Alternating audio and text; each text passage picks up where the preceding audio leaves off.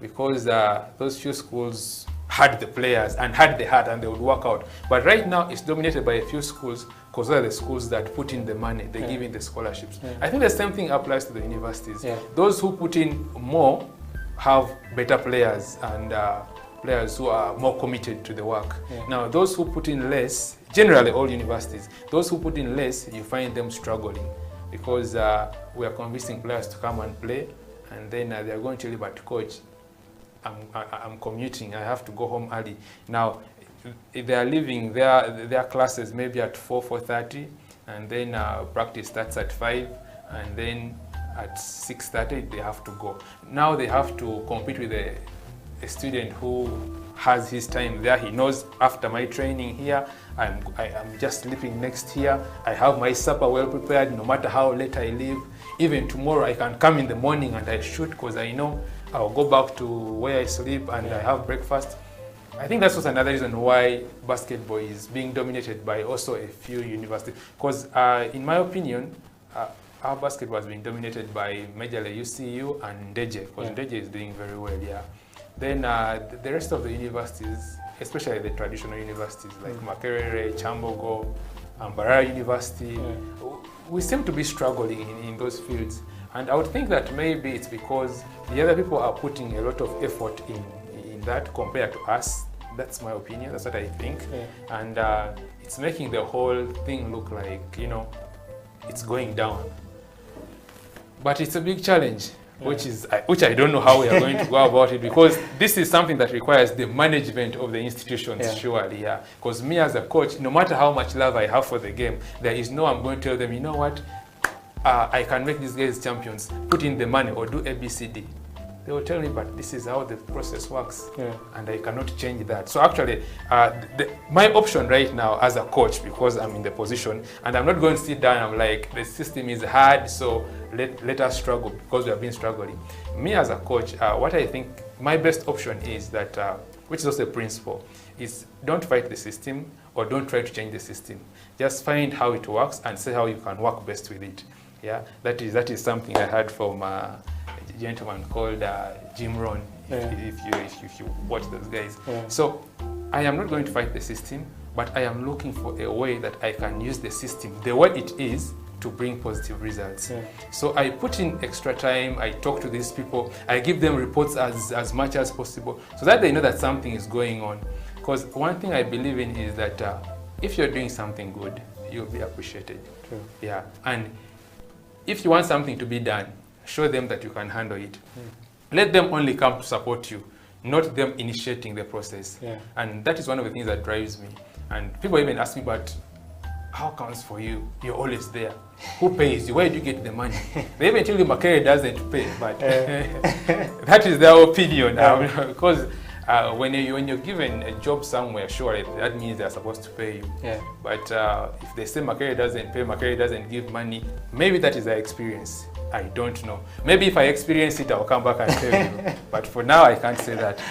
For now, I believe that the resources might be limited, but the basketball coach is there, the basketballs are there, the players are there.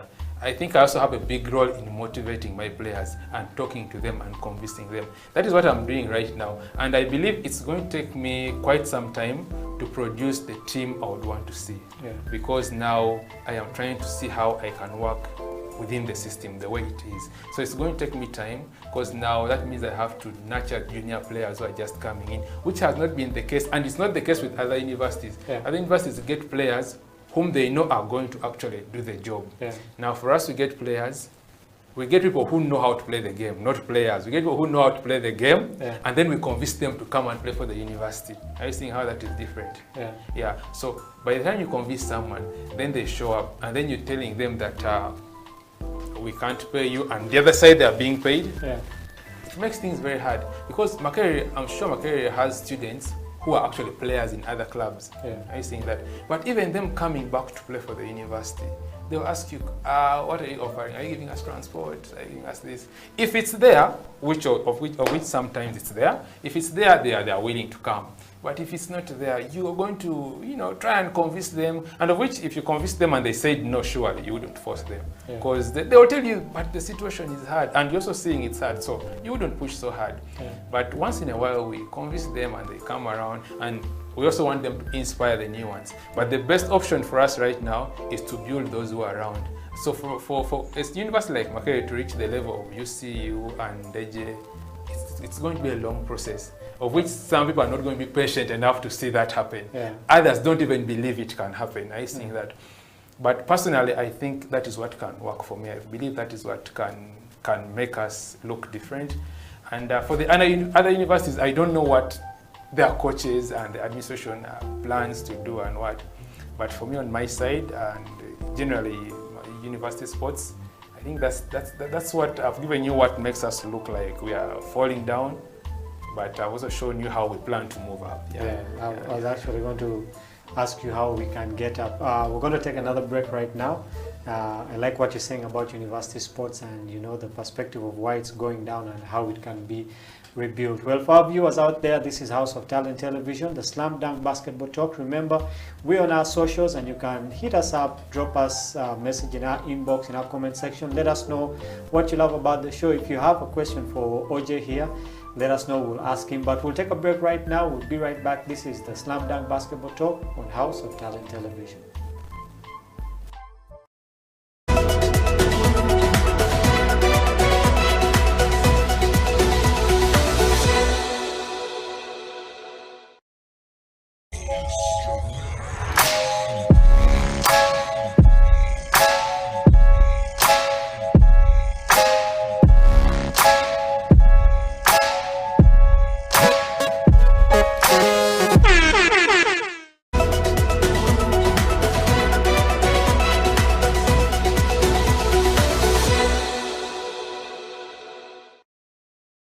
A lot has been happening in the game of basketball. First of all, as Slam Dunk Basketball, we would like to first thank the Silverbacks for doing the nation proud and for making it to the first time in the quarterfinals of the Afro Basketball Championship down in Kigali. It was a tough task, and history was made when the Silverbacks, our boys, were able to beat on Nigeria.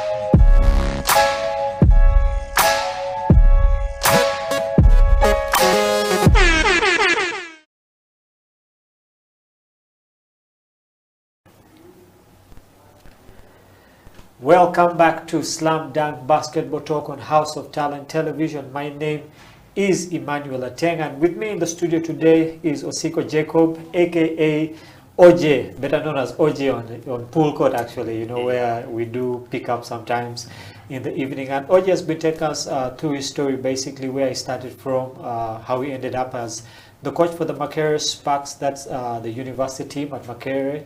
And he also told us about the status of sports, especially basketball in the universities, why it seems like it's on the decline, and what are some of the things that can be done to raise it back to the level where it's supposed to be. And having young people like this in those positions of coaching is a very good thing. So if you're out there, you're a young coach, you're a young player, and you want to get involved into the game of basketball and put it back to the level where it's supposed to be and take it higher, this is your opportunity. We're hearing very wise words coming in from the coach here. And I just want to backtrack a bit, back to that story you told us about being in school and, you know, not being allowed to play on the team, because I know that in most high schools, actually, there is always that divide between the guys in the higher classes and the guys in the lower classes. Your elders. Yeah, your elders. In some schools, they actually say those two don't mix. They're like volatile, you know, chemicals. And you were telling us a story about how you were not actually allowed to get onto the basketball court, you know. And how did that feel? And what lessons can some of these kids pick up from it? Because I know that there are certain kids in primary school, even at the university level, who want to play, but they look at you guys now, the elders, and they're like, how do we get into, you know, this part? So just take us through that situation you went through, and, you know, some of the lessons that these kids can learn and how they can be encouraged to get into the game of basketball. Okay, thank you. Yes, with that, flashing back to my time in high school, because that's where things were hardest. You know, the start is always the hardest part. As I told you, for me, I came from a primary school where basketball was not known as a sport. My primary school had a secondary section that had a basketball court, but we used not even cross there, so I really had no idea. I first saw basketball when I went to KPC. That was in my vacation of P7. That was in end of 2007. But when I was at Namilyango, I was with classmates who had come from primary schools that had the background of basketball, which is what I didn't have. What I had was height. For them, they had the skill. And you see, when you're at that level, it doesn't look like height works. It looks like it's the skill that counts. And they didn't see the skill in me. So actually, these guys are my good friends, but I'm sure they also did it unknowingly, having been senior ones. But they never gave me the chance to. I felt very, very disappointed one time when these guys were told, hey, the junior team, make a squad that is going to play. We're actually going to SMAC, that is Chisubi. We're going to SMAC, and they were saying, hey, you guys make a team. In my head, I knew I am going. And you know, as I told you, going out was the most interesting thing when we were in high school. So I was in senior 2, and it was the first time. You know, for us in Namilyango, it's rugby players who used to go out so oftenly. Basketballers, your opportunity would come once in a while. So the time had come where I was sure now I am going on merit. Little did I know that my friends on the other side are like, that tall guy cannot make it.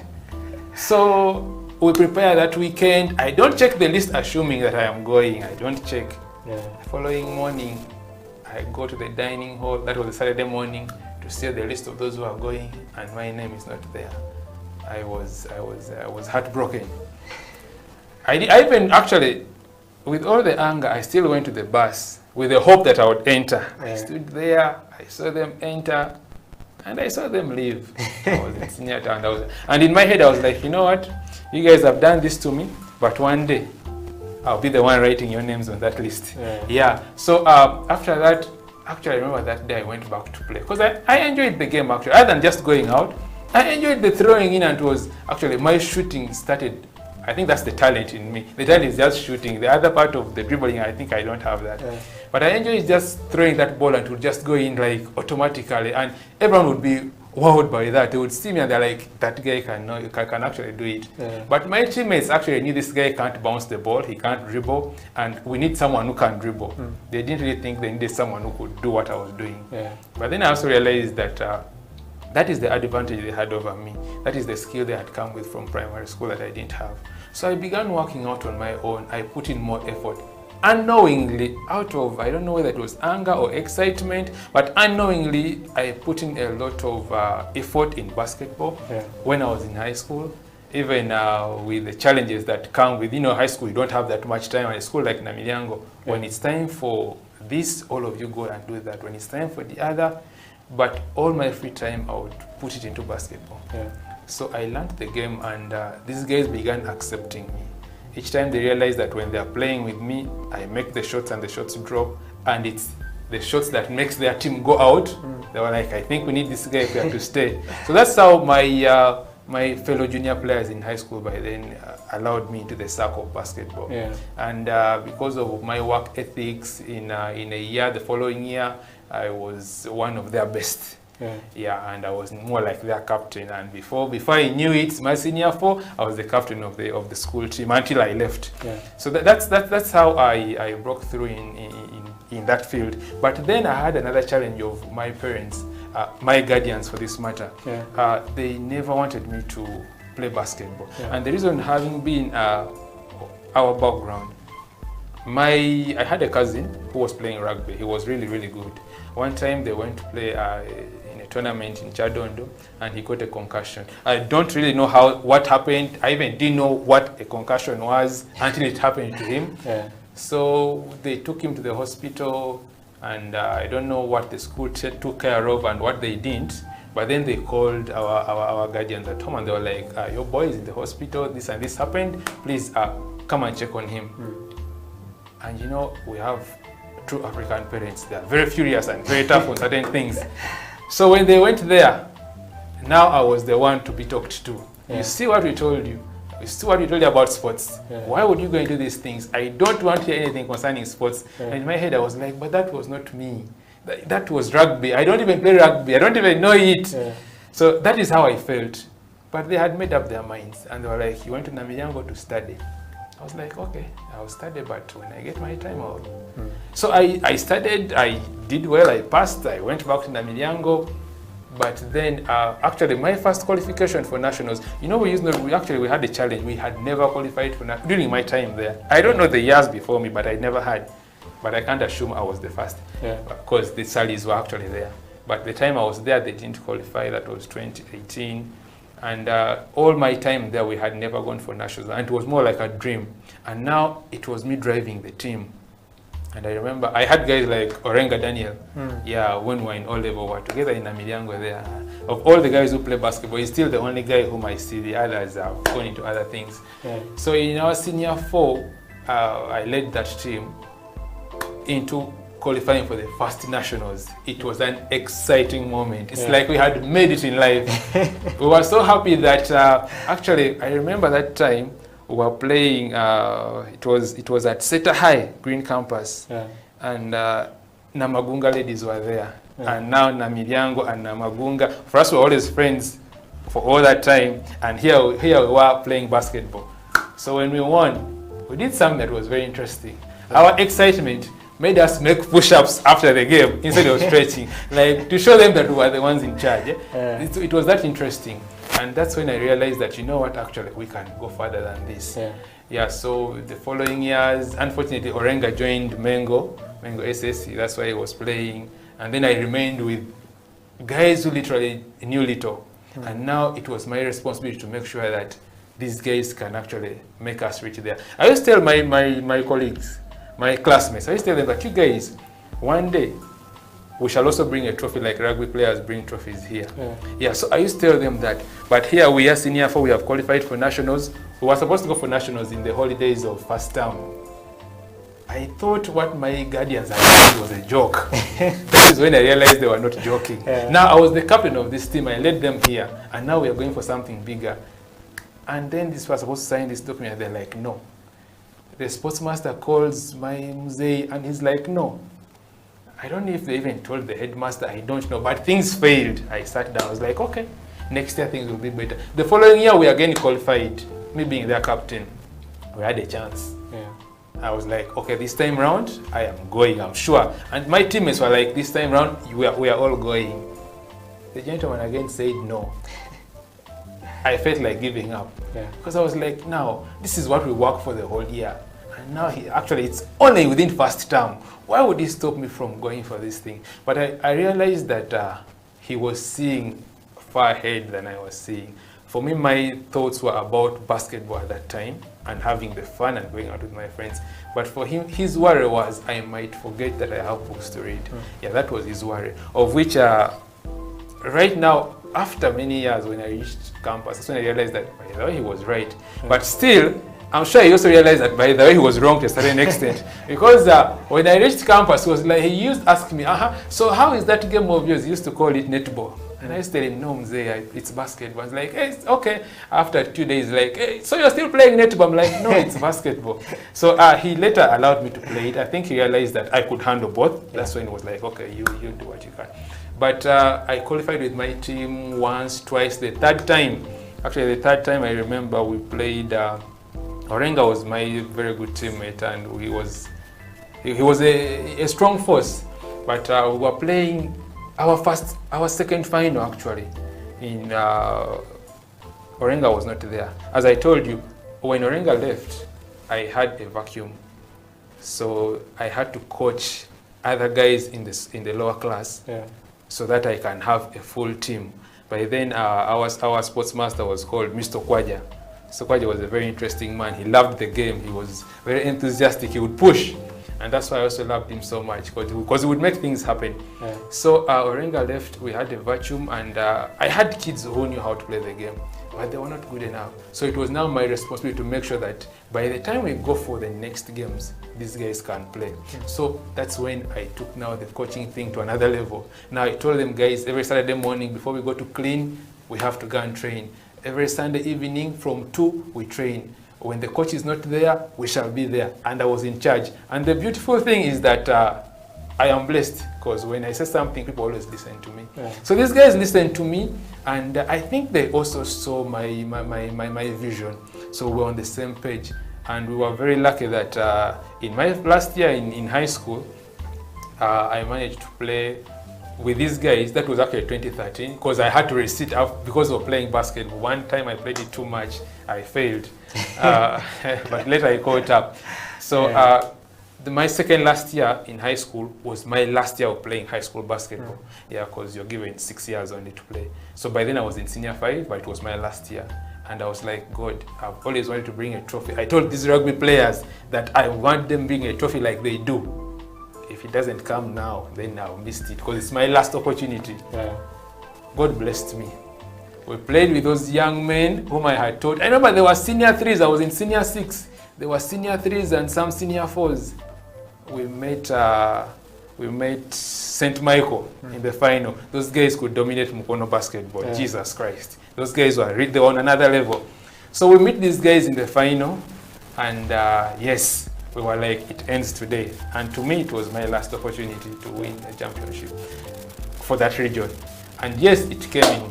That year I won it, and I was very excited. I forgot about the aspect of, I stopped fighting to go for nationals. I realized that no matter how hard I fight, Muzeya said, man, I'm paying school fees for school to study, not for basketball. So I tuned my mind. I was like, you know what? If I keep on fighting that other side, I'll be wasting my own time. Let me concentrate on what I have. So I concentrated on what I had.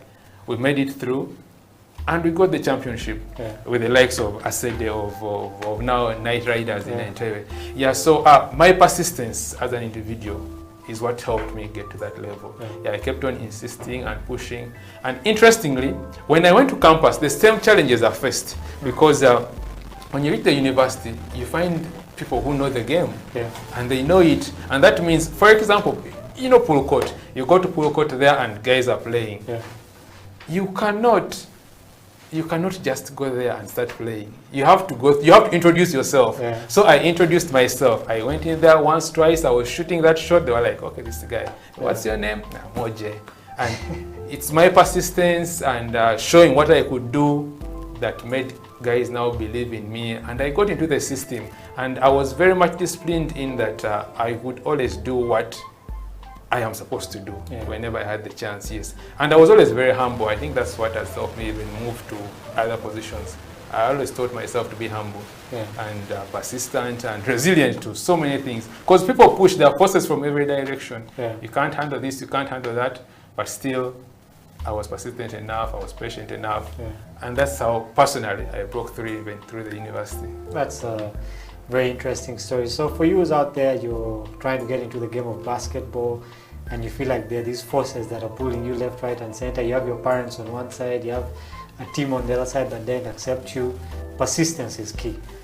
Consistency is key. These are some of the things that some of these young players actually need to know. You need to keep pushing, because the situation is never going to be favorable. Okay, there's always going to be ups and downs, but the ones who come out at the top are the ones who keep pushing. We've come towards the end of the show, and I know that there are people out there watching you, especially your girls. I know that you have a tournament in November. That's the 3-on-3 tournament. Yes. So as we close the show, I just want you to look into that camera and just talk to the girls, encourage them. Also, anyone out there who's trying to get into the game of basketball, you being a coach and a player, just encourage them, to get into the game of basketball. For those who are trying to be good, just let them know from your perspective as a coach and a player. Okay, let me start with my players.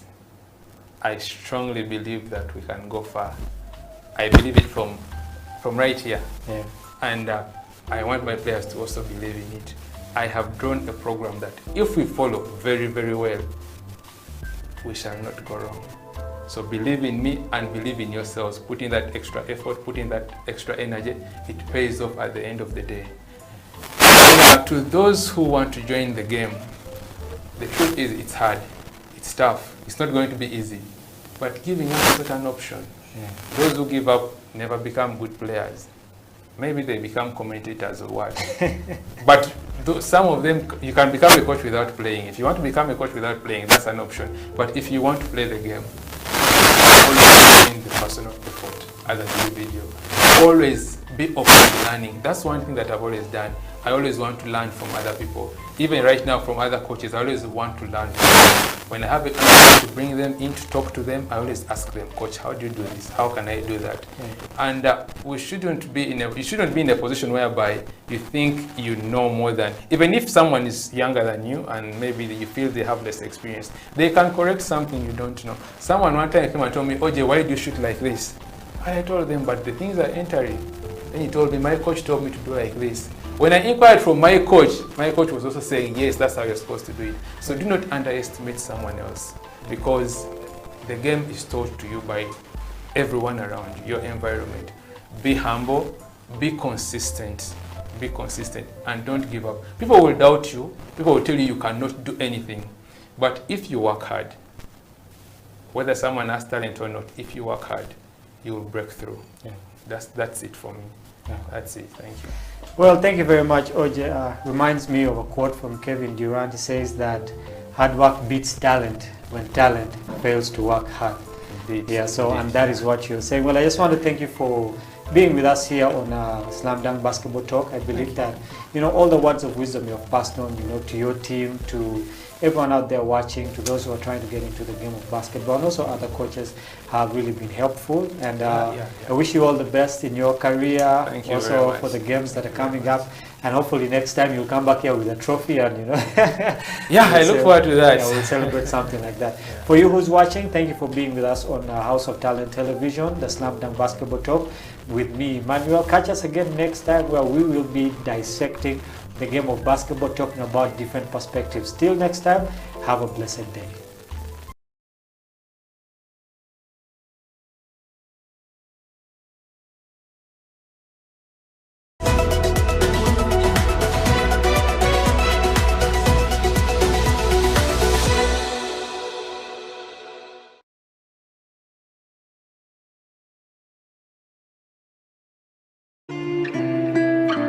People at the moment are struggling to understand the older generation because times have changed. Technology has come in. They've moved on. Yes. We're the ones sitting back and wondering, what is my child on to? TikTok has surpassed WhatsApp. The other one I call, I never call it Facebook, it's Bookface. Why are you on Bookface? Dad, it's Facebook. Yes.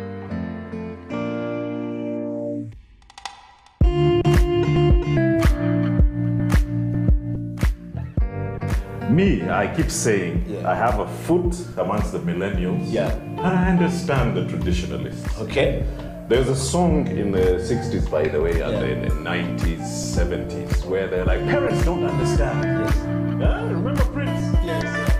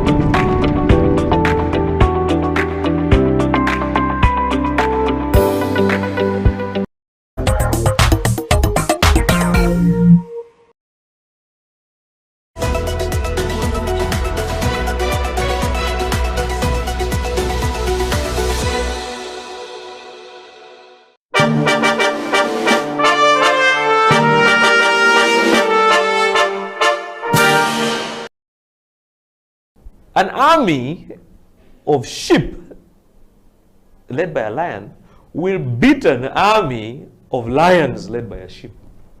That's a fake. Yeah. So let's be very honest about this thing, and really understand that you need to understand where you lie and where you fall. So it's very important for us to understand that leadership has to be definitive. You can't be laissez-faire. It has to be definitive.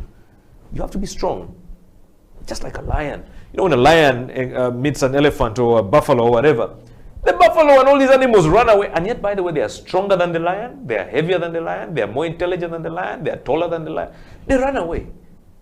The lion, because of its attitude, it sees lunch. That is a leader. Mr. Tonatra, thank you very much for coming to the CEO bench. And I want to ask you, so if you were elected the President of the Republic of Uganda today, what would be your first State of Nation address now, as you look into the camera and close the show? I think my first State of the Nation address would first of all to... I think I'll just close it down.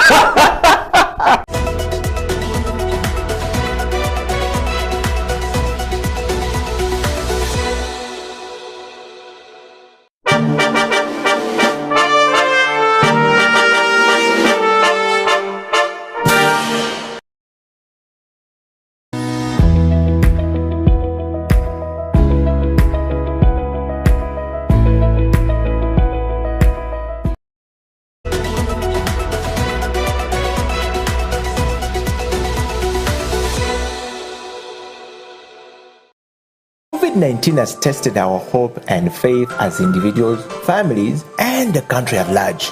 Besides destroying many aspects of our lives, the novel coronavirus has also affected our human rights in many ways. You and the Law, the COVID edition, is a 30-minute weekly television program that focuses on the impact of COVID-19 on human rights in Uganda. The program engages experts to explain the importance of rights-based approaches to the success of any public health response to ensure the respect, protection, and fulfillment of human rights amidst the challenges presented by COVID-19. You and the Law, the television program, brought to you by Legal Hub Uganda, taking the law to the last mile in proud association with I4C Africa Hub and House of Talent Television.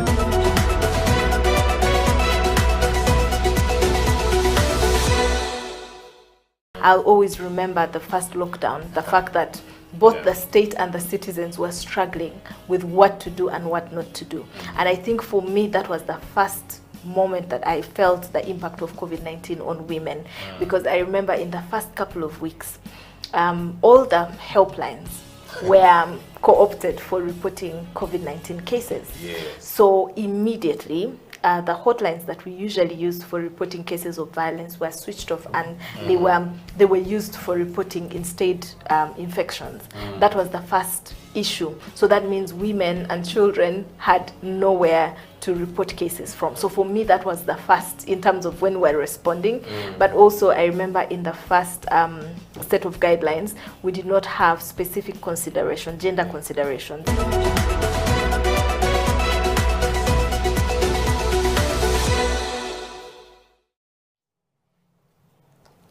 Hello viewers, welcome to yet another episode of You and the Law, the COVID edition, here on House of Talent Television. My name is Jonathan Ochom, your host. In this edition of You and the Law, we've been discussing COVID-19 and how it has affected different human rights in the country. We've talked about human rights as a concept, we've discussed access to justice, we've discussed labor rights, we've discussed employment, and various other human rights that have been affected by the pandemic. Today, we sit down to reflect on how COVID-19 has affected a significant section of our community, and that is women. How has COVID-19 affected women's rights? With me in studio is Ms. Mercy Grace Munduru. Mercy is the head governess and action in Uganda. She's a human rights lawyer and a feminist. Mercy, you're welcome to You and the Law. I'm very honored to be here. How have you been? I've been well, and I'm very, very pleased to be here to be part of this very great conversation. We're very happy to have you. Mercy, I know you do a bit of work at Action Aid. Could you maybe just drop in a little bit of light about the kind of work that you do at Action Aid? Right, at Action Aid, I work as the head of governance as a unit, but then Action Aid broadly works around issues of women's rights, climate justice, and we also have a specific focus on young people. But in all of this, we align our thematic areas to governance. So we look at the governance element in all those thematic areas, and we ensure that a lot of the work that we do focuses on, the rights and the well-being of people in rural areas, especially young people, and with a very specific and deliberate effort on young women. So that's broadly what we do. And also ActionAid currently runs the domestic violence shelters all across the country. Okay. So we do receive cases of GBV and do a lot of work around response, prevention, and advocacy around GBV. So clearly I see already the linkage between your work and protection of women's rights. So we normally start the show with a quick dive into the conceptual issues, because we talk about women's rights. Yeah. It's always important to understand, actually. The temptation is always to start with the law, but I think it's important to first formulate the idea. Yes. When we talk about women's rights, what exactly are we talking about? So when we talk about women's rights, we have to look at women as a constituency. And I think most of the time why there's a lot of focus on women is because of the vulnerabilities. Okay. And these vulnerabilities have a background, and this background is in the social norms, especially, these societal constructed norms that determine who a woman is, what a woman should do, and how they should do it. So at the end of the day, you realize that this then creates inequalities in our community.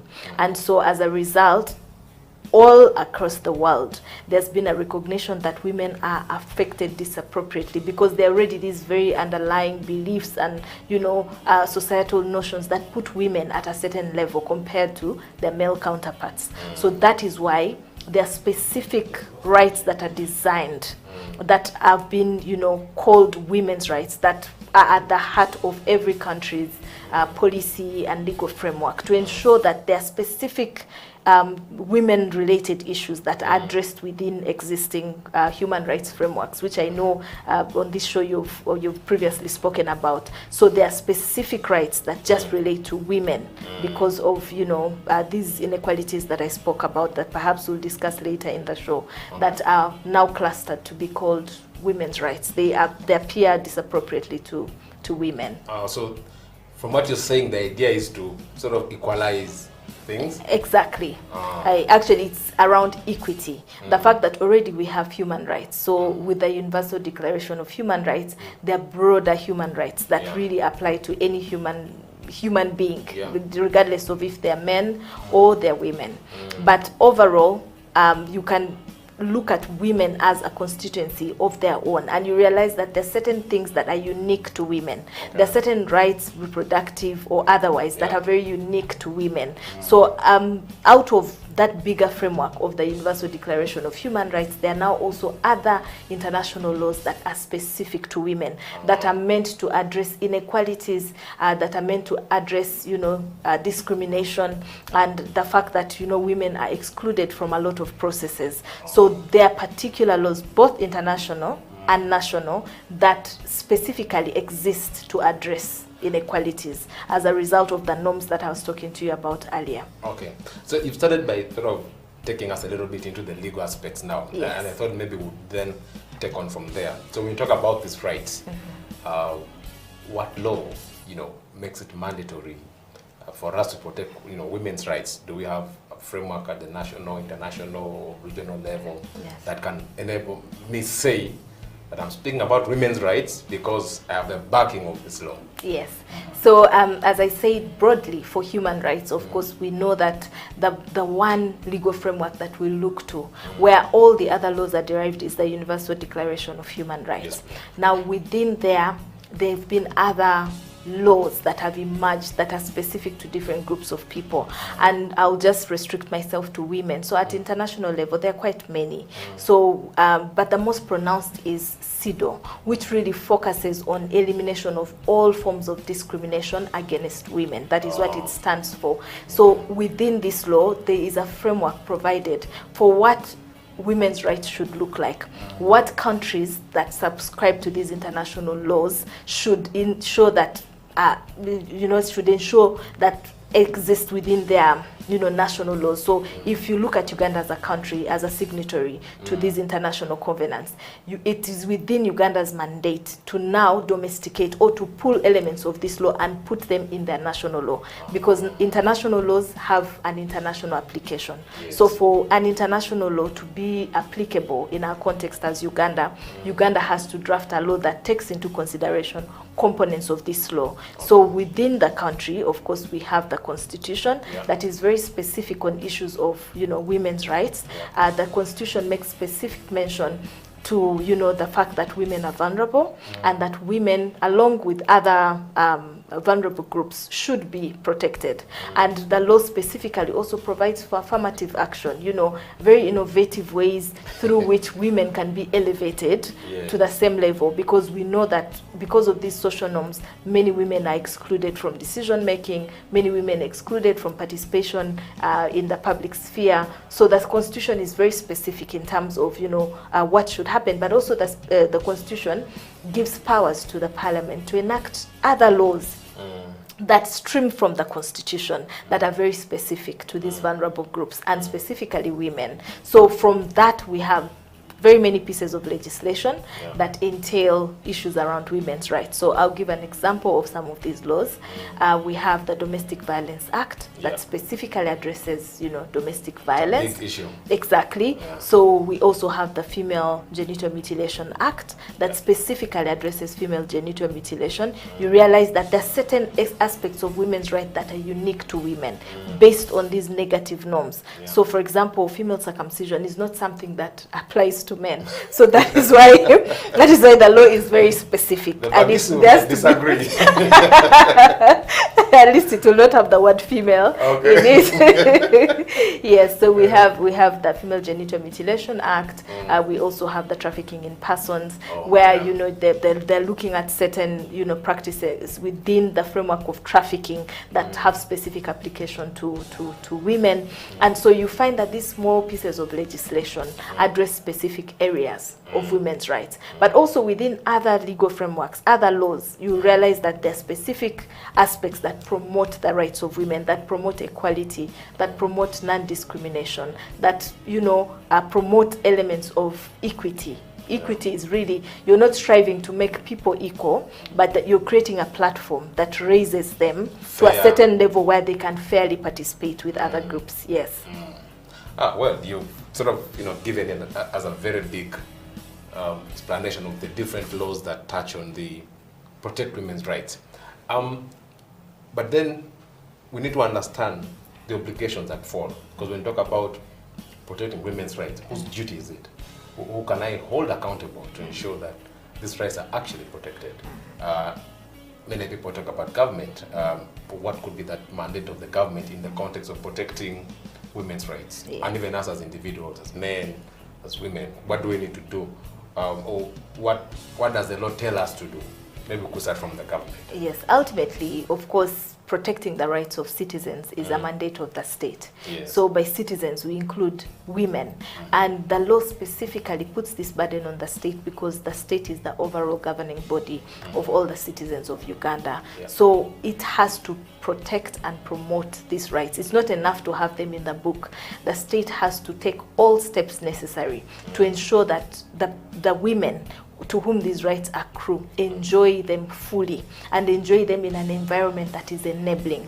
So that is why the state has to make commitments to build the institutions that will promote these rights, to ensure that they allocate resources to these institutions, that where rights have been violated, people can go for protection, people can go and reclaim their rights, so that the overall mandate lies with the state. But of course, the responsibility to also ensure that women enjoy their rights rests with each one of us, including I as a woman and every member of the society, to ensure that the women, that first of all we recognize that these are vulnerable people, and also to ensure that we create equal opportunities for these groups of persons. So whether it's the girl child, whether it's the women in the workspace or in the informal sector, or whether it's disabled women, or whether it is the girl children that are prone to abuse in institutions of learning, we must ensure at all times that we are creating opportunities for them to participate, for them to, you know, express themselves and make decisions at all levels. And in Uganda, of course, we have institutions that have particularly been set up to promote these rights. Okay. We have a whole Ministry of Gender, Labor and Social Development. Yes. Within there, of course, there are so many other, you know, smaller, vulnerable groups whose rights are being protected and whose interests are vested within that ministry. We also have the Equal Opportunities Commission that really oversees issues of equality and ensuring that, you know, all of us are enjoying equal rights at different levels, whether at government institution or even non-governmental institutions as well. We also, of course, know that civil society organizations partner with the state to ensure that they enhance available structures that promote these rights. So I spoke earlier about, you know, the fact that ActionAid is running shelters. They are running it in collaboration with the Ministry of Gender. So that means those shelters are places where the citizens whose rights have been violated can run and can get justice as well. Of course, the courts, the parliament, these are all, you know, government institutions that have the mandate to ensure that these rights are fully enjoyed and also are promoted as well. Okay. You mentioned earlier on about affirmative action. Yes. And sort of tickled my mind because there have been people arguing that perhaps where we've reached now, it has outlived its usefulness. I don't know what you think along those lines as the person who's working in this space for a period of time. I've had those conversations before. Would I say that we have achieved when it comes to gender equality? No, we're far from there. Oh. Yes, we're far from there. The more we evolve, the more we are waking up to the reality of the inequalities that exist all around us. And these inequalities, by the way, do not just apply because you're educated or you're not educated. You live with these inequalities all your life. I can tell you, as a lawyer, as a person who has worked in civil society promoting women's rights, I find myself in spaces of inequality. I find myself in spaces where, you know, you can be discriminated against for one reason or the other. So we live through these inequalities all our lives. The issue is that once we strip ourselves off of affirmative action, then we will be, you know, going 10 steps backwards from where we are from. Because as we speak, even now, there are so many inequalities that exist. Okay. The opportunities that a girl in a rural area has cannot compare to a girl in an urban setting. There are so many layers of inequality that still exist, that are even increasing now, given the circumstances that we experience. So in my opinion, we still need the affirmative action in our law. Yeah. That's a good point to go for a break. Viewers, you're watching You and the Law, the COVID edition, and today we're discussing the impacts of COVID-19 on women's rights. With us in studio is Mercy Grace Munduru from FIDA Uganda, a member of FIDA Uganda, and currently working with ActionAid Uganda. Let's go for a break. We'll be right back.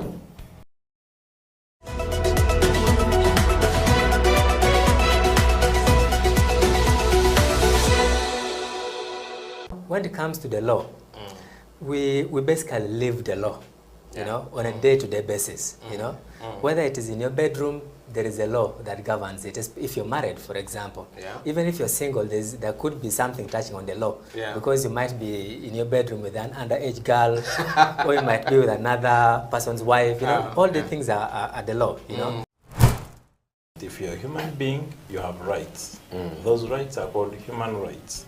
They are examples: the right to health, the right to freedom from torture, that underscores human dignity, freedom from slavery. You're not supposed to be someone's slave. If you look at our penal code, it sets out another marriage laws. It sets out the persons who can marry and those who cannot marry, right? For example, you can't marry your close relatives. You know, if you did, you'd be committing a crime. The state is not supposed to tell you who to worship, how many times a day. No, you have a right to work. The right to work, you have freedom of association. Cohabitation for whatever period of time does not make you husband and wife, right? And that is why we emphasize to people that when the relationship is still hot, you know, you must ensure that you do what? Marry. Yes. You know? For human rights to be respected, protected, and fulfilled, relevant government programs must actually work. Medicine should reach hospitals, oxygen should be there, health workers should have gloves, teachers should be present. Now they are mostly absent, and they have left the profession, a good number of them. They are into trading. So things must work. If things don't work, human rights are not respected, are not protected, and are not fulfilled. COVID-19 has tested our hope and faith as individuals, families, and the country at large. Besides destroying many aspects of our lives, the novel coronavirus has also affected our human rights in many ways. You and the Law, the COVID edition, is a 30-minute weekly television program that focuses on the impact of COVID-19 on human rights in Uganda. The program engages experts to explain the importance of rights-based approaches to the success of any public health response to ensure the respect, protection, and fulfillment of human rights amidst the challenges presented by COVID-19. You and the Law, the television program, brought to you by Legal Hub Uganda, taking the law to the last mile in proud association with I4C Africa Hub and House of Talent Television, coming soon.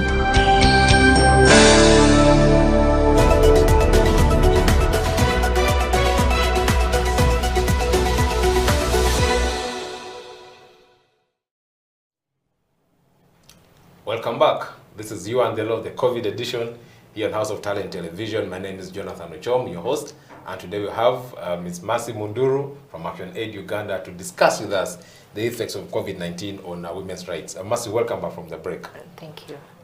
So before we went for the break, you gave us a good understanding of women's rights, the law around it, as well as a run through the different obligations that exist in order to ensure women's rights. So then 2019, late 2019, 2020 up to now, the monster called COVID-19 came in and, you know, interrupted our lives and changed so many things about us. And then along the way, clearly, our rights, you know, got compromised. And today we're here to discuss from a women's rights angle how COVID-19 actually impacted women's rights. You know, we borrow from what government did, the interventions that were in place, and overall to make a conclusion on how this has been the case. So I would like to pick your mind on that. How has COVID-19 impacted on women's rights? Ultimately, COVID-19 did affect all of us. I must start with that. The fact that, you know, the ravaging impact was on our society. We were met with a pandemic that we were never prepared for. So I can understand that we all grappled, you know, to fit into the new normal. I'll always remember the first lockdown, the fact that both the state and the citizens were struggling with what to do and what not to do. And I think for me, that was the first moment that I felt the impact of COVID-19 on women, because I remember in the first couple of weeks, all the helplines were co-opted for reporting COVID-19 cases. So immediately, the hotlines that we usually used for reporting cases of violence were switched off, and they were used for reporting instead infections. That was the first issue. So that means women and children had nowhere to report cases from. So for me, that was the first in terms of when we're responding. But also I remember in the first set of guidelines, we did not have specific consideration, gender considerations, looking at women's unique maternal functions. So women that were expecting struggled in the first, you know, a few weeks of the lockdown to access health facilities because of the strict nature of the restrictions, but also the fact that the security forces were struggling in terms of enforcement. How much do we enforce? The requirements for getting permission to access a health facility were quite heavy. You had to go to an RDC's office and all of that. And there are certain functions of women that cannot wait, that are not time bound. So that was that had a very negative impact on the reproductive rights of women. But broadly, because the way we live changed, there was a very disappropriate impact on women and girls in homesteads. One, were locked down, so the families had more people than they usually do. And we know before COVID already, we have society that has set out gender roles in our homes. There are certain elements of a woman's life that determine if they are good women or not. These roles are assigned by society, and as you grow, you find yourself fitting within a certain role. Set up, And the way these roles are structured, you find women and girls perform similar roles. So what my mother does, I also end up doing this. So this increased the care burden on women. Some of these roles, apart from the domestic chores, is also caring for the sick. We know that this squarely really rests on women. The bigger percentage of women handle care for the elderly, for the sick, and so this really rests on them, and the girls as well. So because of these pressures, you realize that there was a distortion in roles within homestead, and it fueled a lot of violence. The number of domestic violence cases spiked, and I can say this from a point of authority because we respond to cases of GBV. So I can tell you the number of gender-based violence cases went up. Beyond that, there were very many cases of sexual violence, especially incest in homes. Very many young girls that we rescued had survived incest. They were survivors of incest within families, by caretakers, by boys in the homes, by their parents. So this in itself made homes a risky venture for young children who were out of school and are also in the home. But also we saw that the reality of the majority of women working in the informal sectors was visible. So Ugandans for the first time realized who really runs the informal economy. So when they were talking about markets and who runs them, who does work in the markets, majority of those were women who now had to be locked up in the markets, at the same time also provide for their families. And in this process, most of them were exposed to sexual violence because they were sharing spaces and sanitary facilities with men in most of the markets. But also just the risk of disease, sleeping in that open space and being able to, fend for a living was a challenge. I remember one case where a lady was working in the market, and then she would send a rider to deliver food for her children. And then the rider defiled the daughter, the eldest daughter, who was 8 years old, an 8-year-old. So the risks associated with that was also immense. And of course, the fact that there was a limitation in the number of people that could stay in the markets meant that there was a significant proportion of women that could not now, earn from what they were doing in the markets and selling of food commodities and all of that. But also the manner in which enforcement was done left a lot of injury on women. I think you saw on the media so many cases where the security forces used unnecessary force on women who were coming to the streets to sell food and do all of this. So the already existing inequalities were further deepened because of the new normal. Not that these things started because of COVID, but they were deepened in that process. But also, most importantly, the digital divide, especially in young people. We know that, of course, schools were disrupted. They're still disrupted up to now. And there were now alternatives to learning that emerged due to COVID-19. So many children moved from physical learning to, online learning. And you realize that many children, especially in the rural areas, already could not access learning. This is for both boys and girls. But beyond this, girls were affected differently. Why? Because they're taken up doing household work. They're taken up doing care work with their mothers. So at the end of the day, you realize that girls cannot make time for studies. Girls cannot even access the digital space to learn. But also beyond this, as a coping mechanism, we know many families that co-opted their girls for marriage just because it was a means for survival in that moment. So, children have lost a significant amount of time at home, and many parents believe that, this situation may not change, so why don't I just give my daughter away to marriage? That was part of, that disappropriate impact. So you can see that the impact was both economic, social, but also political, because we had elections while we were battling with the pandemic as well, and how many women could give up what they were doing to participate in the election cycle. How many women could leave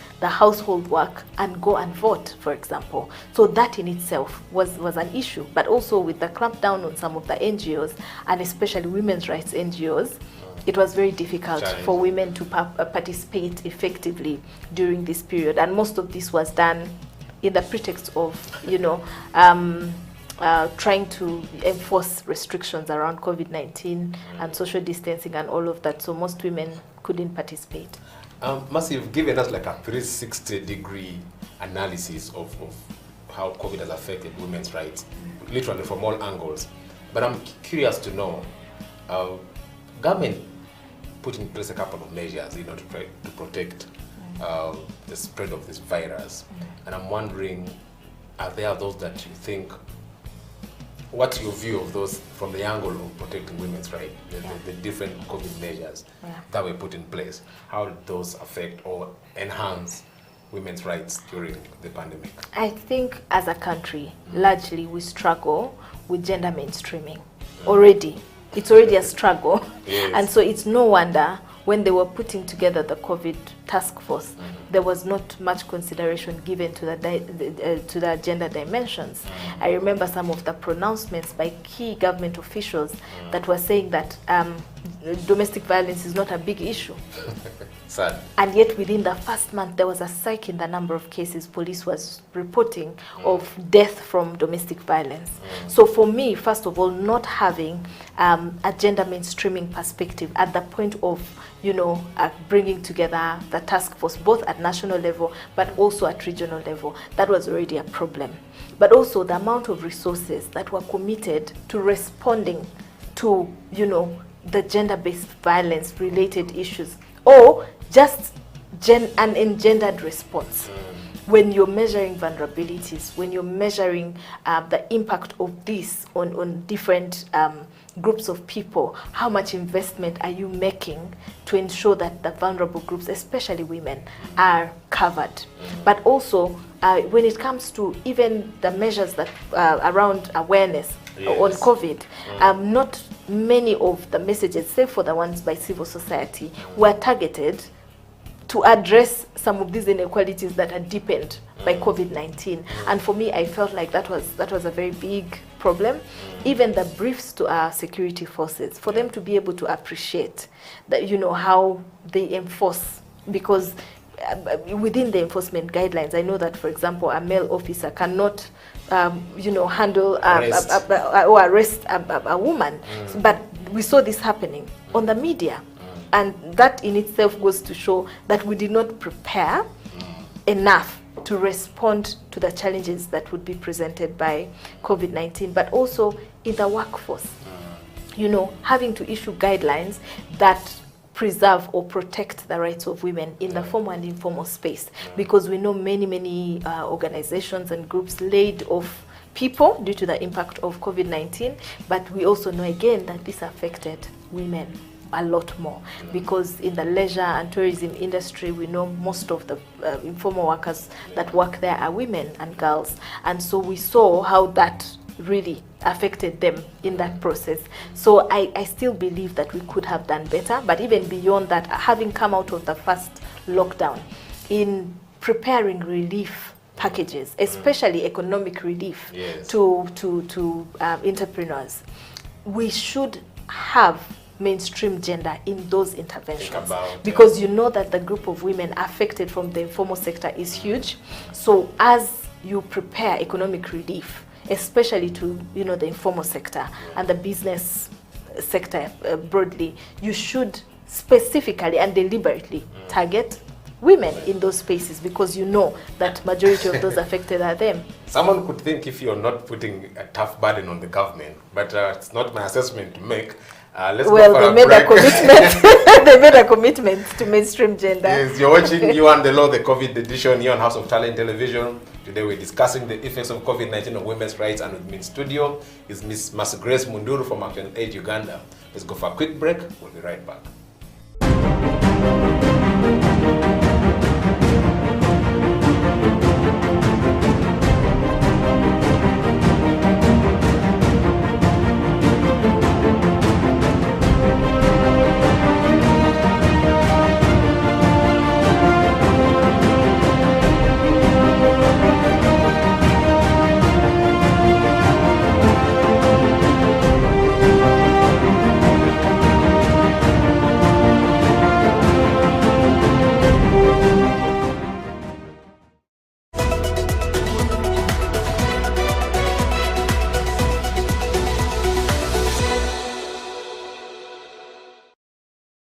Mercy, welcome back to our last segment Thank you. of the show. Thank you. So we ended at a point when we were discussing the sort of what government did, and you painted a fairly sad picture, or perhaps a very sad picture actually of the situation.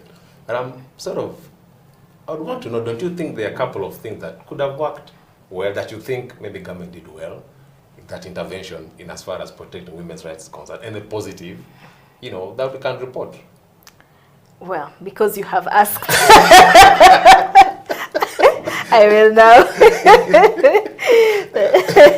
That was a joke. I think there were also, there were some wins, I must say, in certain areas. I remember after advocacy, government did take up civil society and their placement within the different task forces, from the national to the regional, which I think was very important in terms of also mainstreaming interventions and merging them with some of the work that development partners are doing.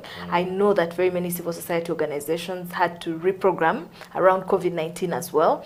But before, that level of advocacy, it was difficult to channel those interventions to the communities. So I think giving that relief and also ensuring that we had passes to run, especially response actions was very important, and I appreciate that from the state. I also know that some major resources were committed to communities, and some of the vulnerable groups that were targeted were women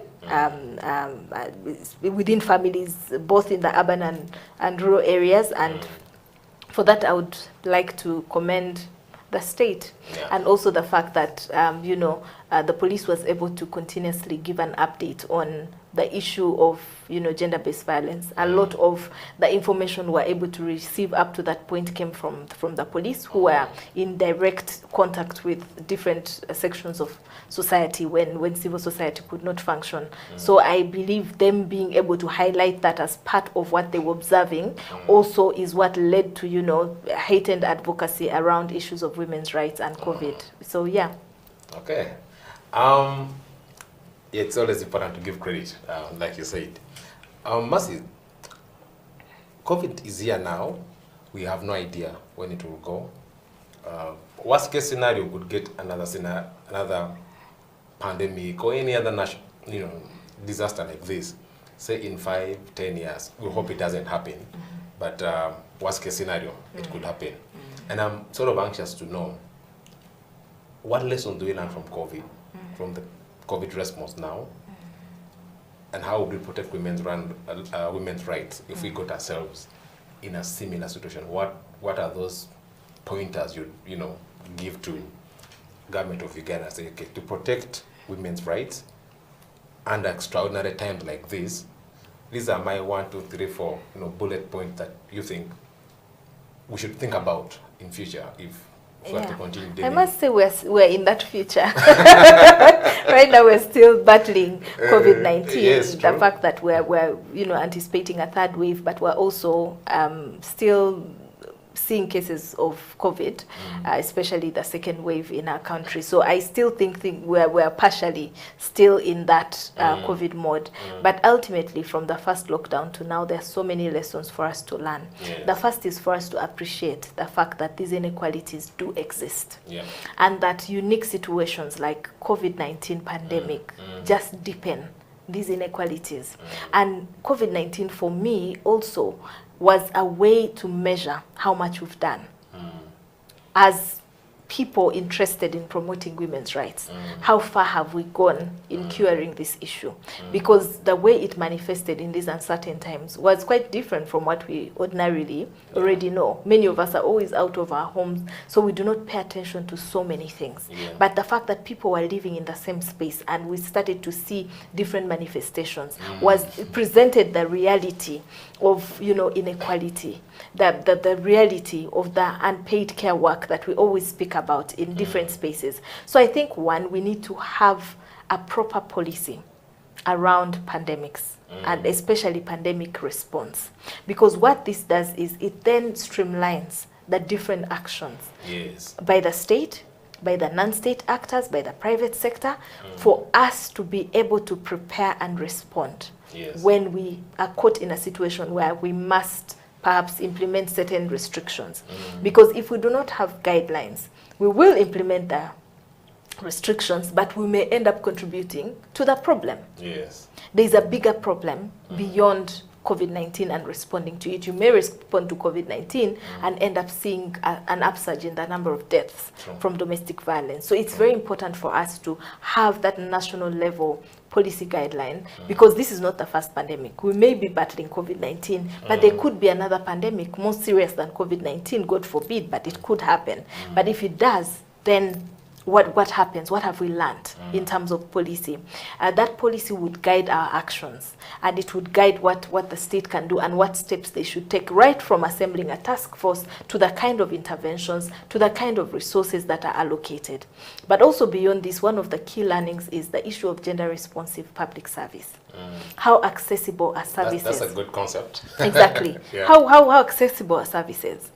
Health, education, and all of this, how accessible are they?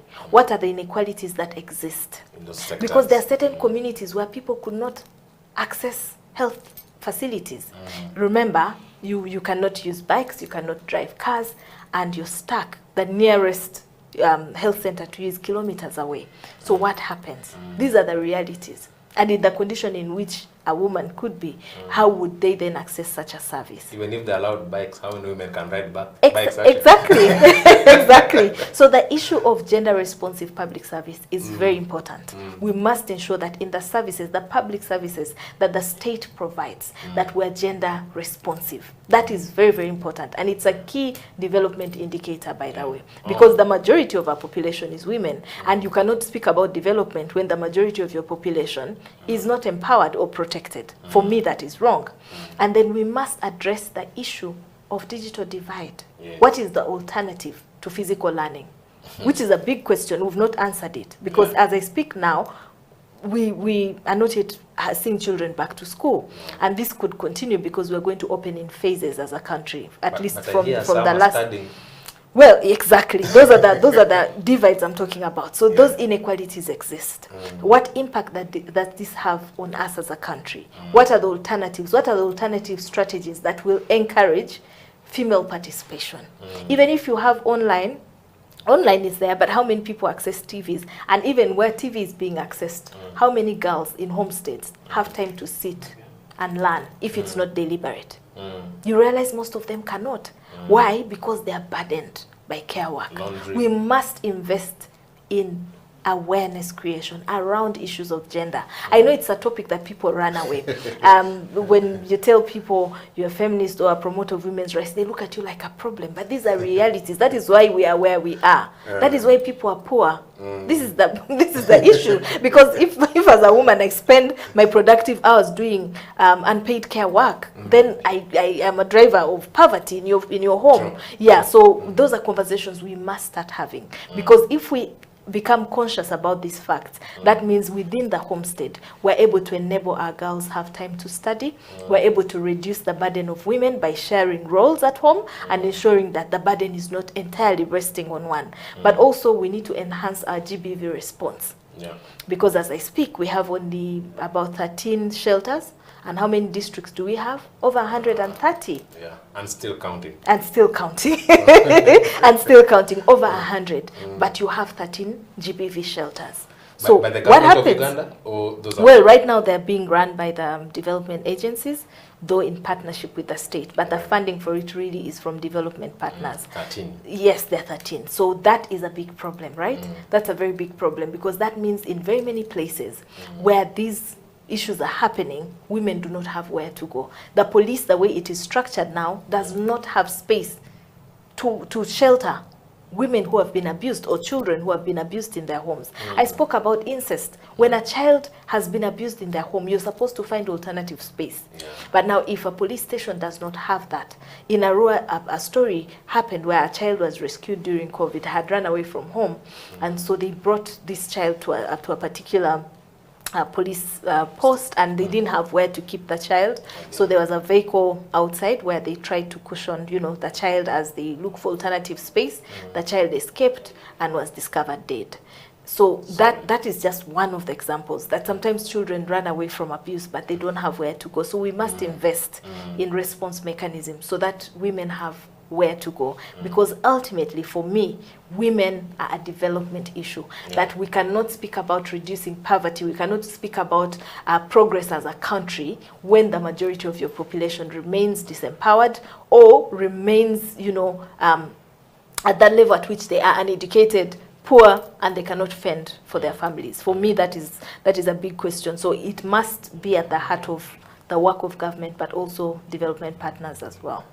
Yeah.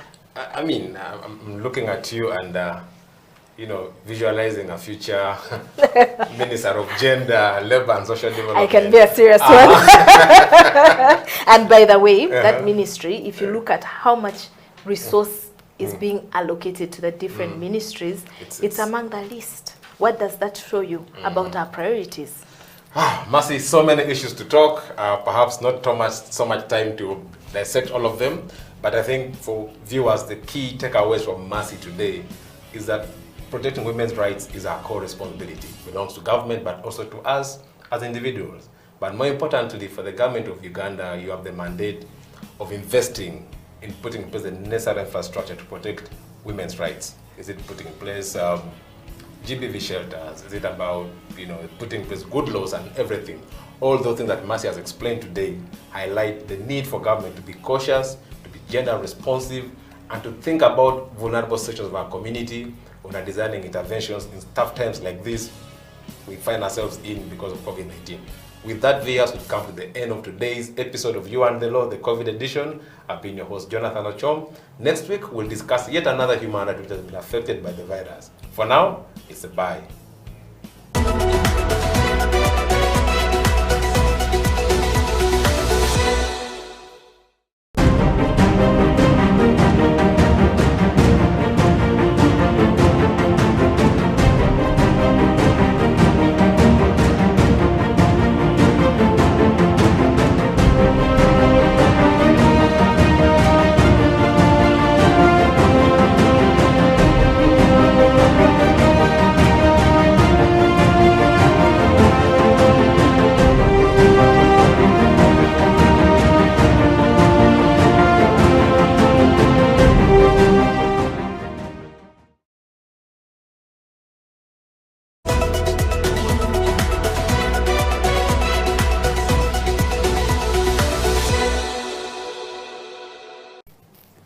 Now I'm going to talk to my people. Yes. Because I like what, as we are saying, vive la France, vive la francophonie. So, le leadership, c'est quoi? Le leadership, ce n'est pas le fait d'intimider les gens ou bien de dominer les gens. Non. Le leadership, c'est le fait d'aider les gens à suivre le bon chemin. Parce qu'il y a des gens qui sont là, ils ne savent même pas par quel chemin emprunter. Il y a des gens qui ont même étudié, mais ils ne savent pas quel business ils doivent faire. Maintenant, l'idée, quand tu rencontres une personne pareille, tu vas l'orienter. Non, tu peux faire mieux que ce que tu fais. Non, la peur que tu as là ne va pas te tuer. Tu peux aller au-delà de la peur. L'idée, c'est comme j'avais donné l'exemple, allow me to go a little bit deeper. J'avais donné l'exemple ici en français, en anglais, pardon. La vidéo que j'avais vue à propos de chiens, il y avait un groupe de chiens au niveau du Canada et il n'y avait pas de l'eau. Pourquoi? Parce qu'il y avait la neige, il n'y avait pas la place pour que tout le monde puisse boire de l'eau. Mais il y avait seulement une petite place pour le boss que je vais appeler. Et il ne voulait pas que les autres puissent venir boire de l'eau, comme il était boss, il intimidait les gens. Mais il y avait un petit garçon, un petit chien qui était là à côté. Il a eu l'idée de briser la glace, là où il y avait pas, parce que l'eau était en dessous et il n'y avait pas moyen de boire, mais le petit chien a brisé et tout le monde a vu ce qu'il faisait. Ils sont venus, ils ont commencé à briser et tous ont profité avec l'eau potable. Et le boss était laissé comme un vaurien. Personne ne le faisait encore confiance parce qu'il n'était pas là pour les aider. Il était là simplement pour le faire peur, les intimider. Mais l'idée, c'est quelqu'un qui est là pour aider quelqu'un à avancer jusqu'à son destin, à sa vision. Parce que nous avons tous nos visions, mais c'est la peur des fois qui nous arrête. Merci mon ami.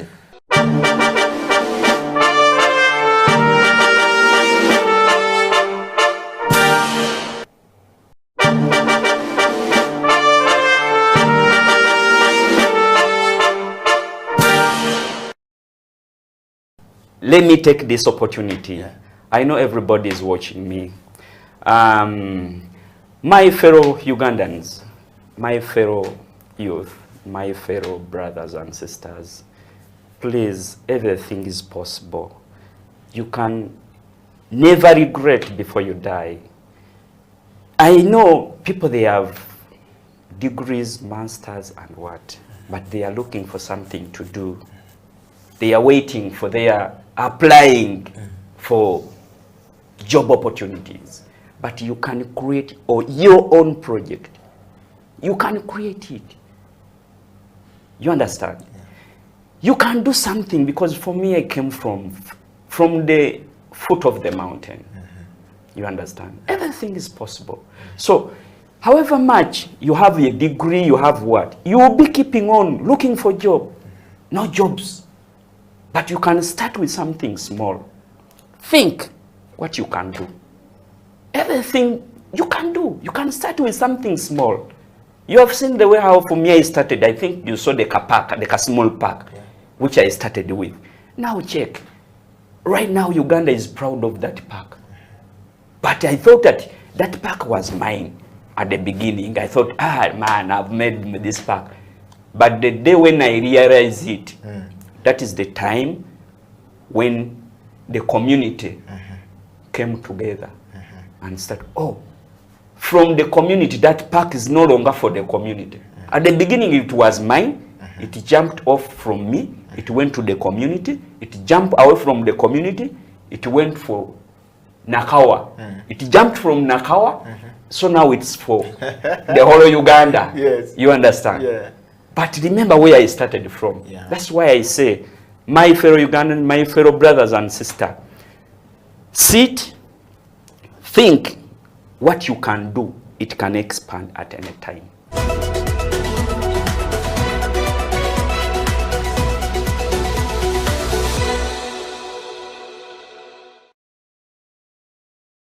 When I joined my Form 5, my dad asked for a PCB math. Back then we used to do a long combination. And I changed the combination because I didn't want to do biology. I didn't want to do the biology. I wasn't interested in medicine. Yeah. But he talked to me. He didn't punish me. Later on, I changed back to the course. And then there I was, went to campus, went for a medical course, and I'm out here. Okay. Yes.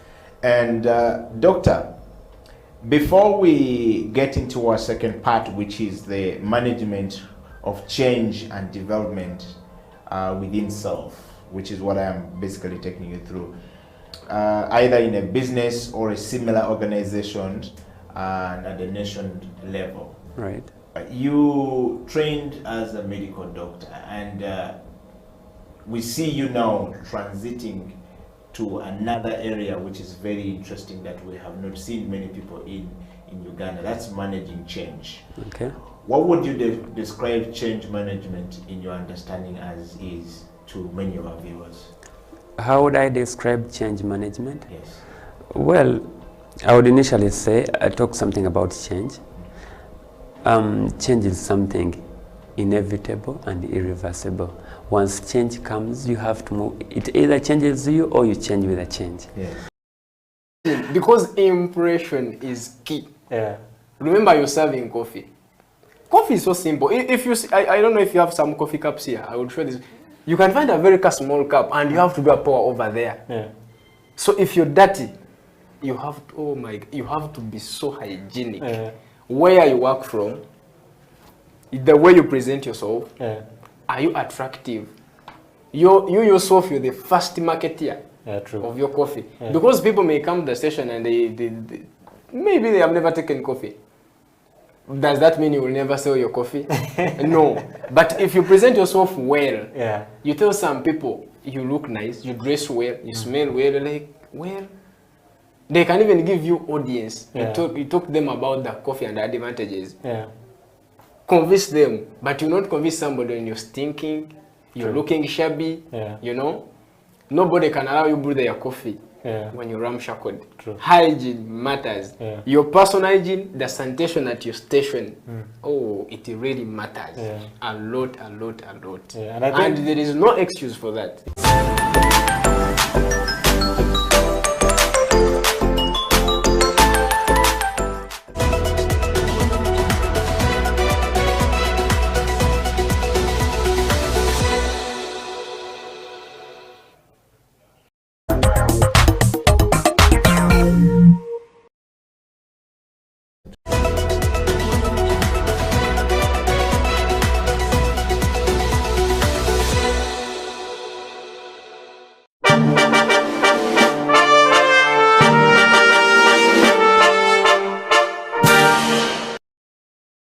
It's a CEO bench, so usually people want to assume that all CEOs are over-learned and stuff like that. So I will change the script this time around. I consider myself a certified hustler. If I'm looking to know who you are you Ugandan? If yes, what are the values that define you as Ugandan?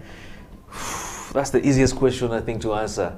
I am a typical Lao man from a Rute North, in a place called Ogur, and where I will be laid to rest is in a village called Agweng.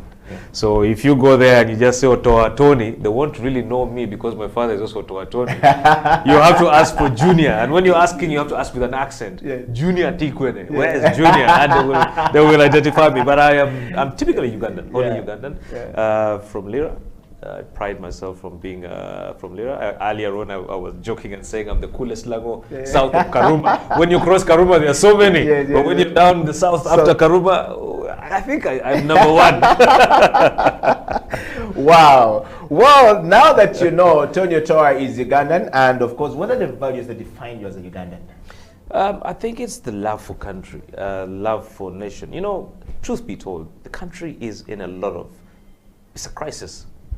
Leadership crisis, economic crisis, social crisis. There's so many mismatching areas. But at the end of the day, it's home.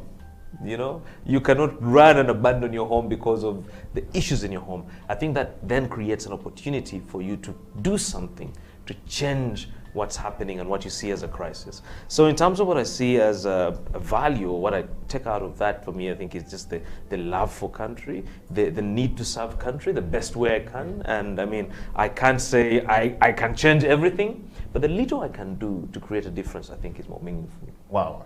Mr. Tony Otoa, growing up, what did you want to be in life?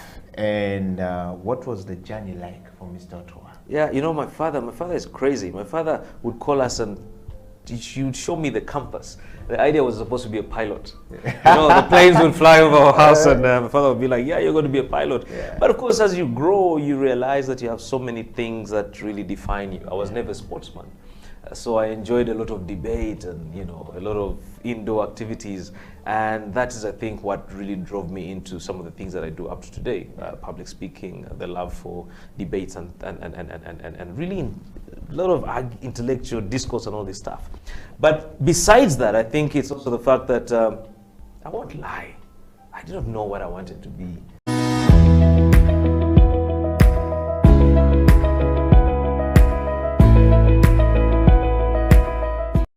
COVID-19 has tested our hope and faith as individuals, families, and the country at large. Besides destroying many aspects of our lives, the novel coronavirus has also affected our human rights in many ways. You and the Law, the COVID edition, is a 30-minute weekly television program that focuses on the impact of COVID-19 on human rights in Uganda. The program engages experts to explain the importance of rights-based approaches to the success of any public health response to ensure the respect, protection, and fulfillment of human rights amidst the challenges presented by COVID-19. You and the Law, the television program, brought to you by Legal Hub Uganda, taking the law to the last mile in proud association with I4C Africa Hub and House of Talent Television.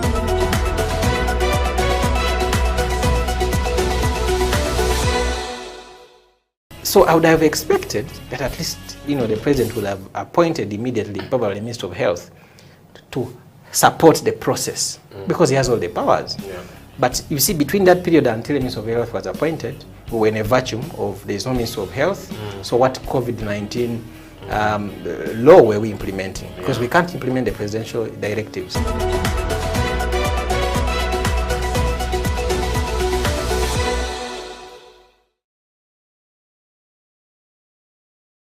Hello viewers, welcome to yet another episode of You and the Law, the COVID edition here on House of Talent Television. My name is Jonathan Ochom, your host.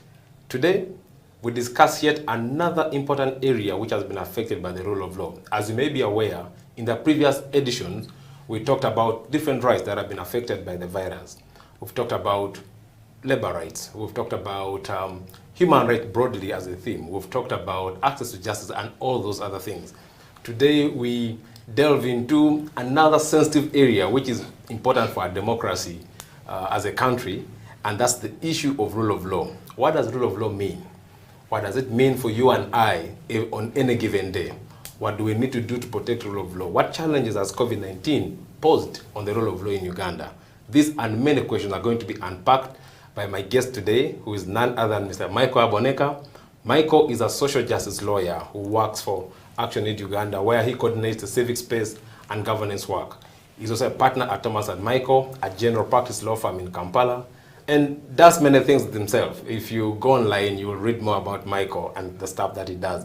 But for today, we're having Michael to tell us, more about, rule of law and how the intersection with COVID-19. Michael, you're very welcome to You and the Law. Thank you, Jonathan. I'm glad to be here to discuss this very important subject. Sure. How have you been?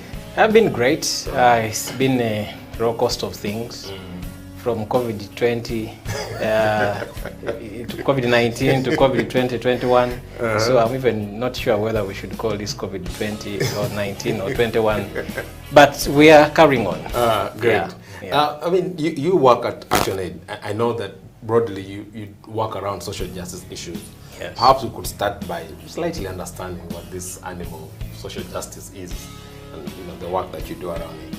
Thank you. The thing about social justice is really about how everyone, regardless of their color, sex, age, are able to receive services from the state, and they're able to, their rights are respected, protected, and that everyone around them, be it a state, be it a non-state actor, they are, protecting them and making sure that they are number one on their list, that your neighbor doesn't go hungry, that you are able to ensure that there is sanity, there is sanity in your neighborhood, that is still social justice, that you care for everyone.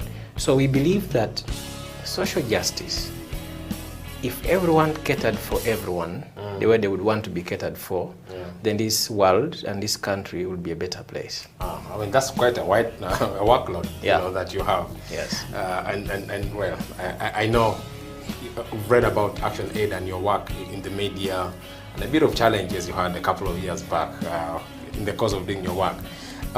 So today we're discussing rule of law. People argue that rule of law is a core ingredient of a democracy, or rather for any democracy. It might be correct to say our democracy as well, yes. If any. But I thought I could pick your mind first on understanding this concept. When you talk about rule of law, what exactly are we talking about? Yes, I want to say that, you see, rule of law is that golden thread in the fabric of governance, or fabric of society. So fabric is like a cloth, yes. And then you have that golden thread that is moving, across that fabric, and that is rule of law. Be it a clan, be it a home, where else? Family. Down there at the butchery, wherever, there is some sense of order, and that order is brought by certain components. So rule of law simply, there are three words: the rule, and then the law, and then of course the conjunction is of. And if you play with that conjunction, things turn around. Okay. You've heard people say rule by law. Yes. That is totally opposite, with the rule of law. So rule of law, I want everyone to understand that it is not, an astronomical thing that only guys that got the maths need to understand. It is simply that we are all the same. Okay. We all adhere to the principles set, be it at your school, be it dormitory, there are dormitory heads, be it border associations, be it tax drivers associations. Even prisoners, they have that guy. Katikiro, depends, I think they used to call them chachi, whatever it is. There is a certain semblance of principles. Others call it rubric, whatever language you want to use. And then that everyone respects it. Everyone. So it is one thing to have laws, principles in place, and another for everyone to respect the same. Simple example, here in Kampala, how many people drive on road islands during traffic? I've even seen cars that belong to the red number plate. Yes. People are not patient. They want to actually drive on the road islands. But yet the law says the traffic rules are simple. Follow the lanes, drive on the left, keep your seatbelt on. But people never do that. So you see, the point is that once everyone adheres to principles, then everyone will be alive and everyone will reach in time. So it's just about that. So adherence. The other important thing is about equality. Yes. I come from a social justice background. Yes. I am a social justice activist. Equality is very important. It is 2 years now, and the majority of Ugandan children have not gone back to school. But I'm told there are others who are studying. Yes. So then what makes those different from those one in Kabera Maido? That those in Kabera Maido, they have not even received even an area of the radio that that was promised. Okay? Yes. But we hear others are going to school, you hear people are zooming, you hear all this. That breeds inequality. Yes. In 2 years' time, the country, Uganda, is going to have the same age mates, but who are different in terms of knowledge, yes, who are different in terms of understanding things and opportunities, and then we are going to have a crash. And then we shall not be able to live harmoniously because now the inequality will be big. It also means accountability. The COVID funds. Let me make a very interesting observation. Spice Diana brought matoke, eggs, and all those things, the means of health, during that time of COVID to help. But so who ate that matoke? So I want to know, did the end of the patients eat? They brought a lot of flour, baking powder. Everyone was donating. Cars. But then you hear the patients are saying they're only giving us portion beans. The matoke and the eggs that were donated, where did they go? It comes as simple as that. Yeah. And because of that, I actually started a hashtag called Follow the Money Uganda. Yes. Follow the Money UG. Let us follow the COVID money. The district tax forces received 150 million shillings. And then the MPs were told to return that money, the district tax forces. Yes. And then as they receive that, the Minister of Finance tells them, bring it back to the center. Yeah. But what did the 150 million do? That is rule of law. It's accountability. If anyone walked to any district leadership, would they be able to give them that? Recently, they are telling every Ugandan to go and vaccinate. In Wakiso, the health assistants didn't show up. The Ugandans lined up to get vaccinated, and the health officials didn't show up because their allowance had not been given to them. Accountability. Someone says, but we sent it. Accountability. I mean, Michael, you sort of highlight 3 key pillars. Yes. One is adherence to principles. Yes. 2 is equality, and the third tenet is accountability. I mean, very important thing. Perhaps one of the struggles we have as a country, and you articulate the ideas, very eloquently. But I'm curious to know that this idea, what is its legal basis? Because you could be just telling me fancy things you read in textbooks or things you check out in American journals or publications in the EU, and then but our reality, we're in Uganda. Yes. So I'll just ask, what makes rule of law as a concept binding on Uganda? Is there a law that prescribes for it in Uganda or in the region, even at the global stage? Thank you. You see, we're talking about rule of law and their principles. So in Uganda, we have a number of laws, but the chief law, the chief law, and in Uganda it's even better, they call it Semateka, is the Constitution of the Republic of Uganda. Yes. and in Uganda they call it Semateka. You've heard of Namunswa? You know, the queen of the anthill. Yes. So there are those names. So the chief law is the constitution. Yes. And the constitution is the effect that this is the supreme law of the country. Yes. And any other laws emanate from this constitution. Even if it is that clan taking a decision.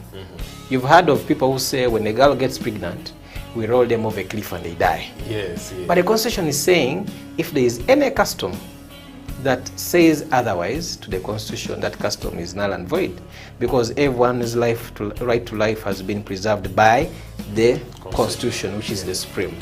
So the constitution is telling us no one should die except if court has sentenced you to death. Yeah. Now, if you a clan leader, in all your glory, you think that you can just roll down someone's daughter, you know, off the cliff and they die, then you are going against the law.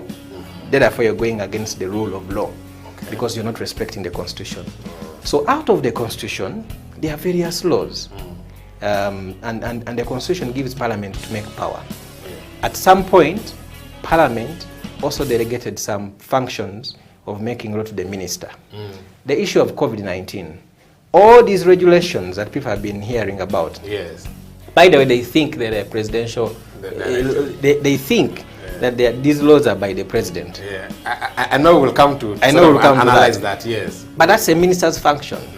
So we wanted to have a situation where not every time you'll have to call MPs to sit.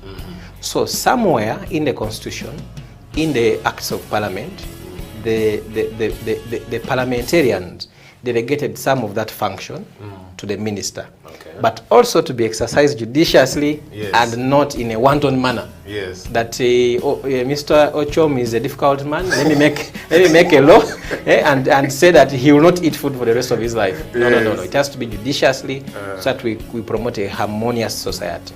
So that's at the Ugandan level. Yes. Do you have anything at the regional and the international stage? Yes, we do. For example, the issue about law outside Uganda, and people have also argued it alongside sovereignty. We are Uganda. Don't tell us what we can do. But you see, Uganda is a signatory to many international law.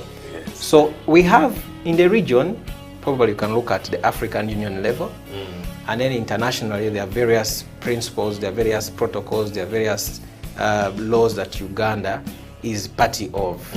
For example, the law on against discrimination of women, there is the international framework on the civil and political rights. Yes. There are many, there are many, but you see, the point is, most of those have to be brought back home, which is called domesticating. Yes. So, for example, the African Charter on Elections, Democracy and Good Governance, which I've worked on diligently for about 2 years, we are asking, has this been domesticated in the country?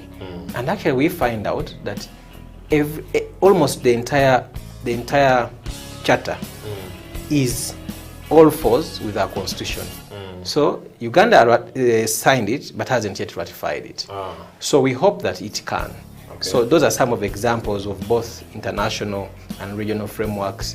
And by the way, when your governments go and negotiate things there and they are signing on your behalf. Yes. So you also now have to respect and follow. And thank you so much, Michael. You give us a good background to this conversation, because now we're sure that we're discussing something with the legal backing. And I think this is time for us to go for a quick break. Viewers, you're watching You and the Law, the COVID edition. Today we are sitting with Mr. Michael Aboneka from Action Aid to discuss rule of law and its intersection with COVID-19 in Uganda. Let's go for a break. We'll be right back.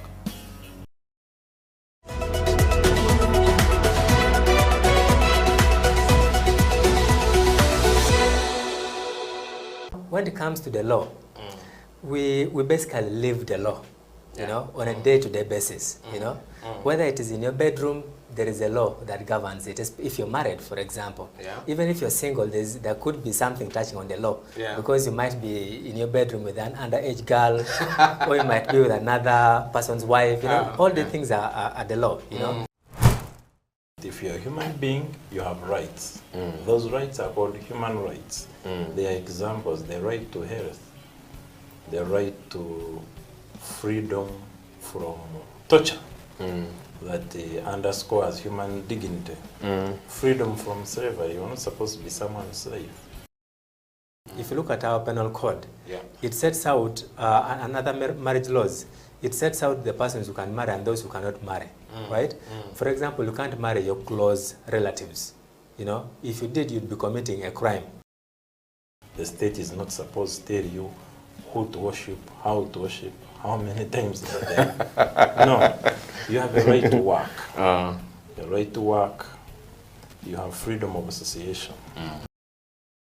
Cohabitation for whatever period of time does not make you husband and wife, right? And that is why we emphasize to people that when the relationship is still hot, you know, you must ensure that you do what? Marry. Yes. You know? For human rights to be respected, protected, and fulfilled, relevant government programs must actually work. Medicine should reach hospitals, oxygen should be there, health workers should have gloves, teachers should be present. Now they are mostly absent, and they have left the profession, a good number of them. They are into trading. So things must work. If things don't work, human rights are not respected, are not protected, and are not fulfilled. COVID-19 has tested our hope and faith as individuals, families, and the country at large. Besides destroying many aspects of our lives, the novel coronavirus has also affected our human rights in many ways. You and the Law, the COVID edition, is a 30-minute weekly television program that focuses on the impact of COVID-19 on human rights in Uganda. The program engages experts to explain the importance of rights-based approaches to the success of any public health response to ensure the respect, protection, and fulfillment of human rights amidst the challenges presented by COVID-19. You and the Law, the television program, brought to you by Legal Hub Uganda, taking the law to the last mile in proud association with I4C Africa Hub and House of Talent Television, coming soon.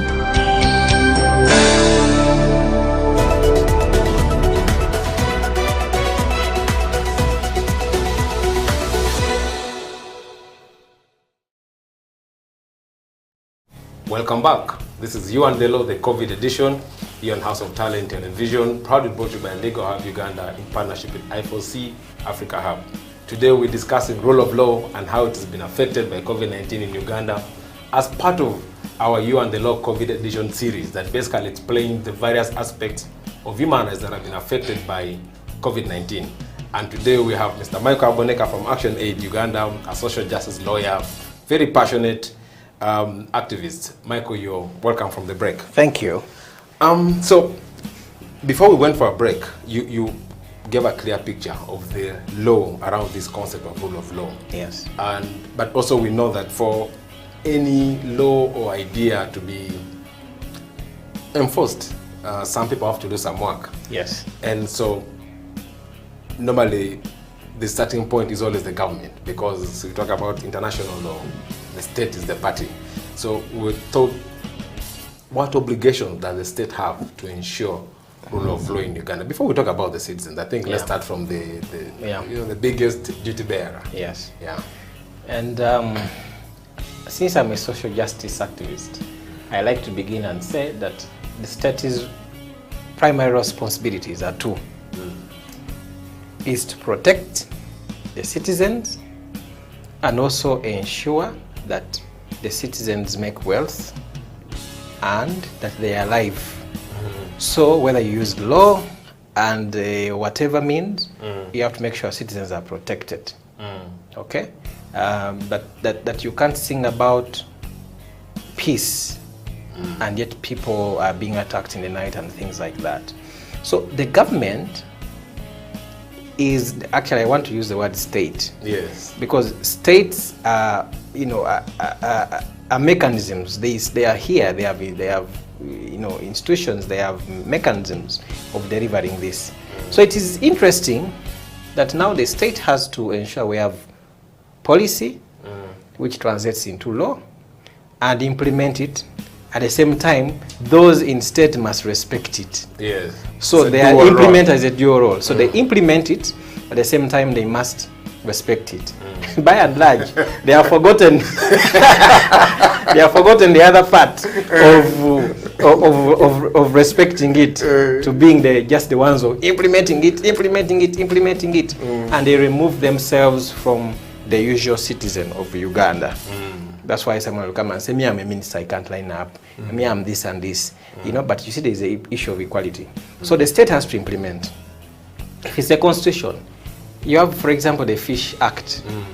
You know, there's a minister in fisheries and agriculture. They are supposed to ensure that actually they implement that.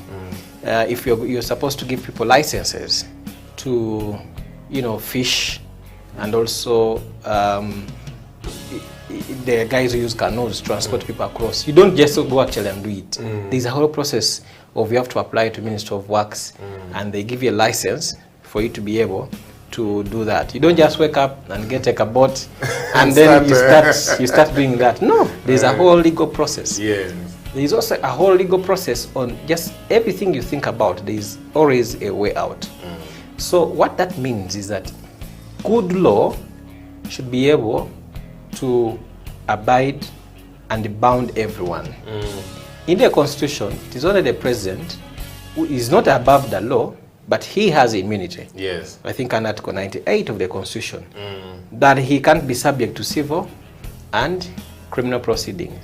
Now, some of us who are stubborn in terms of, you know, the academia world, so we ask ourselves, so you can't actually proceed with divorce proceedings against the president, whether the president is a woman or a man, because divorce is a civil issue. So are you saying that if I am tired of this man or woman, I can't proceed? Isn't there a caveat on the kind of actions you can bring against the president? I thought it's referred to the cause of their work. The cause of their work. I think so, but you see many people are hiding that blanket. And we haven't had enough jurisprudence on that issue. Because the ones we've seen are election petitions. At that point, you are not president. Yes. So we want to see whether that is also possible, because we need to test our law. That is just a by the way. Yes. But the other important point is that the state is the custodian of this law, everything they sign. The other day I was just doing research this morning, the 9 million radios that we were supposed to receive, there is a contract that was awarded over billions of shillings to a company. So someone signed that contract. The AG and whatever, they are custodians of that, but Ugandans know what's happening. So even if they stopped the process, had they given the money out or not? Where is that? So government is a custodian of all these things.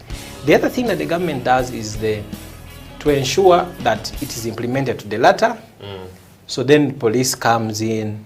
Everyone has a role to play. The police is to ensure law and order. So once there is law and order, then you'll have rule of law. It is just as simple as that, a given.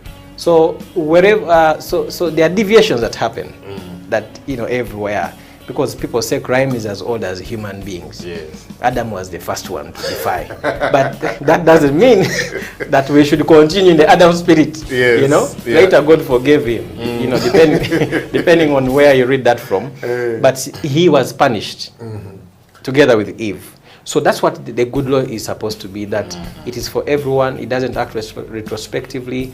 And I want to address the issue of cobweb law. You know, we've had instances where there is cobweb law. Cobweb law is that you make a law only for small insects to grab small people.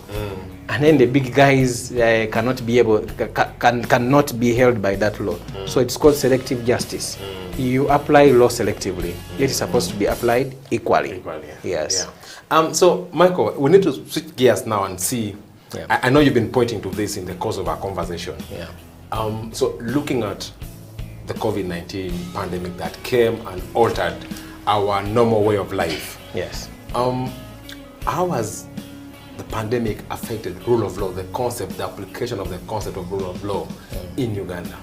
Yeah, you know, just like everyone always blame the devil. Everyone is blaming COVID. Yes. But look here, We knew about COVID in 2019, so we're supposed to have been prepared. Yeah. And a lot of supplementary budgets have happened. Now, COVID-19 to me is not the problem. The problem is whoever has been managing the situation. Now, I want to say I had problems from the very start concerning the rule of law and COVID-19. How? It looked to me, and I've actually written about it, even if you Google, that we did not have any plan.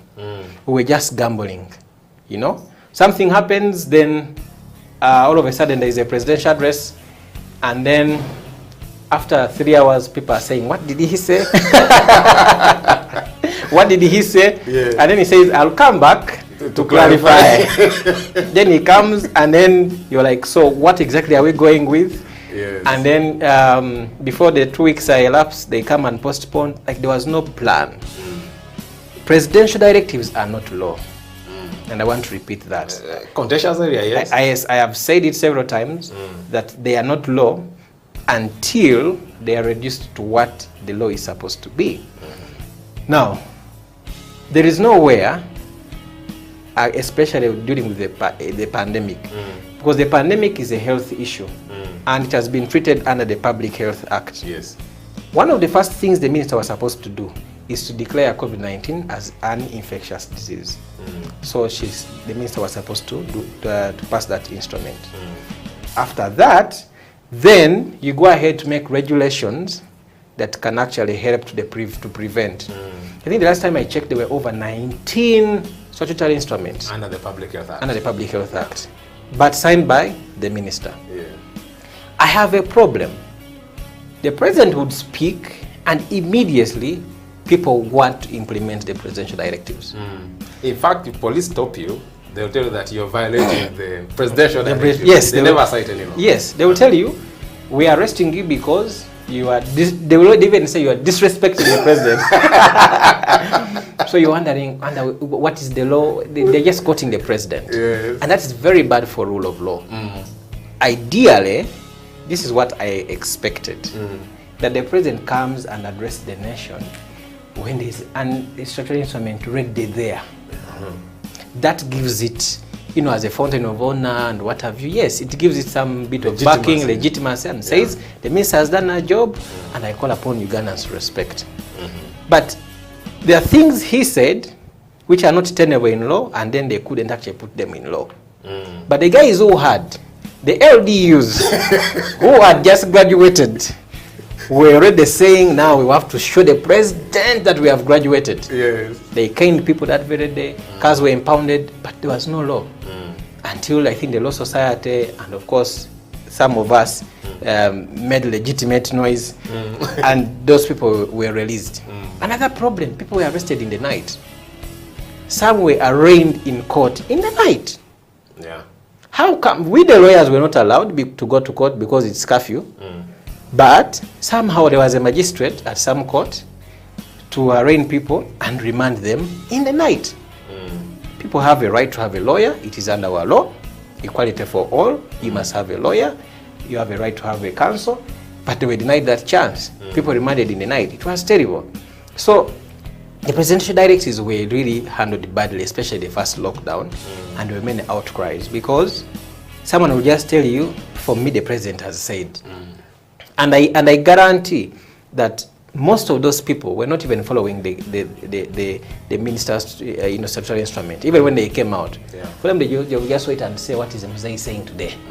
And while they are there, you know, working on their sticks to cane people. So that was a problem. Yes. So there was also a problem with access to justice. Yes. Because then people cannot, first of all, they said like let the registries work. Okay, you can file your case, but the lawyers can't come. Yes. Okay. Yeah. And they said the criminal courts will continue to work. Yes. So they arrested people. Lawyers can't access them because they are saying that lawyers are not essential. But the Constitution says at Article 23, you have a right to a lawyer, to a doctor when you're arrested, but the lawyer can't come. And we are in discussions of who is essential, who is not essential. So that also caused a little bit of problem. Because you see the issue of fairness and equality and ensuring that everyone accesses justice is very key. I also want to talk about the issue about impounding borders. Oh yeah. That was crazy. And the problem is, most of them had to pay money over 500,000 to have your border, released. But without any due process, it was just according to mood. And the mood is of how hungry did you find that police officer. You're hungry and angry. If it is the end of the month when they have received their money, maybe the mood might be different. So it was really bad. And it was just a wanton, surrounding of borders and caning people. So which is not the principle of rule of law. There should be due process. Yeah, Michael, let's speak on from there after the break, because you seem to paint a picture that perhaps is so gloomy. But I'm wondering, are there areas we can celebrate as a country in the context of rule of law and COVID-19? Viewers, you're watching You and the Law, the COVID edition here on House of Talent Television. Let's go for a quick break. When we return, we'll continue our conversation with Michael Aboneka.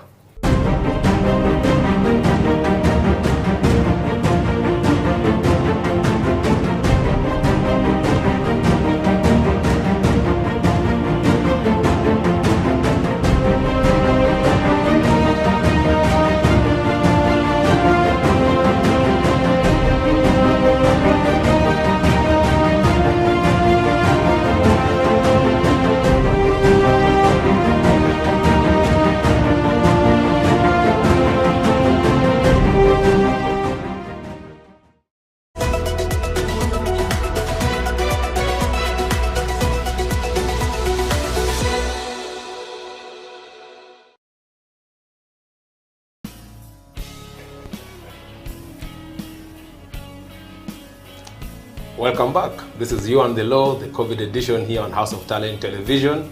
My name is Jonathan Ochom, your host, and today we are discussing with Michael Aboneka from ActionAid Uganda to examine the effects of COVID-19 on the rule of law in Uganda. As you've been aware, we've been having a series of discussions around the various aspects of human rights which have been hard hit by this virus, and today we thought we would just have another conversation on this key area of the rule of law. Michael, welcome back from the break. Thank you. When we're getting out for a break, you were explaining the challenges, and I said you're pointing a gloomy picture. But I'm curious to know, aren't there one or two things that we can celebrate? You can say the government did this and it was okay, this was fine, this was fine. I am happy that finally we stopped implementing presidential addresses to now proper regulation. Yes. The prevention of COVID, or the spread of COVID-19, regulations passed by the minister under the Public Health Act. I was happy, and that was done. Secondly, again, this one has an issue with rule of law. Yes. But in the second lockdown, you observe that they stopped, let me use the word, overbeating Ugandans. Because some were beaten. No, there were scandalous stories. Yes. A woman who was an LD poured oil on them because they had to go. Others were beaten because they are their veranda, enter inside the house. So it was really bad. There were so many human rights violations during the process of ensuring that people don't die, but you're killing them. Even arrest. They are saying, we are arresting you for failure to social distance, but they are abandoning you on the pickup. To a cell. Even on a pickup. Up to now, I still wonder which law and procedure tells the police guys that when you're arresting people, put them under the pickup, where they also put dead bodies, or the bodies of dogs they pick on the road. So that is inhuman and degrading. What is wrong with telling someone you're under arrest unless they're resisting arrest? But what they have in their mind, I've been arrested before. Before you sit there, the guy is putting his leg on your thigh, and you're wondering, what is it? Calm down. Can we go to the police station? Can you tell me why you're arresting me? They don't even know. The boss has said we come for you. But the constitution says you should tell someone why they are being arrested. How many people were told, apart from saying presidential directive? Until the president said, stop beating Ugandans. Yes. That's when it stopped. Yeah. Now, it is good they stopped, but I have a problem. that it had to be the president to tell them. But we have the whole institutions. Where was the army spokesperson? Where was the director of human rights in police? Why didn't they come out and say, please don't? But always these guys are in Chankwanzi, they are always in refresher courses, don't they know? And one of the courses they teach there is human rights. Don't they know that beating people is a bad thing? So it is good, but in terms of rule of law, is institutions must be independent. That people shouldn't work because the president is watching. So at least that was good, that they stopped beating people, and that they now came back to their senses. But after withdrawing LDU, and then they said, we are taking them back to school. So I don't know whether they had come for clerkship, internship, and they failed. You're very interesting, Michael, because even when you're explaining a good point, you're quick to point out a weakness in it. I mean, well, I just said plainly. Yes. Michael, so we are envisaging a situation. I mean, part of the objective of this show is really to reflect on what have we learned, what can we do best, because we can't be sure if COVID-19 is ending today, or it's even a last or there is something else. Yes, it could be something else, but of a similar magnitude that could happen in this country, even across the world. And we're wondering, Michael could be the next Minister of Justice or Consumer even Affairs, the Attorney General, or even the President or Minister of Health or whatever. You could have a role to play, basically, in this country. And I'm curious to know, what would be those policy proposals that you would push to ensure that we protect the rule of law amid these extraordinary times? We admit that pandemics are not normal times. There's just the need to put things together. What are those things we learn from this COVID experience that we're going through that you think would help us deal with a similar pandemic 5-10 years from now? That's a very good one, and I hope we are learning. You see, the only problem I have, I've been telling people that we love our country, but does our country love us? We talk these things. Is it a problem to talk about a pothole outside? No. So when I talk about it, and then you say that I am bad, then who is bad? The one who has left the pothole open, or me who is talking about it? So for some time, we've been taken for granted, but it's okay. There are many things we've learned. I am happy even now as police enforcers. Traffic jam in Kampala is crazy. People need to understand that many people actually switched from public transport to private transport because it is easy for them. So and the time for curfew has still remained the same. So as a police person who is implementing this guideline, you need to have reasonableness, a degree of reasonableness. Discretion. And say, what am I going to do? It's traffic. So you allow, and I credit them for that. You allow some level of, 1 or 2 hours. Because what are you going to do with the people on the road? They are digging roads every now and then. Someone said some roads are like a pipeline. Today they dig here, tomorrow they dig here. That is again also another issue. Like in terms of planning, let's have guidelines. When this pandemic comes, what is the role of Parliament? Parliament was crying, we want to go and legislate. Many things are happening. They are passing under our, that was Parliament. Then you had people saying, shan't we go to school? Our right to education. Is anyone thinking about it? Then the market vendors, they are saying, you're saying that for us we should stay. But the ones who are coming and buying from us, they are coming every day and going back. But you're saying that for us we should stay. So who is bringing COVID and who is not bringing COVID? So we have learned in many sectors, the border sector, the taxi sector. What have we learned in terms of the taxi being, at half capacity? Yes. Does it work or not? Who enforces that people are wearing masks actually in a taxi? What have we learned? And then we must have a guideline of, I don't know whether we have actually in this country a policy on disaster, but we have a minister and we have a ministry. But I want to hope that we have a policy. So that one should be able to guide, because tomorrow it will be something big. What happens if there is a fire like in Australia? All those big fires catching the city, what will happen? Shall we just collapse? and they call us to call us to call and say it is a doomsday. Let us all pray and die here. So we need to learn. It is okay. There are mistakes we do, and right now COVID. So can we not just sleep and say let's wait for another COVID to come, then we can resurrect? Let us continue discussing. And maybe yes, because it's going to help us as a country. That I can file my application online and hear it online, and bail is granted, and that's it. So we need also to, the other point is to learn that some freedoms we need to respect. For example, I found that the right to dissent was one of those that were highly violated. The late Pastor Iga, rest in peace, the man asked a simple question, where is COVID? Get him and go and show him patients in Entebbe. Don't lock him up. The poor man died without knowing whether COVID was real or not. The right to dissent is an extension of the right of expression. That I have a right to say, no, I don't think so. Then we engage at that level. So we need to promote the culture of debate in this country. That even away from misinformation. Now another thing we need to learn is the issue of vaccination. It has caused a storm. Yes. Up to now, I'm still asking. Actually, I asked them who keep the country for the tourists to come. So there is a lot to learn. I am happy now that people are progressive, that they are open to debate, and the debate should continue.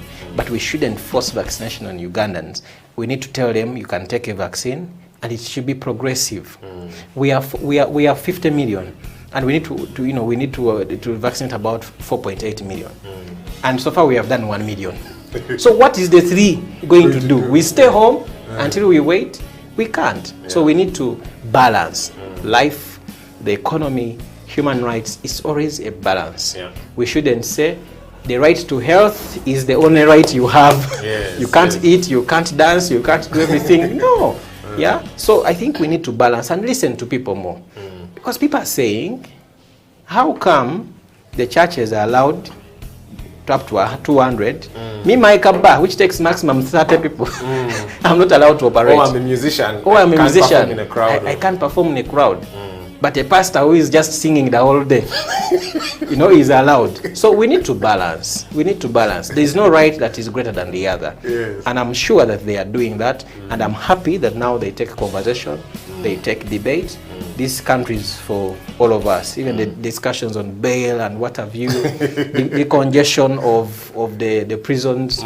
We need to decongest. I can tell you that the ratio of the convict and remandees has been 50-50.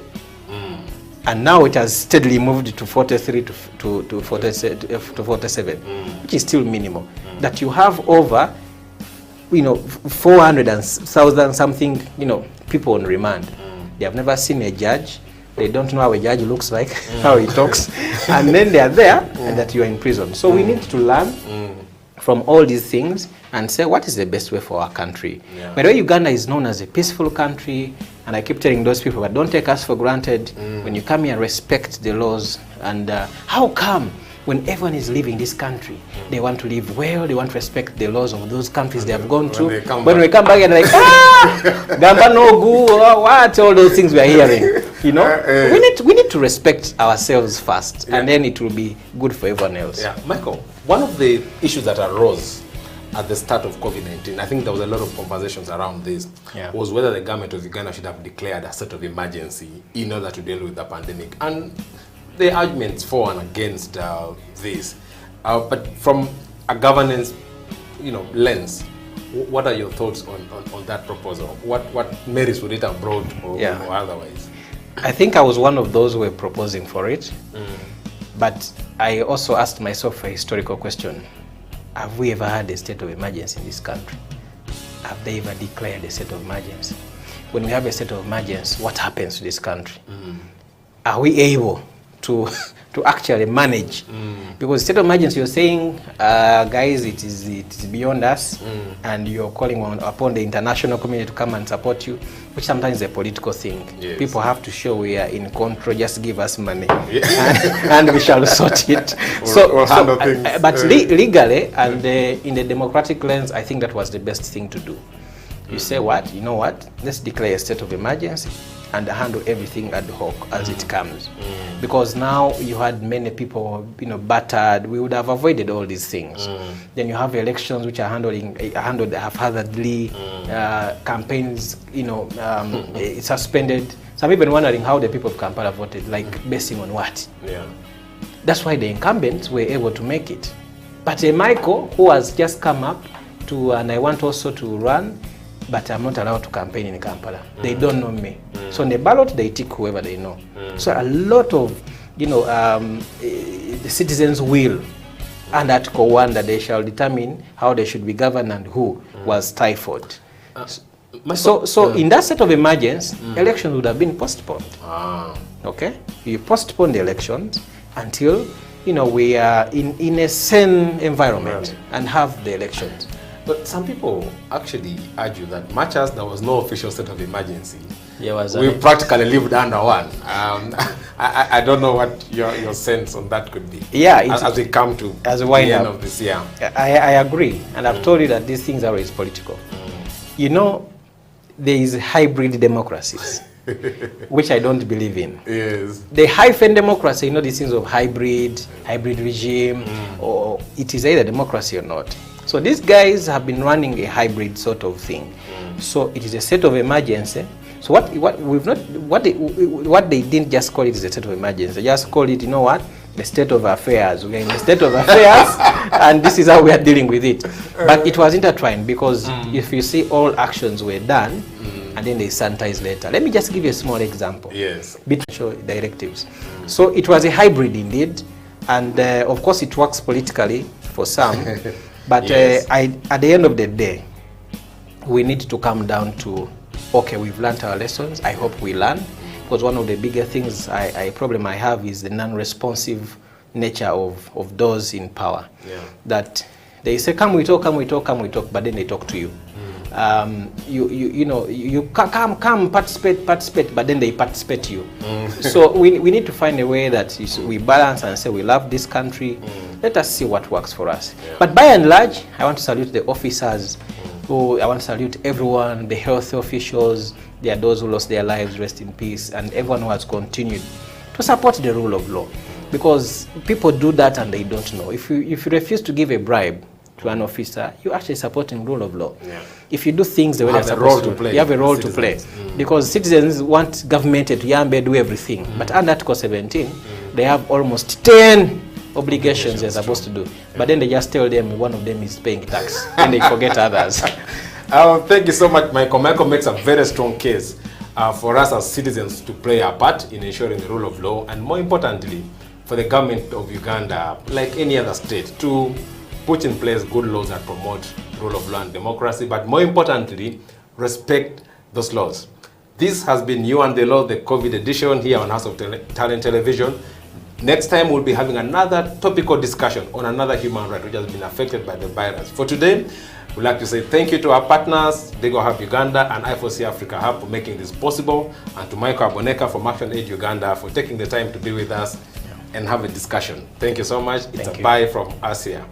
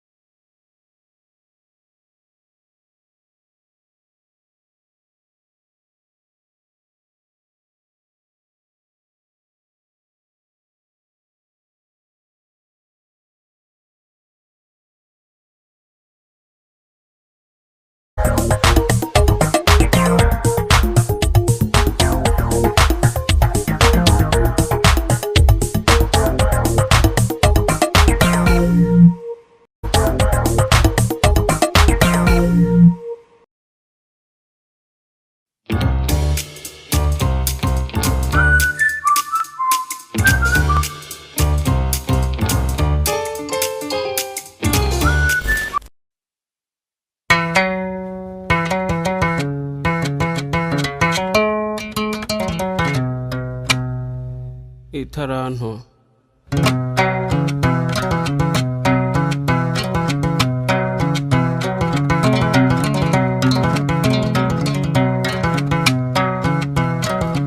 hariho umutware yaratunze cyane afite n'abagaragu kera kabaye agira uruzinduko mu kindi gihugu ahamagara abagaragu be maze abasigira ubutunzi bwe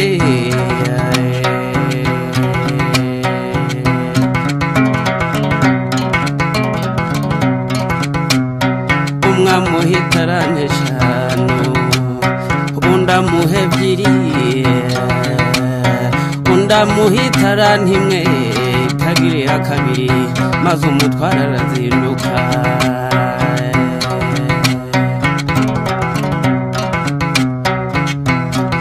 maze babagaragu batangira gukoresha za taranto nk'uko shebuja yazibasigiye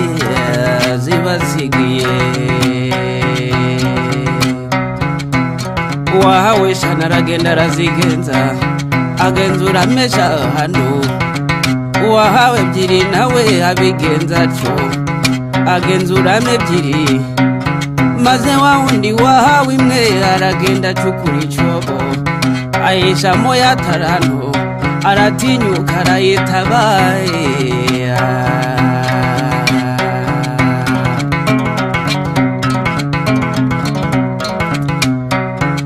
nuko iminsi irahitindira ataha maze shebuja mu kuzindukuruka abarana nabo ibyo yabasigiye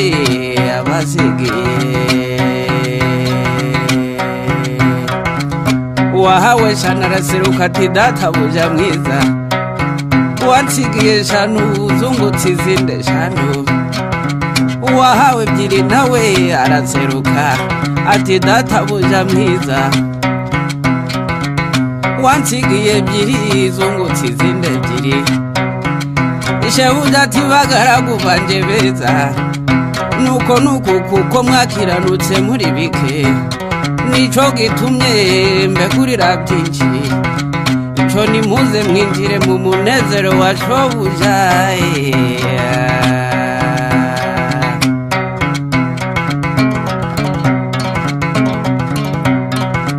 maze wa wundi wahawe itaranto imwe itagiriye kabiri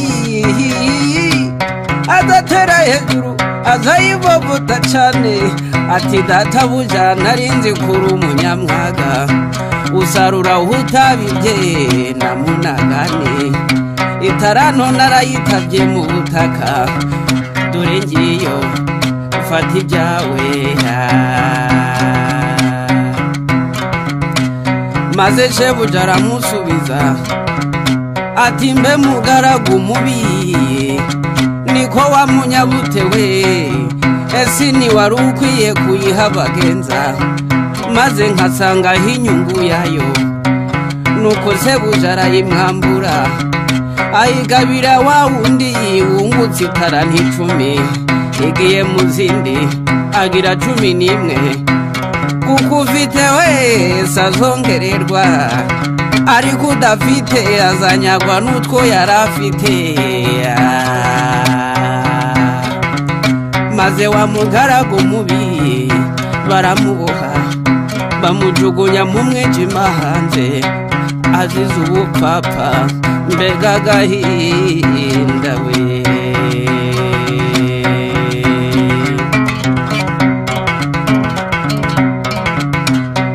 itaranto yawe yikoreshe neza igira umumaro mu gihe gikwiye itaranto yawe yikoreshe neza igira umumaro mu gihe gikwiye mbese gufasha abakene gusura abarwayi ibikorwa by'urukundo gushigikirana imirimo myiza igihe twahawe aya mafaranga nizo taranto twasigiwe ngo zigire umumaro igihe tukiriho itaranto yawe iyikoreshe neza igira umumaro mu gihe gikwiye itaranto yawe iyikoreshe neza igira umumaro mu gihe gikwiye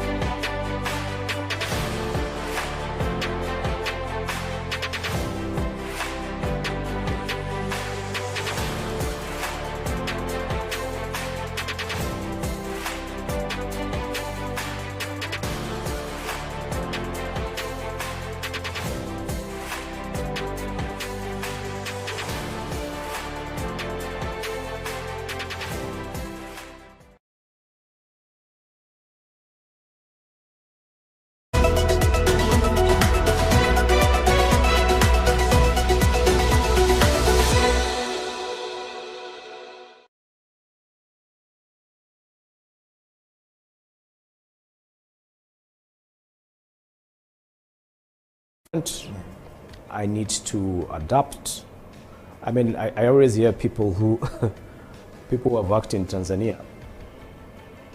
Tanzanians are different. The way they do things at their pace and how they shift and move things relate among each other is very different. Yes. So if you come with your speed and you know, and forcefulness, you will get a culture shock. They'll edge you out slowly in their nice way. Before you know it, you've left the company. You know, I remember earlier back in our breweries, we had similar people who used to come from South Africa at the time. Because Africa is obviously very fast-paced. It's about push, push, push. And a lot of them suffered. In fact, a time came when they said, you know what, this thing is not working. Let's empower now Ugandans. That's how we guys came through. Yeah.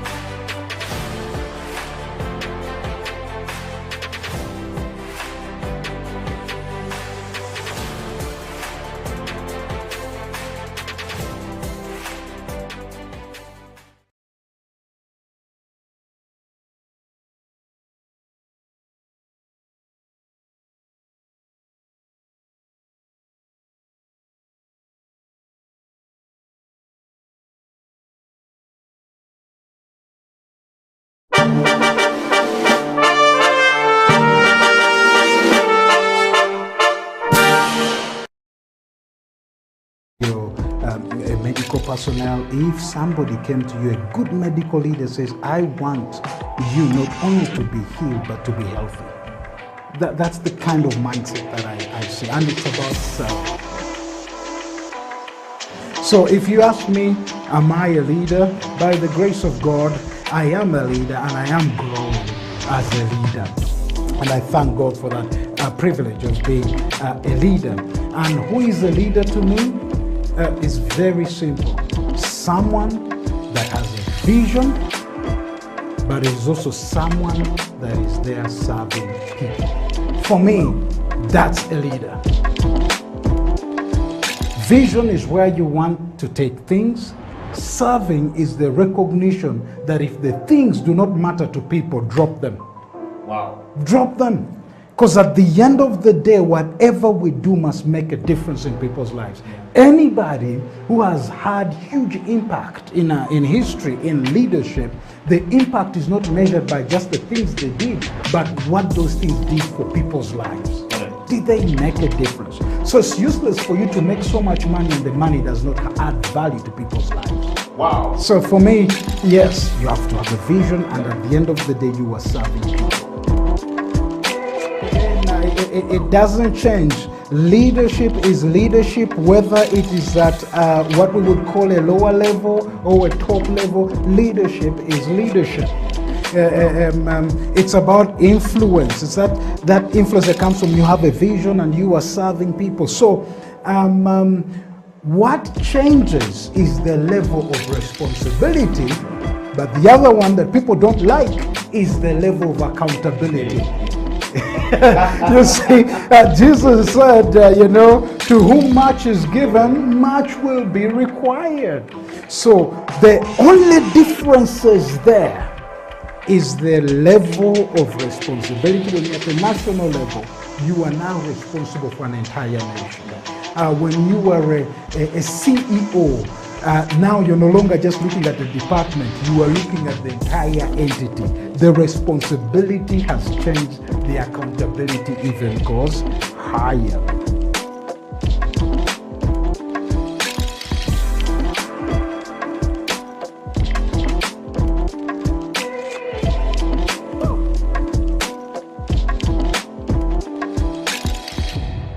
Hi, this is Julius Wotlonyo, pastor at Watero Church. Thank you so much for tuning into House of Talent Television. It's a great, innovative way of doing TV, and particularly for being a part of the CEO bench, talking about leadership. You know what, friends? Leadership can be tough. Leadership can be lonely, and the dynamics of leadership keep changing. I want to encourage you, watch the CEO bench so that you can get to hear real practical tips on leadership from people who are actually practicing leadership. Once again, thank you for being a part of the CEO bench right here on House of Talent Television.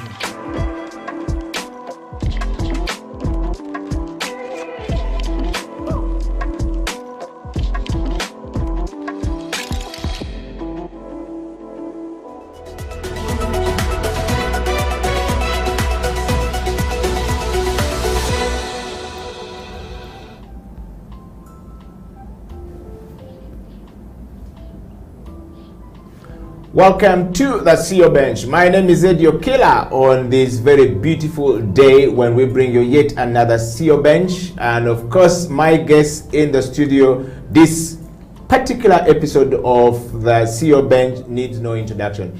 I first met him a few years ago when he was young, trying to set up an organization called Kitenge Africa. And he was a very passionate young man trying to, look after the street children and moving around the streets of Kampala to set up, an organization that looked after children. And I found it very fascinating. And so we gave him his first interview to basically communicate his dream, his vision, and why he was doing whatever he was doing at the time. Fast forward years down the road, we will meet ourselves again as fitness enthusiasts, as the word would say, and we were meeting in the gyms, in the coffee shops, and all running around and doing all this stuff. And as the fate has it, they say if a man has a dream and a vision it will always go places. And a man without a vision is a man who is as good as dead, because you can wake up in the morning when you don't have a vision. And of course, later on in the years, he started the Ultimate Cycling with a group of friends, and today is the newest CEO, the newest Chief Executive Director on a rise. Ladies and gentlemen, welcoming my guests this morning, this afternoon, this evening, depending on which part of the world you are actually watching the CEO bench from, Justus Kojaks Kojo. Welcome to the show. Thank you very much, Eddie. Yes. Very thrilled to be here once again. It is true, I last met, first met Eddie 8 years ago. I remember that I'd spent my series of spending a week on the streets. And I remember so well that I got a call from Eddie saying, look, we've seen that you're hanging out on the streets with the homeless children, and we want to magnify you on a platform. And I thought, what a fascinating thing. And I remember so well, I'd gone back to Mpiji where we'd resettled the homeless children, and I remember thinking to myself, who am I actually going to meet, and what is this? Fast forward, it was a great opportunity. You know, the elevation and the pitch, and the outcome of, you know, leaders like Eddie, you know, identifying young folks in community trying to do better for everyone, really magnified me to this very day, and all of the things I'm about to tell you that I'm up to and I'm doing. And there couldn't be a better way to thank you, Eddie. And, you know, a leadership like yours and every other leader out there that is doing the best to elevate others. So thank you very much, Eddie, for having me here again. You're welcome, Justus. And I'm glad we are having this conversation this morning. We want to start this interview really fast. And I want to tell everybody we're streaming this interview on Justus's Facebook page, as well as House of Talent. Go onto our website for all the 1.8 million people Ugandan in the diaspora. You are welcome to the show. And of course, you were nominated quite very heavily by a number of people. The CEO bench is about nomination. Okay. And of course, people nominate people they want to see on the bench, and then our job is to bring them on the show. Wow. And people nominated you, and you are here. But I want to start from a lighter note, Justus. Yes. Who is Justus, if we were to ask in a nutshell? Thank you very much. Justus, in a nutshell, is identified as a leader, but to be very particular, life business and leadership coach. I appreciate growth on a very personal level, and so everything that I improve, my self-improvement journey every day is something that I want to share with everyone else. Aside from that, really reading from my bio, I'm a social investor. I like to put my investment to the right portals or streams. Aside from that, I'm big on community impact. I love to, bless communities as a philanthropist. Aside from that, recently I've gone back to aviation, flying as a pilot. I really want to make it possible for any child, anywhere, especially those underprivileged, to be able to dream to become pilots and fly those big birds. In a nutshell, that is it. Obviously, professional cyclist as a background, and a serial entrepreneur, which makes me also the CEO to the Ultimate Group of companies, a group of 8 lifestyle, fitness, and adventure companies. Wow. Thank you very much. Justus, growing up, if somebody wants to know you, we want to know you. Who is Justus, growing up? Did you ever see yourself? If you take us through a journey of knowing who you are, we're just going to have a conversation here, knowing who you are and growing up. Where did you grow up from? First of all, are you Ugandan? If yes, what are the values that define you as a Ugandan? Thank you very much. I am Ugandan, Eddie. I was born in Barra, spent a bit of time there before I moved into the city, and before the opportunity to travel overseas came around. But really, the thing that excites me about my background, really, it's you can resonate, because there hasn't been anything extraordinary, growing up as an average kid. For me, I use that as a platform really to speak to everyone else, The core is that you should be able to dream and be exactly what you want to be. Yeah. Fast forward, I always had a dream, and as a kid, actually wanted to do four main things. One was to fly, to be a pilot. Second was to build my parents a home. Third was to make a difference in two ways, you know. Make a difference within my community, but also make a difference from the business angle. And I would like to tell you that all the four things, I get my flying license anytime from now, later in the year. At 30, I'm 32 today, at 30 I was able, I feel so blessed actually. This brings tears to my eyes, but I gave my parents a brand new home in Chira. And for me, doing that, we can forget everything else, but you know, appreciating the hustle, you know, the effort and my parents put in to raise us, you know, as children, but also very, very responsible children. It's really one of my very own celebrated and heartfelt achievements. Aside from that, really I've always wanted to make a difference, you know, just making a difference in the lives of those, you know. I'm a product of mentorship. I'm a product of, you know, community. I was raised by many, and so I'm forever indebted from a difference making perspective. And then the fourth element is, you know, building businesses that also made a difference. Wow. So that is what it is for me today, Eddie. Wow. If you're joining us for the first time on the CEO Bench, we are talking to Justus, who is the CEO and Executive Director of Ultimate Group of Companies. It's a cycling, you know, and a fitness group of companies based in Uganda, and of course, changing life. Justus, what a moment right there, and what a, you know, a point of transformation that you talked about. I like the story about your parents, yes, but I want to just take you straight to some more of a personal questions today. Who is Justus if I am first meeting you, or I'm meeting you for the first time, and I don't know what you do and how you do it? Yes. Thank you very much, Eddie. Since 19, again, very, very lucky. I've been very lucky to craft my purpose since I was 19. And the reason I woke up this morning, the reason that I did what I did 8 years ago when Eddie first met me, was the same purpose, or the same reason that I pursue everything that I do today, Eddie. My purpose is to inspire the next year of global leaders and entrepreneurs. Okay, that is my purpose. That's the reason I do everything that I do. But really, the 5 main values that govern me, and if anyone has any objection around this, please reach out and let me know. But I truly identify 5 things. Okay, 1 is joy. Okay, I gotta show up happy no matter what. Lately, we have a pandemic. It's fine, you know, as a business owner, I'm crippled, you know, I'm stalled. But for me, joy transcends everything. Okay, value number 2, Eddie, is self-development, okay? I cannot be the same. I gotta do something, okay? Self-improvement is an absolute value to me. All right? The 3rd value, and by the way, the order doesn't matter. 3rd value is sharing, okay? It's unlawful for me not to split what I have. It's impossible. Else I didn't show up, else I wasn't, okay?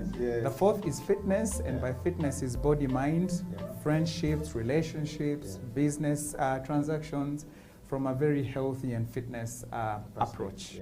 Absolutely. Perspective. And the 5th is adventure, okay?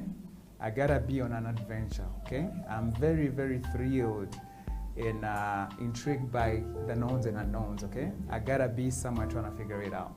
And so for me, that as a path, or, you know, quest to seek and find things that I know and don't even know, is a very absolute value I hold dear to me. Wow. Justus, growing up in the streets of Kampala and in Uganda for that matter, you were on the streets trying to help, you know, the street children. What preempted you to actually go in, you know, to do that? What motivated you to go into helping these children? What were you looking for? No, thank you, Eddie, again. So again, the thing I learned early at 19, to be specific and particular, was that there was success and fulfillment that came out of sacrificing, okay? Yeah.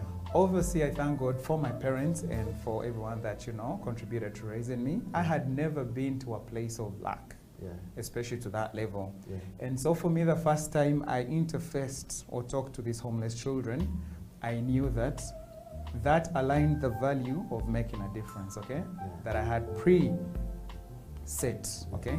It aligned the star of me starting my journey to make a difference in the lives of those, okay? And for me, getting and spending time with homeless children and truly comprehending the fact that no one cared about them, they were absolutely not sure about where their next meal came from. I just couldn't, even as a 19-year-old Eddie, I couldn't settle. I couldn't go back and behave like everything was fine. I had to make little differences, and then that energy, when you have the right energy, Eddie, you must know this, also as a Christian, you know that stars align, okay? And so meeting you, Eddie, and the elevation you gave me then, okay? As little as it might have seemed, makes a difference. Wow. Yeah.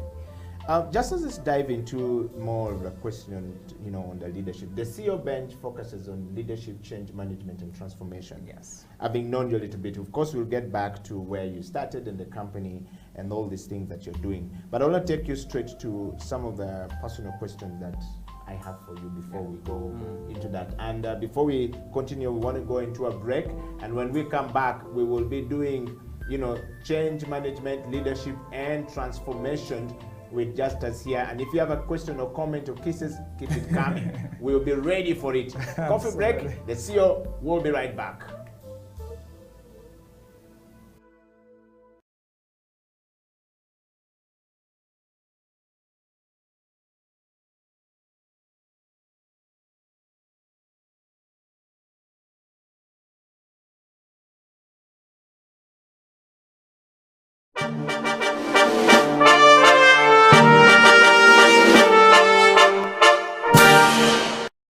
The private sector is not yet fully utilized because not everybody can be employed by government. And we are looking at a future whereby more people are employed in the private sector than in government. So I think if we all work hard, if we all work together and invest in the right areas, there's been a lot of talk about value addition in the agriculture sector, in the mineral sector. If there is enough investment in those areas, I think it can create enough jobs for our children and grandchildren. Okay. Yeah. I just want to take you to question number 4, Andrew, which is, let's talk about your journey at City Hall and the foray into the Executive Director's office, which is as Andrew Chitaka, Very and interesting. as well as the Director Engineering. Very interesting. I joined KCCA on 1st November 2011. And before then, I was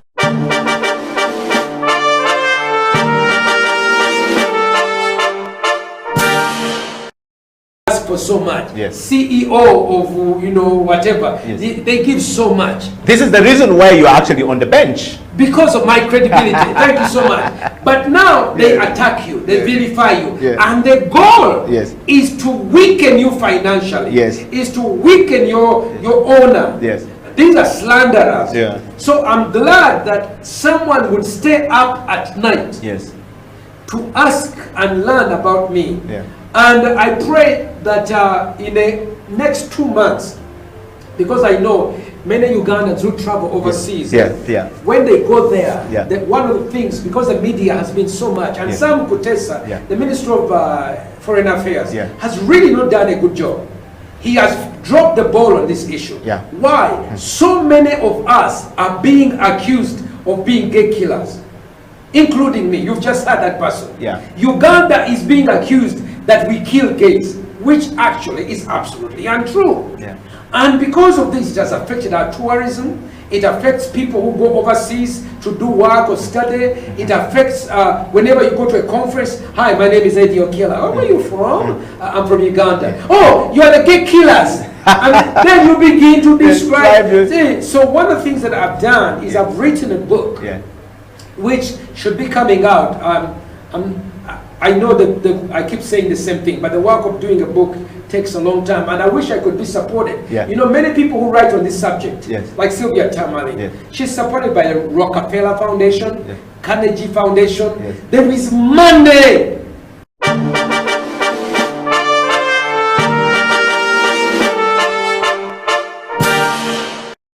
Is a very big brand, and as we go on, we will probably discuss the things we're trying to do to see that things change for the better. Good. Sean, on the CEO bench, for everyone who is following, we're live on our YouTube studio where we actually stream from. So YouTube studio, for everybody asking for a link, is actually House of Talent Uganda.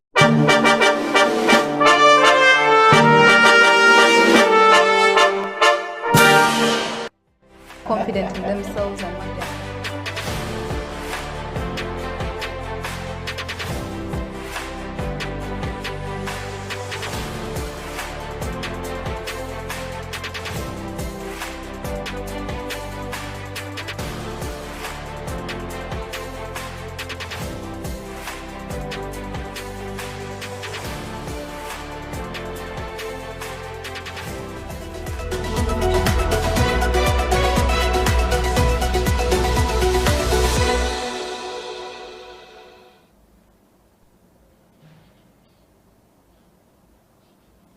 It's a CEO bench. My name is Eddie Okela and welcome from that break. In the studio is Justus Kojo, who is the CEO, the founder and the Chief Executive Director of Ultimate Group Uganda, group of companies. Justus, welcome back to the program. Thank you very much. We want to take you straight to the leadership. Yes. What is your understanding of leadership? What is leadership to you? Fantastic. Thank you very much, Eddie. As far as I can fathom, leadership is serving, okay? To be in a place of leadership, you must be willing to serve, okay? Unfortunately, I see so many people, especially in the African context, unfortunately, Eddie, I see so many people perceive leadership as power, okay? I would like to challenge them. I would like to challenge you leaders to think about leadership as going overboard, okay? Lay your hands out for those, okay? Do not wait to be, you know, it's not about the appraisal, it's not about the worshiping, okay? You got it wrong, you know? Be ready to go and serve, okay? Serve diligently, and out of that comes your true blessing. Wow. Yeah. And on that note, Justus, you know, are you a leader? I absolutely believe so. If yes, what makes you a leader? Thank you very much for that. So one of the things I learned early, also in life, Eddie, it's going overboard. Like I said, you know, I'm a servant, okay? I said I'm a Christian. I am here to serve the Most High, okay? But also in the context of the day-to-day, I will tell you that, you know, for everyone that interfaces with the Ultimate Group or wherever in the marketplace, you must know that for me, it's getting my hands dirty, okay? I am about to fold my sleeves here on the show because that's what it is for me, okay? Yes. We must be ready to do the work, you know, all hands on deck and deliver, okay? The mission and the promise, okay? So, but over and above it all, one thing I learned early in life also, Eddie, is the element of giving value, okay? As a leader, given our positions, Eddie, we must be able to add as much value, okay? I see so many people come with the mindset of taking, okay? And unfortunately, that also creates barriers, you know, because no one has it all to give, if you know what I mean, okay? As a leader, I do challenge you. It's something I would like to talk about later. You gotta be thinking about value addition, okay? As a leader, how do you give value? What do you have to give, okay? And I want to challenge you again. Every one of you has something to give, okay? No hand is too rich to receive and none too poor to give. Wow. So that's how I perceive a leadership, Eddie. Wow. And on that question of leadership, I want to just, you know, take you to what is your understanding of leadership from the society where you, from first of all, from a personal level, yes, from the family, from the society, from the corporation level Yes. where you sit now, and Yeah. from the national level. A lot of us don't get this quite very well. What's your understanding of that? No, thank you very much. I'll start with the personal level, okay? Yes. I can't articulate it better than really the opportunity to serve, okay? Now, however, of course, as we go to serve, we must be willing to change, okay? We must be willing to conform, okay? I also like to say that we are all on a journey. None of us has arrived, okay? Eddie hosts me today. He's someone, a leader that I admire and look up to. But he's also on a journey, okay? I see you every day, Eddie, you know, posting about self-development and growth, and I see you talk to other seniors and peers that you're constantly learning from. So there is a formula I have around, and it's the spirit of awakening, okay? Yeah. I like to challenge all you leaders out there, okay? From a personal level, if you want to see something different in your life, Eddie, to everyone out there listening in, you must be very intentional about the change you want to see, okay? Change only begins with you, okay? There is no way we're going to change our nation, our continent, and the world if you're not starting with ourselves, okay? Absolutely. So it's inward out, okay? So go in, work on your character. Character is within, and then personality and everything comes out later. One of my favorite metaphors and one of the tools I like to basically speak to people around that, Eddie, is so many people, especially as stuck as we might be, you know, I know that everyone is at a different place, okay? All you people listening in, we're all at different places, okay? This morning, everyone woke up with their own energy, okay? Some of you might be watching us live, you know? You know, under your beds, that's fine. Some might be somewhere, you know, your work desk streaming in live, and some maybe are stuck in traffic or whatever, okay? Now, the most overlapping thing I hear is, where do I start from, okay? And Eddie, I have been constantly thinking about how to challenge you to think about self-development, okay? Starting now on, and this is actually why I put it, Eddie, okay? And I know that so many of us are going to resonate, okay? Yes. For those who speaking from, you know, religious background, okay? There's been a moment where we've given our lives to God, okay? To Christ, okay? And to Allah, all of the respective fraternities, okay? There dawns a spirit, a fever, a feel on you that you are tired of the past, okay? And you want to see something new, okay? I hope you all can relate, okay? Something occurs to you as I am done with the past. I want a new future, okay? Present and future, okay? Now, I challenge you to think about all the things you want to do better, okay? At a personal level, start with that. It could be, you know, it could be snoozing your alarm, you know. Some of us struggle to wake up, you know. I'm a 4 a.m. riser, okay? I'm actually challenging myself to put it to 3 a.m. Eddie, I also know you're a very early riser, okay? And there's nothing that beats that, okay? This is not the rationale. This is not the end of life. But I'm just using this as an example. So that would be your self-leadership motivation. So, you know, be intentional. You got to be intentional. You mean it if you want to achieve something. Absolutely. Okay, Eddie, I see you doing all these, you know, tremendous, energizing lifts in the gym, you know, and I can tell you, you gotta build the right momentum, build the right energy and attitude, and go in.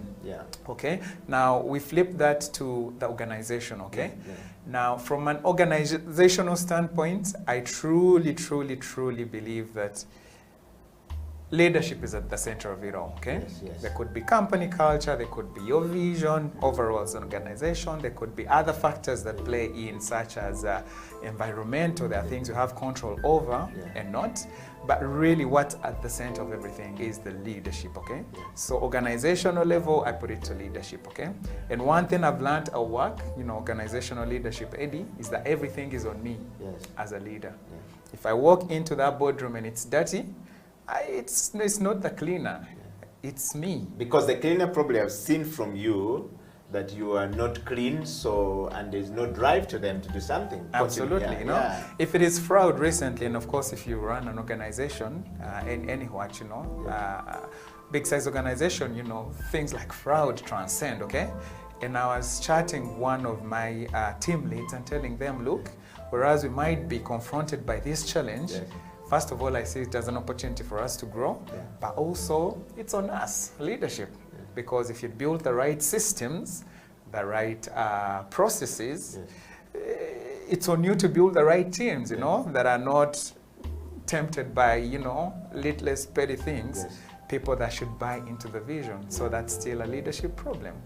So leadership is at the center of organizational leadership change, but also I encourage every other leader to learn, you know, let's learn to own up, okay, to the things that confront us day in, day out. And finally, Eddie, sorry, the national level, really, it is, again, you know, if you want to be the city where pedestrians are respected, cyclists are respected, where there's order, where corruption is not a thing, it really starts with you as well, okay? And we cannot be pointing those fingers at the Most High.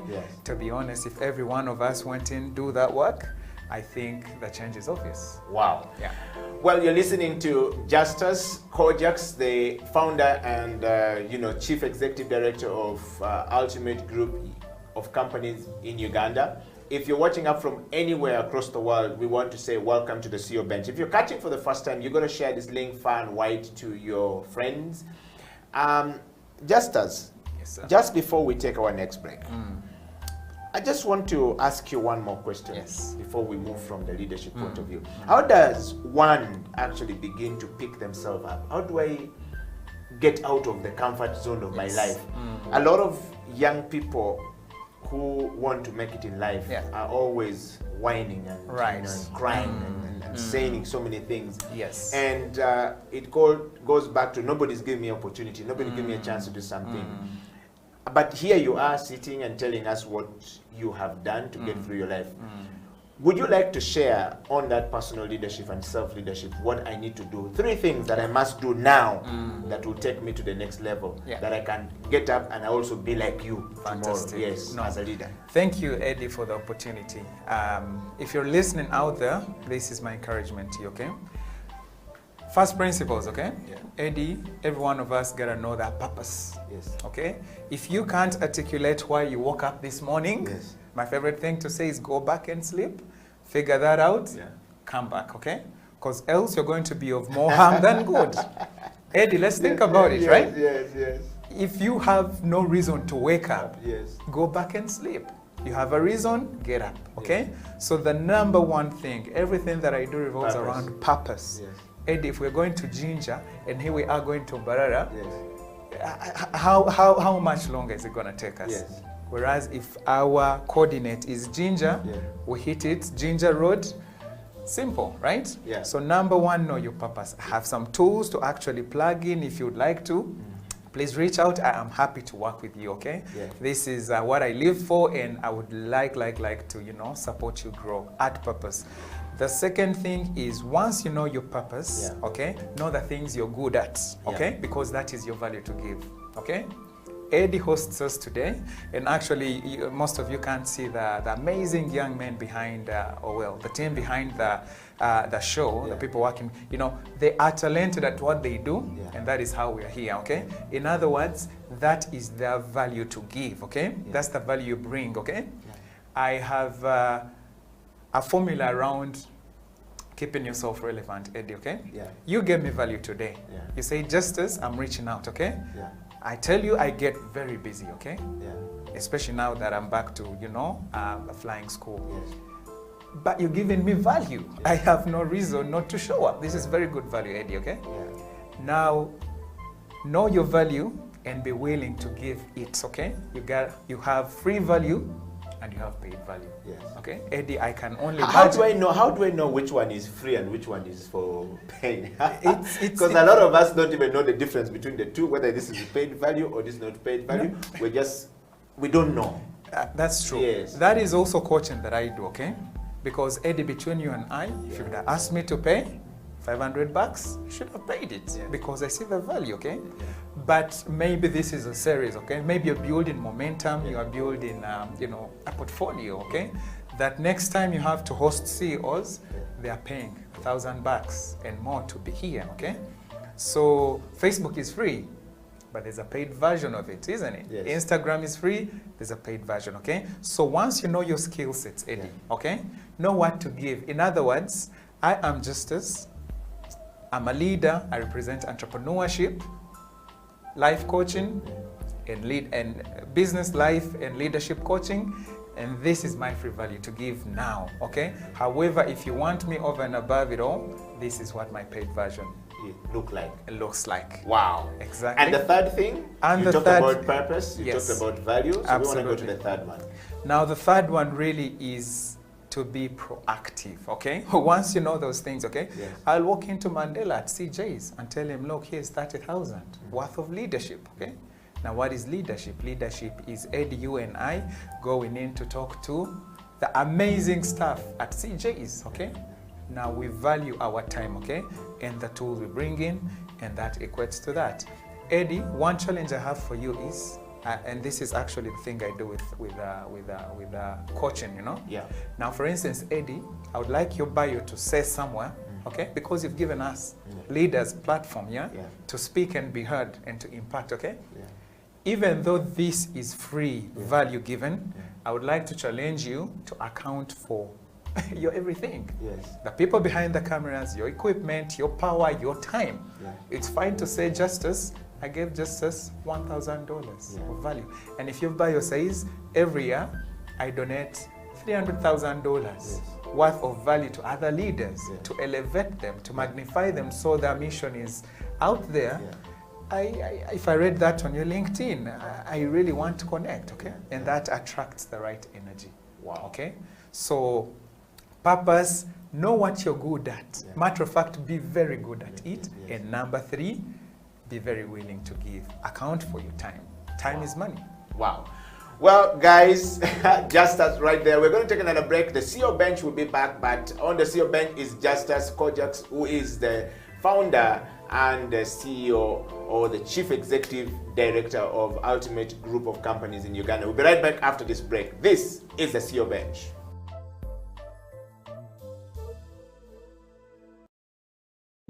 Or lower. Thank you for watching House of Talent Television. I love to inspire people. I love to talk about my experiences and how God has been able to use me in the different exposures. And through the leadership, through change management and transformation, I've been able to do a couple of things in my life. Now, are you a kind of person who is tired of your status quo? Do you want your situation to change? Are you tired of what is going on in your life? You know, change is a fact of life.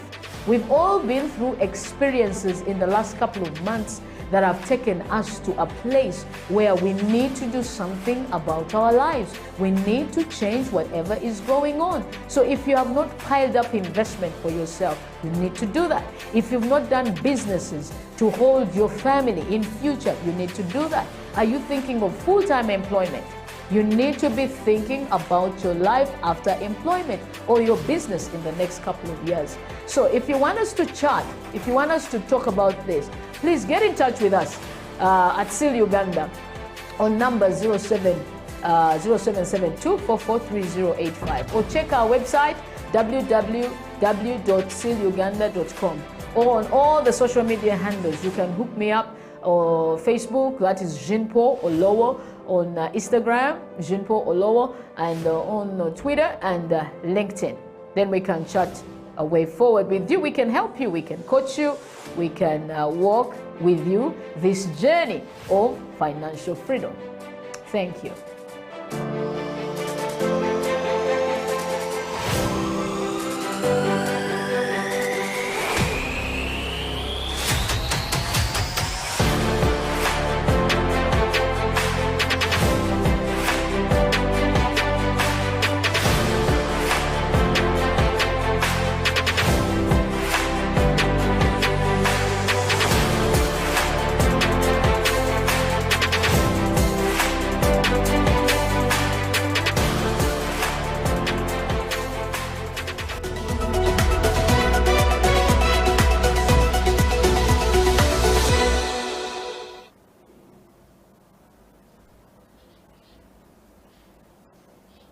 Welcome back from that break. This is CEO Bench. My name is Eddie Okela, and in the studio is Justus Kojaks, who is the founder and the Chief Executive Director of the Ultimate Group of Companies in Uganda. Justus, welcome back to the program. Thank you very much, Eddie. I love the part that you talked about purpose. Yes. A lot of us don't have purpose in life. Yes. We are doing so many things, we don't know what purpose, for what Right. purpose, for what reason are we doing Absolutely. this. And that is tied to self-leadership. Yes. Self-leadership is giving self-meaning, appointing self, and giving self opportunity to do something. Right.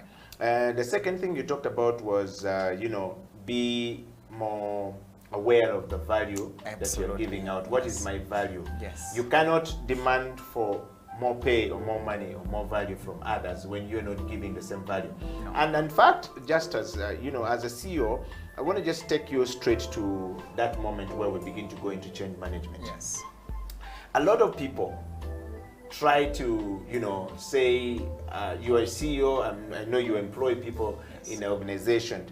And I meet so many people who want to be paid high, paying checks or receiving high paying checks. But whenever you ask them, so what is your value? What are you giving for the company to give you this much? We have struggled to get people who can tell me or who can tell us that I give this much value, therefore I'm worth this much value. If you go and stand on the street, you find very few people who can tell you what their value is, but you speak very passionately about value. I want to touch this a little bit more. Yeah. To the person who works for you and demand for more money, but is not worth the money. How do you deal with that situation? No, thank you, Eddie. It's a common thing, but I also trust that being the leader I am, or at least continue to learn to be, more than anything, I want my people, anyone that comes, it's a partnership, it's collaborative, like we like to call it, to be a part of the ultimate family. These things eventually come out, There's gotta be coachings that happen every time to time. You gotta be able to account for your time, for what you're asking, okay? And so it's very common, that's for sure. But one of the things that, working or being a part of the ultimate group of companies really directly or indirectly basically shapes you to understand is, quantifying, measurable value, tangible value, okay? And so that is really my approach, okay? But like you said, Eddie, again, back to everyone else listening, you must be able to account, for your value given, put in the time, put in the hours and get the results. And then you can leverage that, okay? Come in and tell me, look, see, we made $50,000 out of this.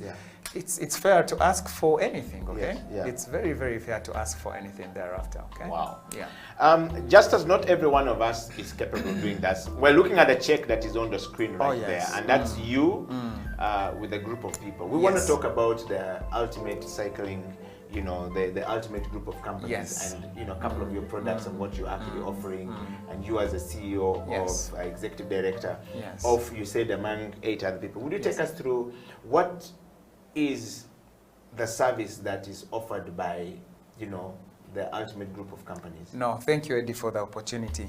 So we are a group of 8. Yes. Adventure, fitness, and tourism, okay? Now, the flagship brand, the thing that started first is Ultimate Cycling. Yes. Ultimate Cycling is a community of passionate riders and bike shops, okay? Now, out of the bike shop, we also birthed the first professional bike brand, which is the Gorilla Bikes, okay? I benchmark the name Gorilla because racing out of Uganda, North America, Europe, South Africa, Asia, people relate Uganda to Idi Amin. Or the gorillas, okay? So for me, I took that opportunity to benchmark and retell the story of Uganda, okay? Hence the Gorilla Bikes, and 5% of our top line revenue goes to conserving the gorillas, okay? Now, one other reminder is I live for community and leadership, okay? So all of the businesses that we run, they are very, very community sensitive, okay?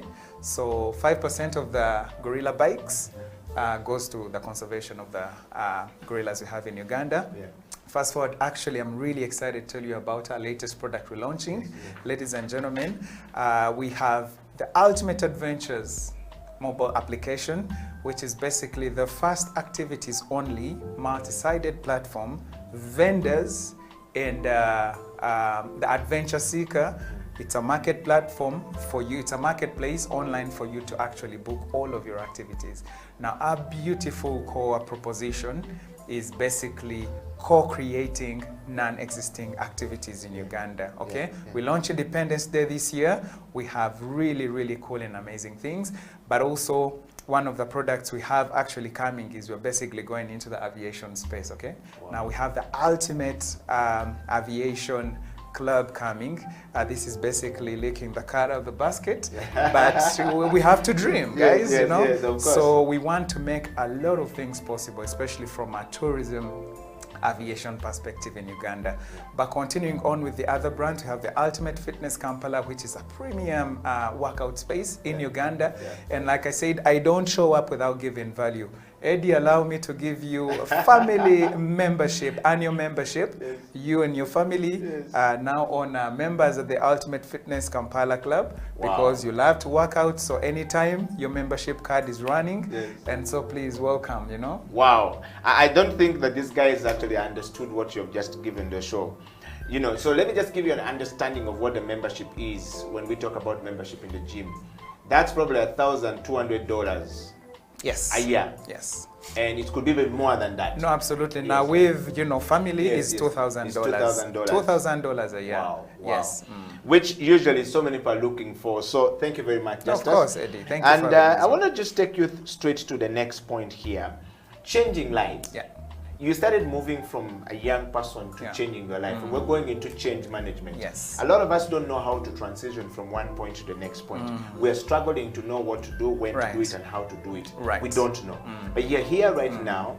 You're a CEO, executive director of a group of companies that are doing amazing things out of Uganda, going to the world. If I'm watching you from anywhere across the world and I don't know what to do, I mean, what would you say was the journey of change management from your perspective? And I want to say change management from this kind of perspective.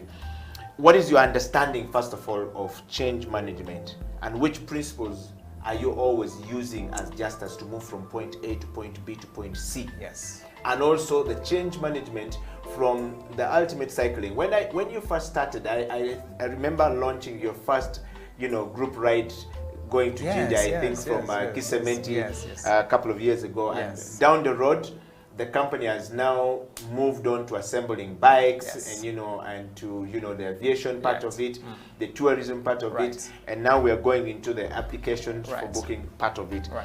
What is your understanding of change management, and which principles do you use as an individual to move out from where you are to the next level? Because it's not easy.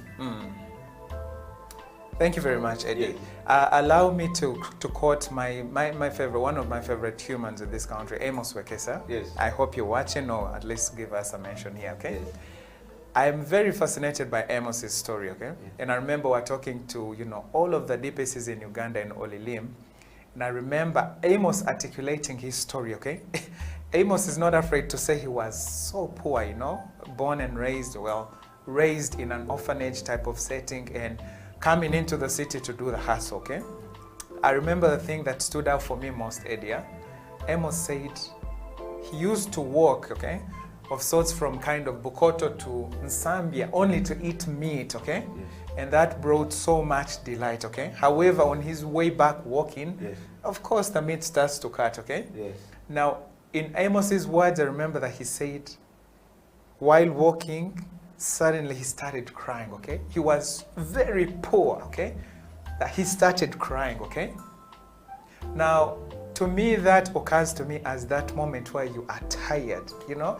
I want to see something different for myself, Eddie, okay? I want to change. I want to change, yeah? If you don't catch that, unfortunately, things might stay the same, okay? So catch those triggers. What are you tired of, okay? Okay? Eddie, I celebrate you today. It's a delight being here, okay? You have come from point A to B. Yeah. You have a vision. Takes me back to purpose. Yes. What do you want in life, okay? And how are you going to take your strides, okay? My other very favorite metaphor, Eddie, was before my very first flight, okay? hearsay, planes go, glide, okay, turbulence, etc. That's fine, okay? My very first flight, I didn't know what takeoff was. I didn't know what landing was, but I fixed my eyes or my attention to takeoff, okay? Now check-in, all of that stuff, taxiing, you know, basically the craft leaving wherever it is to the runway. Ladies and gentlemen, okay? When runway moment, when takeoff moment comes, you will know, okay? The momentum builds, the sound, everything is, I am ready to go. This is a huge unit vessel, trimming, gliding the skies. Oh man, guys, I get very passionate about this, but really it is that you want to see something different. Go scratch, dig the ground, mean it, Eddie, okay? Mean it to go from point A to B. Otherwise, same old story. Wow. Yeah. So, how do we communicate change moving forward?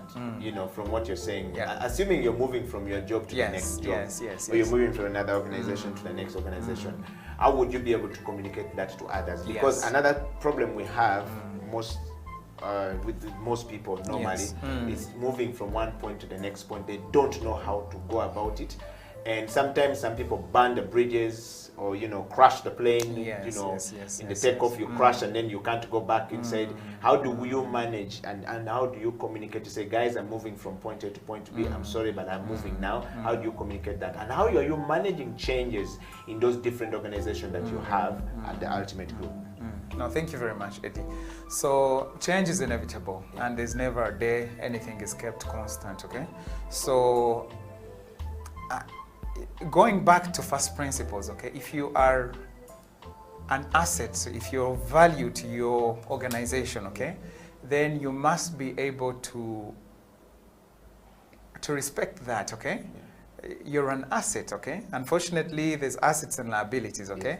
So if you are positioned as an asset, as a leader, if you know your purpose, articulately and clearly, you should be able to, you know, say, look, my time has come, and here's a new opportunity. But also flipping that, Eddie, I get that a lot, you know? I get people come and go. And I can tell you that some people just come in and let you know, look, sir, here comes a time. It's been a great, wonderful journey, and it pains, you know, your heart bleeds, okay? But the one thing I tell everyone at Ultimate is, okay, Ultimate is not the beginning and the end, okay? Also, as a leader, I appreciate that, you know, I want the best for you, okay? And if I can't give it to you, if anything has come, then please take it on, okay? However, also the other thing I've seen with a lot of, you know, fellow employers, it's even actually speaking to the employees, okay? I see people transition and live in, you know, a bit of turbulence, okay? Now, I want to encourage you really as an employer, and also something I learned from Amos Wekesa, do not put emotions, okay? So from an employer-employee perspective, we agree that life is a journey, and that's it, okay? So the benchmark is, as a leader, I know that you're another leader, you know, you're going to sprout and branch, you know, go be anything, you know. I wish I had it all to give you, but that is how life is. Wow. That said, on the change management, my last question on the change management, what are the secrets that you have used in managing change from Kitenge to, you know, your family to Kitenge, and then from Kitenge to, you know, the ultimate cycling, the, you know, and then going into what you are now, you know, becoming in life as a CEO of the organization. I'm sure along the way, there are some secret stuff that you have done to get you there. If you would share with us, what are those things that you used in managing change to get from one point to the next point? No, really, three things, if you have. Three things, I think the very first thing is consistency, okay? Managing change, and especially, you know, building a team, you know, feeling so delighted in what you've built, and for many other reasons, seeing, you know, some people drop, or even seeing the vision change, it only takes one thing, consistency and commitment, actually commitment being the second, to really stick to that coordinate, okay? Otherwise, very, very, very easy to get, you know, deviated. I think I would work by the two, but really also the other third thing actually to say is, one, you must be able to dream, have a good vision, and be able to sell it. I think the other very, very important thing, the gap with all of the, most of the entrepreneurs, at least I see, is, you know, the lack of, you know, you must articulate your vision. It's got to be a real good vision, big, and then sell it. Wow. Yeah. Justus, we're talking to Justus Kojaks right here on the CEO Bench. The CEO Bench focuses on bringing people like him who are on the move to the top, and those who are aspiring to lead you to a position of success. You know, if you're not careful, they can also lead you to a position of failure. And those already on the top and coming down, we've hosted many people here as CEOs, and we are here to allow them share their experiences as people who have done it and people who are doing it, and so that you can learn a thing or two from Justus. I want to just bring you through straight first to the question that I have from somebody. It says, hi, Eddie Okila, thank you very much for bringing Justus on the show. That gentleman inspires me. I saw him when I was at Watoto Church when he was growing up. Look at the person he has become today. I'm an old person, but the young man challenges me with the things that he's doing. Justus, I have a question for you. All right. How can I turn around my life from employment? I've been in employment for long, and I'm hearing what you're saying right now. I can't even do 3 of the things you're doing. Can you just share one thing that I can do at my age as a 54-year-old man still in employment to move? I want to move into, you know, self-employment or move into retirement, but I don't know how to go about it. And then you talk about fitness. How do you ride a bike from Ginger all the way to Karamoja and back? What courage? Who do I need to spend time with? I mean, suddenly this person knows you. Suddenly this person talks about, makes reference of, you know, time they have had with you at Watoto. And he's still in employment. I think you've had this question before we go into the transformation. No, absolutely. Thank you very much. So 2 things. I will start with the cycling, Kampala, Karamoja, Ginger, Karamoja, and back. For the record, I have friends that have cycled the whole world, 4 years, 6 years on that bike, pedaling, okay?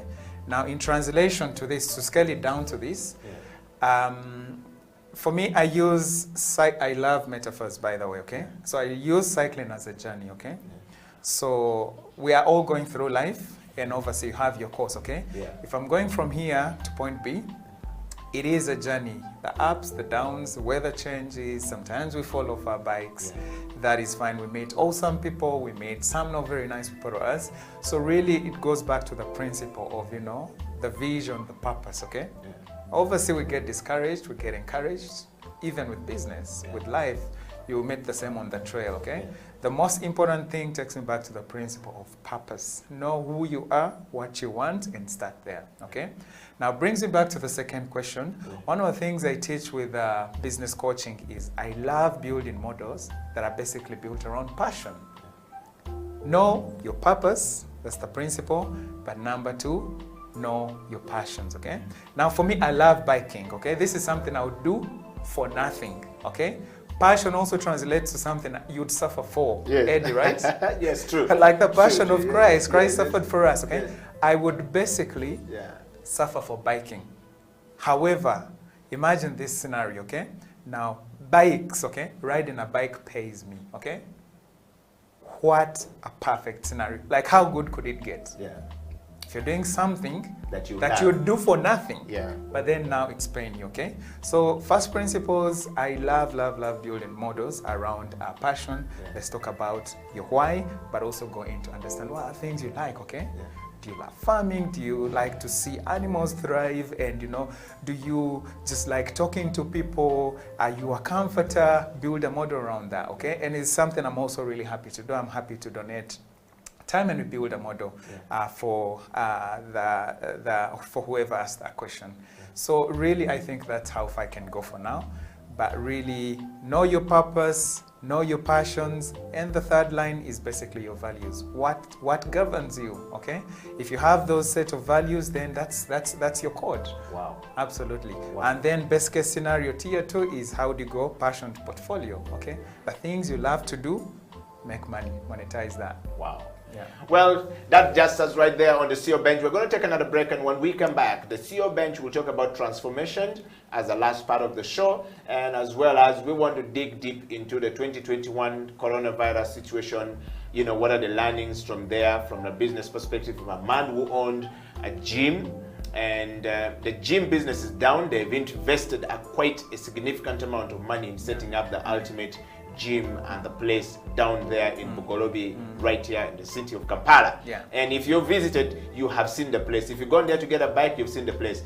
How do you bounce back from that loss of COVID-19? Stay right there, I'll be right back after this. This is the CEO Bench.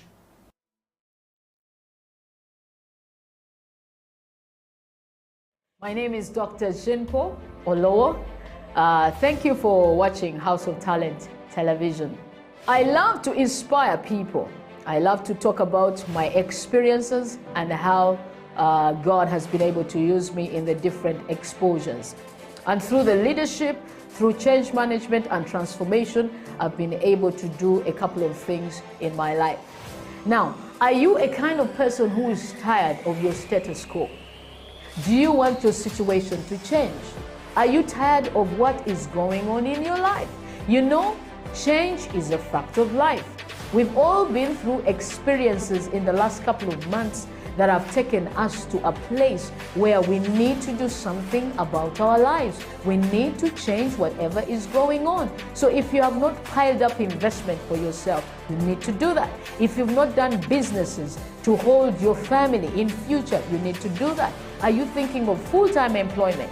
You need to be thinking about your life after employment or your business in the next couple of years. So if you want us to chat, if you want us to talk about this, please get in touch with us at SEAL Uganda on number 0772443085, or check our website www.sealuganda.com, or on all the social media handles. You can hook me up or Facebook, that is Jinpo Olowo, on Instagram, Jinpo Olowo, and on Twitter and LinkedIn.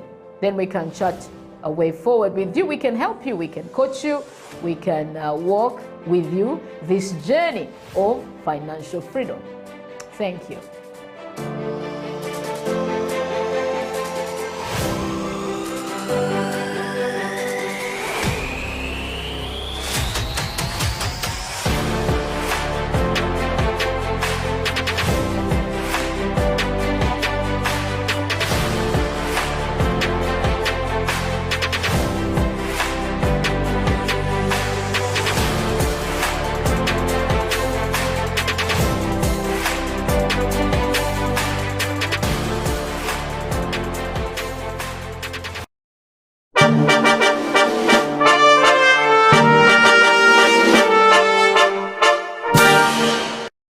There's a lot that is involved in the civil society organizations. There's leadership in itself, there's management of processes, there's management of the human resource, there's fundraising, there's research. It's a lot that needs to be done.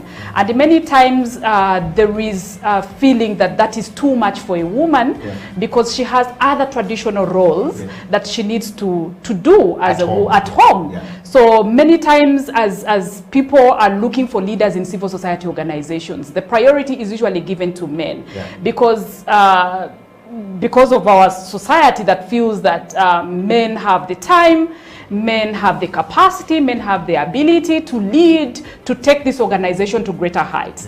And women, there will be a problem. They will have to go to maternity for maternity leave. They have issues. They are too emotional. They have not done the courses that are good enough for leaders. They don't have time to go for extra learning, or to go for work outside Kampala, because they have to tend to their children. So there's too much that society has tied around a woman. And it's true, we have these traditional roles that we have to do, but does not in any way mean that women cannot lead in these spaces. No,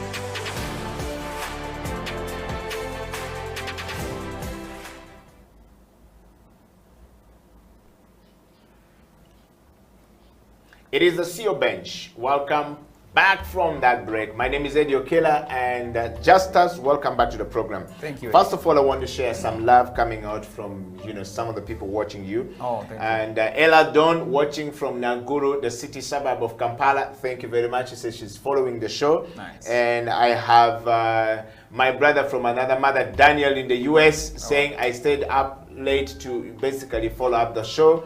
And I've got another gentleman all the way in Australia, says it's late in my, my place of residence right now, but I love seeing those people do their thing. I saw their race in Karamoja with Amos Wekesa. That was amazing, and I love it.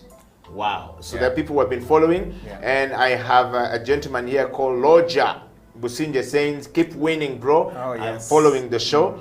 And then, of course, I have got my brothers from another mothers in Tanzania. I said, I love the story of, running around with a bike. I've seen Amos Wekesa and Justus doing some amazing stuff. They inspire me to get into riding the bike as a part of my fitness. That's the good stuff. Oh, yes. You want to read some from there? Oh, yeah, thank you very much. I also want to thank everyone on my page right now live. Moses in Dubai, thank you very much. We grew, actually, Moses saw me take it from 10. I used to have a crazy bike, BMX, and they must have thought I was crazy, but here we are today. Yes. Consistency is everything, From childhood, you're riding the bike. 10 years, yes. Same goes to Roger Businje here. My mother is actually tuned in here. Wow. So this is Mommy, and Chichi is my last born. They say they are very, very proud of me. Of course, I'm very, very proud of you all. Thank you very much, by the way. My parents, I thank you in a very, very tremendous way. My sisters, I'm the only son of 5. Yes. I appreciate you, Mom. I couldn't be here, Dad, family, sisters, and all of my extended family. There is no way, Eddie. Yes. I could have been here today if it were not for my parents. Wow. Okay? Wow. Yes. But overseas, sorry, I see Don Larry as well. Yes. Cynthia in Belgium, someone I also grew up with here. And Ida, my yearly fellow. I appreciate you guys. And everyone else, thank you for the love. We appreciate it. Wow. So we want to read another one from here, coming from London. My name is Joyce. I'm based in London. I love to see those two people ride the bicycle. They have turned around. They made Kampala now has become a place to ride the bike. Thank you guys for leading the way, and thank you for investing in making people live healthy life. I'm enjoying the show. Where have I been? Well, the CEO Bench has been here all these years, guys, and of course we want to say thank you very much for being a part of the family of the CEO Bench growing bigger and better. Justus, our time is fast spent, but we want to go back to the show. Yes. I want to take you straight to transformation. Yes. Transformation requires that everything that we're doing has a measurable metrics. Yes. In order for us to make an impact or to measure the impact of what we're doing, we must have justifiable, measurable metrics to follow what we're doing. Yes. Now, you have obviously been changing lives and turning around things wherever you have been. Yes. What are the tools that you use to measure your impact of the things you're doing? 1, in the community, 2, on the individuals that you interact with, 3, on the people you work with, and 4, in your own family. Fantastic. Thank you very much, Eddie. I get that a lot. I oversee, because we juggle and, you know, I'm a dreamer, okay, doing so many things at the same time, okay? So oversee, you will get revenues, you know, good indicators. If it's business, you will get, like for the Kitenge Africa Foundation, you know, basically getting kids go through school. You know, we use very, very strategic M&E tools to basically account for 100,000 lives reached and impacted somewhat. Family, really, it is well-being, wellness. It is one of actually my favorite things here is also failure, Eddie, okay? And that brings me back to something I'll talk about, you know. So mindset, how we look at things, okay? Failure for me, I celebrate failure, okay? As an entrepreneur, I have so many wins and so many falls, okay? So I choose to perceive failure as a success because it is graduation. It is basically getting me wiser and giving me a very different opinion, you know, about things that I've tried. Because otherwise then, I'm forever in remorse of, you know, the unknown. I wish I'd done that and maybe could have, you know, been anything. So over and above everything else, failure is something actually I use as a tool, okay, to measure progress and success. Wow. And in terms of transformations, how is your project transforming the lives of the people that you are implementing? For example, talk about the, you know, the cycling business. How is it transforming the lives of people who buy the bicycles from you? Do you have the tool to measure that? Yes, absolutely. So first off, we have part of the reason the Ultimate Cycling Uganda was started was there was lack of similar or like-minded, you know, communities, okay? Now, as we speak right now, we have a database, okay, of over 3,000 people that are vested into cycling, or at least very, very deliberate about, you know, the development of cycling in Uganda. We have liaison and engagement with the KCCA, the government of Uganda, UNRA, okay, and obviously you see the president talk a lot about the opportunity to create bicycle lanes. You know, every other lockdown the president talks about, you know, people going out on their bicycles, okay? That is tangible, and I would like to say that, you know, the vision at Ultimate Cycling is to enthuse people to cycle, okay? I can tell you that people are enthused about cycling. The only one thing I have to say is people that are driving cars and bodabodas or bikes, please have some regard for the cyclists, you know, because we are very eco or environmental friendly. We do not remit or throw out any gases. It is very, very good. Of course, it's a very good physical exercise, you know, physical, mental, and all of the above, but also there's a very big social element, you know. We ride with CEOs, you know. Eddie has flagged us here. Eddie has a CEO flagging a bunch of CEOs and others, okay? We've basically been able to employ, we basically have our operations around the country now in Bunyonyi, Jinja, Mbale, Mukono, and Kampala, and we're actually spreading out, okay? All of that is employment opportunities, but also whenever we go out into communities, Eddie, to ride, like when we go from here to Karamoja, we're basically going with support vans, which are basically, you know, getting a lot of gas. We are eating on our trail. We basically pay for accommodation. We check into lodges and, you know, have a comfortable bed after a long day.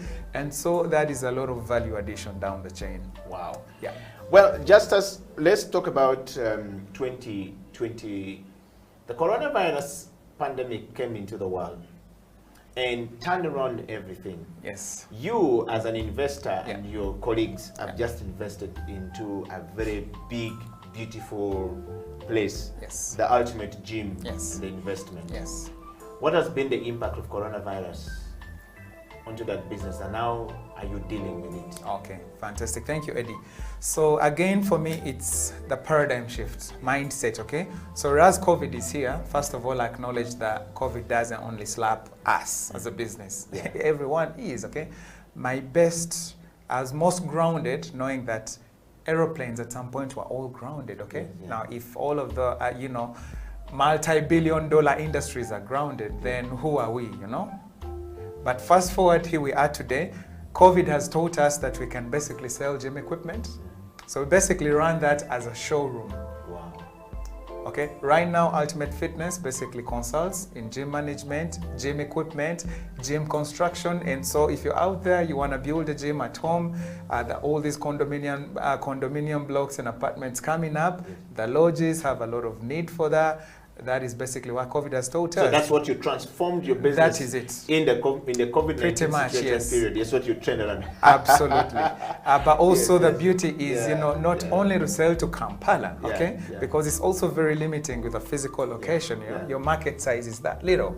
Now, when we go online and sell equipment, then we are servicing East Africa. That is the vision, okay? A beautiful e-commerce website that basically services East Africa and across. Wow. Let's talk about what are you looking for in life as a person? With all of this going on at your age now, what are you looking for in life? What more are you looking for in life? Yeah. In a nutshell, I'll take you back to my purpose.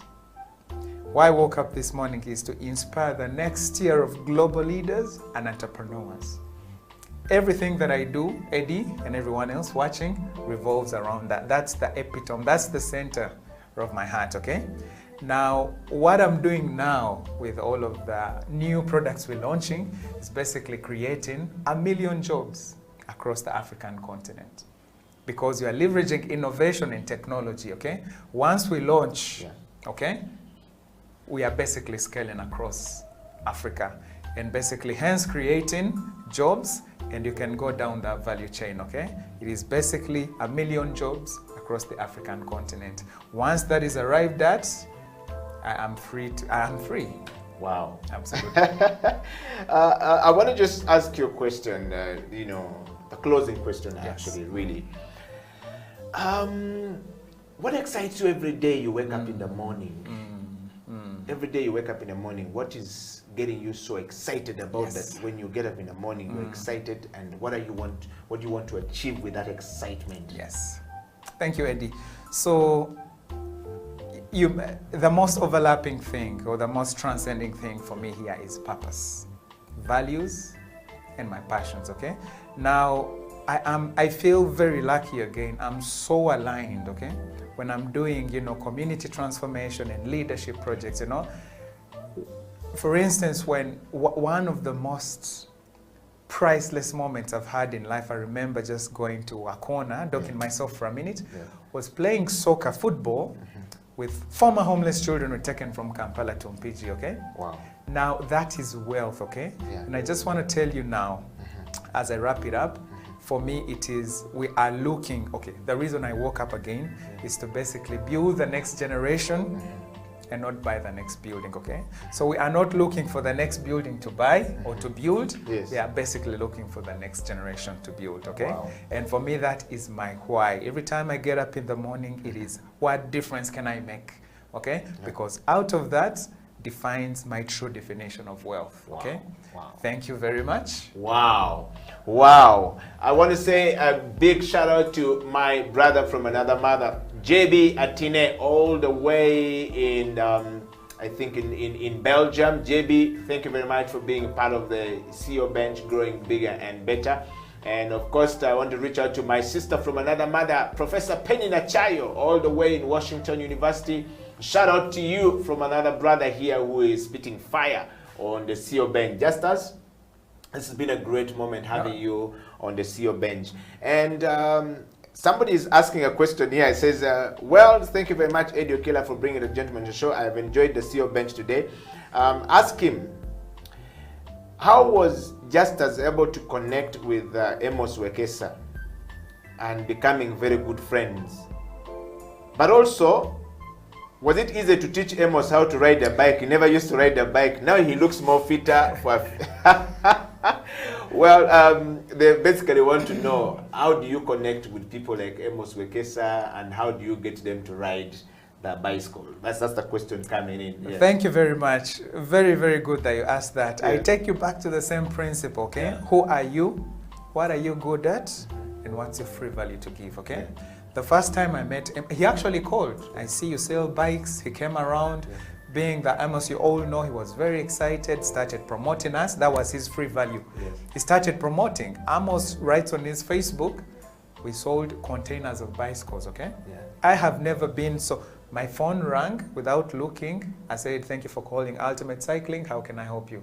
I knew it was the Sarge from Amos. He gave us free value. Yeah. Now thereafter, I gave him $100,000 worth of tangible assets. Okay, I built Amos and his son $30,000 bicycles.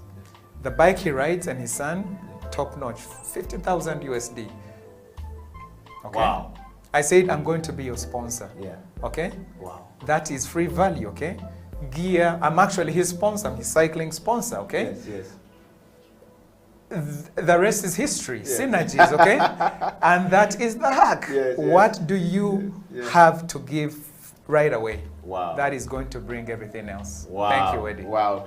Well, you've had it from Justus down to that question, and then and then how easy it was. Yeah. Amos is already an active guy, Yeah. so really I remember that I had to. He liked bobbing. We call it bobbing on the bike. I told him try to stay as still as possible because this in itself is a workout. If you have to do this for an hour, you're burning your energy. Yes. So And try you won't to have enough energy to keep going. exactly. So try to stay as still as possible. And being the active guy, he already is the hard worker. Yeah. Everything else was easy there. Wow. Yeah. Wow. So there you have it. Everybody who has been asking, and thank you very much, Justus, once again for coming to the show. Yes. The CEO bench is about voting, and just as you were voted by a huge number of people who kept asking, and we've got a lot of people. We've got about 50 people on the list of nomination. Oh my God! And I'm actually shocked that you came before Amos. He was the first person nominated. We've Wow. written to him, but he's been running around quite a bit. Yes. So we've got a lot of people we've nominated, and the CEO bench is about nomination. Yes. You have to be nominated, and Yes. when you're nominated, they have to give the reason why they have nominated you. Oh, wow. And then our job is to reach out to bring you. Oh, wow. We want you to reach out to those who nominated you. Yes. What message Oh, do you of have course, for those of who course, were of nominated? course. If you look into this camera as we close the show. Again, I take the honors, okay? And I would like to take this bow over you all. Thank you very, very much for believing in my vision. Thank you for continuing to support my leadership journey. I would like to challenge you one more time. I want you to go and think about your own life purpose, okay? Because that is going to be your blueprint, okay? That is your blueprint, and it will guide you. That is your guide, okay? Think about your purpose, the things that you are extremely good at, and then start to give value, okay? I actually gotta wrap it up telling you 5 things, okay? The 5 things you will do every day to be anything you want to be, okay? Number 1, ask yourself what value you have to give, okay? Number 2, go back and master the value you have to give. Number 3, everyone you talk to, ask them what value you can give. Number 4, give value. Be of value. And number 5, as you wrap up your day, ask yourself, what value did I give? Thank you very much. Well, thank you very much, Justus, for coming to the show. We want to say goodbye to Justus, and to all of you guys there, we want to say thank you. The CEO bench has come to an end today. Until next week, stay grounded and stay fresh. We will be bringing you another CEO on the CEO bench. Thank you, guys. Out, we're bongering, we're getting it out. See you until we meet again. Thank you.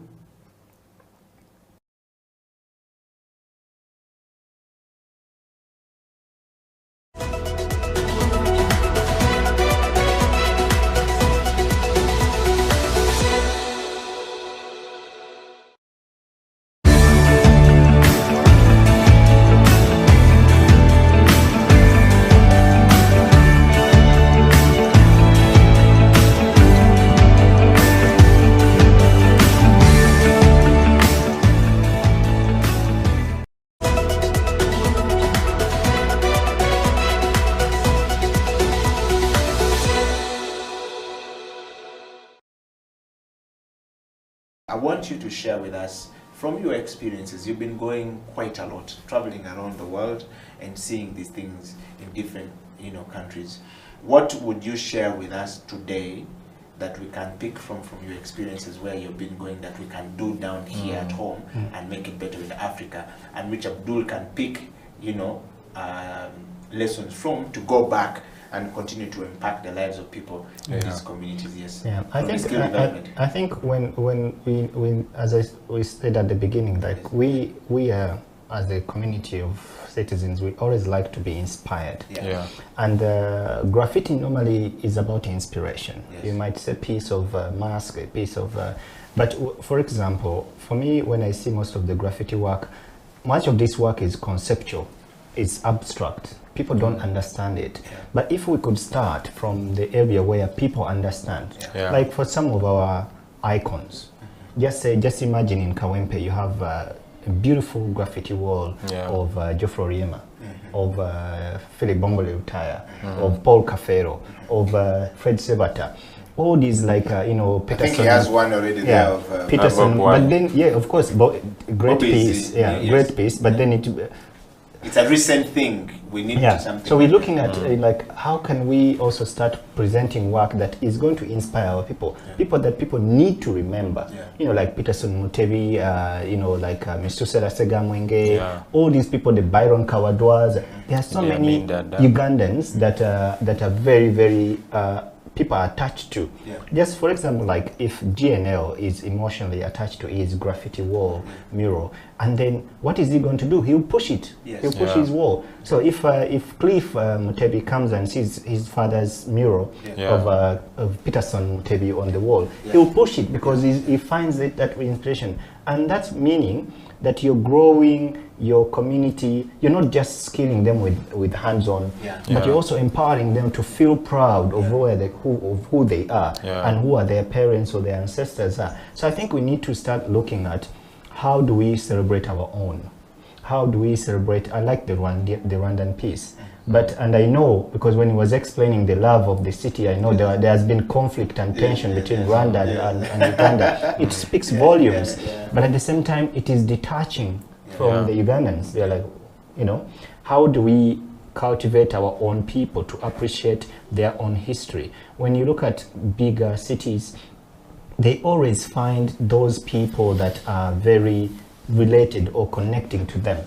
The conceptualization is also about, because there's someone saying that, no, I need to speak my mind, but you also need to connect to the community. Thank you. How does the community relate to this kind of work?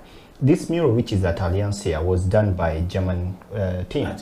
But you find the way they were trying to create, in its abstract, they also try to bring in the Ugandan aspect of it by having the crane as part of the concept. So how do we connect our work to cultivate the love and the appreciation of our own communities, and also try to grow, make it as much better and much sophisticated in a way that it shows the maturity of your work. So for me, this is what I'd like to say, that scaling is not only about giving people hands-on skills, but it's also cultivating their minds, inspiring them, making sure that you are exposing them, you're kind of challenging them to think differently, to attract a different mindset.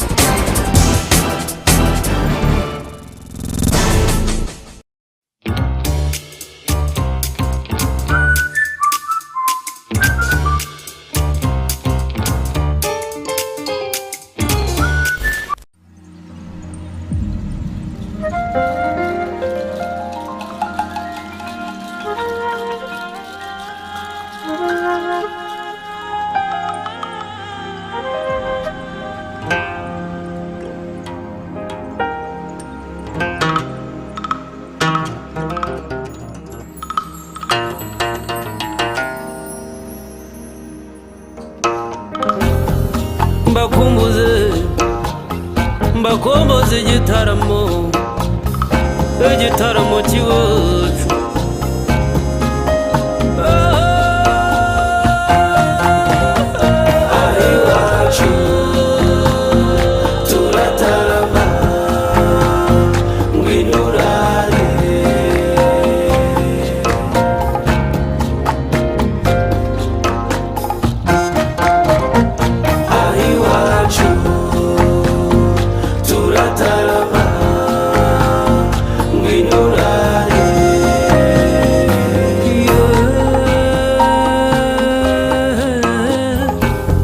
iyo dukoze ku nyamirya izubuhuha n'inkomangano biratwizihira cyane. Mpamagare muhigirwa ni Nyaruguru mu muhamirizo w'intore, mu muhamirizo w'intore.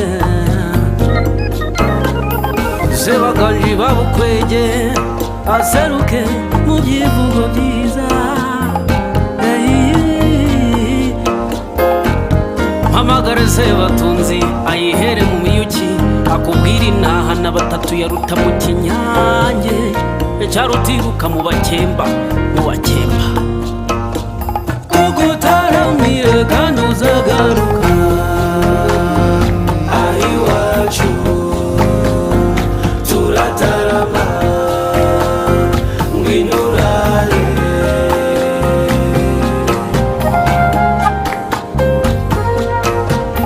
Tugutaramire kandi uzagaruka turatarama ngwinurare.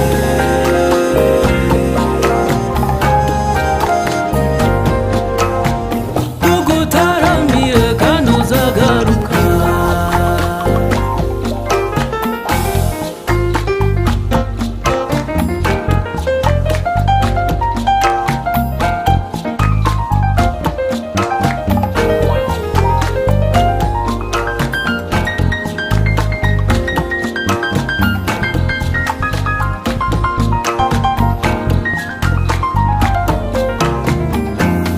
Epana biso tolinga kobina, epana biso tolinga kosepela ka elongo. Tolinga tosepela tosangisa pe tolingana.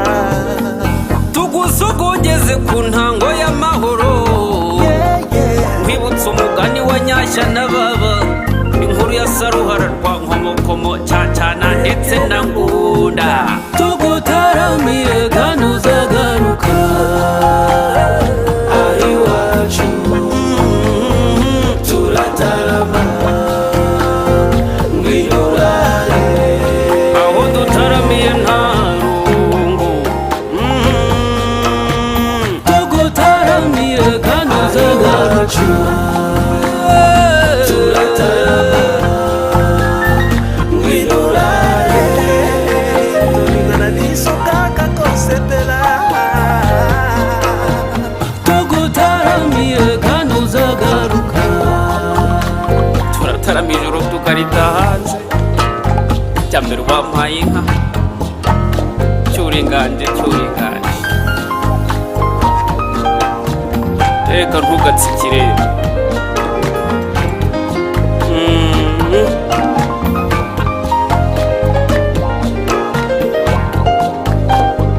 Cyuringanje cyuringanje cyuringanje. Nuko umuco wacu ntugacindishe.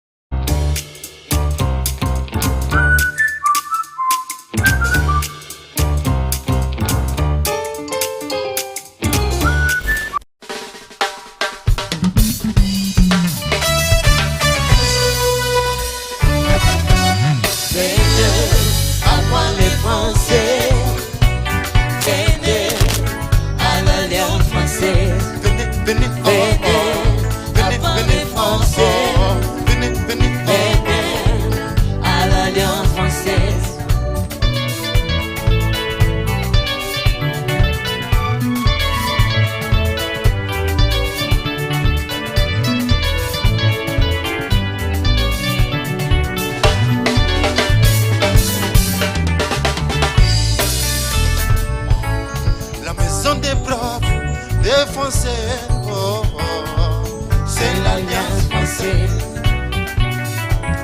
La maison des profs, des Français, c'est l'Alliance française.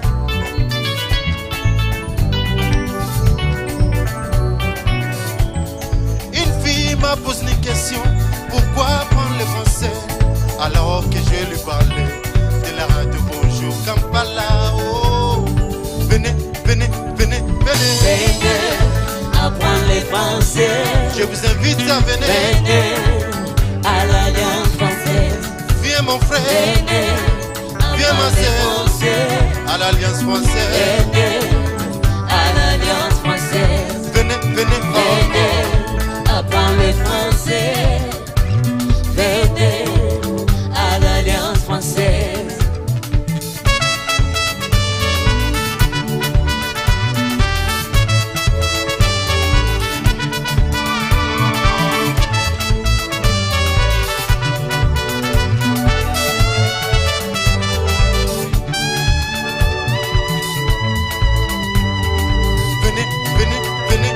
Venez apprendre le français. Venez à l'Alliance française. Je vous invite à venir. Venez apprendre le français. Oh, oh, oh. Venez à l'Alliance française.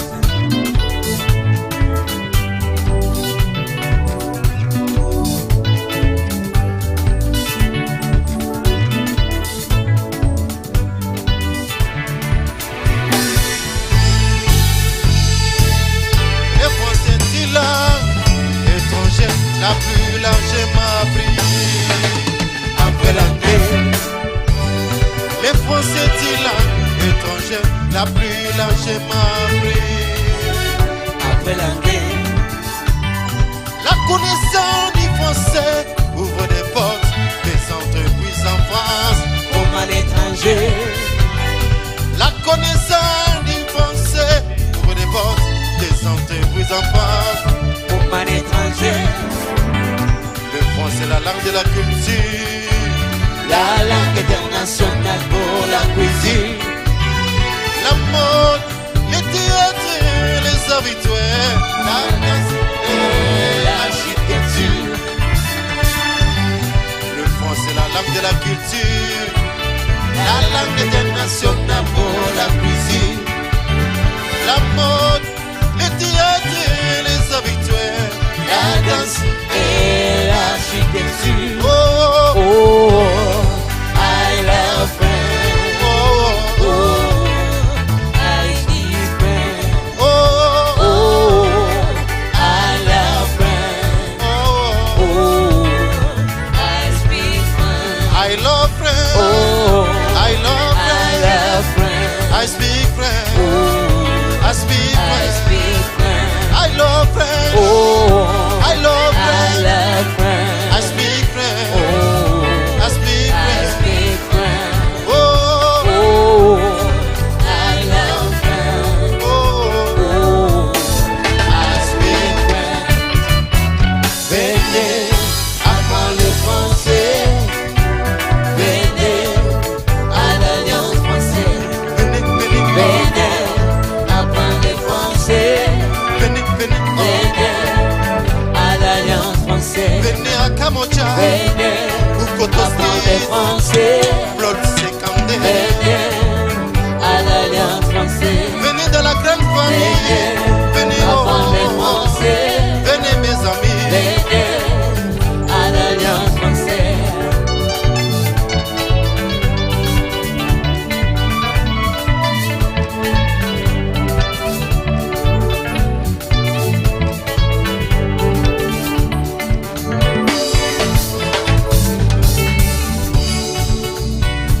Molière, c'est l'idiot n'a pas pris. En passant par Ayana Kampala. Pourquoi tu penses que les Français tirent la internationale? Que tu sois fondé autour du four du musique. Dis-moi le mot d'un anaconda et là, en pleine évolution. Venez, Venez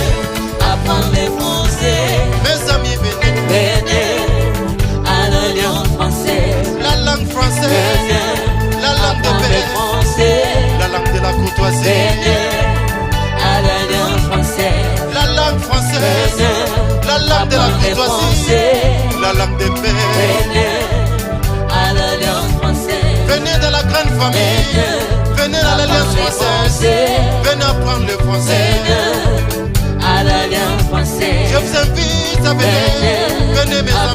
Venez, venez, venez. À l'Alliance française.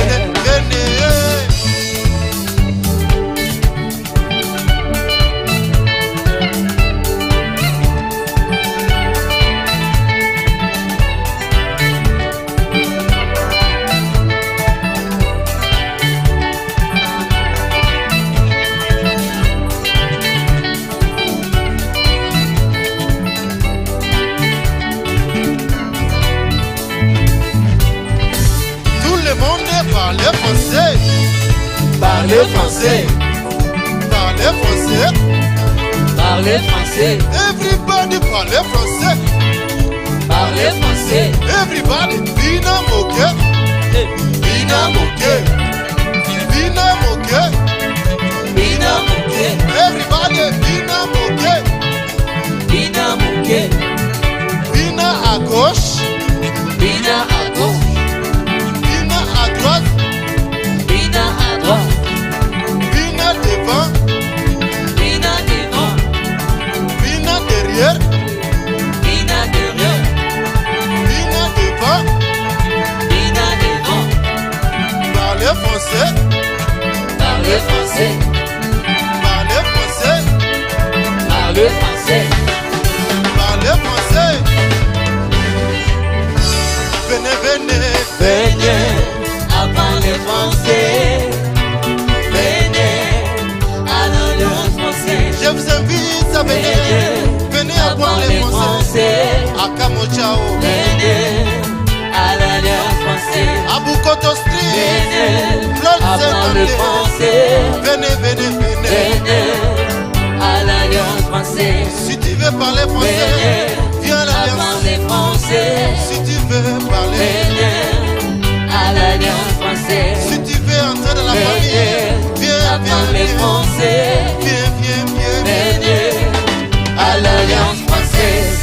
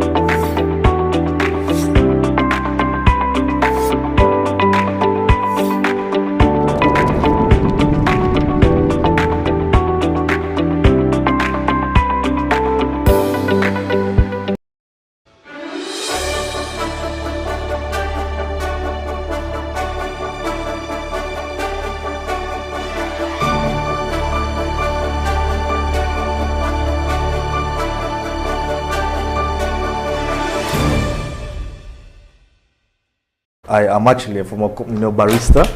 I used to work as a barista in the few restaurants and hotels. But then the dream came, way too back when, we grew up from humble settings whereby tea was the order of the day. We used to drink tea. And as you said, the myths of coffee. So our parents found it very hard, purchasing coffee, knowing the fact that it is expensive. But then later on, when we kept on evolving, we realized that there is more we need to discover in the coffee. All right.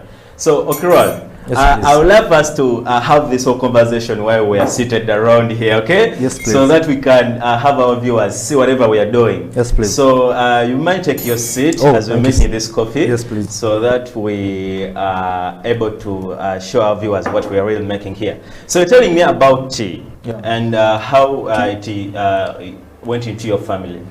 Like tea? Tea, I should say 70% of the household community in Uganda drink tea. You get it? But then there's this other cash crop that is called coffee. Coffee, we all know that agriculture is the backbone of the economy. And in recent years, we prove that coffee has really improved more of our revenue in Uganda. So we need to really appreciate the coffee itself as a food and as a crop. Yes. So how did you get yourself into coffee? Because by the fact that you're doing a brand, Bird's Nest, it means you're well versed with coffee, right? Yeah. So how did you get into yourself with coffee? So Bird's Nest Coffee, I got introduced to coffee 3 years back ago. Had a friend who was a barista that introduced me to the profession. I think I was contributing as among the 5% of the locals that don't drink coffee in Uganda. Imagine. But then when I got the awareness that under the value chain there's what they call a barista that produces the coffee to the consumer. And so through that I developed knowledge and I realized there is more we need to explore in the coffee. So what I did is since I had an idea of starting up something related to coffee, and beautiful enough, I got introduced to the industry, and I got to understand the pros and the cons in the industry. So I was like, you know what? Well, why don't I start up this idea of the coffee brand? So boom, here comes up Bird's Nest Coffee. I started up the brand.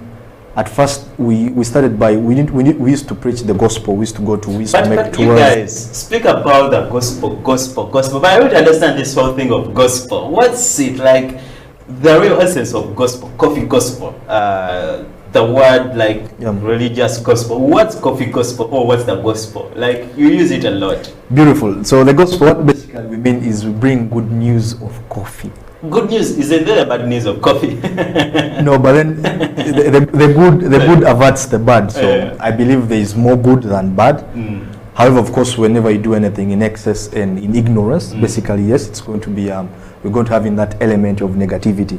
But then we're not supposed to look at the negative part, more. So we're supposed to appreciate the positivity in the coffee. Well, as a consumer, I like to appreciate my coffee. And as organic, as Crow told us, his coffee is so organic. I wouldn't love to see my coffee being wasted here. So, okay, let's go on as you're making this coffee. And as you're telling us about how you managed to get into the coffee industry. Yeah. So basically, when I joined the coffee industry, as I said, I contributed 5% of the people that used not to consume coffee. You joined the 5% of people who exactly. I was among them. You were among them. I was a good fan of tea. Which tea do you like? Like this local tea of ours? Because there are various types of teas. We have the rooibos, Earl Grey, those London teas. Yeah, the herbal teas. Of course, it was local. It was local. We used to drink black tea, Garigenyini. So we grew up drinking that tea. But then when I got introduced to the profession, and beautiful enough, oh my God, this is gold, I should say. Coffee is gold.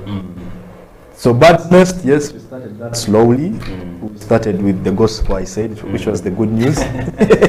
Gospel. So we used to preach the gospel. But then, of course, when you're starting up something new, there are always challenges, and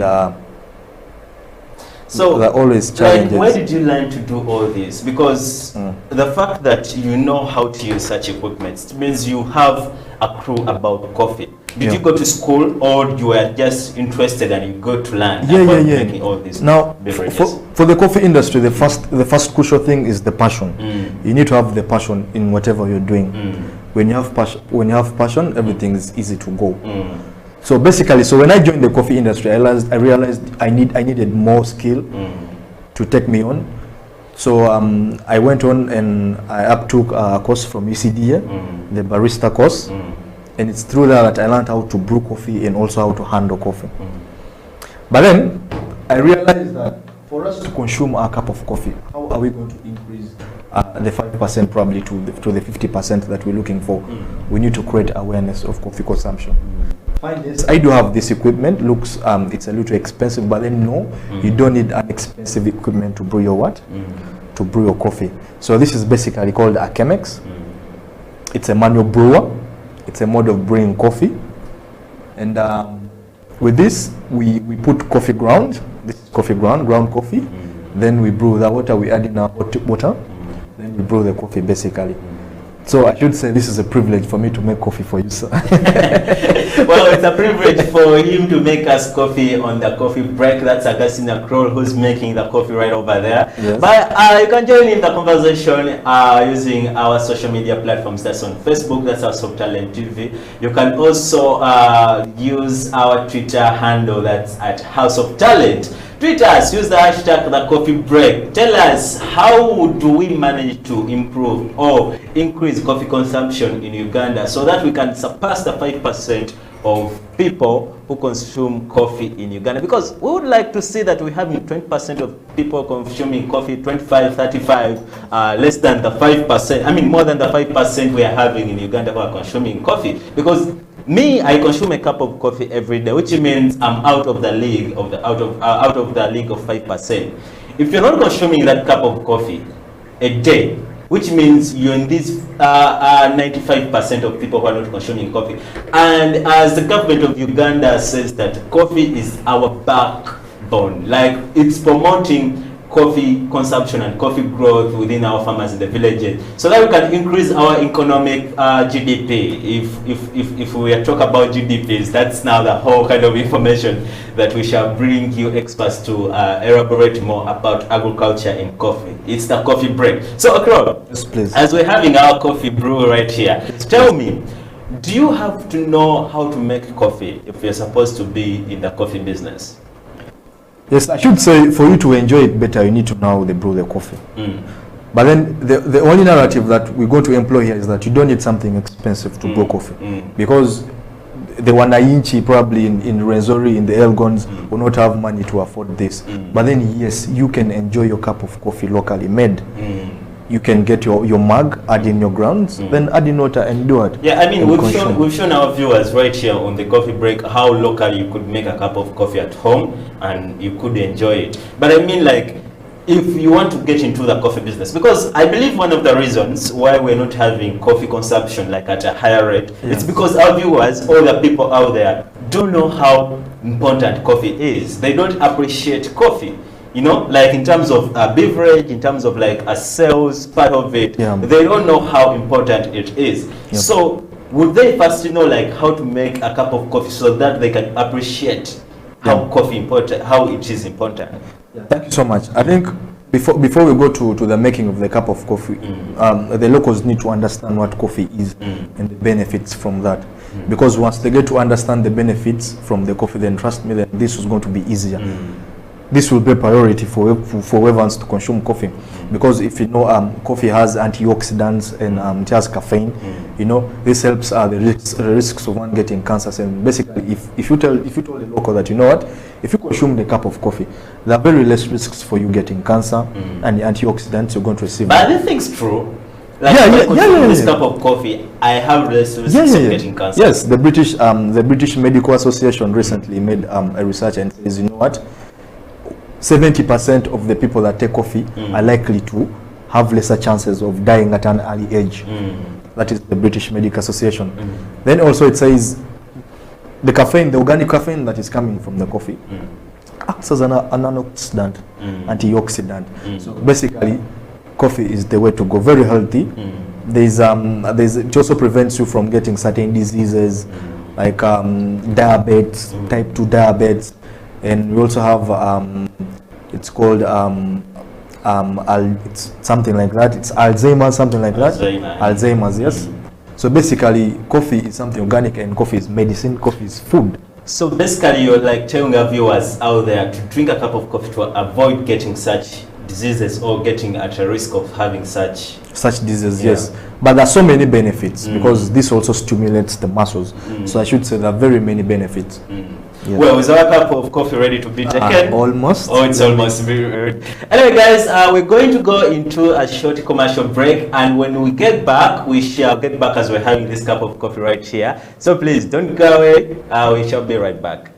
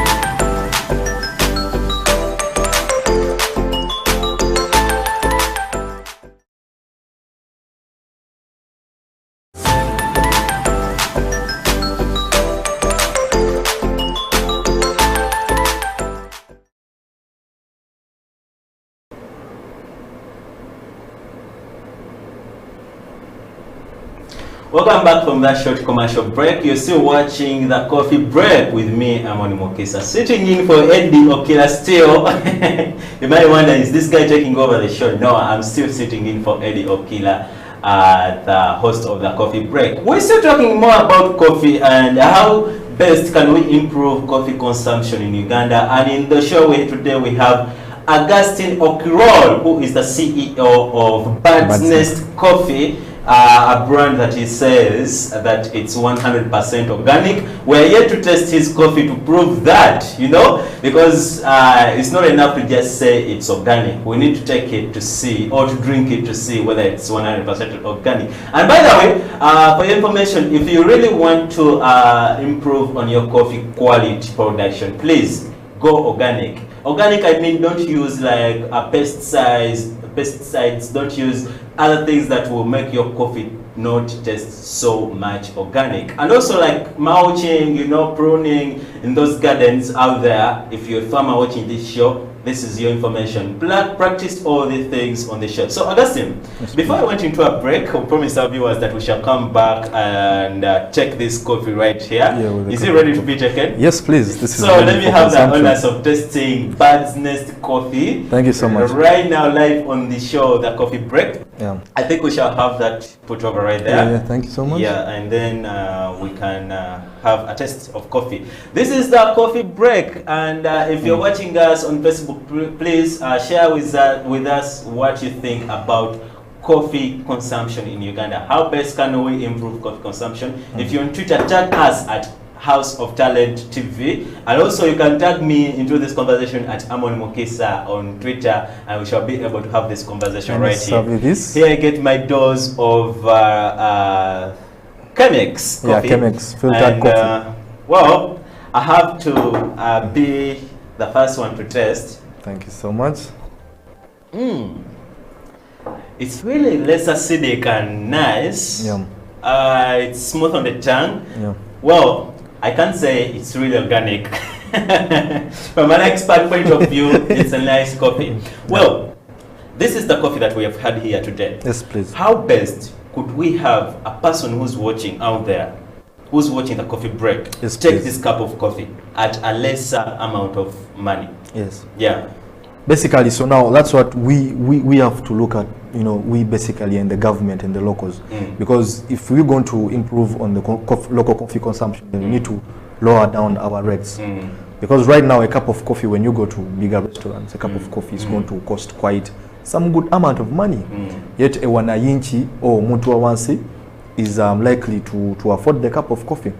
So what we need to do is we need to calm down and lower the rates of coffee so that it's affordable for every local.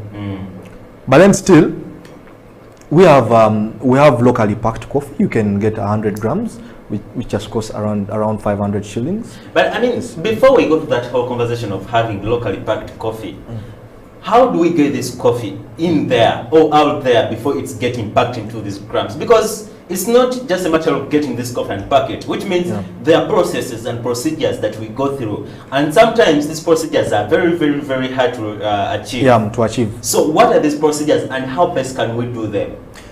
So now, it all starts with the farmer. Because it makes little sense when you are the producer of the coffee, you're growing the coffee, but then you yourself, you don't consume the coffee. Yes. So I believe the whole gospel starts with the family. If I'm a farmer and I'm only producing coffee for export, and I'm not consuming it, then there's a big problem to the economy. How am I going to do this? Fine, do export some coffee, but then leave a percentage for yourself for consumption. I might export some coffee, and I leave a percentage for my consumption. But even the less, or the little I leave for my consumption, people are not going to consume it. How do I get them to consume that coffee? That's the real thing that we want to talk about here. So why we have a lesser consumption rate of coffee? It's because there is more we need to do. We need to instill knowledge about coffee preparations and the coffee itself. Fine, yes. How are we going to instill this knowledge? We're going to go back to the farmer and tell them, you know what? For you to prepare this coffee, you're going to need a fire and probably a saucepan whereby we're going to roast our coffee locally. You don't need to go to a factory to roast coffee that you're going to consume at home. Those are some of the things we've done during our awarenesses when we go to Rwenzori and Elgon regions, basically specifically to the farmers. So we show them, you know what, you don't need a machine to roast your coffee. Get your sigiri or charcoal stove, get your saucepan, add in your green beans and roast. After you roasting, the next step is going to be grinding. Grinding, you don't need a coffee grinder to grind your coffee. We're going to do it locally. You're going to get your stone, then you do what? You grind locally. And you consume. Trust me, if we start with that culture, we are going to evolve day by day, and the consumption is going to be easy. Why? People are finding it hard to consume coffee because they believe I will need machinery to do what? To prepare my coffee. No, which is not it. Well, I guess let's take this whole conversation away from having brewed coffee for consumption. Yeah. I'm talking about like using coffee for different other things. For example, if you're watching this show, my producer will have him like show us the pictures of different brands who have managed to include coffee into their beverages. For example, they're not known to make coffee beverages. But since coffee is becoming a bigger thing, we've had different brands, very, very, very big brands, include coffee into their beverages, and then they're calling them coffee beverages. This is a good thing, by the way, because it increases. For example, this person who used to take that beverage will be able to take coffee into this beverage, which means we've increased a number of people who are taking this, who are taking coffee through this beverage. So it's one way that we are tapping into the community or the society to take coffee. So let's have this conversation of having coffee taken, but not as a beverage. I mean, coffee can be done through, can be used to do many other things. You know. So how do we get these people know that coffee can do more other things besides being drunk right here? Yeah, first, I think that is a very great innovation in the coffee industry, because yes, we need to maximize our revenue and income. And how best are we going to do that is by innovating. How best can we consume coffee, not directly in the cup, but in different aspects. We've seen different companies that are making a beverage. They're making soda, they infuse soda with coffee, which is beautiful. When you go to beauty parlors nowadays, they're used as masks. So it is masks. Face masks for beauty, like scrubbing. Exactly. Okay. Yes, they use them as scrubs. You get. So I think that is beautiful. It is another way of maximizing our profits and our revenue as a country. Yeah. Okay, and then let's talk about the issue of farmers. For example, I kind of think that for us to maximize or to improve coffee consumption, we need to include farmers in our chain. For example, if there is a farmer in a certain village and is growing coffee, but for the rest, he's growing coffee to pay his school fees for the child who's in a certain school down there.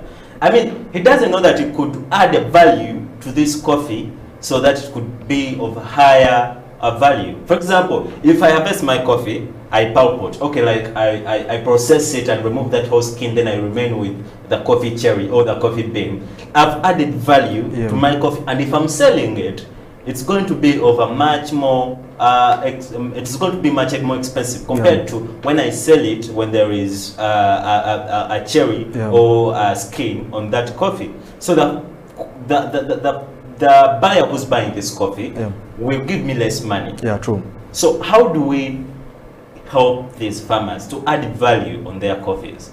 Because it all starts with farmers. Yeah, thank you so much. Yeah. Yes, as you've said, when you look at the value chain, you're going to realize the farmer that is doing more of the donkey work and whatsoever, the hard work, is gaining pennies. Yet you're going to find the middleman, and yet the consumers are earning, way too much profits from the coffee. First, how are you going to do? Yes, the government under UCDA, they're trying so much to labor, and they're telling the locals, you know what, for you to earn more on your coffee, you're supposed to add value in it. If the green beans are being sold at 5,000, but then if you take an extra mile and you remove the pulp from the green beans, you're going to add value to your coffee, and you're going to receive more money from that. So basically, it is all about preaching the knowledge. The farmer needs to know what to do and how to maximize their profits. Because at the end of the day, you are doing a lot of the work, but then it's someone else from a different chain that is earning more than you, the farmer. Yet we cannot live this world. We all know that for the economy, you need a farmer. Because if it wasn't for a farmer, then coffee would not have any sense. Do you think farmers are really valued? Like they're not given what they're worth to be given? Yeah, that is also another issue. But then, like so many companies, for instance, Bird's Nest Coffee, what we do is we pay a premium to farmers. With that, when I go to your farm and probably I buy your coffee at some good price and I realize it's very good coffee, the next time when I'm coming to buy your coffee, I'll add in a certain amount of money. This amount of money is a sign of appreciation that, you know what, thank you for the work well done. And this motivates the farmer as well to keep quality and maintain quality in their coffee. So I believe that is the way forward. And the farmers have to fight hard to eliminate certain actors in the chain, because now if you're a farmer and you're dealing directly to let me say the consumer, there you're likely to get more money. But then when there's so many actors in the chain, you're likely to lose out on the money. Okay. So just briefly, how do you get your coffee, like through this process right here? Yeah. How briefly? Yeah. How? So to this process, I first commend my farmers in the Kapchora, Elgon region for the work well done. They're very dedicated for this. They make sure they maintain the good farming practices so that you get the quality of the coffee beans. Quality starts with the farmer. Quality starts with the farmer. So with my farmers, we get this coffee, I buy it at a premium, very good coffee, I take it to the lab, we sample it. So what I basically try to do is I'm trying to eliminate the money I would have given to a middleman.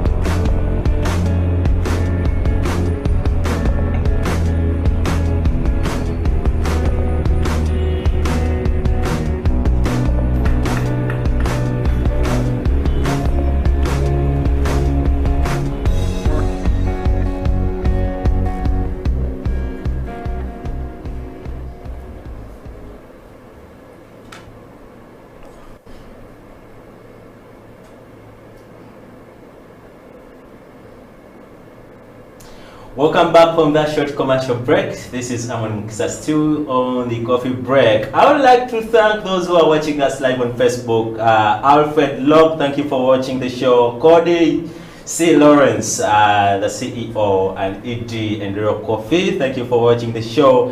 And then Edward Ochong, you're watching the show, and Okui Bedford Bunyungo Mai. And also Amos Wekesa, the tourism guru, is also watching the show, and Julius Rotlonio is also watching the show. Thank you guys for watching the show, still the coffee break. And if you're on Twitter, we shall be getting right over there and see if there is some conversation that's happening. But still on the coffee break, I still have Augustine still telling us more about how best can we increase the coffee consumption in Uganda. Augustine, Before we went into the break, you're telling me about how you get your coffee to this stage. What's the meaning of the word organic? You told me your coffee is organic. Yeah. So basically what we mean by organic, we're not saying that, you know, you should not use fertilizers and you should not use pesticides, because that is another way of, it is a good farming practice and how you're going to maximize yields. However, when you're going to apply all these, you know, the fertilizers and whatsoever, you are given ratios of application. Thank you so much to ECDA and the extension officers in different regions that have labored so much to train the farmers. Because we know when you apply anything in excess, it becomes harmful. Okay. So basically, organic means from the farm to the cup, nothing has been added unto that is foreign. Basically, so what I mean is, when it reaches to the point for a consumer, nothing has been infused with the coffee. It retains its organic element. Nothing has been added onto it. So that's what we mean by organic. Okay, speaking about UCDA, UCDA is Uganda Coffee Development Authority, and it's an arm under the government. Do you really think the government has done enough to ensure that coffee has been consumed a lot? Yeah, a lot. I need to first commend UCDA because we're seeing currently there's a gradual increase in the coffee production. Despite the fact that we've been affected by the COVID, the economy has been shrinking, but then we see now the bags of export are increasing from 5 to 7 million. So thank you so much. That means we are increasing in our GDP, and also revenue is coming in the country. So basically, yes, UCDA has done a lot.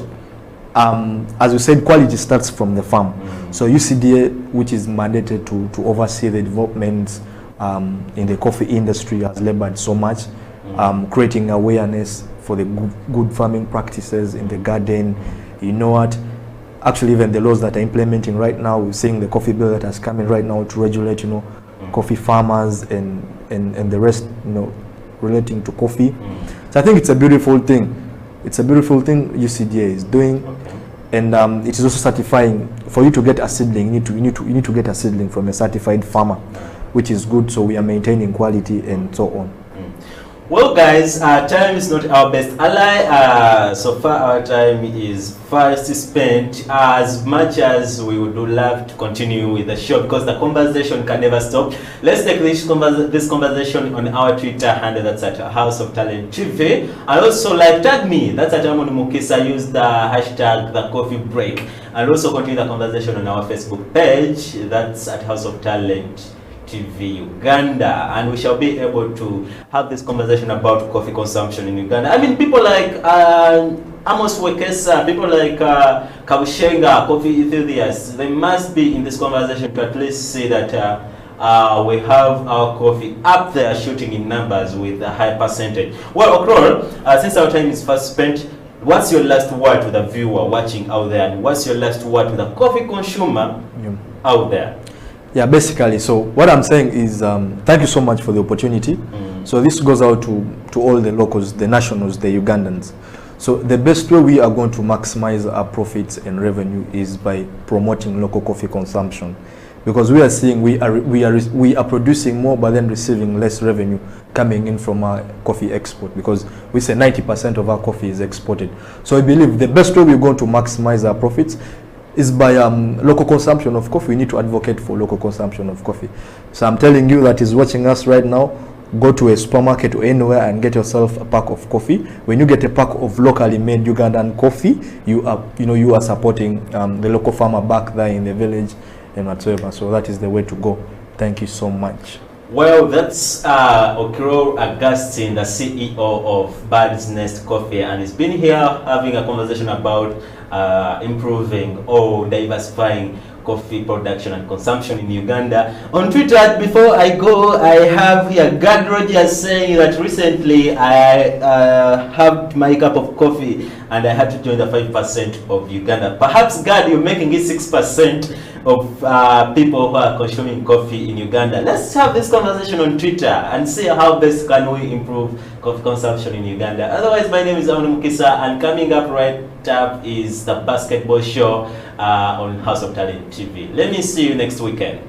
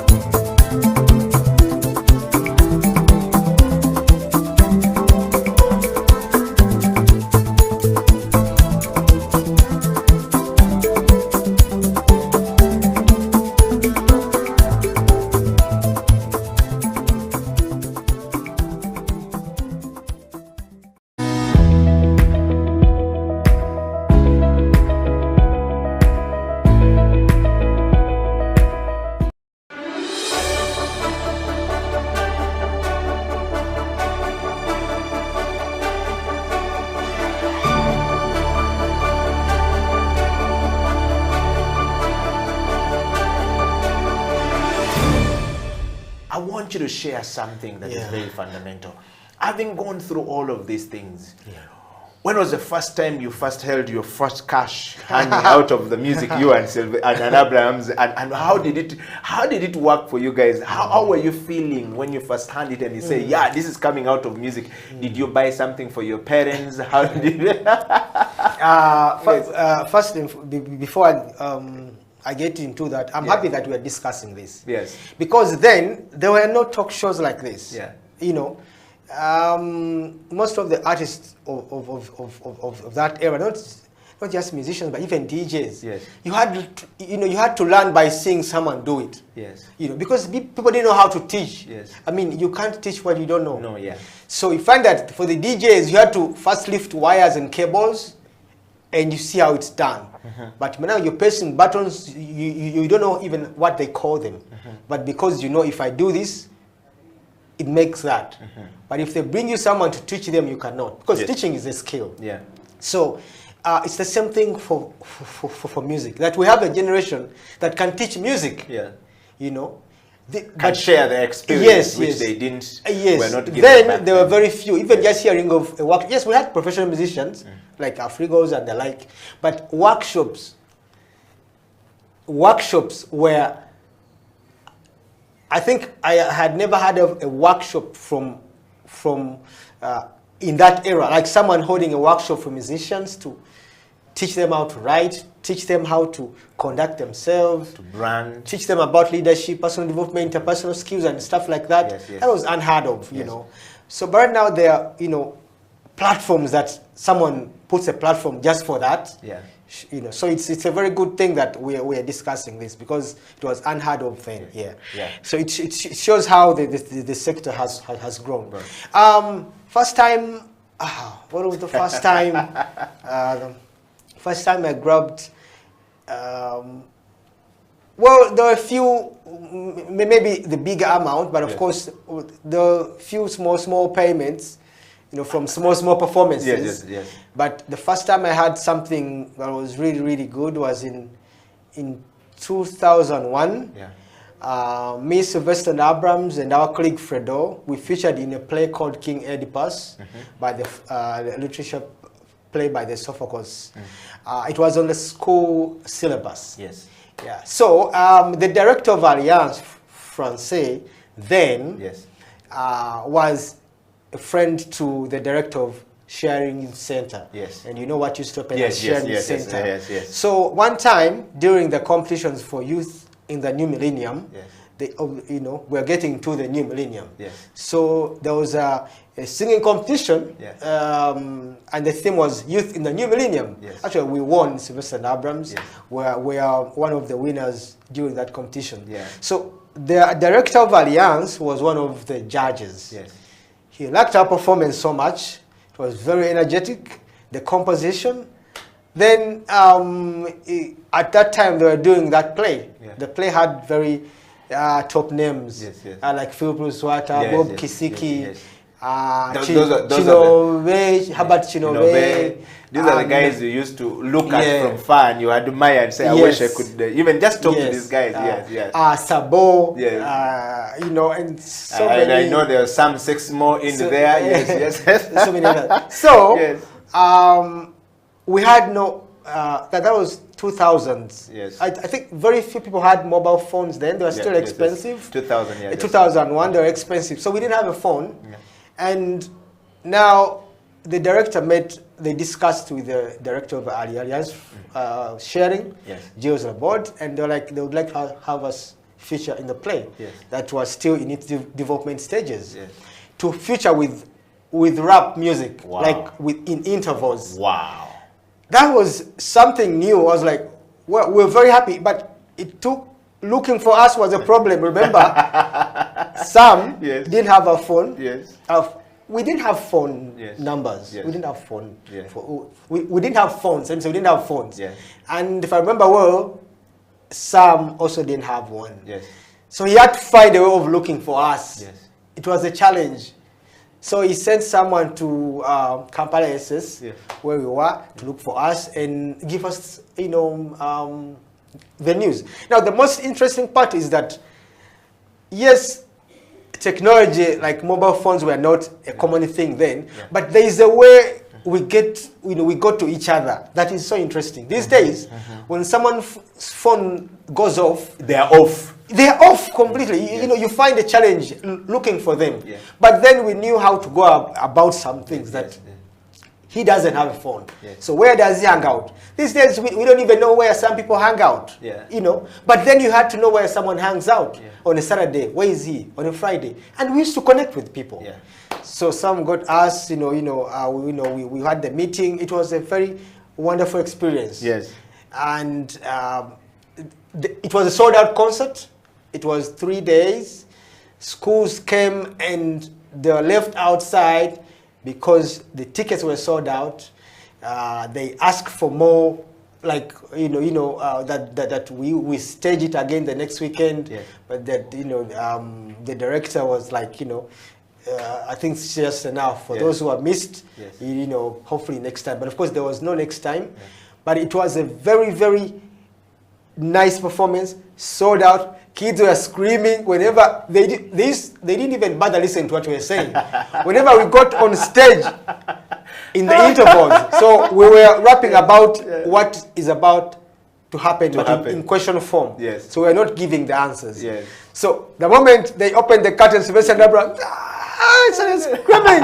They didn't even bother listen to the message. It was a very nice, because we were already big on the local scene. We were not on radio and TV, but we were big in schools, in schools and public places. So just that name, Sylvester and Abrams, whenever curtains opened, it went crazy. We signed autographs, I think that was my first time signing an autograph. Yeah, if I remember well. Wow, so the payment was really, really nice. The I want you to tell us how much was the first handing there, because we're talking about, is it possible now? Yeah, it was, I think it was, if I remember well, I think it was 400. Wow. But there was a per diem for rehearsals to keep you going throughout the rehearsals. And that per diem, of course, didn't include food. It was just something for you to transport you. And of course, we got into the network of the of the Philip Swatters and the big names now. The big names, the playwrights, and all that stuff. So we got into that network now. That was our first time to know, I think, if I don't remember well, Chinobe Herbert. Yes, Herbert Chinobe. I think it was our first time. Herbert. Very talented man. Yes. So Philip Swatter, we were seeing him on TV. So we broke into that network now of people, like the theater audience. We broke into the theater network. So it was a very nice experience. I think it was 400,000 then, if I remember well. Which is still a lot of money. Yeah. I wonder, what did you do with the money, by the way? Of course, I wasn't paying rent, so. Did you go back home, give Muse something? I wasn't paying rent, so of course I didn't spend it in clubs. I didn't spend it in clubs. I'm sure you went back. But nice shoes. At least I've always spent on myself wisely. I've always spent on myself wisely. So just nice shoes, look good. T-shirts, and I don't remember what I did with the rest. But it was, and then after that they took us to a buffet. All the people, the actors, people who were involved in the production at Normal Gallery. Oh my God, that was my first time to go at Normal Gallery and not spend my money. And you were eating at the high table also. Wow, so it is possible. So it was a special treat that should motivate you. It wasn't even about the money we got. But the network we broke into, the audience. That's because you can spend the money today and it's gone. Yes, but how have you benefited from the people you've met along the way? That's very important. Your network is your net worth. So you can have the money, it can go in a minute. But how are you able to make that money again? How are you able to reach out to those people?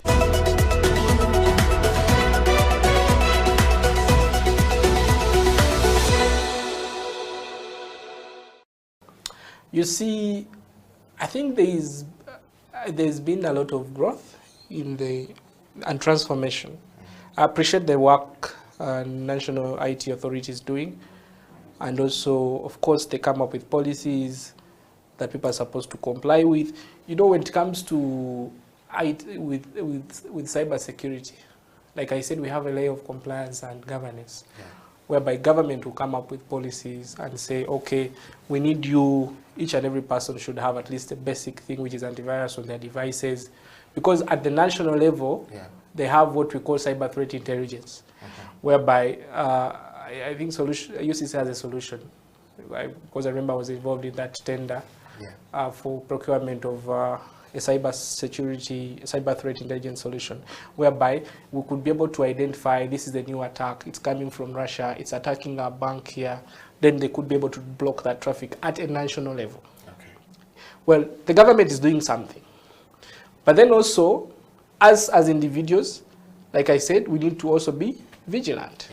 Because the government will not be able to understand which new VPN client has come up, or which new VPN solution has come up, probably because they will not know. But for you, go ahead and download it and install it on your device.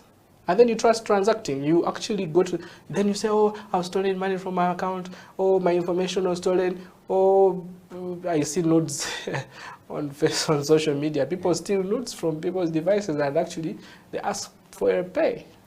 Someone says, if you don't give me $100,000, I'm going to publish your nonsense on the cyberspace.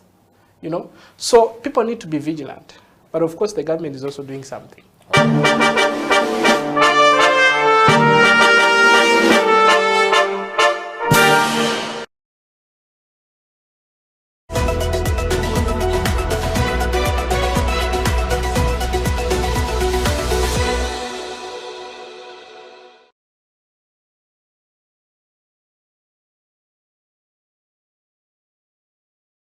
Has tested our hope and faith as individuals, families, and the country at large. Besides destroying many aspects of our lives, the novel coronavirus has also affected our human rights in many ways. You and the Law, the COVID edition, is a 30-minute weekly television program that focuses on the impact of COVID-19 on human rights in Uganda. The program engages experts to explain the importance of rights-based approaches to the success of any public health response to ensure the respect, protection, and fulfillment of human rights amidst the challenges presented by COVID-19. You and the Law, the television program, brought to you by Legal Hub Uganda, taking the law to the last mile in proud association with I4C Africa Hub and House of Talent Television.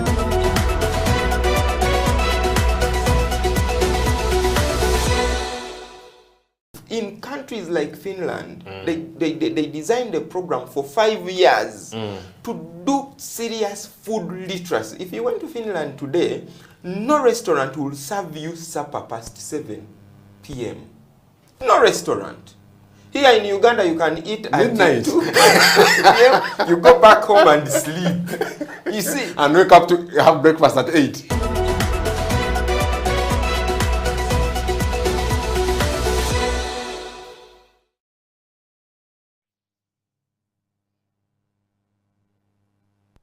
Hello viewers, welcome to yet another episode of You and the Law, the COVID edition. My name is Jonathan Ochom, your host.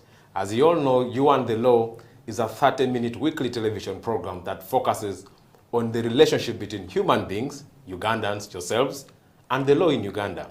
As you know, the law affects every aspect of our lives, whether it's about food, whether it's about traffic, education, everything that we do rotates around the law.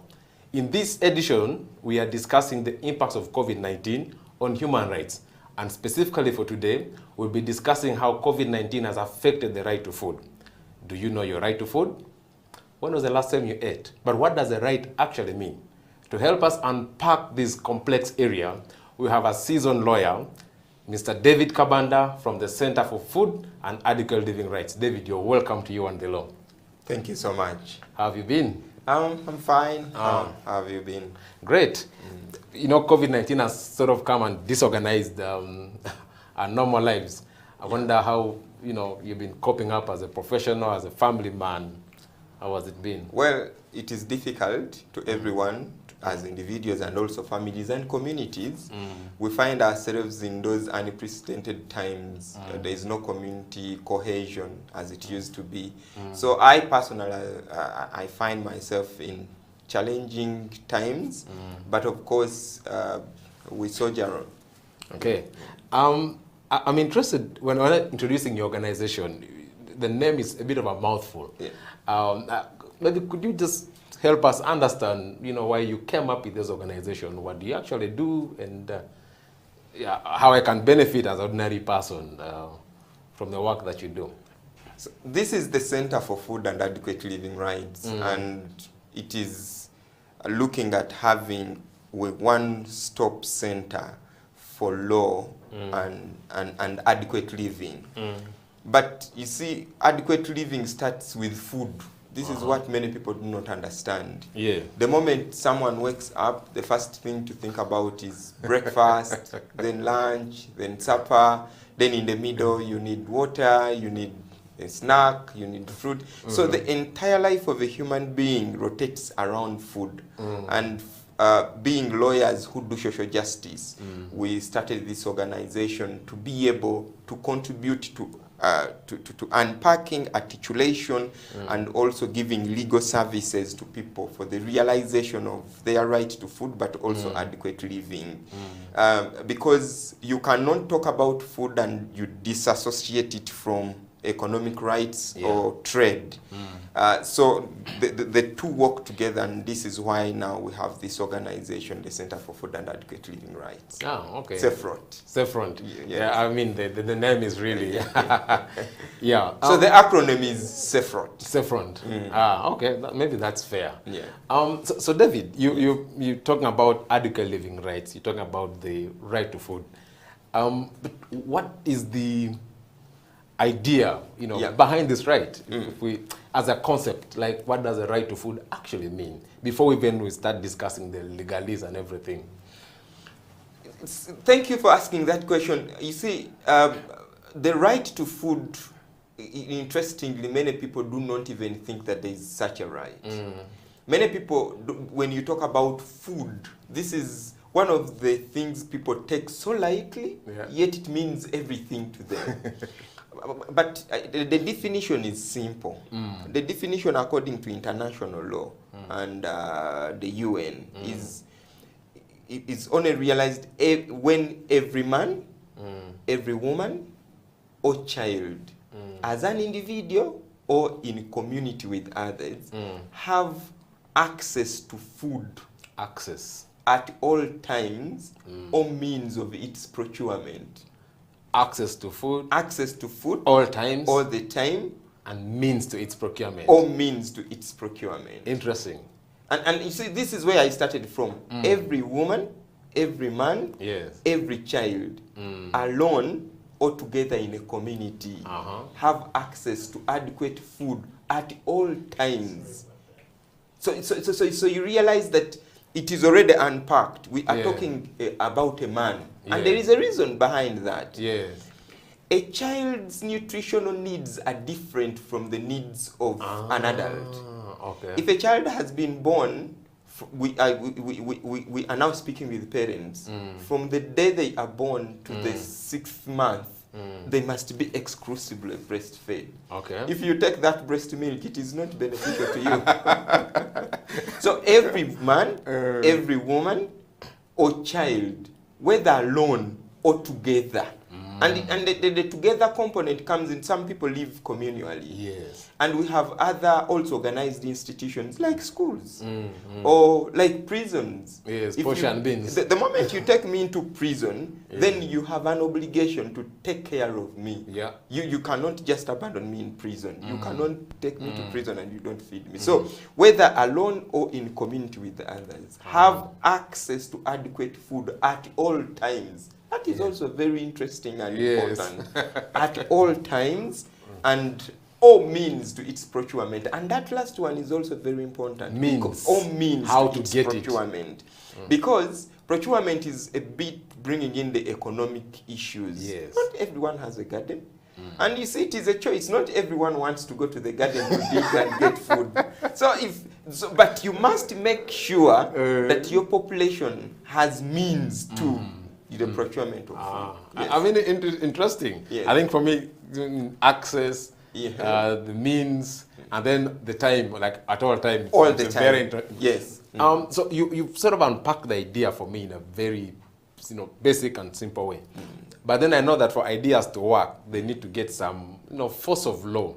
So I'm wondering, do we actually have like a legal framework, be it global, be it African or even national level, that guarantees this right? Because some people could say that those are just your ideas, your wishful thinking. Without a law, how do we enforce it? So I'm wondering, is there any legal backing for this right that you're articulating very well? Actually, what I've just talked about is picked from the law itself. Oh, okay. Yes. Now, this is the legal framework.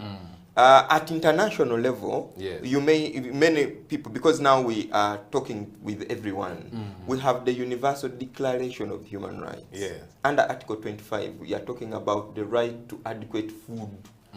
You understand? Article 20. This is way back in 1948. So there's a new word there, adequate. Adequate. Not just food, adequate food. No, and I'm going to be speaking about that. We are talking about adequate food. And I'll be, explaining that.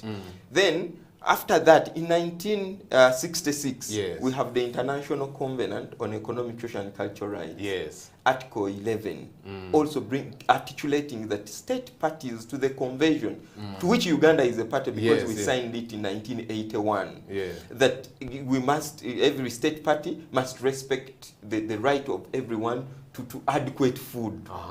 Then after that we have the African Charter on Human and People's Rights. Now we are getting home. Yes, we are getting home. Under Article 16, it is also well articulated. Then after that we have the East African Community Treaty. Hey, our friends Uganda, Kenya, Tanzania, Congo, Burundi. It was signed in 1999, and the many other protocols that have come along the way. Under Article 130, 118, 113, 100 itself, they talk about nutrition. In fact, I have taken a lot of time without suing the East African community. I don't know what I'm doing, because in it, every country that state party to the East African community must have, they even give it a very exotic name. Strategic food reserves. Strategic food reserves. Yes, I think they were deliberate on picking that word. Strategic food reserves. For us in Teso, we have granaries. Are you suggesting that the state should have a huge granary where food is reserved? What would that mean actually in practical sense? Yes, in practical sense, the government must have a system of having its own granaries. Of course, we call it food reserves. There is no country, even if we go at individual level, I don't know what happens in policy making and what our leaders think. Even in my personal house, the first thing I check out is food. Do we have food for an entire month, a week? You understand? So every country must have those strategic reserves. In case there is drought, in case there is that hunger, then you release some food to your people. You control the price. You understand? But we don't have now here. We used to have, but I think they were sold. Okay. And then at the country level then? At the country level, okay, you took me to that. Then when we come back home here, we have some laws. Some laws are not very good. And I'm going to tell you why. But let us start with the Constitution. Yes. In the directive principles, the objectives, it is clearly spelled out. One, that government must establish, we call them national reserves in our Constitution. National food reserves. Then secondly, it is government's obligation to make sure that every Ugandan eats nutritious food. Yes. And it is government's obligation under the Constitution to create massive awareness about this critical component called the food. Massive awareness. Then if they are doing that, then they have dispensed their obligation. And beyond that, when you go to chapter 4, we are talking about human rights now. Under Article 20, the government has obligation to respect freedoms and fundamental rights of every Ugandan, including the right to food. Yes. And although it is not, it's specifically mentioned from Article 20 to 45 in Chapter 4, but under Article 45, we are talking about other rights that are not specifically mentioned. Yes. That is our constitution. And in the amendment of 2005, when they were scrapping all those other things, I don't know who smuggled into Article 8A, because Article 8A operationalized the objectives. Yes. And in fact, the Chief Justice, as he then was, Bat Katreve, in Nyakana's case, they have come up to articulate that now all these objectives are justiciable. So when we come back home, the legal framework is very expansive and very accommodative, because we even have the Food and Drugs Act. Oh. Yes. I mean, you know, quite a revealing, explanation from you, and you've even touched on the aspects of the state obligations, which, raising awareness. I don't know how many people have been aware that actually the government of Uganda has a duty to let you know about nutritious living, about the kind of food that you should eat. But maybe that's an interesting point for us to pause for a quick break, after which we'll resume the conversation with David Kabanda, who is Executive Director of Center for Food and Adequate Living Rights, a non-government organization here in Kampala. Let's go for a break. We'll be right back.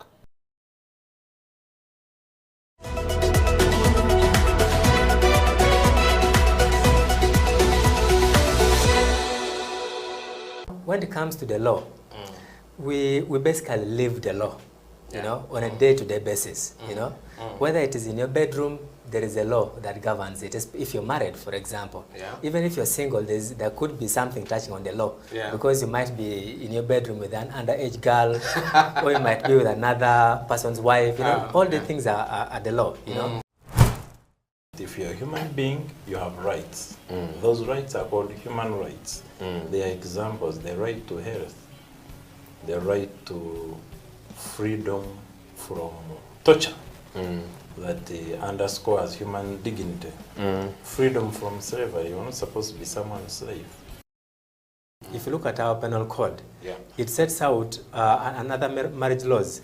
It sets out the persons who can marry and those who cannot marry, right? For example, you can't marry your close relatives. If you did, you'd be committing a crime. The state is not supposed to tell you who to worship, how to worship, how many times a day. No, you have a right to work. Your right to work, you have freedom of association. Cohabitation for whatever period of time does not make you husband and wife, right? And that is why we emphasize to people that when the relationship is still hot, you must ensure that you do what? Marry. For human rights to be respected, protected, and fulfilled, relevant government programs must actually work. Medicine should reach hospitals, oxygen should be there, health workers should have gloves, teachers should be present. Now they are mostly absent, and they have left the profession, a good number of them. They are into trading. So things must work. If things don't work, human rights are not respected, are not protected, and are not fulfilled. COVID-19 has tested our hope and faith as individuals, families, and the country at large. Besides destroying many aspects of our lives, the novel coronavirus has also affected our human rights in many ways. You and the Law, the COVID edition, is a 30-minute weekly television program that focuses on the impact of COVID-19 on human rights in Uganda. The program engages experts to explain the importance of rights-based approaches to the success of any public health response to ensure the respect, protection, and fulfillment of human rights amidst the challenges presented by COVID-19. You and the Law, the television program, brought to you by Legal Hub Uganda, taking the law to the last mile in proud association with I4C Africa Hub and House of Talent Television, coming soon.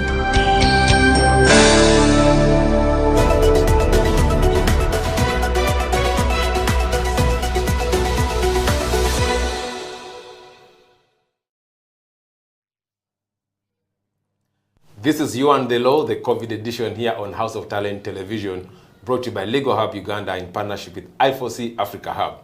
Today we're discussing another human right that has been affected by COVID-19. And I know for many viewers this seems like obvious because we're talking about the right to food. And who else than David Kampala can help us unpack this right, because David has been a social justice lawyer and has been working on the right to food for a long time. He comes from the Center for Food and Adequate Living Rights. David, welcome from the break. Thank you. So before we went for the break, we're trying to demystify this right, what actually it means. You've touched on what the state obligations are in as far as the right is concerned. So let's now switch modes to COVID-19. Like you know that this edition of You and the Law is focusing on COVID-19 and how it has affected our human rights. And for today, we're specifically focusing on the right to food. So from where you sit, David, how has COVID-19 affected the right to food? Because I know this is your space and perhaps you've been having interventions here and there. But from a broader lens, how has this right been specifically affected by COVID-19? I think where we start from is it has helped, first of all. COVID has helped? Yes, okay. it has helped this particular kind of theme, the food. And why am I saying this? I want to start with being positive because one of the essential things that the government had to even procure was food. And those, you remember that even the markets were left open and the people were meant to sleep there to sell food. Yes, please. And you also remember that government also declared that farmers are essential workers. Oh yeah, so more than lawyers. More than even us as lawyers. But for me, that one is a positive because it shows how important farmers are, how important food markets are, how important making provision in terms of emergencies is. But we have seen many violations.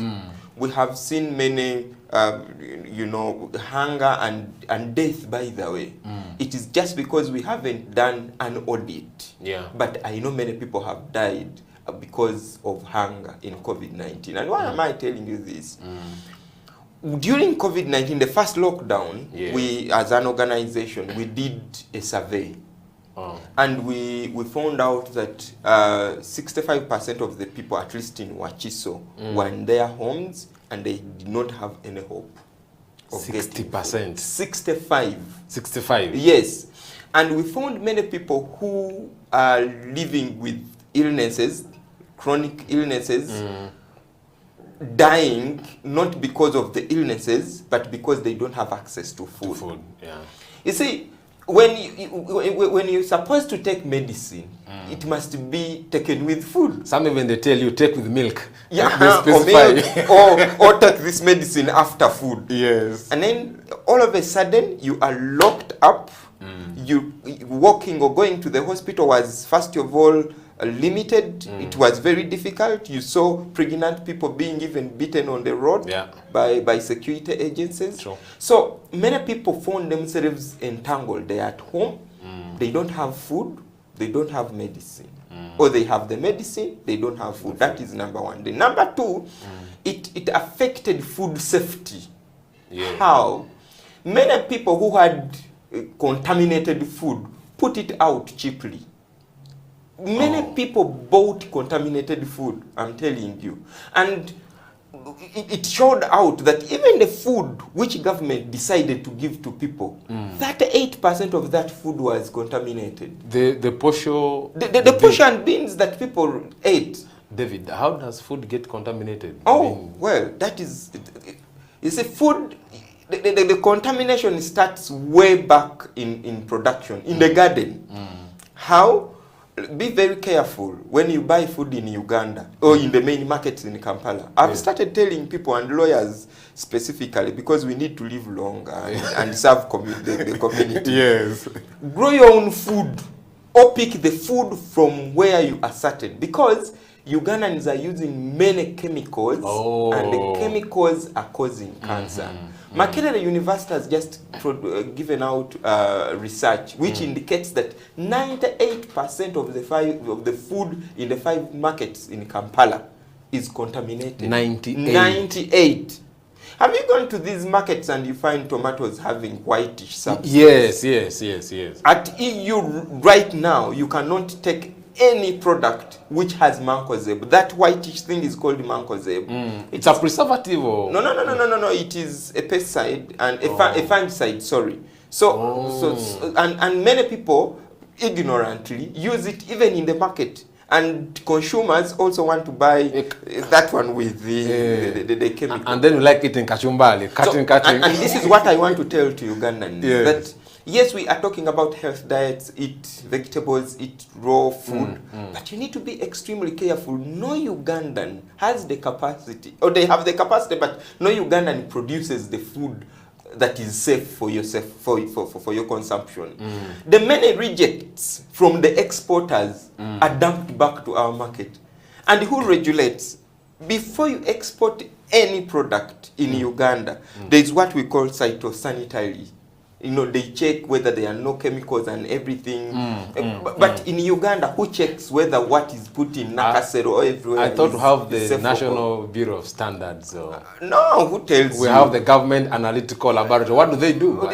They are there, and this is what we are discussing right now. That Ugandans are very comfortable with the leadership that they have. I should say the leader, and I don't mean the political leadership. I mean the technical leadership, because we have district level leadership, which is supposed to check all this. And we are speaking to Ugandans. Some Ugandans are not listening. But where we came from, we were talking about COVID-19 and how it affected the right to food.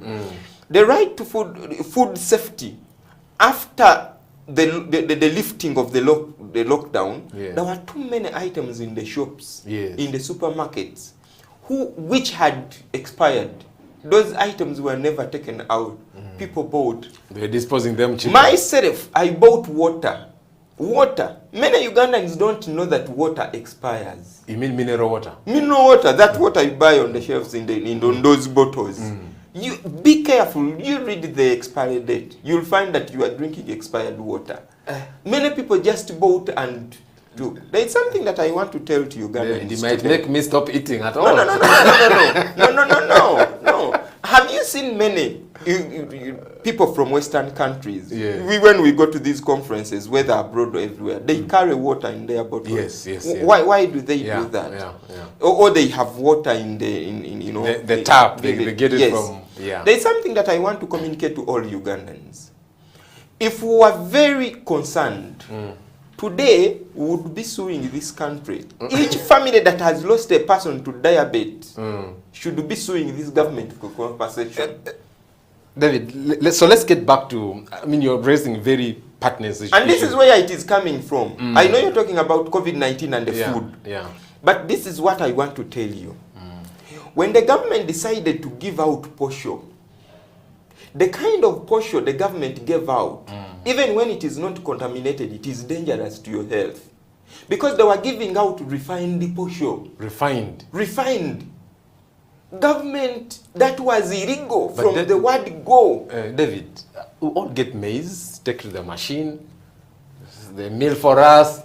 Again, you see, that's what we eat even at home. So what are you expecting the government to do? The right to food has 3 obligations, like any other right. We have the obligation to protect, we have the obligation to respect and to fulfill. Yes. Let me talk about the obligation to protect. Government must protect us from third parties or protect our right to food. Third parties, 94% of maize millers in Uganda are not operating food grade materials. David, every time you drop a statistic, my heart just this is where we shrinks. And this is why we are doing this work. Now, the milling machines wear out. Yes. So you are eating metal in the food. And here is government of Uganda accepting whoever donated kaunga. But what you are giving to your people, we even warned them. Have you heard about food terrorism? What if Food terrorism. Yes, someone can wake up and they supply tons of posho, you give it to your people and they die. And many people die. Yeah. If I'm talking about 38% of the food being affected or contaminated, it was contaminated with metal, it was contaminated with aflatoxins. Yes, I think there was a time they rejected our maize in Kenya. You know? Yeah. He was, and so many other things. The beans, you couldn't eat them. So it left many people beyond what government supplied, but these suppliers also. But again, also prices. Yes. We even went to court to challenge Yes, government. yeah, I want to ask you about that. Yes, that case. our organization went to court to challenge government on its failure to regulate food, COVID and the food. Because if you decide to give out people food, and this is public expense, it must be with guidelines in the Gazette. Yes. But that didn't happen. Well, maybe there was no time, David. No, We're all in rushing. But we have regulations about you going to hospital, spitting. Yes, spitting. You must report whoever you've seen having. Didn't you read those regulations? Yes. If a minister sat and passed regulations under the Public Health Act, wasn't it proper that government ought to have passed regulations under the Food and Drugs Act? We will have time to talk about the legality of all these things that. But you've touched on government intervention so far, and I wanted to just ask: is there anything good that came out of the government interventions? Because you seem to paint a very scary picture. What are some of the? What would you think worked in as far as government interventions to protect the right to food during COVID-19? No. Anything that government that you think is... No, I want to tell you that whatever was positive was just circumstantial. It was a mistake. Yes.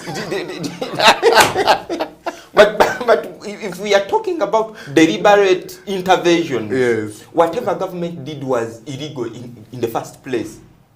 Seriously. And I want to speak to the face of government and I tell them, whatever you did during COVID-19, giving people food, was illegal. It killed some people. If you want to do audits, do them. If you don't want to do, of course, Ugandans don't care. They will sleep in their grave and that is it.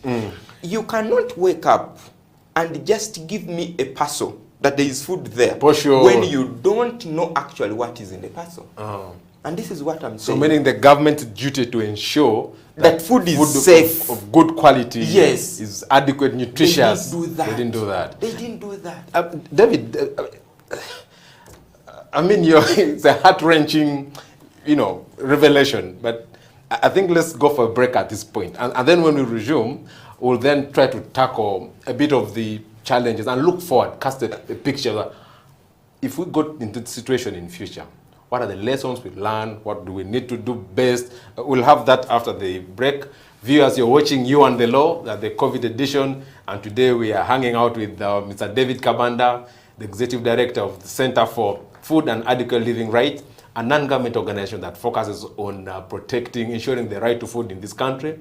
This is You and the Law, the COVID edition, proudly brought to you by Legal Hub Uganda in partnership with I4C Africa Hub. Let's go for a short break. We'll be back.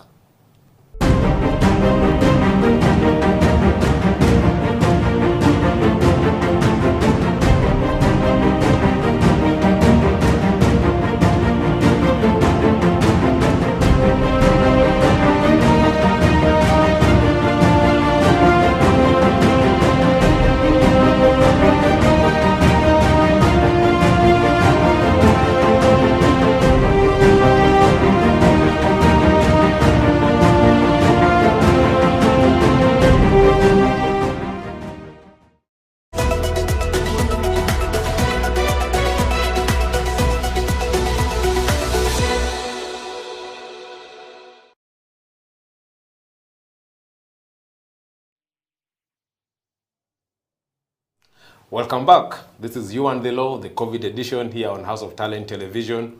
My name is Jonathan Ochom, and today we're having Mr. David Kabanda, the Executive Director for Center for Food and Adequate Living Rights, to expound for us the right to food, which I think is ably done from the start. Explain how it has been affected by COVID-19, what the state has done, what has worked, perhaps what were the challenges that we encountered. And now we're trying to look to the future, David. And welcome back, really, from the break. Thank you, sir. I know we started from the first segment, we slightly hinted on some of these challenges that we encountered in this process. I don't know if there are any other successes or failures that you can give in the context of protecting the right to food during the pandemic. Well, I think the government ought to have also understood, because when we are talking about right food, there are three critical elements that we must put on table. I already talked about availability of food, that the food must be available. Then the food must be adequate in terms not only that it is enough to fill the stomach, but nutritious. But it must also be accessible. Yes. Now, during COVID-19, we had very disturbing facts. We had food rotting in people's gardens. Yeah. You could even find on the road when people have even powered cabbage. You understand? We have places like Isingiro where we had matoke, a batch was going to 1,000. Yes. You understand? So what government ought to do, and a system that government must put in place, they should now own up the system. The food system? The food system. We have private and government hospitals. Yes. We have private and government schools.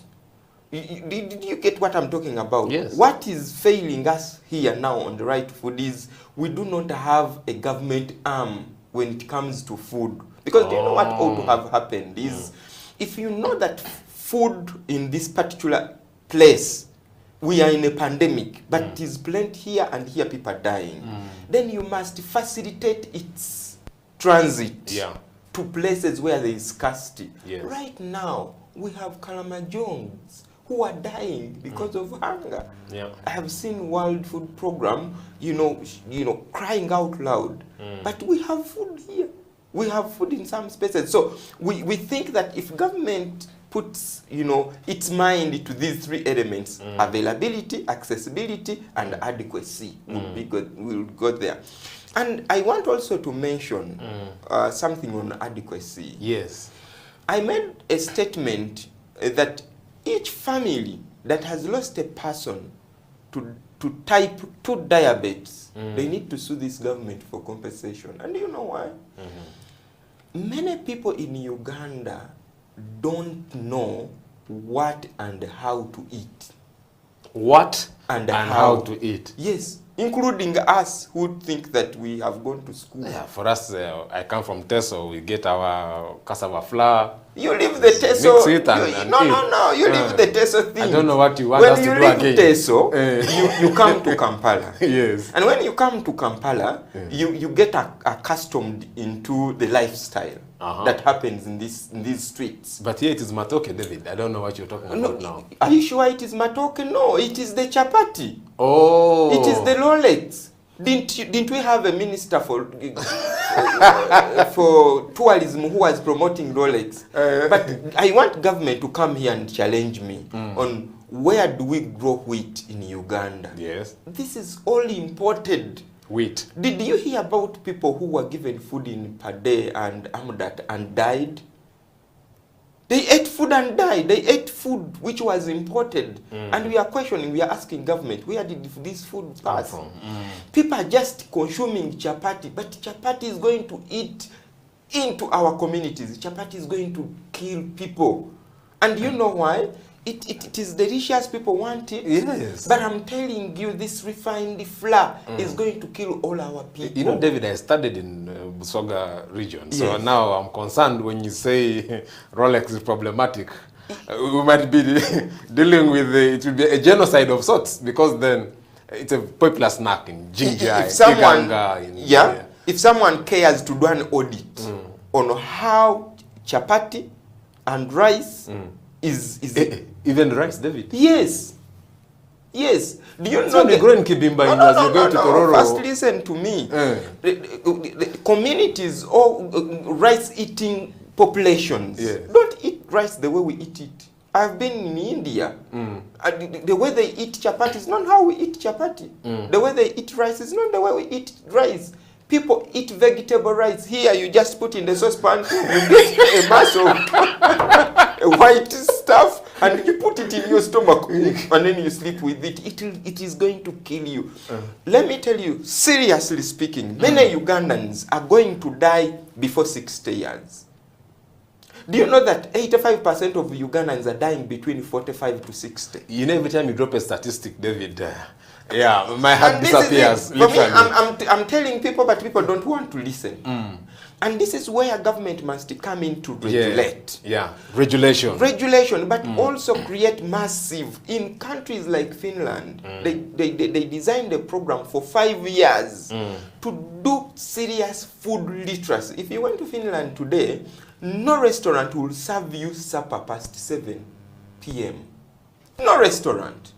Here in Uganda, you can eat at midnight. 2 p.m. You go back home and sleep. You see, and wake up to have breakfast at 8. Yes. So what we are talking about, that COVID-19 found us with our problems. Yes. It has it has increased them because we are talking about low COVID-19 and food. Many people couldn't even get inputs to grow food because you see the entire ecosystem rotates around my mother. I work in Kampala. I work, get money, buy inputs and send to my mother. Yes. That didn't happen during COVID-19. There's no movement. There's no movement. Shops are locked down, and the entire chain was, disturbed. But of course, we are now talking about a new season. People are planting. Perhaps we'll have enough food. But when they grow the food, is the food safe? Is the food transported? Many people here are eating beef from these cows from Western Uganda, from Chiboga, from everywhere. But do you know how those cows are transported? Have you ever found a cow shivering? Yes. Do you know what that means to that meat? The moment that meat is slaughtered, it is already toxic. The shaking of the cow. Do you know how they tie their tails? And up, you see that pain on a truck for 200 kilometers, and then you bring it to the, and you slaughter, and then you. Have you heard about formalin in meat? Yes, in Kampala? yes. Do you know where that story ended and why nobody is talking about it? No. Who told you that formalin stopped?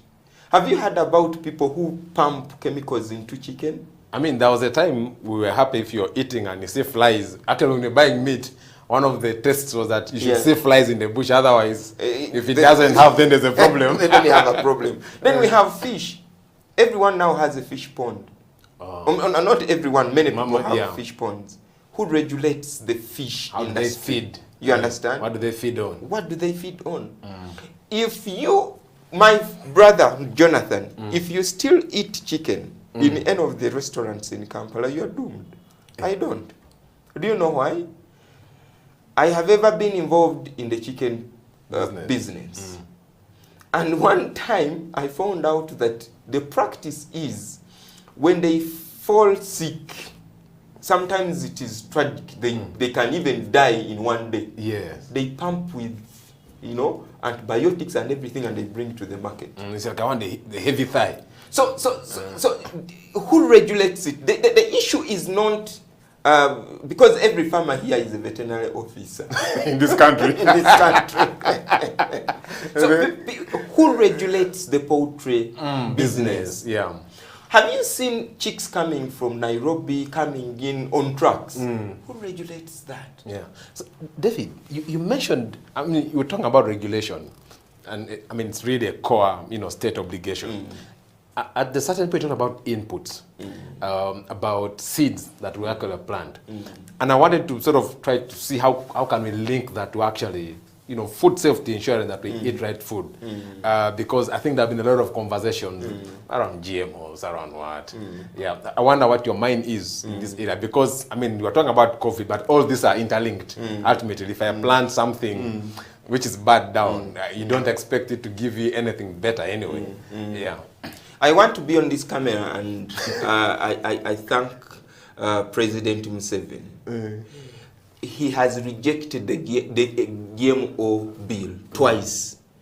And President Museveni, I want to thank you so much for that. And I want to appeal to members of parliament. Now that the president rejected that GMO bill, please don't pass it into law. What we need to work on is to advance community seed banks. Community seed banks. People don't have seeds. Companies have come here, they've introduced hybrids and other varieties. Yes. And our indigenous seeds are being eroded away. It's a curious case because, again, where I come from, yeah, we used to have one groundnut. It was called etesot. Like etesot would mean like from teso. And then suddenly these days we're talking about Serenat 1, Serenat 2, Serenat 3. Like all the local names, all the things that we used to have local names for. You can't find them. I can't ask you, where have they gone? So I think now that takes us into another discussion of food sovereignty. Because it borders on food security and everything. But the only thing that I want to thank President Museveni for, he has been for our indigenous knowledge, our indigenous food. But what defeats is policy implementation and plans. Because, President, if you want us to have safe food, then you must also implement the extension workers' policies and agroecological practices in our communities. Because people no longer have the seed to plant. True. And when we get the seed to plant, we are getting these hybrids, and we do not know how that are created in laboratory. Yes, and how. And by the way, people must be very careful. This food is affecting our genetic makeup. Seriously speaking, and this is why it must be regulated to the core. It must be regulated. Listen. We are going into a generational crisis. And you know why? Science has indicated that we have what we call the 1,000 critical days of a human being. And where am I reading That's about this? 3 years. No. From the day you are conceived to your second birthday. That is the first phase. And where am I reading this? I'm reading it from NDP 3, National Development Plan 3. Yes. You understand? Talking about human capital development. The moment someone conceives, or before they conceive, they must prepare the body using nutrition. Yeah. You understand? Not swallowing some... You understand? Pills Then immediately after conceiving the baby, you must change diet.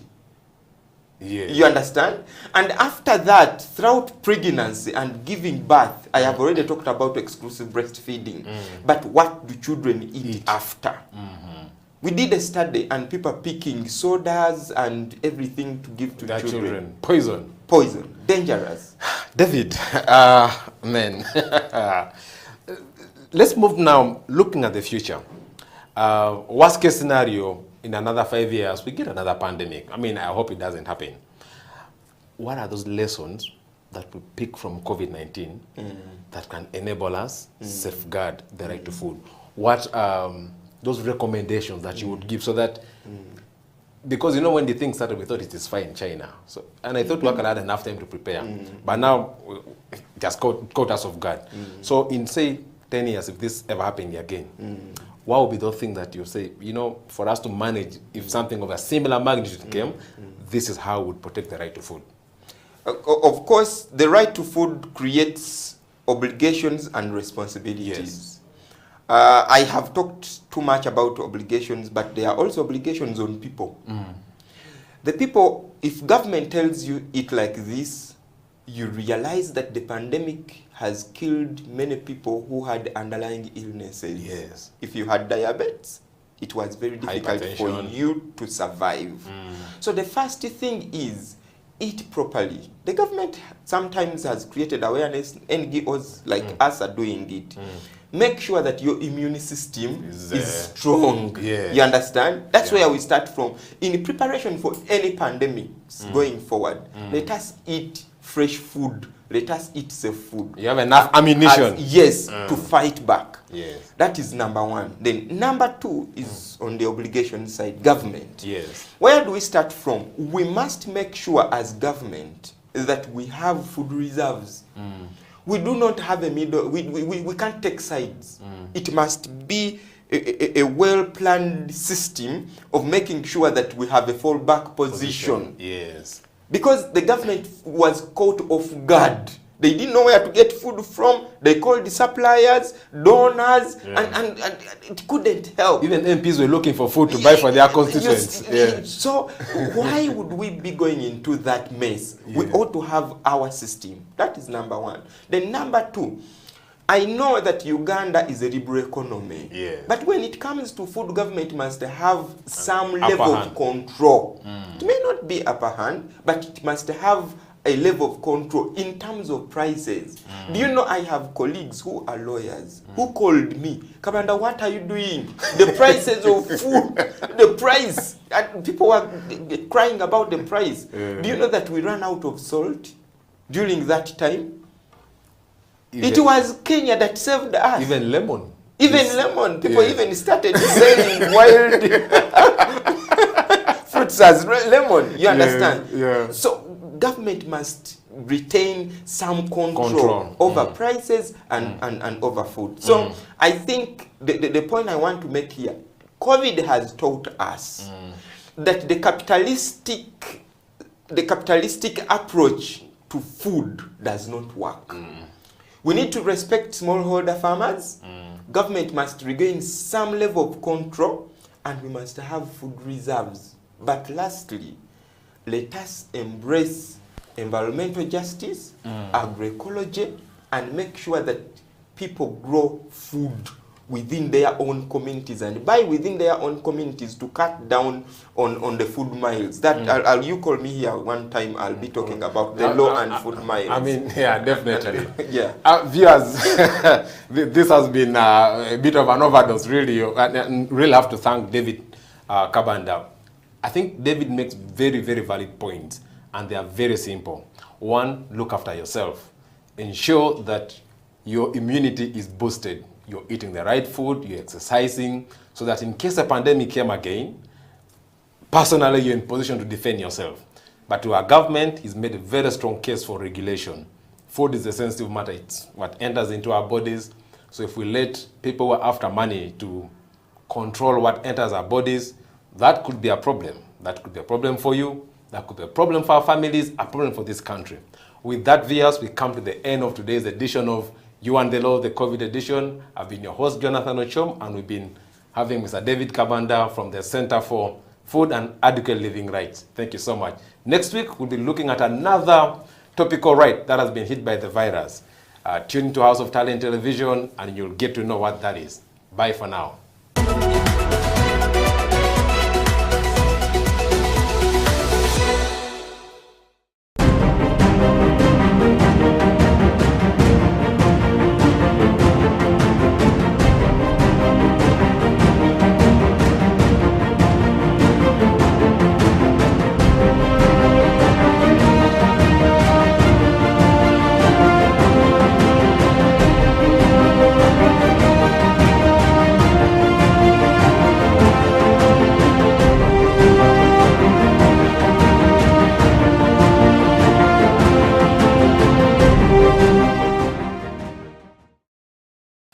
Thank you very much. So this has been a very great talk show with Eddie Okila here.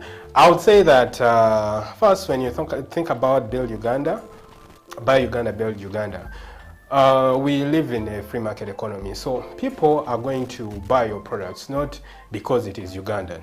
No, they're going to buy your product because they love the product, because there is value that they want to get out of that product. So make sure that you're building for the customer and that it meets the standard that the customer expects. Then the customer falls in love with the product and they are hooked. They are your customer forever. Now, they happen to be Ugandan, you happen to be Ugandan. Eventually, we are building Uganda. Yeah, that's one thing. The other thing is be creative. in your business. Adapt to change. You know, look at all the changes. Ask yourself, what has changed in the past 5 years, or what has not changed in the past 5 years? That's also a very good question to ask. And then respond to that change or that thing that hasn't changed. You know, COVID has happened. There are a lot of things that have changed currently. People are now adapting to working remotely. If you're a company, you're still asking people to come to the physical office 9 to 5. Maybe that needs to change. Maybe they need to come in a few days in a week, you know.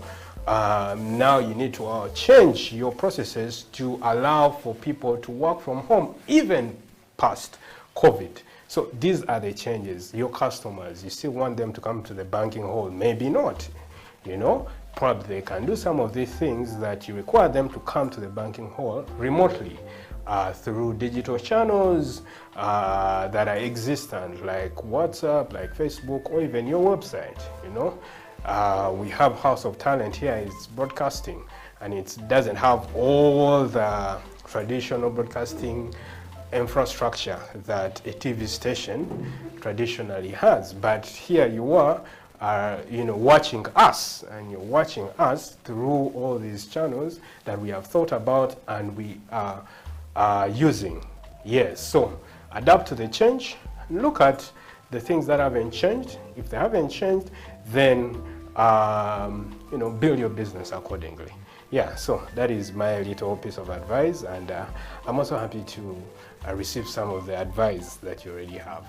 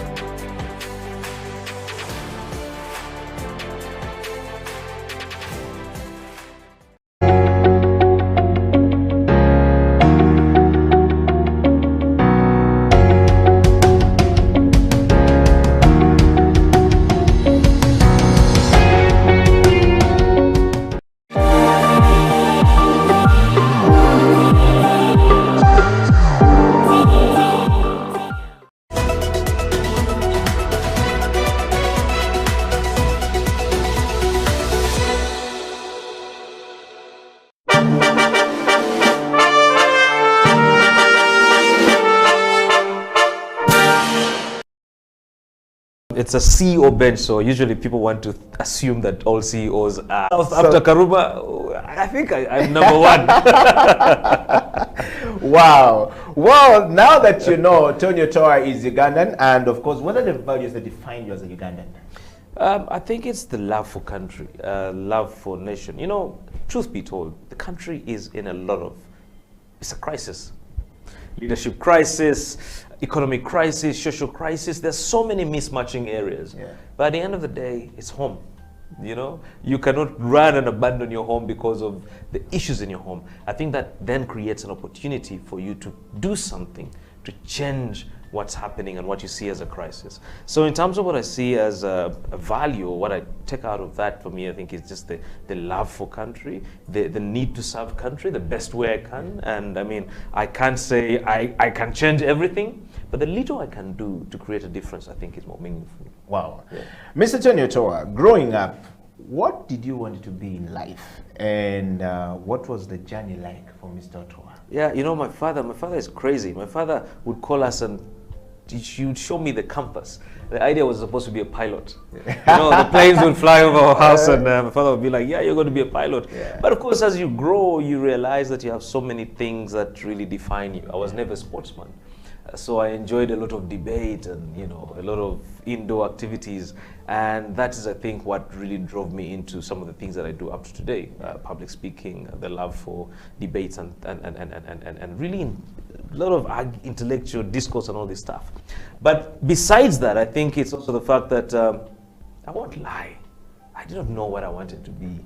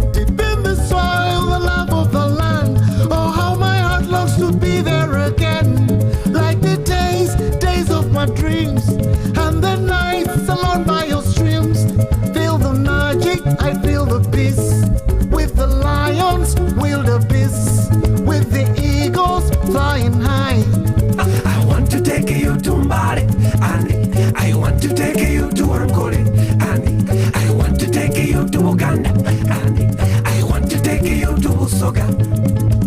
There goes my soul, there goes my mind, all the beauty you could ever find. My motherland, oh my motherland, my motherland. Deep in the forest, across the land, I hear the calling, I understand. Like this song of my soul, how my story will unfold. I love, I love, I love, I love, I love Uganda.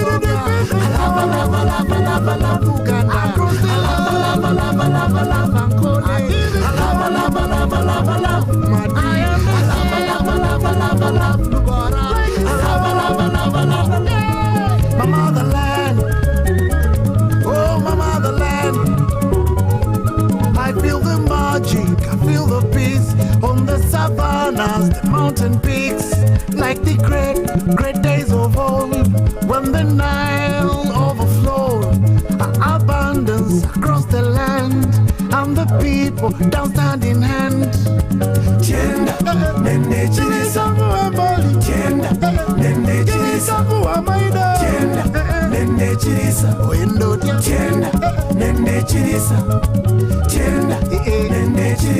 Deep in the forest, across the land, I hear the calling, I understand. Like the song of my soul, how my story will unfold.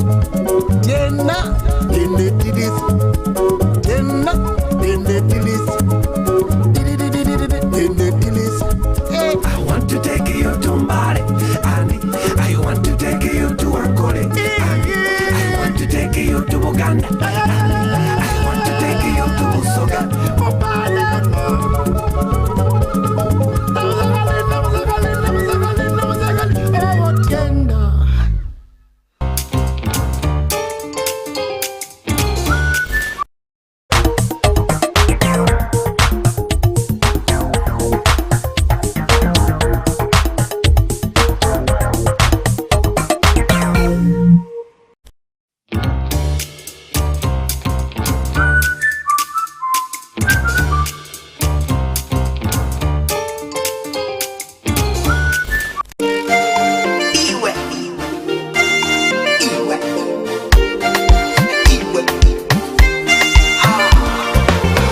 Kapunjako mu nyanja amaiso gangu kagakwata n'omutima gwangu kabutwara ninzigora bokiwe ninzigora bokiwe aboki ijamutwale ogwangiwe aboki ijamutwale kabara ija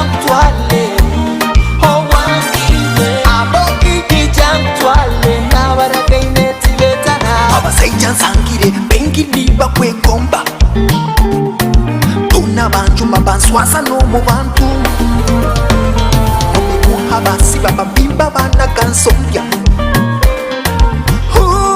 kibeire kiroto I love you, love you, love you. Aboki jump twale, oh wangiwe. Aboki jump twale, na baragaine timetana. Aboki jump twale, oh wangiwe. Aboki jump twale, na baragaine timetana.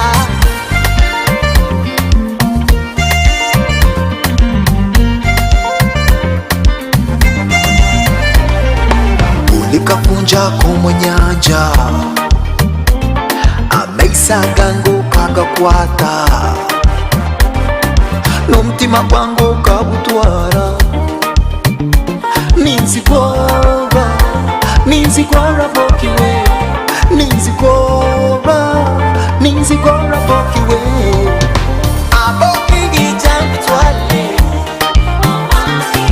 aboki jump twale na baragaine timetana aboki jump twale ungi muliza aboki jump twale nyenda kumurira kaliawe aboki jump twale pesa bituko kitwisi kyange aboki jump twale na baragaine timetana aboki jump twale oh wangiwe aboki jump twale na baragaine timetana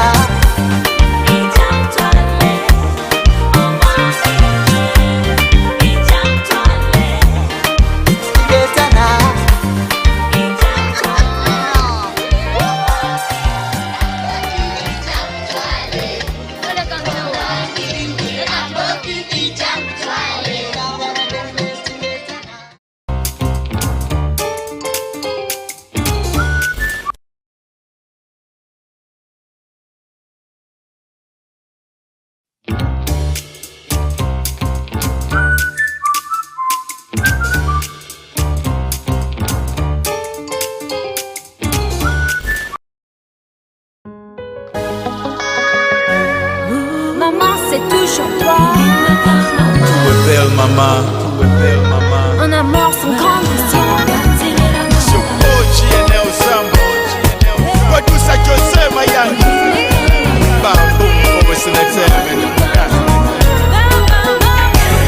Ulira, nina knowledge kuba yasasula eza college. Nina energy kuba mu buto yasikanga amaji. Mama wange yagala nkulene empisa ennungi. Chokola bwe neyiso bubi yansuzaako mu garage. Adolescence, nine fujo lingi. Netuyomba nende chwachwana nenkuba woluji. Emyaka ejeka siwa tunamuleka akabira mu boarding. Yangamba bwento sigwe nakuza sigwe musimu. Nasula kinyiga era mu early morning. Nenfukamira ne mugamba silida mu mukabya. Mama wange njagala obeere happy yakubanga yegwe yansindikanga ndi mutwalire ensambya. Njagala nkugulire sukali ne kahaliya. Kuba mama wange mu bulamu nga wavumiriya. Kuntu yoso noyimirizaawo familia. Sombula kuma ningokwa Sicilia. Kana kayimba teri kisinga ondaba nzina tata webale. Kana kayimba teri kisinga ondaba nzina tata webale. Yawandikiwa Amina yazala Muhammad, Maria nazala Yesu who resurrected, Roilala nazala Mandela. Yes, South Africa never liberated. Omugaso baba mama musite kubeera outdated. Tukola bapaka kati bakyali celebrated. Nebaza bakola bamama okubeera emancipated. Kubanga ebiseera bingi babeera so frustrated. Ngali ku lubimbi okunoonya ensimbi. Bakuza abaana nga ne bayita mu mbeera embi. Kano nkaweereza n'abakyala lule yazala Kabaka Mutebi ne Joyce Bakulu yazala Ernest Nsimbi. Kana kayimba teri kisinga ondaba nzina tata webale. Kana kayimba teri kisinga ondaba nzina tata webale. When the worst comes to worst, my mother comes first. Musabira blessing nga sinalya breakfast. Omubando kubeera wene wesibera rich. Nsaba mukama musibira kayumba ku beach. Nga mulimu tahita amazzi siga feki kuba bawulira nina ekizibu talinnya ku buleki buli birthday mama wange ambekingira kakeke mukoke kuchap nawe webala okuzaala kiprotich Albert Williams okuzaala Martin Luther tukira time mama bweyagamba tozimbizaako twe ekyo kyekyakuwonya okufuuka nga alina itwe natwalelekeli wakudde nakulekerako ine emitwetwe kana kayimba teri kisinga ondaba nzina tata webale kana kayimba teri kisinga ondaba nzina tata webale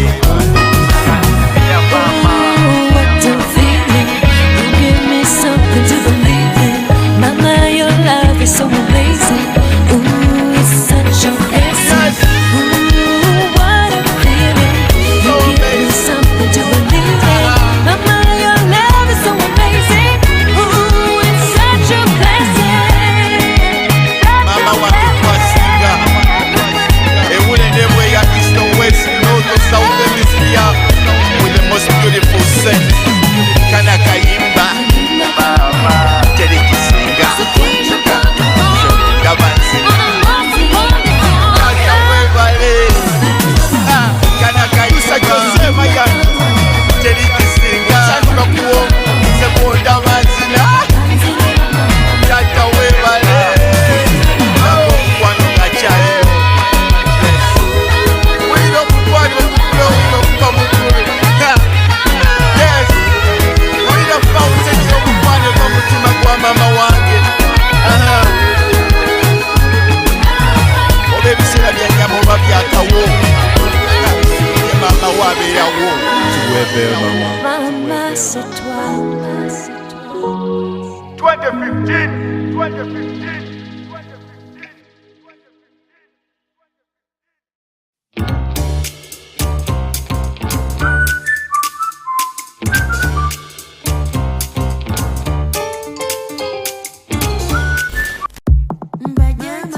Shout out to all the trappers.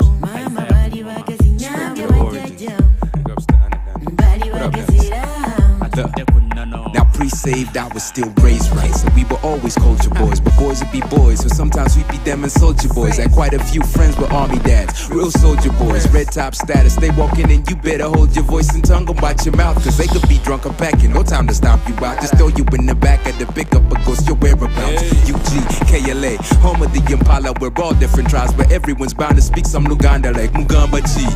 That's from my old schoolers to Sidore G. That's from the new students with that slang edition, from urban to local tradition, while handing down that history through those oral renditions, like the Storo of Kintu. Musajja Nenteye, Kintu Yawasanambi, Mwanyina Wawarumbe is only one of the stories that explain things like our origins to death and everything in between. Oral historians before us young MCs at the scene. Mental recordings, those been in my makeup since time immemorial. Respected those before me, yo.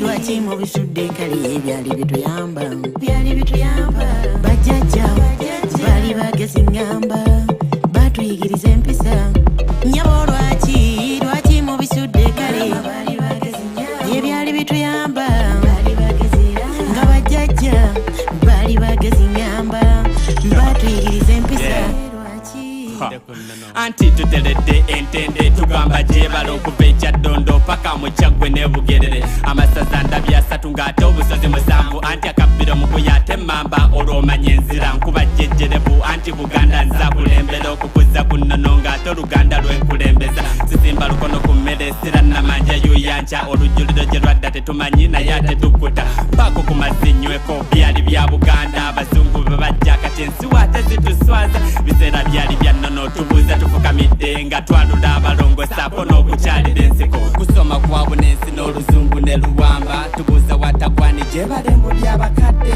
ettofaali tukwebaza lisonze yebale magulu nnyonda awangaale nange embeewo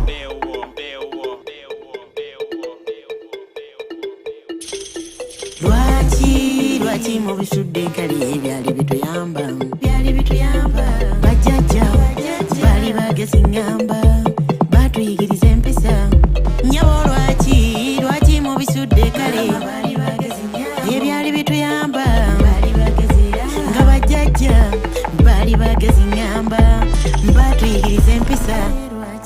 Yes, sir. This is how the culture was handed down. Around the fire, children gather round. Different rituals for different tribes. It's how the tradition was kept alive. Spiritual emphasis behind the drums. The old voices here to guide the young. So as me and Nelly say, trade them balls. We give respect to those who came before us. Chadondo bugedede maokota busido chagwe fenna batugunjulada abe mamba balangira na chisige njovu katimvuma abe fumbe no mutima fenna batugunjulada riyonga kungoma kugambye bamugunjulada Isaiah kapiti kakabi kugambye bamugunjulada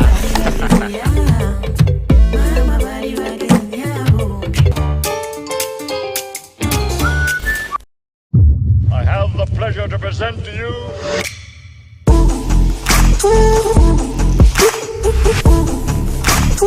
KCCA has taken a number of steps to address this sanitation challenge, which include, but not limited to the following: the setup,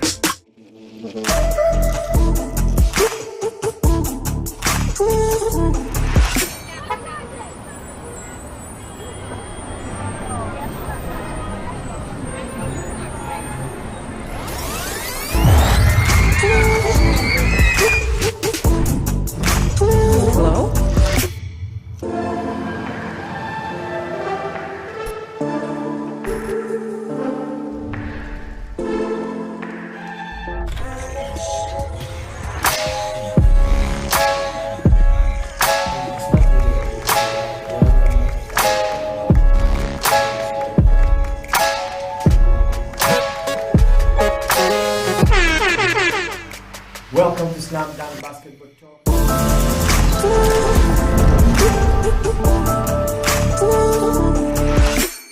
A wise man once said, "The future has a name, and its name is hope. A tiny flicker of light that feeds on hope is enough to shatter any shield of darkness." At Mandulus, we really believe.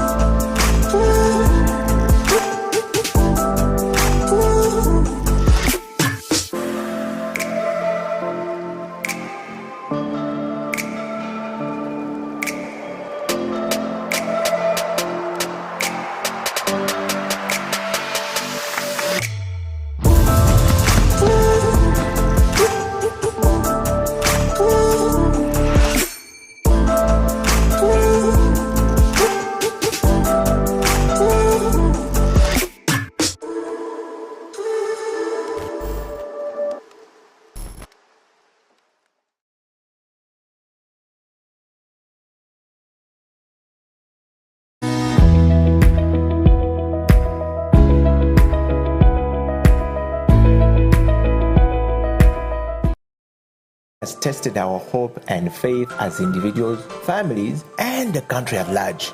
Besides destroying many aspects of our lives, the novel coronavirus has also affected our human rights in many ways.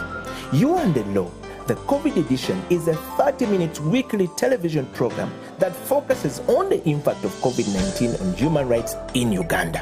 The program engages experts to explain the importance of rights-based approaches to the success of any public health response to ensure the respect, protection, and fulfillment of human rights amidst the challenges presented by COVID-19. You and the Law, the television program, brought to you by Legal Hub Uganda, taking the law to the last mile in proud association with I4C Africa Hub and House of Talent Television. There's a very famous case to lawyers. Many lawyers know this case, the case of Hyde versus Hyde. Yeah. You know, they say marriage is a one man, one woman, to the exclusion of others. Yeah. So that means that if you choose to go today before a priest in a church, a reverend, a pastor, whoever, whatever name they may be called, apostle, prophet, whatever, you know, you must understand that you can only marry one spouse at a time.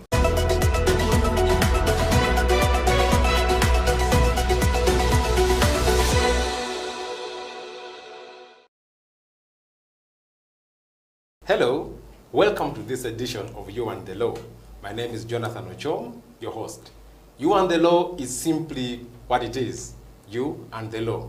In this show, we try to demystify the law for the ordinary person, make it simple for a teacher, for a lawyer, for a farmer, for a doctor, for a border rider, for a cleaner, everyone in our society. This program touches on every aspect of our lives that relate to the law. Is it marriage? Is it property? Is it land? Is it traffic? Anything that touches on the law will be discussed in this program. Today, we're going to have an interesting conversation that will focus on the institution of marriage. I know most of us have attended marriage functions. Some of us are married. Most of us viewers are married. But what does it mean to be married? How does the law look at marriage? So this conversation today will focus on demystifying the whole topic around marriage and how it is viewed from the eyes of the law. And to help us do this, I have a learned mind with me, and it's none other than my friend, my colleague, Emmanuel Elau. Emma, you're welcome to the program. Thank you so much. Hello, viewers. Thank you for having me on the show. In House of Talent TV, we welcome our visitors with a fist bump. Thank you. We've been told that when you fist bump, you spread the love. So you do this, then you spread the love. Yeah, so Emma, how have you been? Well, I've been great. Yeah, we're coming in from 42 days of a lockdown. How has it been on your end? It's been quite difficult. You know, you wake up in the morning, you sit around the compound, you look at the time. You know, you lose sense of the calendar because you fail to understand which is a Monday and which is a Sunday. You're even lucky that you have a compound. Some people live in one-bedroom houses and have nothing to look except their iron sheets. Yeah, sure. And really, you're our first guest really on this program. And why do you think it's sort of important for people to just know about the law? Because I know you've been teaching law and practicing law for all these years. Yeah. Yes. Well, thank you. You know, when it comes to the law, we basically live the law, you know, on a day-to-day basis, you know. Whether it is in your bedroom, there is a law that governs it. If you're married, for example, even if you're single, there could be something touching on the law because you might be in your bedroom with an underage girl or you might be with another person's wife, you know. All the things are the law, you know. When you jump on a border, there is law. When you're driving, we're talking about traffic, you know. If you go to a restaurant, you must ensure that you have the money because you're consuming someone's energy and investment. You know, so you must be able to pay for that. So we interact with the law at all times. It's part of our everyday life. Yes. So it's very much important that everyone appreciates the law and understands it at a certain level. Okay. Yes. So today I know there are many issues, but today we sort of want to narrow our discussion around the institution of marriage. Yes. Because, of course, I'm sure most of us, like ourselves, are products of marriage, and probably for most of the population in Uganda are a result of marriage. So I thought I'd sort of start with the foundational issues and then just try to, seek, to pick your mind on what, marriage means, especially, from a legal, from the legal side of things. Yes. Well, thank you. So if you look at the institution of marriage, we as a country, we are an independent state, right? So that means that we have our own laws within the country that govern different aspects of life. And that includes marriage, right? And so we have different types of marriages, which are applicable in this country. And each marriage has its own characteristics, which are, which are associated with it. Yeah, right? but perhaps we could just start by the whole concept of marriage, like what it is, like sort of paint that picture for the person. I'm sure many people could be saying, but yeah, we know this, but I know the law sort of has its own way of looking at things. Yeah. Yes. So if you look at marriage generally, most people associate marriage with going to church, or going before a chief administrative officer or a registrar of marriages. Now, if you ask a question that what is marriage, marriage primarily is a voluntary union, voluntary union. One man and one woman. Okay. That is if you're going to church. Yeah. In other instances, it can be a voluntary union between one man and maybe 2, 3, or more women. Okay. So it only depends on what type of marriage you're comfortable celebrating, because that determines how many partners you can have. So are you trying to say, when you say a man and woman, it could be just any man and woman? Are there like sort of any guidelines on who the man and who the woman should be in terms of how they the relations that exist in society, that exist in any community? Is there sort of some qualification of who the man and who the woman should be? Well, thank you. So if you look at the Constitution of Uganda, which is the supreme law of this country, right? It sets out the age within which one is able to found a family. Okay. And so that age is set at 18 years. Oh. Right? So anyone above the age of 18 years can celebrate marriage of whatever kind, right? But also importantly, it's between a man and a woman. Okay. That's as per the laws in Uganda, right? So if you meet that threshold, then you're good to go. Okay. And what in terms of the people, like relations that exist within people? Because we hear that in some countries people can marry, cousins or relatives. I don't know what's the situation in Uganda. Well, it is the same position here. If you look at our penal code, it sets out another marriage laws. It sets out the persons who can marry and those who cannot marry, right? For example, you can't marry your close relatives. If you did, you'd be committing a crime. But of course, we know that in some parts of this country, maybe people could marry close relatives. But generally, the law does not permit you to marry, for example, your brother, your cousin. Interesting. But I think even these aspects, even culturally, even without the law, I think our culture sort of have certain positions. Yes. You can't marry from this. I know that the family where I come from, my grandfather, for example, his closer friends, became part of our family. So I remember my mom has always told me that when they were growing up, they were told, those are not our blood relations, but we don't expect any of you to, to think of marriage because we have, sort of created that tight, bond. So I think even culturally, the position has been sort of clear. So in your sort of introductory remarks, you talked about that there are different, types of, marriages. Yes. Because you said some people can marry up to 2, 3, even endless women. Others only require one. Maybe could you just run us through the different, types of marriage that exist in Uganda? Okay. Well, thank you. Like I said earlier, the most common form of marriage that people celebrate in Uganda is either church marriage, or customary marriage. Okay. Now, you could just take, so what's the customary marriage essentially? So customary marriage is marriage which is celebrated according to the customs of a given place, most especially of the woman. So if you're marrying a lady, say from Teso or from Buganda, you celebrate that marriage according to the cultures and the customs of the people in that particular area, right? So that is the customary marriage. And of course, the threshold is still the same. The lady and the man should be above 18 years. So what you're suggesting, because you talked about depending on the culture, so you're suggesting that the people from Teso have their own ways of doing it. People from Uganda, from Korea, and other parts of the country have, it's based on that. They don't have like a uniform guideline. Exactly. There's no uniform guideline. So it is about the cultures in a given place. So like you've said, in Teso, you'll find that different practices when it comes to marriage. In Buganda, it's different. If you go to Angola, it's different, right? So because the law recognizes their customs, to the extent that they are not inconsistent with the constitution, so you find that the law allows people in that different cultural settings to celebrate marriages, those customary marriages, according to their customs. Okay. You talked about the fact that there are basic standards that are cut across, even if they're in different cultures. You mentioned age as one of them. Yes. What could be sort of the other cultural, requirements in Uganda? Because I know there are things around payment of bride price in other areas. I don't know. Sort of, could you run us through salient features of of customary law in the context of marriage?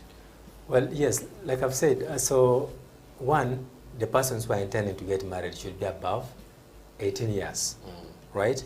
I've also said it has to happen between a man and a woman, because our cultures and the law do not permit homosexual kind of relationships. Same sex. Yes, to be legalized, right? And also there is a very important aspect of the payment of the bride price. If you're coming to marry someone from Teso, you must pay cows. Yes. If you're coming to Buganda, there have been these jokes people tell that in Buganda you simply walk with the some tomatoes, you know. If vegetables, and maybe is it called a chisambi? This is the cow. You know? The thigh. The thigh of, of okay. a cow. You Yes. move with that. So Yeah. that's some form of bride price that you give to the family of the of the bride, right? Though of course in the past we have had really some contentions when it comes to payment of the bride price. Yeah. You know, and these debates have been happening across the country as to whether people should actually be paying bride price because some people are saying it is discouraging people from getting married. Well, those are conversations probably for another day. Yes. So that's customary. So Yes. what could be the other type of marrying? Well, the other common type of marriage, like I said, was the church marriage. Yeah. You know, now in church marriage, you simply you have a person who is above 18 years, marrying one woman, right?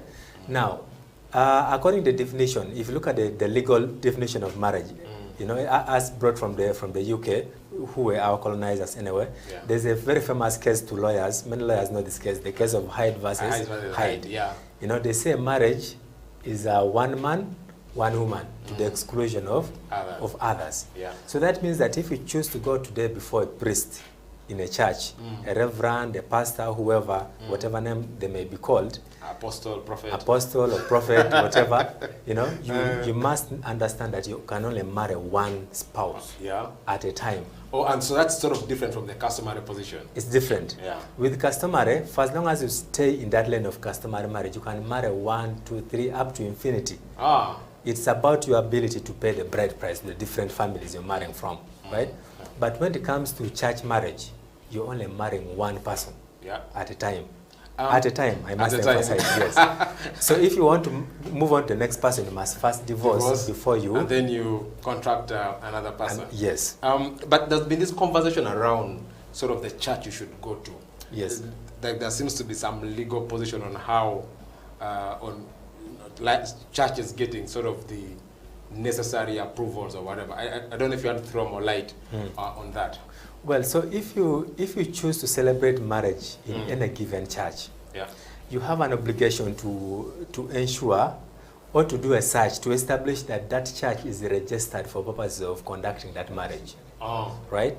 Okay. Because you know, church marriages are conducted under authority of the government. Yes. You know, because ordinarily it's the government that should be conducting these marriages. Right? Yeah. So because government has licensed some churches to do this, you who is intending to get married, you have to ensure that that church is licensed, because otherwise you'll be celebrating no marriage at all. No marriage at all. I think that's a very important point, and we'll go for a break at this point.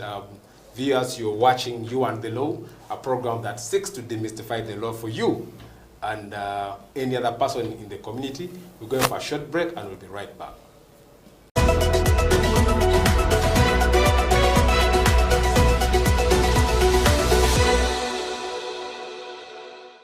COVID-19 came and disorganized our economy, brought our health system to its knees, and along the way, affected our rights significantly. This is You and the Law, the COVID edition here on House of Talent Television. My name is Jonathan Ochom, your host. When it comes to the law, we basically live the law, you know, on a day-to-day basis, you know. Whether it is in your bedroom, there is a law that governs it. If you're married, for example, even if you're single, there could be something touching on the law, because you might be in your bedroom with an underage girl, or you might be with another person's wife. You know, all the things are the law. You know. If you're a human being, you have rights. Those rights are called human rights. They are examples: the right to health, the right to freedom from torture. That underscores human dignity. Freedom from slavery. You're not supposed to be someone's slave. If you look at our penal code, it sets out another marriage laws. It sets out the persons who can marry and those who cannot marry, right? For example, you can't marry your close relatives. You know, if you did, you'd be committing a crime. The state is not supposed to tell you who to worship, how to worship, how many times a day. No, you have a right to work.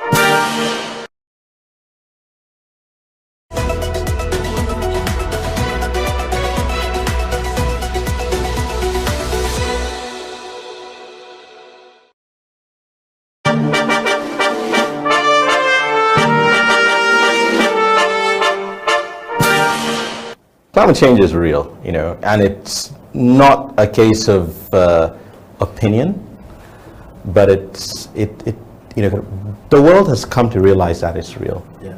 Almost every country in the world has ratified, you know, the agreements that everyone has come together to agree that we've got to do something about what's going on, about the heating up of the climate and the earth.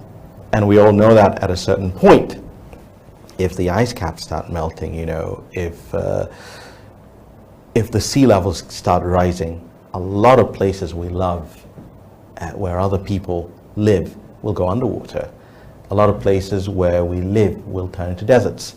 And it's something that we're realizing a lot more even right here in Africa. I went for a little tour a few weeks ago, and I was talking to people in rural areas, farmers, and I asked them what's going on. They went, well, you know, there was not enough rain. Harvests have not come out as well as they should have. We don't know what's going on, but we do know as well that there are a lot less trees than there were before. And we probably all remember learning a few things, you know, in primary school about, you know, the importance of trees to rain. And we definitely know the importance of rain to cultivation. We're a nation, you know, by sun and fertile soil grown, as our anthem says. So grown, sun and fertile soil, the missing link that we know very well is water. And that cycle is definitely going to be hurt when we think of how most of us cook our food. And when we think about the fact that we mostly use charcoal in cities and urban areas, and that charcoal is cut from trees, and then trees are not always planted again, so we're losing our forest cover. Even some of our factories need heat for their processes, and they will either use coal, which they have to import, or use wood once again. So it's actually very important for us to realize that the more of us, because at the moment, you know, according to a study by the Ministry of Energy in Uganda and Mineral Development, the renewable energy side of it, I believe close to 90% of energy that's used in Uganda comes from wood, from trees. Yeah. And most of that goes to obviously cooking and industrial use. So if we switch from cooking with firewood and charcoal to cooking with other, you know, things like, you know, cooking fuel made from waste instead, be it biogas or be it briquettes or pellets, that can make a difference, because suddenly we know in another generation, trees that are being planted today will not be cut. And we may see things change.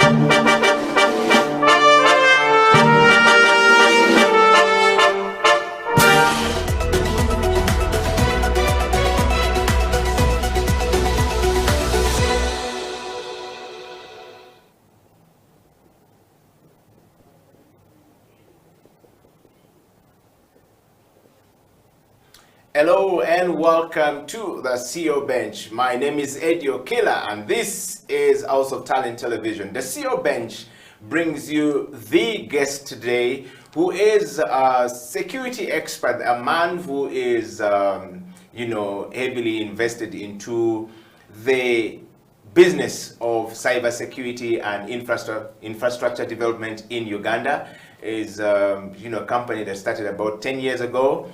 And 2015, he branched into cybersecurity and infrastructure development and enterprise, bringing solutions to businesses and, you know, making things that business more secure for us all. Ladies and gentlemen, all across the world, the guest on the CEO Bench this particular morning, afternoon, or night, depending on which part of the world you are actually watching the CEO Bench from, is Adrian Kamoga. Adrian, welcome to the program. Thank Here you. we spread love, according to Pastor Joshua Mugabe. He says when we do this, you have to spread your fingers to give love out here. I remember that. How are you? Thank you, Eddie, for hosting me. Great. Yeah, great stuff. And to start with Adrian, we want to know, who is Adrian Kamoga? Wow. My name's Kamoga Adrian. Yes. I'm I'm from Masaka. Yes. You The know, place love that it. has many problems No, I right love now. it. Yes, Yeah, yes, yeah. yes. Yes. So, I'm a businessman. Yeah. I'm an entrepreneur, and I'm an expert in computing. Okay. Yeah. Well, my journey started a couple of years back. Yeah. Yeah. And it's not been easy. Okay. Yeah. But over the time, I've learned a couple of things. Yeah. All right. Yeah. So on that note, if a person is trying to get to know, first of all, are you Ugandan? If yes, what are the values that define you as a Ugandan? Well, I'm Yeah. Ugandan. Yeah. Yeah, definitely I'm Ugandan. I'm born here, and I've studied here. Okay. I'm not from MIT or what. I'm just from Uganda. Yes, Okay. yes, I'm Ugandan. And Adrian, what are the values that define you as a Ugandan? Well, a lot of things, but majorly is that I've done so much to make sure that we grow the ICT sector of Uganda. Yeah. Okay. I would have gone to other countries. I had opportunities to do my business in Tanzania, in Kenya, but I said no. My core value is to see that the ICT sector in Uganda grows. Yeah. Okay. Yeah.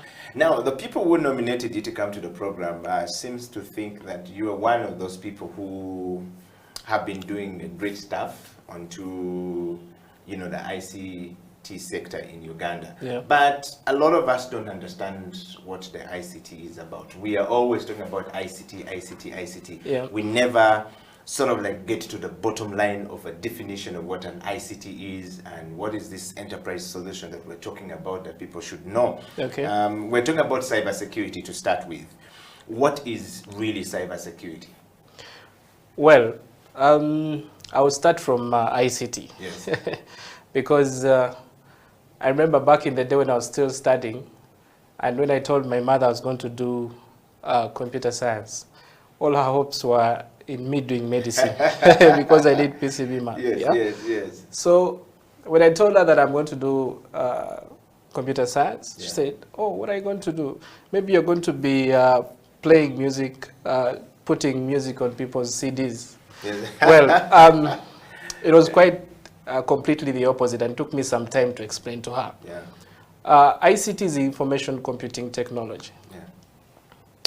As of now, I would talk about, I would say it's digitization. Yeah. It could be going digital on everything. Yeah. It's a combination of a lot of things, from gadgets, from the technology, from the connection of how you're able to stream whatever you're streaming now. Yeah. It's all IT. Yeah. Okay. So how those networks work, how they interconnect, how the devices communicate in an environment. Yeah. Now, when we go to an enterprise, well, we are focused on enterprise technology, and I used to have a lot of inquiries back in the day. And someone comes to me and says, "Oh, I need a computer. I want to buy a computer for myself." And sometimes I would tell them, "Okay, we can help you as an individual, but that's not our focus." So the enterprise is, we focus on provision of solutions to all verticals, the financial sector, the education, government. We're looking at big kind of organizations. That's now the enterprise bit. So cybersecurity is making sure that the environment we operate in is secure. The cyberspace. Yeah. You know, when someone wants to understand how computing works, it's like, I know Eddie is my friend, so we get to connect and talk and share. So in the computing environment, there's also a connection. And that's how the internet comes about, the inter-network, whereby I could be here and I'm able to communicate to someone in the US. I could be here and maybe the server that hosts my emails is probably running in UK, but I can be able to access it here. So now the connection, how we communicate, now there need to be some bit of security, because probably someone wants to know exactly what is Eddie communicating to me. Yes. And that's when the security bit comes in. Because probably the hacker would want to know exactly which kind of communication are you having and what are you sharing. Are you sharing private stories? And that could be vital information for that person. It's always shared and sold in the cyberspace, in the dark web. Wow. We're actually going to get into that bit of the dark web and the white head and the white hat, the black hat.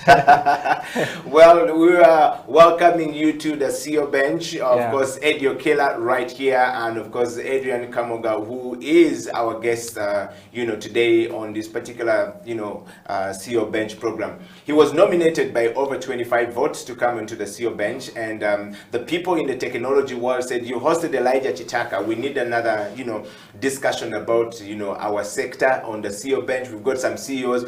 Normally people in the technology are not known. They hide from people. They can't talk very nicely because they talk in more of a technical point of things than to explain things. they tend to be the back end of things.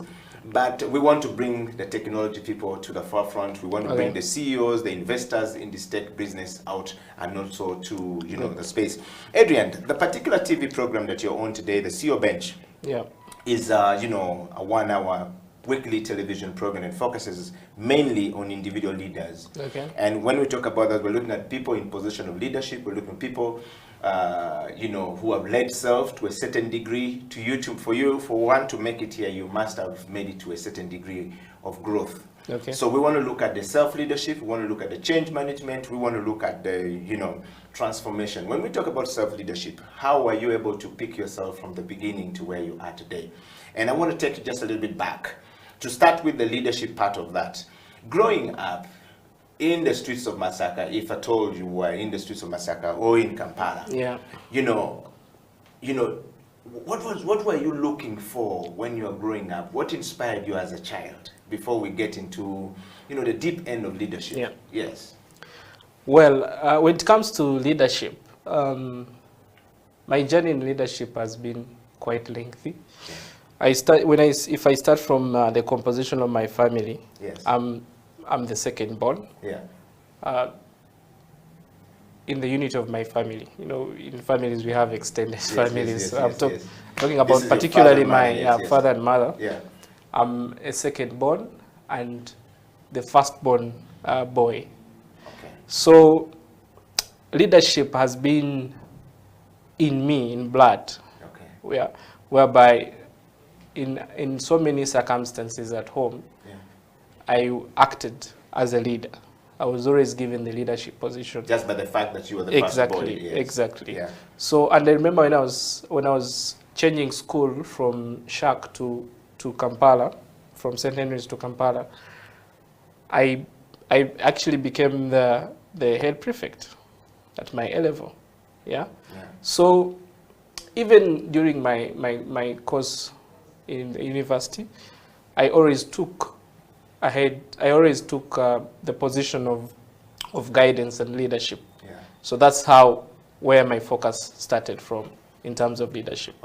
Did your father sort of like mentor you into becoming who you are today, or was your mother a leader, or was your father a leader? Who was in that position of leadership that was pushing you to make sure you become somebody of a development, of a significant human being in society? Well, my father was a businessman.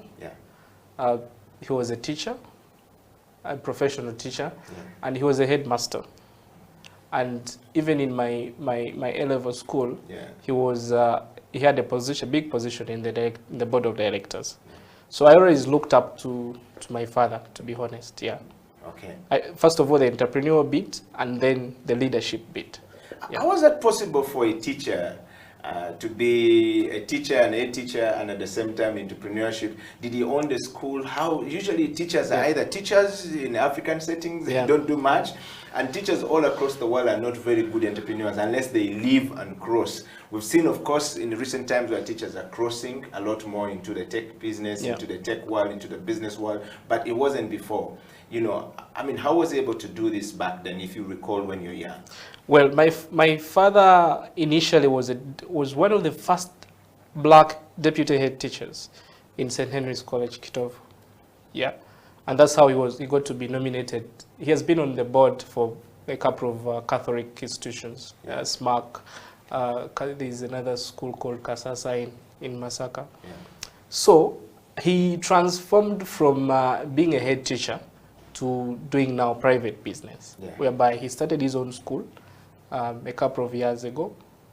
And then, of course, I studied in his school for the whole of my primary section.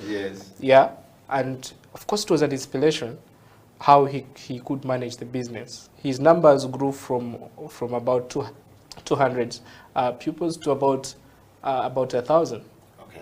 And of course, we have a couple of people who have gone through his hands in Kampala. Yeah. Okay. Yeah. Okay. Yeah. Adrian, talking of the leadership, by the way, just before we take a small break, I want to ask you a question. You know, leadership and the definition of leadership is not something that is very, you know, taken lightly or understood by many people, for lack of a better word. What is your definition of leadership? And who is a leader to you? First of all, what is leadership and who is a leader to you? Well, leadership to me is like guidance, you know, guiding people towards a certain vision. Okay. And being on top there, making the strategic decisions and making sure that you get to the top. You as a person or you as the people? As an institution. Okay. As an institution. And who is a leader to you? To me, a leader would be someone who now has the values of leadership. Because not everyone who is a CEO or a CFO, a CIO is a leader. Yeah.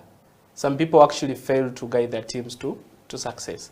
So if someone who has the values, the core values of leadership, is the person who... And what would you term as the core value of leadership to you? If you would say, you mentioned the word quite a number of times. What is your core value of leadership? Of leadership. Yes. So to me, some of the things is understanding, someone who understands the vision. Yeah. The vision. And then someone who can be able to manage a team of people, you know, because it's not easy to manage people when it comes to institutions, because people have their different, when you gather people into one place and have them focus towards a certain goal, that's a core value. Some people enter into leadership for probably growth of their careers, individual careers. But now when you're a leader, you stop thinking about yourself. You think about the people. Because whatever you do affects the entire institution, the entire probably department you're trying to run. Yeah. Okay. And on that note, Adrian, are you a leader? Well, I've been a leader since 2010, because that's when I decided to go into private business. I started as a CEO, and I'm still a CEO. Yeah. Well, and of course, it's evident in the market of what we've been able to achieve. Yeah. Okay. Yeah. And when you go back from when you were a child, yeah, do you think you had the DNA of a leader? I think that so. You are today? Yeah, I think so. How did you arrive to that point to say I think so. When you say because I think I've always driven myself into leadership position. Yeah. Okay. Yes. Well, Adrian, we're going to take a break, and when we come back, we want to be able to tackle the question of, cybersecurity. And you out there, we want you to drop us kisses and disses, your comments if we're doing well. We are, of course, live. You can catch us on Facebook, House of Talent Uganda, and you'll be, in things. And share that far and wide. Subscribe to our Facebook, broadcast channel, as well as our YouTube, of course, House of Talent Uganda YouTube. Right there, House of Talent TV, and you'll be in things. We're also live on our, website. We cannot host the cybersecurity, CEO and not be able to do this thing like live on our www.houseoftalentug.com is live. Please go and share far and wide. It's for our all, wider family all across. The CEO Bench will take a break, and when we come back, the interview on the CEO Bench with Adrian Kamoga will continue shortly after the break.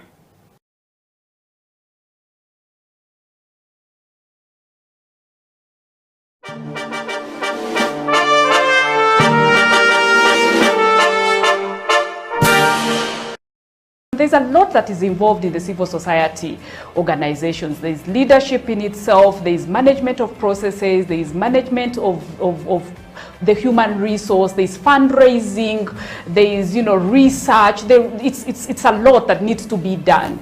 And many times there is a feeling that is too much for a woman because she has other traditional roles that she needs to do as at home. Yeah. So many times as people are looking for leaders in civil society organizations, the priority is usually given to men because of our society that feels that men have the time, men have the capacity, men have the ability to lead, to take this organization to greater heights.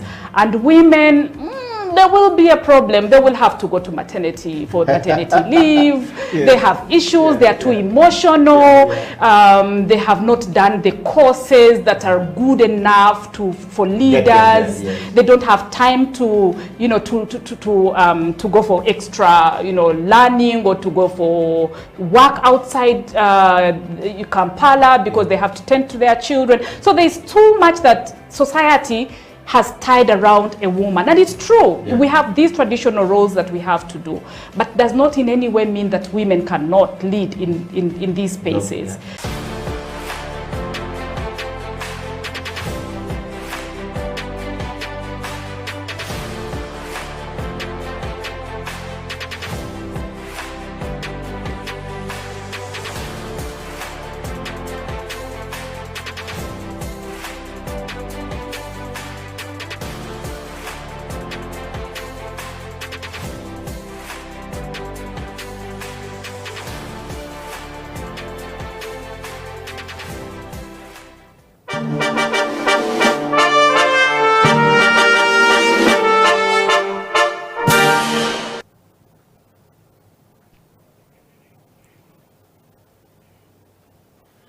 Welcome back from that break. This is the CEO Bench. My name is Eddie Okila, and my guest in the studio is Kamoga Adrian, who is the CEO and the founder of an ICT firm called the Standard ICT and Enterprise Solutions Uganda.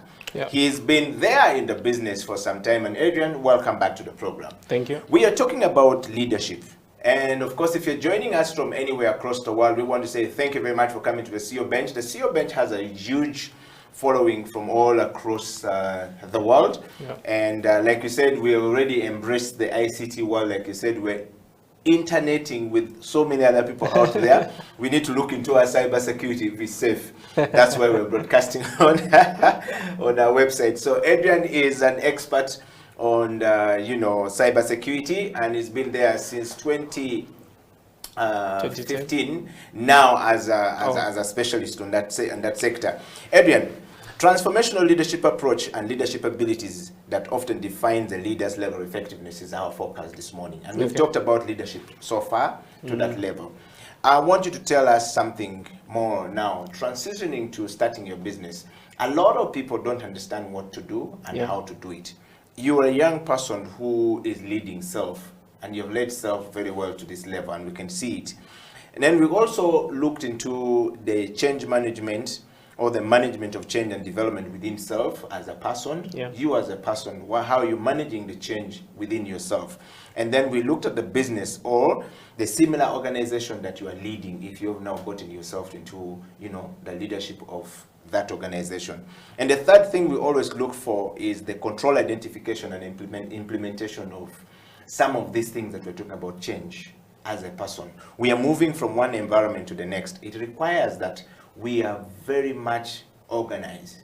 To leave a job to go to a next job is not an easy for everyone. And people struggle to make their way up there. So many people don't know how to go about it.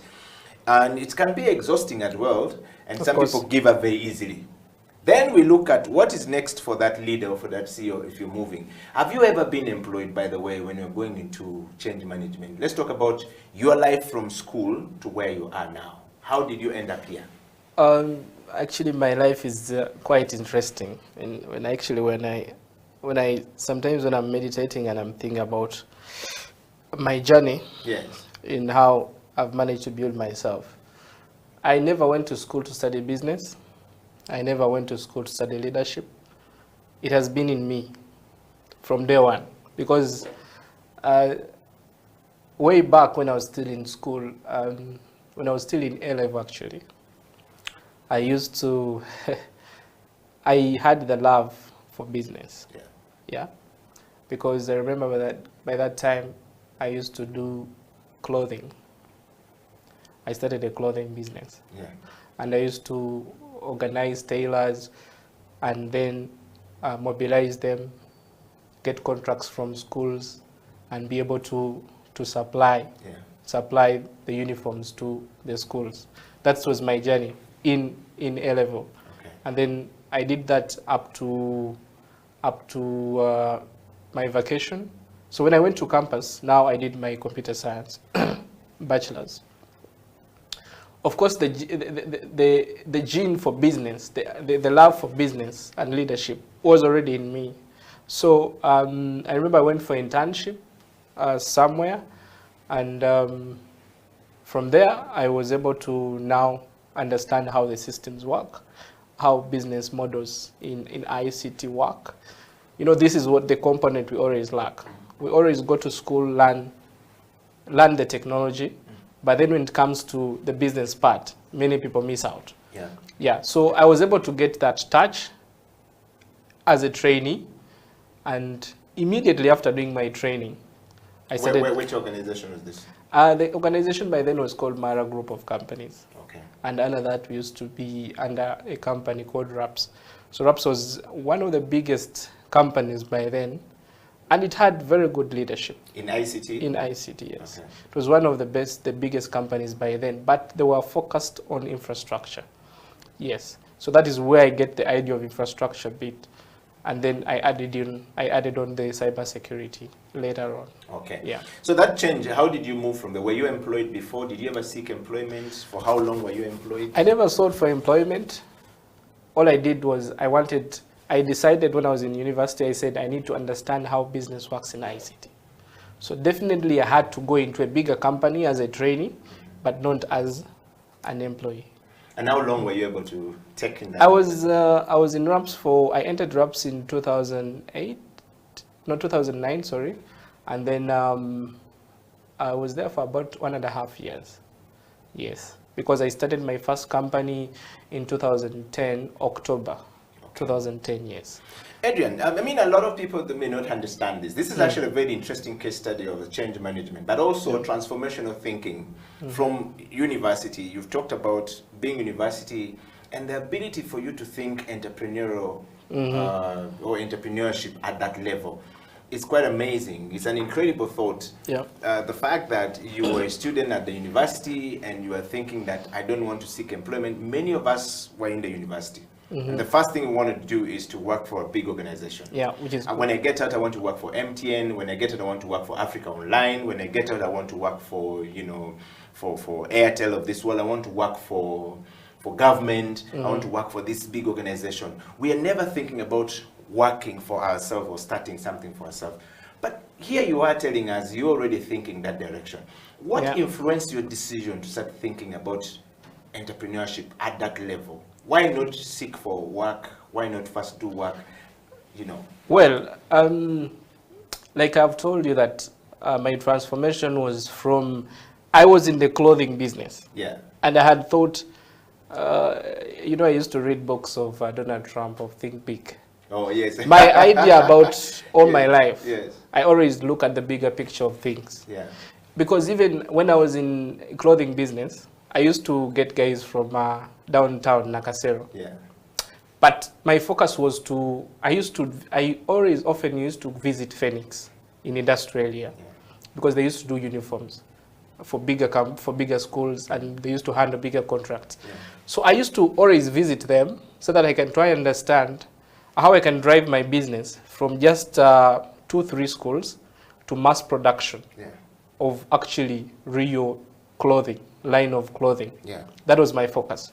Now, the DNA in me was already business. So now, how I get into the idea of looking for a placement somewhere was to understand how systems work.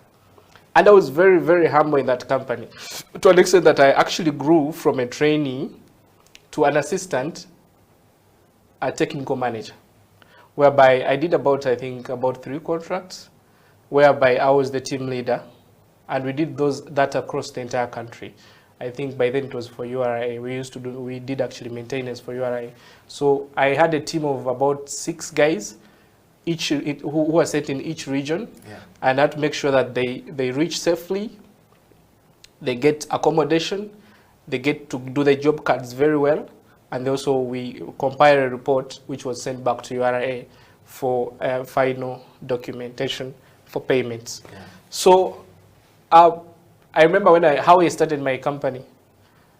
So in me, it was not employment. It was to understand, or if I want to go to MTN, my focus would be to run a telecom company. That is me. That's how I drive my focus. My focus should be to run a telecom company. So when I get into MTN, I would want to know how the contracts, how do I get a license from UCC?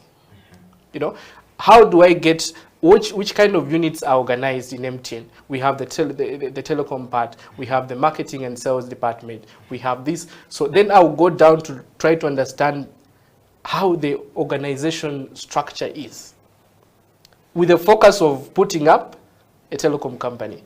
When I entered RAPS as a trainee, my focus was to understand how the systems work. I never looked for money. I was not paid for 6 months in RAPS. Very humble. I would walk from school to our office and make sure every day I understand how is the job card written. How do you pitch a sale to a customer? And lucky enough, God was on my side. I managed to be humble until when the Indian who was our technical manager identified me as a leader within the organization. And when I went to the leadership stage, now I was able to interact with customers. Because when there was an issue that was needed to be solved, I would get into a judge with him. He used to drive a Bajaj. And when we go to a customer, and then he tries to understand. Probably the engineer came, he did sort something, but probably it was not sorted the right way. So then I started to build customer relationship experience. That's how I moved out. And when I was moving out, this is what I did. I got 5 guys. It was 1 lady, 4 guys. One was 3 guys. For us, we were in technical, and then 1 guy was in sales, was a big guy in the sales department, and then 1 lady, she was manager enterprise, but she was also in the technical department. Yeah. So I told them, you guys, you know what? Because by then RAPS was winding up business in Uganda. Yeah. So I told them, you know what? You guys have been in the market for a long time. You have your customers. So why don't we rebrand and tell them, yes, well, RAPS has closed the business, but we can be able to still offer the solutions to you. That's how I started my journey in business. So when I started, we had a couple of meetings, and I think the guys were good to go. So I started of course, it's always not easy. Partnership business is not easy, because as a leader, you want to drive everyone to be on the same footing. Yeah. But of course, not everyone catches up. It has the speed that you're moving at. Yeah, of course, a couple of days broke off. The lady went to Canada, and the guy had a lot of responsibility, so he had to seek for employment somewhere because it was like a startup. Yeah. The 3 guys, we tried to drive the business until 2014, when I realized that, okay, now I needed to run from normal IT now to the enterprise space. And of course, the team was a bit reluctant to change. So I said, now, if I have to go, I have to go in all. So that's how I transform into what I'm doing right now. Wow. Yeah. We're talking to Adrian, and you've heard the story of, what an amazing story right there, from campus, leading, going into an organization for 1.5 months and moving from there and starting a company. The mindset of a young man out of campus is an amazing story right there. And of course, the CEO bench talks and looks at leadership, self-leadership, change management, and transformation. How are you able to lead yourself from one end to the next end? and how are you able to change your life from a poor, malnourished human being to a well-fed human being leading organization, okay? And of course, then that transformation, how does it look like? Do people understand it? Do people enjoy that journey of the transformation, or do people just simply don't understand you? Everything we do in life, it must lead to somewhere. That's what the CEO Bench is all about. And we're talking to Adrian Kamoga, who is the CEO, the founder and the CEO of Standard ICT Enterprise Solutions Uganda, a company that is providing now cybersecurity, solution business for businesses in Kampala and all across Africa. We're going to take another break, and when we come back, Adrian and I are going to dive into what is cybersecurity, deep end discussion on ICT. Tap your neighbor, tap your cousin, tap your brother and your sister, even the grandmothers and grandfathers who are not understanding how these things are, to come online. Let's have a conversation. Stay right there. I'll be right back after the break. Edio Killer, Adrian Kamoga. We're taking a break on the CEO Bench. We'll be right back after this. Thank you.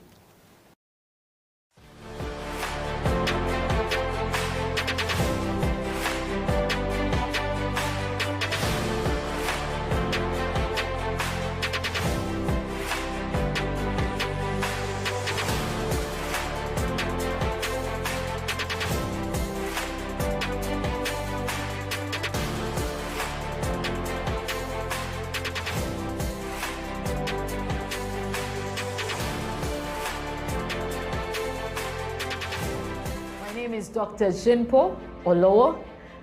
Thank you for watching House of Talent Television. I love to inspire people. I love to talk about my experiences and how God has been able to use me in the different exposures. And through the leadership, through change management and transformation, I've been able to do a couple of things in my life. Now, are you a kind of person who is tired of your status quo? Do you want your situation to change? Are you tired of what is going on in your life? Change is a fact of life. We've all been through experiences in the last couple of months that have taken us to a place where we need to do something about our lives. We need to change whatever is going on. So if you have not piled up investment for yourself, you need to do that. If you've not done businesses to hold your family in future, you need to do that. Are you thinking of full-time employment?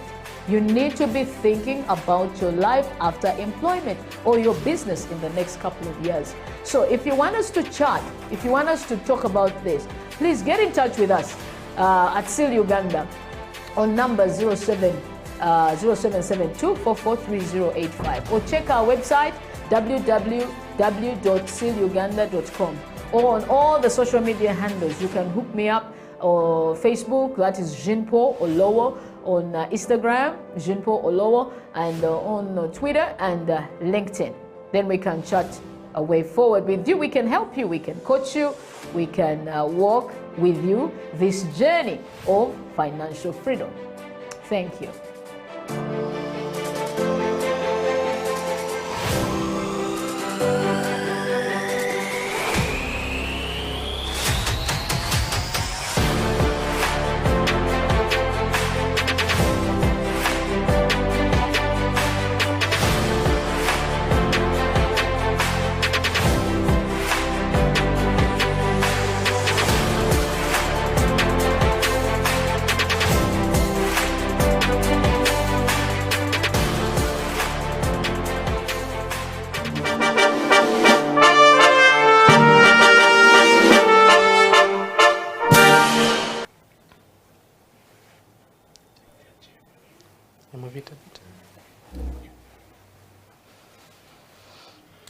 It's the CEO Bench. My name is Edio Killer, and this is House of Talent Television, where we discussed everything about leadership, change management, and transformation. You cannot run an organization when you do not have leadership abilities to be able to lead people from one end to the next. And neither can you be able to be successful in business when your leadership abilities is challenged, when your level of effectiveness is not measurable to, to the expectations of the people that you're going to serve and the product that you're bringing to the market. But of course, on the program today, we are talking to the CEO, the young man who left campus and started out not with the mindset that I need to get a job, and work, but a mindset of I need to be an entrepreneur. And it's quite an interesting journey because looking at him from the ICT world, studying, you know, computer science at Makerere University or at the university, and coming out of that and going into entrepreneurship very shortly after that is quite an amazing journey. Adrian, welcome back to the program. Thank you. Let's talk about the company that you now own today. We're talking about change management, and we've understood how you've been able to manage change from one end to the next. But I want to know from this perspective, let's talk about the organization. So you have now these guys and are working with you. Yeah. And in 2015, you turn around the situation to say, I don't want the normal, internet, computer science service to the next. What we want to know from you is, what problems were you trying to solve in the market? A lot of us start businesses and we never start business by, first of all, studying and understanding the need in the market, coming with a solution that will fix that problem in the market. Most times we just start businesses and we start running. We don't understand it. What informed your decision to come up with this kind of solution to the ICT world? What were you looking forward to solve as a problem?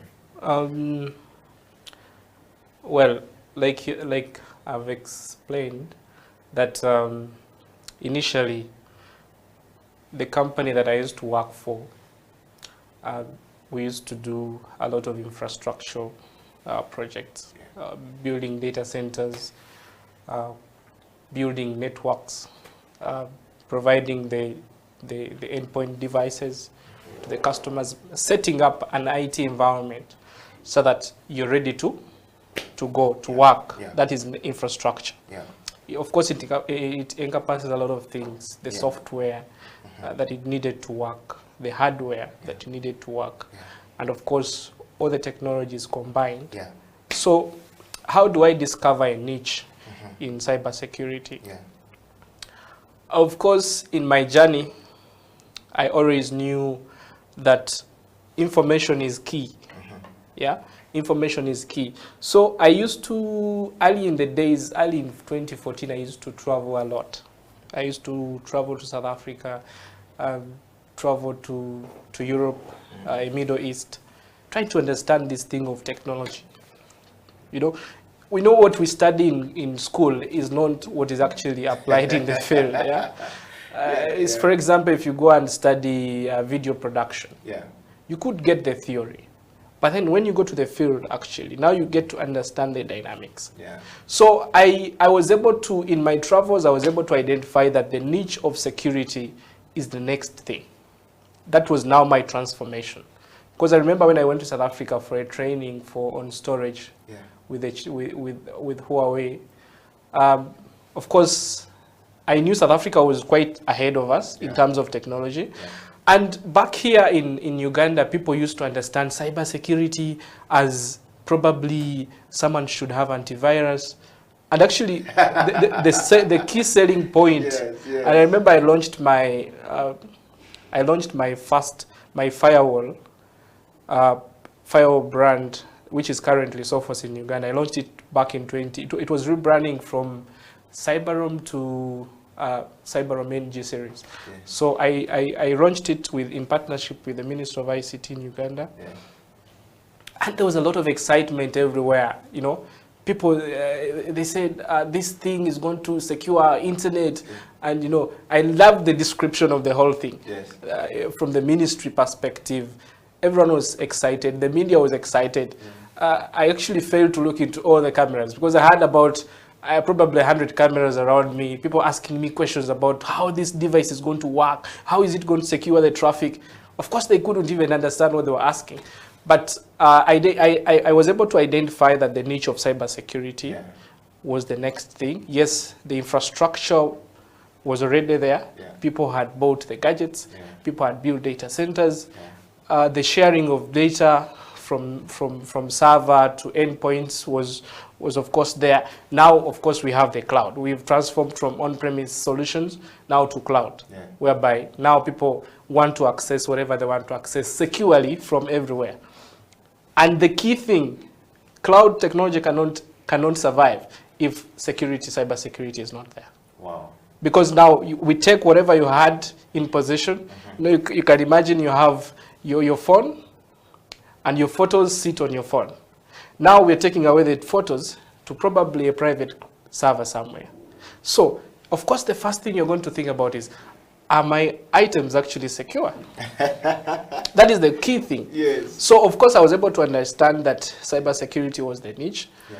I now started doing a lot of knowledge search, training, individual training on cybersecurity, and being able to understand now how, or whatever you're going to ask me about the layers, the different layers of cybersecurity.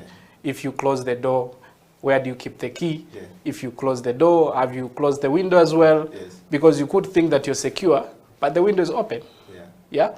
And probably you close the door, but you don't tell your kids that when I come in the night, particular topic is not quite very much understood all across the world. Ugandans are quite, the Africa security is not an issue, but if they come to Europe, they will understand how security is such an issue in Europe. Yeah.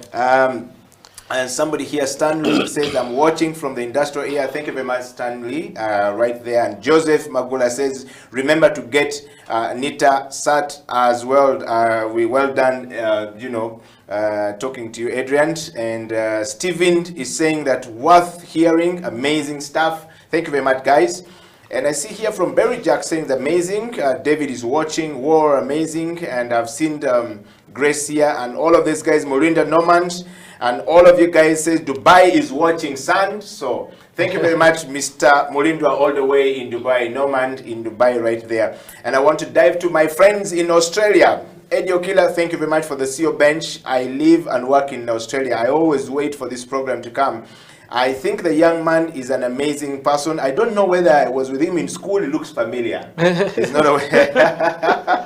But this is Dennis all the way in Australia, and says that I like what he's saying, securing our data, but I have a question for him along the way as you interview him. Can you please ask him how safe is our data, particularly from the African perspective, now that the African continent is not very much internet, and tech savvy?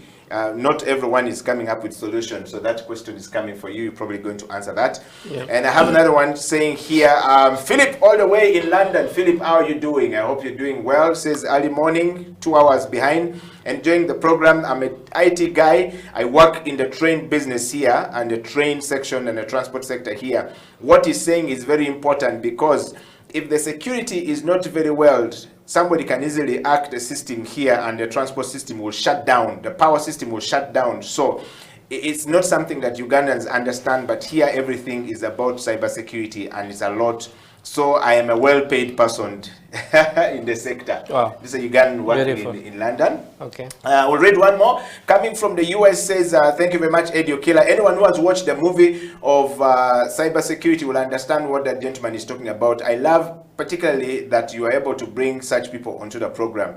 Adrian is talking things that Ugandan government needs to pay attention to, and every corporate company needs to pay attention to, because the next big thing is going to be about cybersecurity, and any enterprise that does not have security for its staff are going to have a problem. I like it that Adrian breaks down, Mr. Kamoga is breaking down to the layman language, like the border. The things is to talk about the windows, the doors, not close, the keys, safe, is an amazing stuff to hear. I'm glad that Uganda is beginning to get there. Thank you very much for the program. I hope we can have more CEO bench people coming who can speak more technical things like this. Thank you very much. We're definitely going to do that. All right, guys. Our time is running fast, but we need to have a discussion with Adrian right here. Adrian. Yeah. I think you can see a lot of people are beginning to, think through this entire, cybersecurity discussion. Let's dive into it a little bit. We don't quite understand a lot of things about your field. Yeah. And from the border stage, we don't understand. To the corporation, people don't understand. And also, government sometimes don't understand very much the importance of some of this. So people in government don't understand. Maybe a sector understand, but not everyone does. So I want to take you straight to this question. What is the role of cybersecurity as an expert to, let's say, an individual business, a corporation business? What is the role? Well, cybersecurity is more focused on information. You see, Eddie, when you're running your business here, one of your key, probably one of your biggest asset is information. Yeah. Who do you deal with? How do you transact? You know, how do you conduct the business? Probably that, you know, we are talking about digitization of everything. You know, we are moving into the digital world. Yeah. So security, cyber security is more about, of course, cyber is the cyberspace. Yeah.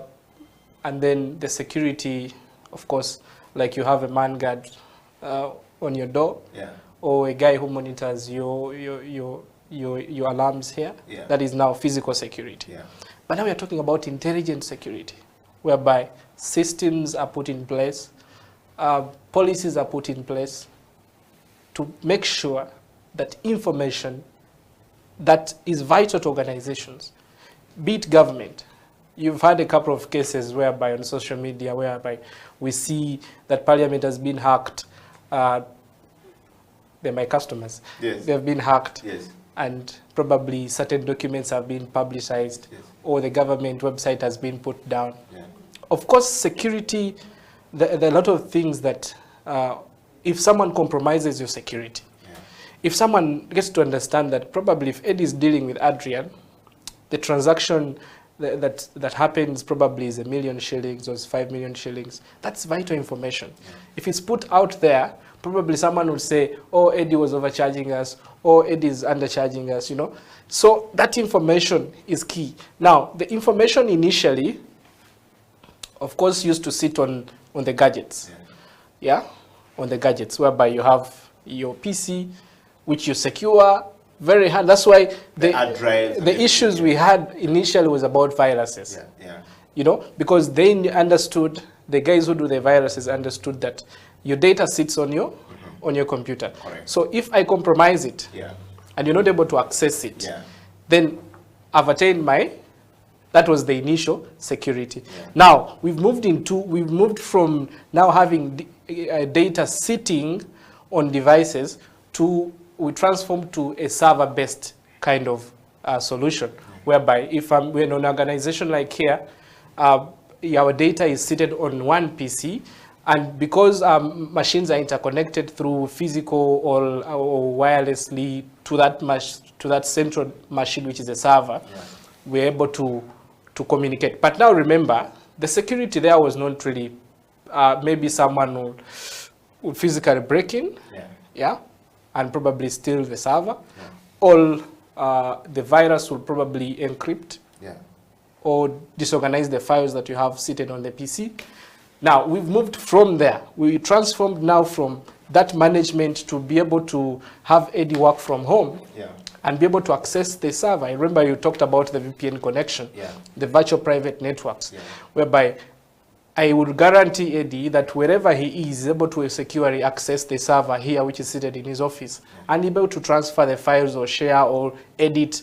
If it's a document, if it's a pipeline document you are editing, you need to make sure that that connection is secure. Yeah. Adrian nicely spoken about that. At least you give an understanding. Now, there is this, VPN was never VPN known as it is now in Uganda and in most African countries. We even didn't know it does exist until the elections in Africa started, until the Arab Spring started, until the internet started to have its own, you know, being blocked by different governments to manage so many other things. And then VPN became VPN. And now everybody knows VPN. A border man knows VPN. A taxi driver knows VPN. No Okada rider in Nigeria knows VPN. You know, the tuk-tuk in Tanzania knows VPN. Yeah. What is VPN in a nutshell? What is VPN and how did it become very popular here? Well, I think VPN has been, personally I've been working with VPN since 2014 because in the firewall, the Sophos, the Cyberoom, by then that we launched, of course, we had a component whereby the companies had what we call roaming users, the users that want to sit in the office, or it's a branch office and they're about 2, 3, 4 guys, but they would want to privately connect back to the head office so that they can be able to access information at the office remotely. Yeah. So we used to configure what we used to call a VPN tunnel for those customers, whereby we have a client software that sits on their PCs now that encrypts whatever they're doing and transmit it securely to the head office. Yeah. So the firewall at the head office will be able to decrypt that and translate that those requests and be able to forward them to wherever they were supposed to go. Yeah. So how VPN came into Uganda, of course, the popularity came on the Facebook, on the social media blocking by the government. Yeah. For security reasons. So what happens is, of course, some people around the world, of course, understood the VPN business and they're able to provide applications which sit on your device.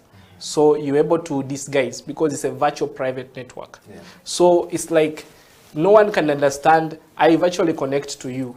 Yeah? And he will not know, no one will know actually what we are discussing. Yeah? It's like a silent kind of communication. Yeah. It's not loud. If it's loud, because the government will go and say this particular DNS or this particular website is going to be blocked. So definitely they will just say this IP address for Facebook or this particular name for Facebook has been blocked. So now, because the communication that is happening between the VPN client on your phone and the server, probably in the US, I used to see on Facebook people say, "Oh, I'm enjoying Denmark. Yes. I'm enjoying Australia. It feels good here." Yeah. So your information, the information between whatever you're doing, you're browsing on your device, is encrypted and then securely transmitted to the other server. So the other server, the software on the other end now translates whatever you are communicating and then routes it back to. So that's why you find that Facebook will see that a lot of traffic, there's no traffic in Uganda for Facebook, but their traffic is now increasing in probably US, Europe, because we are pushing all the traffic. Yes. Like the way you're broadcasting. Yes. You're doing all your traffic, you're broadcasting from the US. So here it's not known that actually this activity is taking place. But then from the other server is when you can know that now actually, because then it becomes open traffic. Wow. Yeah, that's how now VPN issues came in, because people knew the government had blocked the websites. Yeah. So now they don't know actually that Eddie is transmitting or whatever, or someone who uses a VPN is actually transmitting Facebook traffic. How secure is this thing, VPN we're talking about? How secure is VPN, Adrian? We're talking about it here. Like any other good thing, there's been a lot of fear that we could be in more danger, that our data is actually being taken away because, I mean, it's virtual private network. The guy who's running it is probably in Europe or in Australia or in Germany, he's anywhere in the world. What happened to my data when I'm very busy enjoying VPN here and thinking that I've safely landed the other side, I've navigated the path, I'm on social media network and platforms, but yet my data may not be safe? You're talking about cybersecurity as an expert. Well, when it comes to security of your data, on VPN particularly, yes. As in, it's like you're communicating with someone, you're communicating through someone that you don't know. Yes. You're communicating through me. You have an idea you want to communicate to the public, but you don't want to do it by yourself. You want me to do it for you. So if you don't trust me, is your data safe? Maybe you answer yourself. Yes. Yeah? I don't know whether my data is safe, yes. It depends on the trust you have with the VPN solution provider. Yeah. Because definitely if they have their agent, which picks the information that you want to broadcast from your browser or from your applications on your phone, definitely, you know, when we're installing applications on our phones, they'll ask you, do you want me to have access to your contact list? Because you'd wonder, how do these guys actually make money? Yes, that's another question. Yeah. Because I have access to your phone numbers and your contact list, I can sell that information. I have access to your device. I'm seated in your house. I know where your bedroom is. I know where your bathroom is. I know where your kitchen is. So I can use that information for my own. But as I'm also doing your job. Yes. That's why we always... So it's really not free? It's not free. Yeah. Yeah, it's not free because these VPN guys, of course, they have a lot of access to data. And data is gold. Yeah. You know, if for example, Truecaller wants data about probably contacts for people, they could go to a VPN guy and tell him, okay, we need, in Uganda, we need to know all this number belongs to this one, this number belongs to this one, so that we can use that information, load it into our server, and make our application work better. You will not know. But they will sell the information at millions of dollars. Wow. Yeah. Wow. And this is where you guys come in as cybersecurity to basically try and say, we put a system in place that allow us to be able to navigate some of these things. Exactly. Wow. A secure VPN would be a privately owned VPN. Like the ones we've been setting up in a couple of organizations, whereby, of course, you have your firewall, which you know actually the traffic that is going through. You have visibility, what is going on. You manage the VPN client. The client, that is a software that sits on your device. It could be on your laptop. It could be on your device, your handheld device. Wow. Yeah. I see so many messages, over 500 messages on the messenger. Everyone is wondering whether they're safe now. The CEO Bench is going to take a break, and when we come back, we're coming back in the last part of the show with Adrian Kamoga, who is the CEO and the founder and the CEO of Enterprise, Standard ICT Enterprise Solution in Uganda, the company that provides security, cybersecurity services in Kampala and across East Africa. Is on the CEO Bench to tell us if we're safe or not, but also nominated to come onto the CEO Bench as a young man who is doing great things. Stay right there. We're going to take a coffee break, and when we come back, the CEO Bench will dig deeper into the cybersecurity. Are we safe? What do you need to do to set what, where, and how is the service of his company actually transforming lives now that he has transformed his life, has been able to manage change?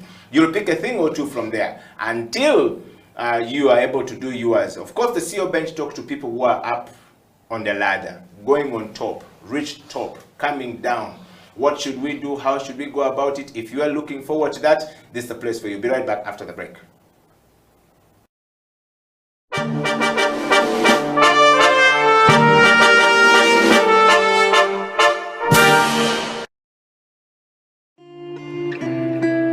Young people at the moment are struggling to understand the older generation because times have changed. Technology has come in. They have moved on. Yes. We're the ones sitting back and wondering, what is my child on to? TikTok has surpassed WhatsApp. The other one I call, I never call it Facebook, it's Bookface. Why are you on Bookface? Dad, it's Facebook. Yes.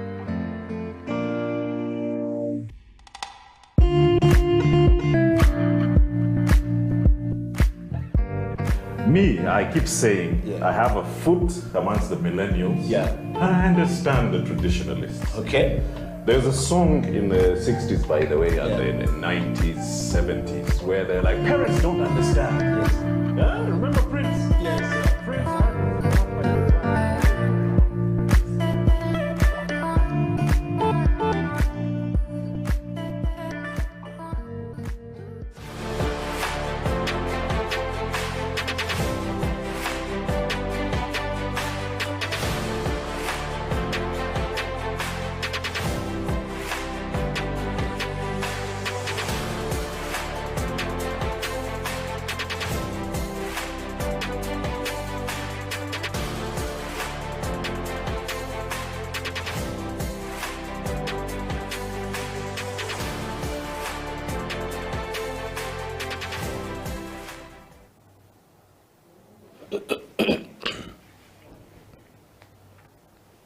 Welcome back from that break. Edio Killer, Adrian Kamoga in the studio. This is the CEO Bench live on House of Talent Television. You can catch this on your Facebook and all our social media platforms, Facebook, YouTube, and of course Twitter. You will also be able to catch this on our website, House of Talent Uganda.com, right there, and you'll be amazed what you can do with yourself and the information you can get from there. The CEO Bench is talking to the CEO and the founder of of the Standard ICT and Enterprise Solution Uganda, Adrian Kamuga. Adrian, welcome back to the program. Thank you. Our time is fast spent. I see a lot of requests here to bring you back to the show to continue talking about these things. We'll probably have a part 2 of this interview at some point. But Adrian, I want to go straight to this whole thing about what do you understand by risk, vulnerability, and threats in a network? A lot of times our information is stolen, and you've just talked very nicely about the VPN and how secure it is, and you said that you advise organizations to probably just have their own, because where their information is going, whoever is sitting is selling it. We didn't even know that. We're busy enjoying, not knowing the other person is making a killing out of us. So actually on Monday, sorry, on Tuesday next week, I have a conference I'm organizing with one of my partners from UK. And we're teaching our customers on how to manage IoT. You know, now vulnerabilities means, of course, risk. Everyone understands risk. You know, the probability that probably something would go wrong. Yeah. Now the vulnerabilities are the weaknesses. The weaknesses. Now the weaknesses within an organization. Like I said previously, that you've closed your door, but your window is open. That's a vulnerability. You might think the thief is going to pass through the door. Probably they'll pass through the window. You could, I had an interesting training in Nairobi, and one guy said, I lock my door like we've locked the door, but then we keep the keys inside there. We're doing something on HSM. And I realized that actually you are supposed to close the door and keep the keys in a secure lock, which also has another key. You know? So that means vulnerabilities in a network. A network is a communication of devices within an organization. So vulnerabilities are many. Many. Actually, we have solutions that are specifically looking at vulnerabilities within a network. It could be an update, a security update in your Windows machine. We always have pop-ups on our devices that say, oh, update your Windows, latest updates. And you don't want to be disturbed, you don't want to restart your machine, you're being so busy. But between that gap that you've not actually updated your latest security settings to what Microsoft has released, could be a vulnerability. You know, now we have Internet of Things. You know, bring your own device in an organization. Eddie comes from his home. He carries he has antivirus on his device or his computer. Of course, there's a firewall that secures communication to the internet world. And of course, like we say, there are different layers of security within a network. So, but you bring your device, your phone in an organization, it doesn't have an antivirus, but then you want to be on Facebook. Definitely you want to access the corporate network, you know? And now we have also, now that becomes a vulnerability, because a hacker will go through your phone and be able now to access the internal network of the organization, because your phone has not been secured and it has access to the network. So someone uses your device to connect now to the corporate network. We have Internet of Things, whereby now we could have smart doors. Our printers are smart. They could tell you on your email that your toner is out. We have smart lights, smart curtains. So when someone says smart, that means that device is actually intelligent in a certain way. So how to be intelligent? Definitely it has to be connected, interconnected within the network. So how can you load a security software in a door? These are devices that come with very small memories with just for a particular functionality. So now we've grown into, of course, before it was bring your own device, like last year. Security now was at a level of, now how do you manage bring your own device in an organization, whereby Eddie was able to bring his laptop and work within our organization. Now we have Internet of Things. Now we have devices connecting to the internet. You have your door and it's connecting to the internet. You can imagine. So someone can be able to use the door and now connect to your internal network because your door is connecting to the external world. So vulnerabilities are so many. I can only mention but a few. Wow. Within an organization. Even actually employees have vulnerabilities. Yeah. And we have, last year we launched a product called, it's about giving information to now staff training, giving them security trainings. Yeah. Because someone sends you a phishing email on your email, so you should be able to identify that probably this email is CEO fraud. Yeah. Eddie is the CEO. They're telling Eddie. I have actually a company that lost almost $500,000. They rushed to me and they said, "Oh, we have lost the accountant transferred money to a wrong," because the accountant was sent an email and was told that, "Oh, we've changed our account number. Everything looks genuine. The domain, the email address, of course, they masquerade. The email address looks like it's coming from the other organization that genuinely actually supplies the machines." Yes. Now it comes and someone, they target the accountant, the financial controller, and they tell him, "Oh, we've changed the account details. Please find attached new account details." He never had the information to verify. He could have picked a phone call and called the other guys and said, "Oh, I've received an email from you and saying that you've changed your account details." Is this true? He just went through and transferred the money. It's true. It happens. It happened. So when they told us to come in and try to solve them, I told them, well, the money was already transferred. We cannot bring it back. So we can only educate the guys on how to identify such cases in the future. Wow. Yeah. Wow. So that is also a vulnerability. People are also vulnerabilities within an organization. Wow. Yeah. Well, we're talking to Adrian Kamoga. If you're watching the show, so CEO Bench, this particular show is talking to a tech founder and CEO of a tech company that is providing cybersecurity services and products to solve, problems in the market. You've just heard about that. 500 million is quite a lot of money for an organization to lose. It's $500,000. $500,000. Yeah. $500,000. Yes, wow, they were purchasing machines for agriculture. Wow. The tractors. And that's it. The organization Yeah. may not be able to recover from that because there was a problem. Yes. Adrian, as we wind up the show, we want to just talk to you about this. How can I identify the theft and be prevented, given this that you've talked about? Yeah. What is, in a nutshell, how can we do this as we wind up the show? Because I know so many people are asking the same question. Well, what we've been advocating of recent within organization is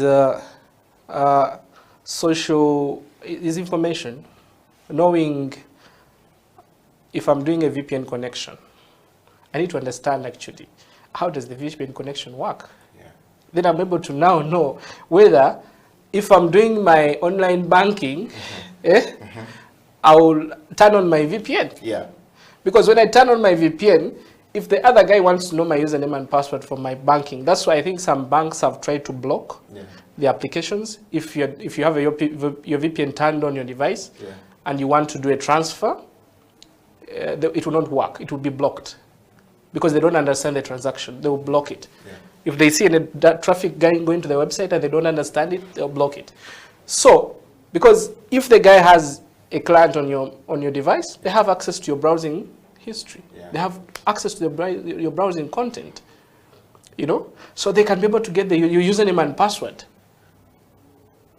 So you need to know, people need to be more vigilant when it comes to information. You need to ask questions.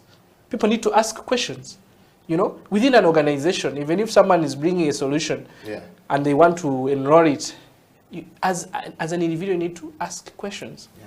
But then we also want to go into training. Organizations need to train. Okay, already we have done a couple of customers whereby we have solutions that we give classes, automatic classes. People are able to enroll, study, understand this cybersecurity thing. How can I be hacked? And what does hacking mean? How do I differentiate emails that are actually phishing from genuine emails? Yeah. They give that bit of, because this education is not given in schools. You don't teach an accountant on cybersecurity. because that's not their business. But actually, an accountant would be a vulnerability within an organization, and thousands of dollars would be stolen. Yeah. You know, so you need to ask questions. You need to educate yourself. Don't just go into a space that you don't understand. You know, you say, oh, now I don't want to keep my data on my device. I want to go to cloud. You know, I used to ask my customers that ask Microsoft, you're shifting your emails from your old email server, which sits in your office. Now Microsoft saying, oh, now we want to own your emails. We want you to do Office 365. You should ask questions. And when you ask questions, then they'll give you the level of security that they provide. Because now you might need another vendor to come in and actually secure your traffic to Microsoft. Because Microsoft's focus is availability, making sure your email is delivered to the recipient. You know, and they give you some bit of basic security. But now if you become a target, becomes the problem. Yeah. If someone says, I want Eddie, Yeah. I want to know who he communicates to, which kind of information, which people he loves more, because they will go for them. You know, that is now when they will know, they will say, okay, we want to understand, I want to understand the level of in detail, you know, in detail. Don't just go for a space you don't understand. That is now the vigilancy that I want people to get into, but people need to read. Cyber security information is all over the internet. We're in the cyber world whereby you just go on Google and say, okay, how can I secure my device? And someone say, okay, you should have antivirus on your device. You should have, don't use a VPN which is open. I don't use an open VPN on my device. I have an antivirus on my device and I pay for the VPN because I know I can fully trust the vendor who's manning my VPN. Their business is not, it's security, it's not theft. But don't hand over your data to someone you don't understand. Wow. Yeah. Yes. The CEO Bench is coming to a close today, and it's been an amazing interview with Mr. Kamoga right here.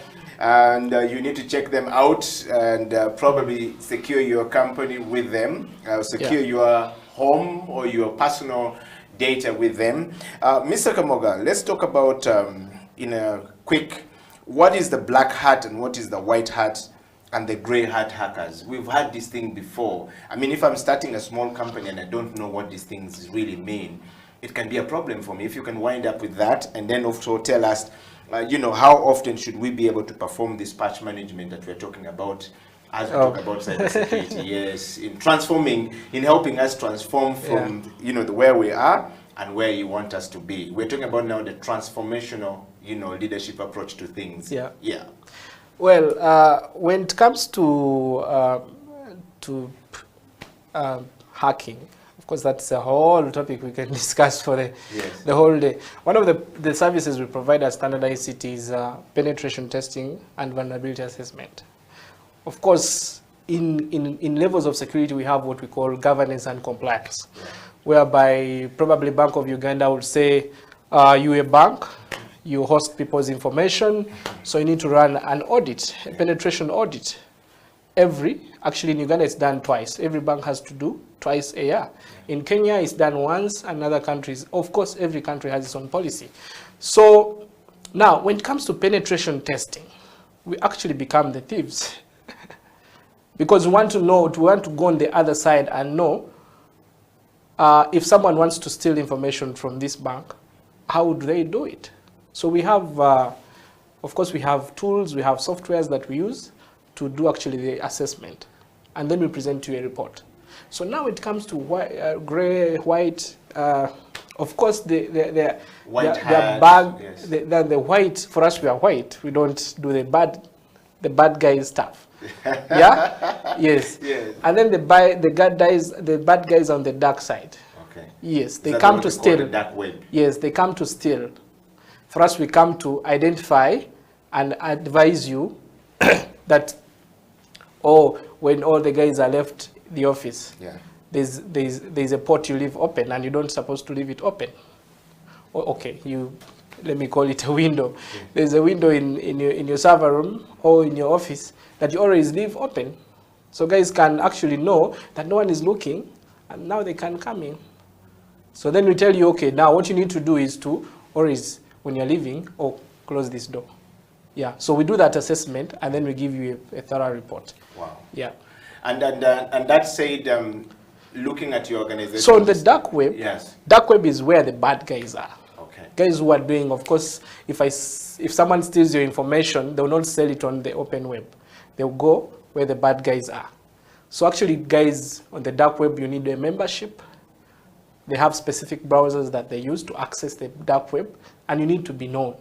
Yeah? And you need to be invisible because you're going to be selling narcotics, guns, what?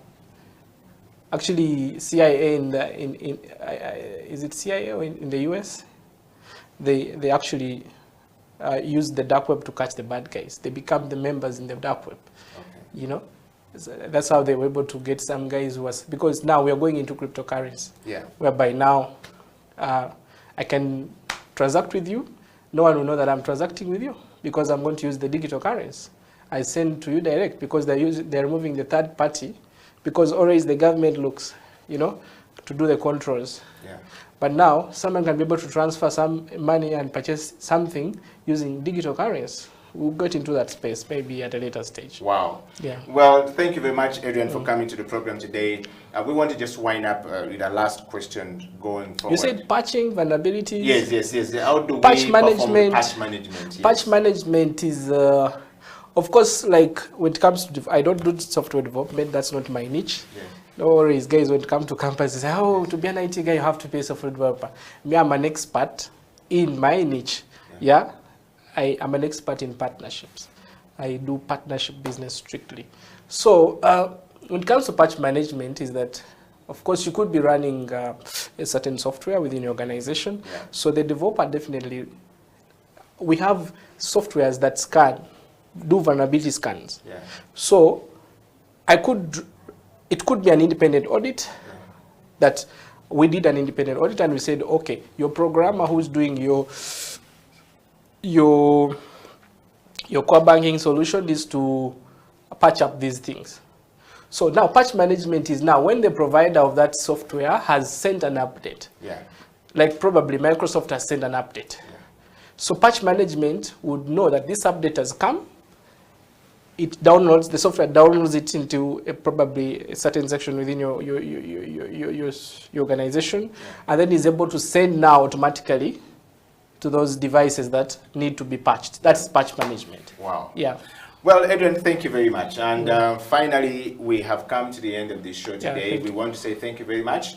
And from change management, leadership, change management, and transformation, how do you see your organization turning around lives in either individual lives and then corporation lives? Mm-hmm. And where do we see the standard ICT solution in the next, 10, 15, 20 years? What legacy would you like to leave behind? I would definitely, as a businessman, I would want to leave a very good food stamp. Yes. I remember in 2015, yeah. I launched an endpoint security solution. Mm-hmm. And I partnered with guys from Romania, mm-hmm. and we launched it. As of now, we've grown the numbers from just $1,000 to almost $500,000. That is the money that is going to the vendor. Okay. So I would want to, of course, introduce solutions for different problems that, of course, are going to be here. Like the products I've done, I've introduced in Uganda. They are there. Even if I'm not there, they're going to be there for life. Okay. Yeah. And what leadership abilities or development have you put in place to see that these people are developing and they can move forward? Can this organization run beyond you? Can your son or your daughter take over? Yeah. Like you've seen, I think you've visited us sometime, you've seen that we have structures. Yeah, we have structures, and we've put in place who does what, which section does this. And of course that has evolution. That in case a head of sales goes, we can be able to hire another head of sales, and probably the sales of the company still grow. And of course, if I retire as a CEO, I could be able to train someone, you know, I should have put in place systems that can be able to, that can be taken over by another person. Wow. Yeah, not me. Actually, I always travel over the world, and my business still goes on. Yeah. Wow. Yes. And finally, where do you see the future of the ICT in Uganda or in Africa as a continent? Are we ready for it? Where the world is going?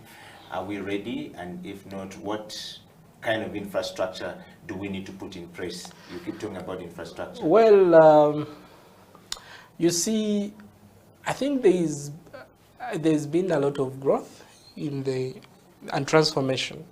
I appreciate the work National IT Authority is doing, and also, of course, they come up with policies that people are supposed to comply with. You know, when it comes to with cyber security, like I said, we have a layer of compliance and governance, whereby government will come up with policies and say, okay, we need you, each and every person should have at least a basic thing, which is antivirus on their devices. Because at the national level, they have what we call cyber threat intelligence, whereby I think UCC has a solution. Because I remember I was involved in that tender for procurement of a cyber threat intelligence solution, whereby we could be able to identify this is the new attack, it's coming from Russia, it's attacking our bank here, then they could be able to block that traffic at a national level. Well, the government is doing something. But then also, as individuals, like I said, we need to also be vigilant. Because the government will not be able to understand which new VPN client has come up, or which new VPN solution has come up, probably because they will not know. But for you, go ahead and download it and install it on your device. And then you try transacting. You actually go to, then you say, oh, I've stolen money from my account. Oh, my information was stolen. Oh, I see nudes on social media. People steal nudes from people's devices, and actually they ask for a pay. Someone says, if you don't give me $100,000, I'm going to publish your nonsense on the cyberspace. You know, so people need to be vigilant. But of course, the government is also doing something. Okay. The guys we work with, the enterprise space, of course, because they hire the intelligence guys, the guys who have done now specifically cybersecurity, now know which measures that they need to implement within organizations. Of course, it also depends on the budget they have available. But of course, I think for the time I've been in the cyberspace in Uganda for the last couple of years, I would say, because right now, on average, almost every corporate organization, at least they have an antivirus solution. They have a firewall. At least they can understand how a firewall works. Which that's good. It's a good level. Wow. Yeah. Thank you very much, Adrian. And to all of you guys watching the show from all across the world, we would like to say thank you. I would like to just sample some of your questions here, if there are any. Mulunji Sarah said, "Wow, an amazing watching this." And of course, Mulinda, all the way in Dubai. Mulinda, thank you very much.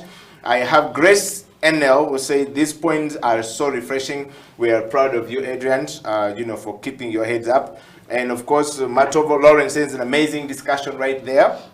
And he says, "I'm very proud of you, Adrian." And I see my friends from the outside countries in the US, Anthony, thank you very much, says, "This has been an amazing show. I stayed up late to watch this program, and I think I love it. I wish Uganda could have more of this kind of young people coming and having a very fantastic discussion like this." And says that gentleman breaks the ICT down to a border level. That is a good thing. Most ICT fellows are always talking top things, and they forget about that.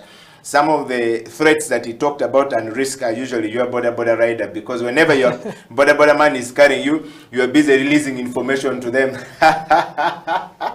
Thank you very much, Dan, all the way in the US. And today we have my brother from another mother, Moses in Sweden, says, "I stayed up to watch the show." Adrian, thank you very much. I think I was in Matovo in St. Henry's Matovo with that gentleman. He's been always an amazing guy. Thank you very much. Shout out to him. And you've got a lot of people watching the show. So all of you guys, we want to say thank you very much. The program has come to an end. Adrian, what's your last word to the people who nominated you to come into this program? If you look into that camera, what would you say to them? I would say thank you for trusting me. Of course, definitely I will thank my customers, people who have entrusted their security in our hands. Well, every time I walk into my customer's office and I say, okay, now this is the new thing that we have, I always have a positive response from my customers. Either we don't have a budget now, but let's provision for it. And they will definitely always provision for it. I thank my customers. Thank you for supporting Standard ICT. Please always look out to us in case of any solutions that you need. But I also thank the entire audience. Thank you for watching me. And I hope to be back here maybe next time so that we can try and break whatever we've discussed into more detail so that people can be able to understand. Wow. Yes, I thank you, Eddie, for hosting me. And I look forward to more discussions with your audience. Well, thank you very much. And to us here, we want to say thank you to all of you. Thank you, Adrian, and thank you, everybody, for being a part of the CEO Bench Growing Bigger and Better. The CEO Bench strictly operates with votes. Vote for whoever you want to see on the CEO Bench. The highest person with the vote will come on the show. And next week, we dive into bringing you a man who came into the space of, of running hotels. He's had the highest votes. Is the general manager of Sheraton Kampala and of course the Apollo hotels all across the East Africa. He will be on the show here, and of course we're going to have a very fantastic discussion. It's got over 150 votes coming through, so you too can nominate somebody you want to see on the CEO Bench, and our job is to bring that person on the bench. Until then, we want to say thank you, and to the crew and to the team here that makes these pictures look good, amazing, and all the mistakes and success and everything that we have on the show, we want to say thank you to them. To everybody, shout out to all of you guys, and please share that link far and wide to your friends, and of course, make sure everybody is secure and don't be left out in the dark web. Be in the white web so that you can be part of the solution. Until then, we're saying shout out to you and goodbye.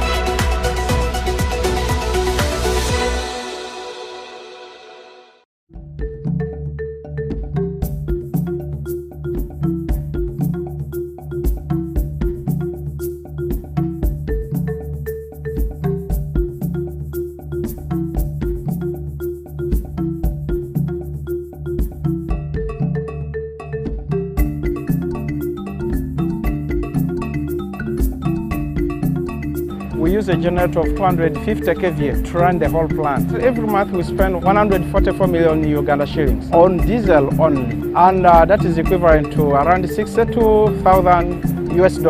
That's the highest unit cost of production. If we can bring in some renewable energy technology, provide all the electricity they need at 30% less than what they're currently spending, we will immediately be able to release funding, which we can then plow back to the farmer. We're looking at a biomass gasification system.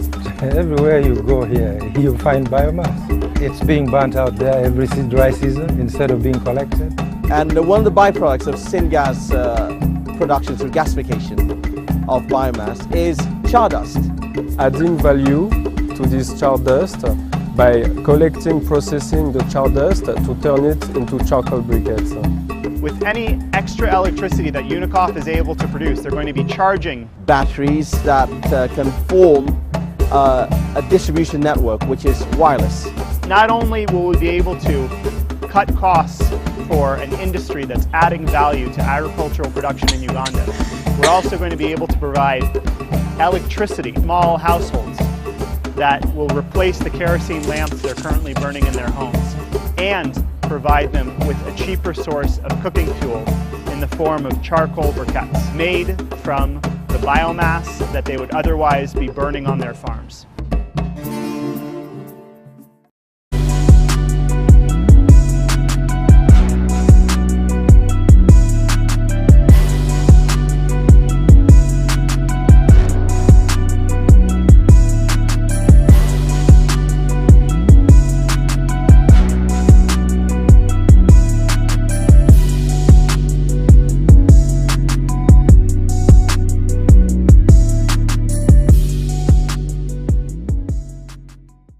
My name is Dr. Jinpo Olowo.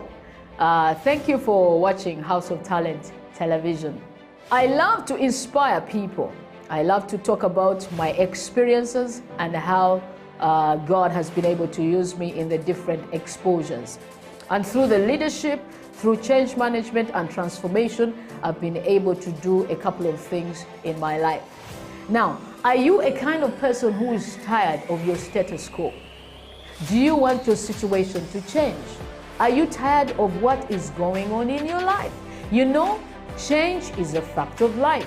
We've all been through experiences in the last couple of months that have taken us to a place where we need to do something about our lives. We need to change whatever is going on. So if you have not piled up investment for yourself, you need to do that. If you've not done businesses to hold your family in future, you need to do that. Are you thinking of full-time employment? You need to be thinking about your life after employment or your business in the next couple of years. So if you want us to chat, if you want us to talk about this, please get in touch with us at SIL Uganda on number 0772443085 or check our website www.siluganda.com, or on all the social media handles. You can hook me up or Facebook, that is Jinpo Olowo, on Instagram, Jinpo Olowo, and on Twitter and LinkedIn. Then we can chat a way forward with you. We can help you, we can coach you, we can walk with you this journey of financial freedom. Thank you.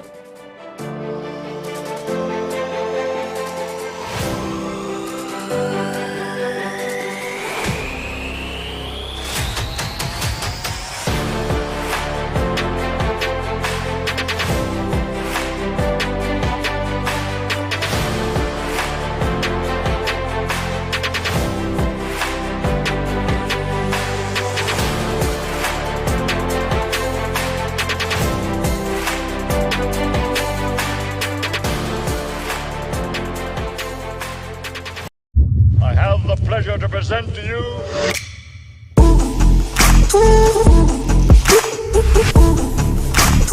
KCCA has taken a number of steps to address this sanitation challenge, which include, but not limited to the following: the setup,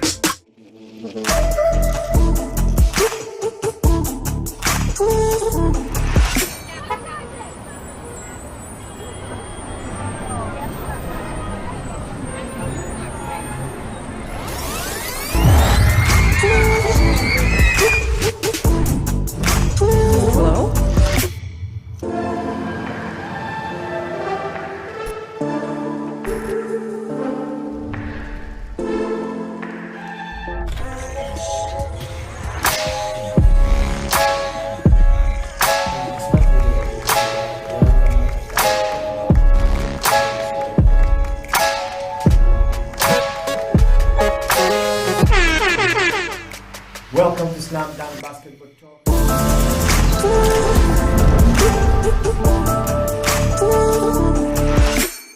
A wise man once said, "The future has a name and its name is hope.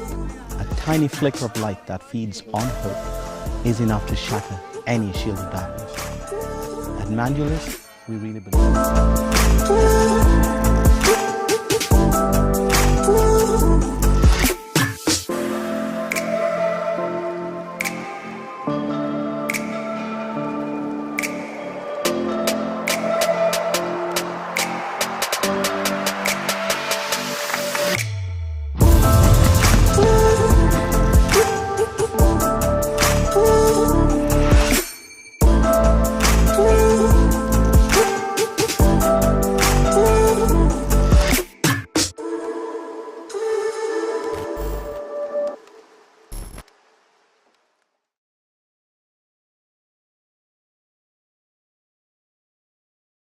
COVID-19 has tested our hope and faith as individuals, families, and the country at large. Besides destroying many aspects of our lives, the novel coronavirus has also affected our human rights in many ways. You and the Law, the COVID edition, is a 30-minute weekly television program that focuses on the impact of COVID-19 on human rights in Uganda. The program engages experts to explain the importance of rights-based approaches to the success of any public health response to ensure the respect, protection, and fulfillment of human rights amidst the challenges presented by COVID-19. You and the Law, the television program, brought to you by Legal Hub Uganda, taking the law to the last mile in proud association with I4C Africa Hub and House of Talent Television.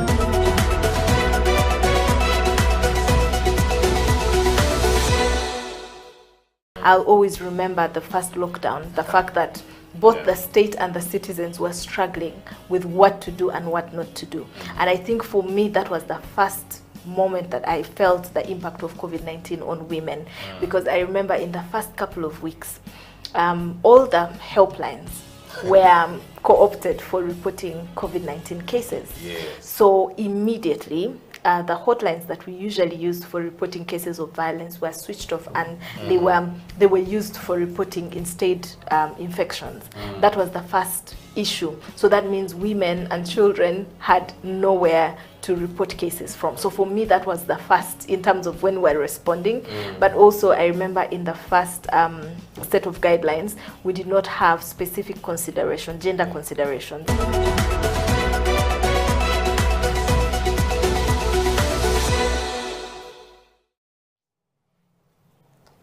Hello viewers, welcome to yet another episode of You and the Law, the COVID edition, here on House of Talent Television. My name is Jonathan Ochom, your host.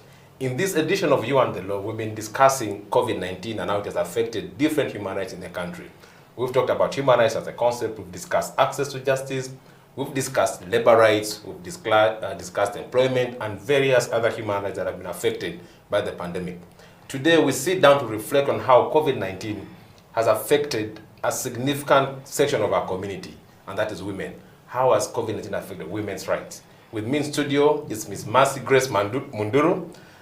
Mercy is the head governance and action in Uganda. She's a human rights lawyer and a feminist. Mercy, you're welcome to You and the Law. I'm very honored to be here. How have you been? I've been well, and I'm very, very pleased to be here to be part of this very great conversation. We're very happy to have you. Mercy, I know you do a bit of work at Action Aid. Could you maybe just drop in a little bit of light about the kind of work that you do at Action Aid? Right, at Action Aid, I work as the head of governance as a unit, but then Action Aid broadly works around issues of women's rights, climate justice, and we also have a specific focus on young people. But in all of this, we align our thematic areas to governance. So we look at the governance element in all those thematic areas, and we ensure that a lot of the work that we do focuses on, the rights and the well-being of people in rural areas, especially young people, and with a very specific and deliberate effort on young women. So that's broadly what we do. And also Action Aid currently runs the domestic violence shelters all across the country. Okay. So we do receive cases of GBV and do a lot of work around response, prevention, and advocacy around GBV. So clearly I see already the linkage between your work and protection of women's rights. So we normally start the show with a quick dive into the conceptual issues, because we talk about women's rights. Yeah. It's always important to understand, actually. The temptation is always to start with the law, but I think it's important to first formulate the idea. Yeah. When we talk about women's rights, what exactly are we talking about? So when we talk about women's rights, we have to look at women as a constituency.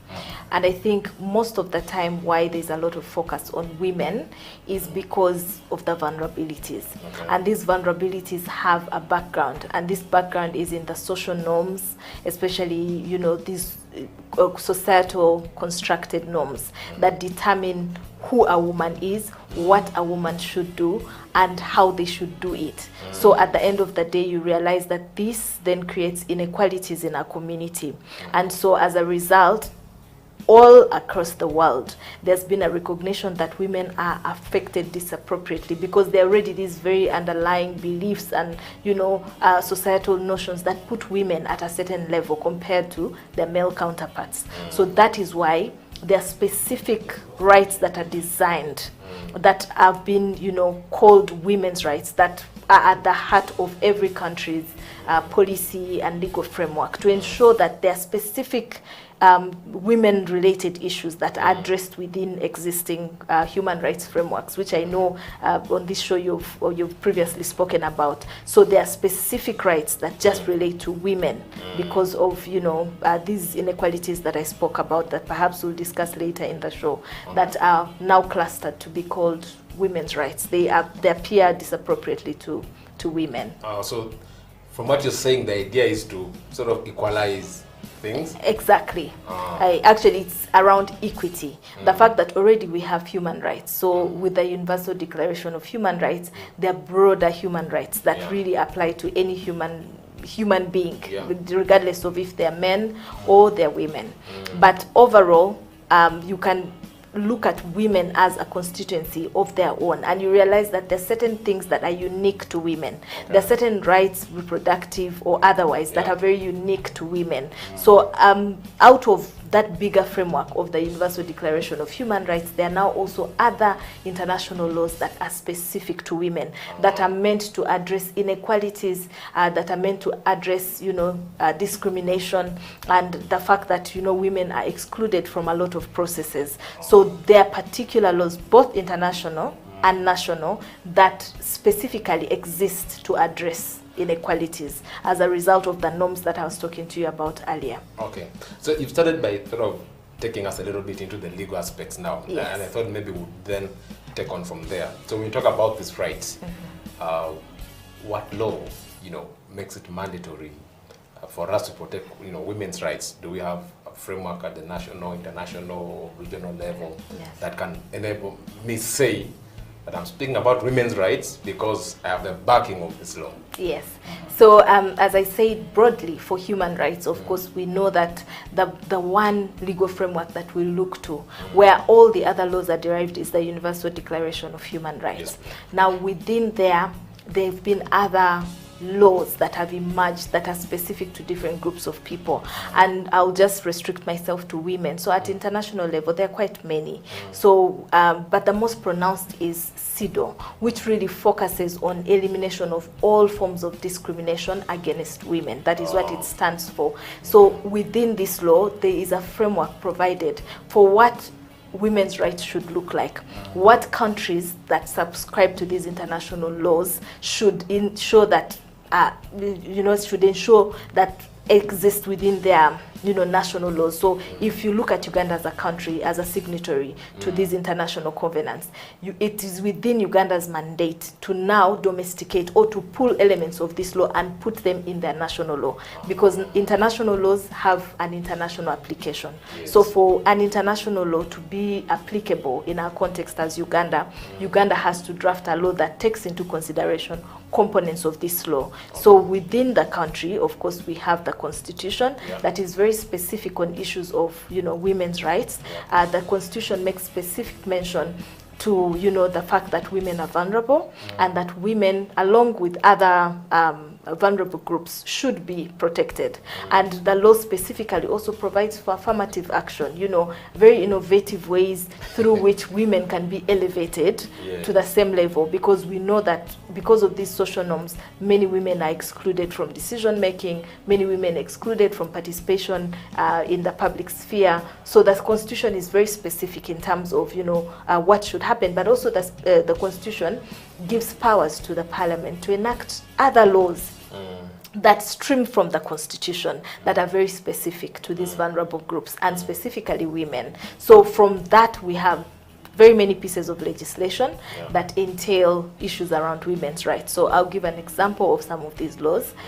We have the Domestic Violence Act that specifically addresses, domestic violence. Big issue. Exactly. So we also have the Female Genital Mutilation Act that specifically addresses female genital mutilation. You realize that there are certain aspects of women's rights that are unique to women based on these negative norms. So for example, female circumcision is not something that applies to men. So that is why the law is very specific. The and disagree. At least it will not have the word female in it. Yes, so we have the Female Genital Mutilation Act. We also have the Trafficking in Persons, where they're looking at certain practices within the framework of trafficking that have specific application to women. And so you find that these small pieces of legislation address specific areas of women's rights. But also within other legal frameworks, other laws, you realize that there are specific aspects that promote the rights of women, that promote equality, that promote non-discrimination, that promote elements of equity.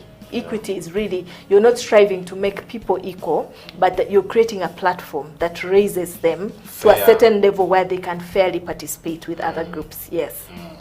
Well, you've sort of given it as a very big explanation of the different laws that touch on the protect women's rights. But then we need to understand the obligations that fall, because when we talk about protecting women's rights, whose duty is it? Who can I hold accountable to ensure that these rights are actually protected? Many people talk about government, but what could be that mandate of the government in the context of protecting women's rights? And even us as individuals, as men, as women, what do we need to do? Or what does the law tell us to do? Maybe we could start from the government. Yes, ultimately, of course, protecting the rights of citizens is a mandate of the state. Yes. So by citizens, we include women. And the law specifically puts this burden on the state because the state is the overall governing body of all the citizens of Uganda. So it has to protect and promote these rights. It's not enough to have them in the book. The state has to take all steps necessary to ensure that the women to whom these rights accrue enjoy them fully and enjoy them in an environment that is enabling. So that is why the state has to make commitments to build the institutions that will promote these rights, to ensure that they allocate resources to these institutions, that where rights have been violated, people can go for protection, people can go and reclaim their rights, so that the overall mandate lies with the state. But of course, the responsibility to also ensure that women enjoy their rights rests with each one of us, including I as a woman and every member of the society, to ensure that the women, that first of all we recognize that these are vulnerable people, and also to ensure that we create equal opportunities for these groups of persons. So whether it's the girl child, whether it's the women in the workspace or in the informal sector, or whether it's disabled women, or whether it is the girl children that are prone to abuse in institutions of learning, we must ensure at all times that we are creating opportunities for them to participate, for them to express themselves and make decisions at all levels. And in Uganda, of course, we have institutions that have particularly been set up to promote these rights. We have a whole Ministry of Gender, Labour and Social Development. Within there, of course, there are so many other, smaller, vulnerable groups whose rights are being protected and whose interests are vested within that ministry. We also have the Equal Opportunities Commission that really oversees issues of equality and ensuring that, all of us are enjoying equal rights at different levels, whether at government institutions or even non-governmental institutions as well. We also, of course, know that civil society organizations partner with the state to ensure that they enhance available structures that promote these rights. So I spoke earlier about, the fact that ActionAid is running shelters. They are running it in collaboration with the Ministry of Gender. So that means those shelters are places where the citizens whose rights have been violated can run and can get justice as well. Of course, the courts, the parliament, these are all, government institutions that have the mandate to ensure that these rights are fully enjoyed and also are promoted as well. Okay. You mentioned earlier on about affirmative action. Yes. And sort of tickled my mind because there have been people arguing that perhaps where we've reached now, it has outlived its usefulness. I don't know what you think along those lines as the person who's working in this space for a period of time. I've had those conversations before. Would I say that we have achieved when it comes to gender equality? No, we're far from there. Oh. Yes, we're far from there. The more we evolve, the more we are waking up to the reality of the inequalities that exist all around us. And these inequalities, by the way, do not just apply because you're educated or you're not educated. You live with these inequalities all your life. I can tell you as a lawyer, as a person who has worked in civil society promoting women's rights, I find myself in spaces of inequality. I find myself in spaces where, you can be discriminated against for one reason or the other. So we live through these inequalities all our lives. The issue is that once we strip ourselves off of affirmative action, then we will be, going 10 steps backwards from where we are from. Because as we speak, even now, there are so many inequalities that exist. Okay. The opportunities that a girl in a rural area has cannot compare to a girl in an urban setting. There are so many layers of inequality that still exist, that are even increasing now, given the circumstances that we experience. So in my opinion, we still need the affirmative action in our law. Yeah. That's a good point to go for a break. Viewers, you're watching You and the Law, the COVID edition, and today we're discussing the impacts of COVID-19 on women's rights. With us in studio is Mercy Grace Munduru from FIDA Uganda, a member of FIDA Uganda, and currently working with Action Aid Uganda. Let's go for a break. We'll be right back.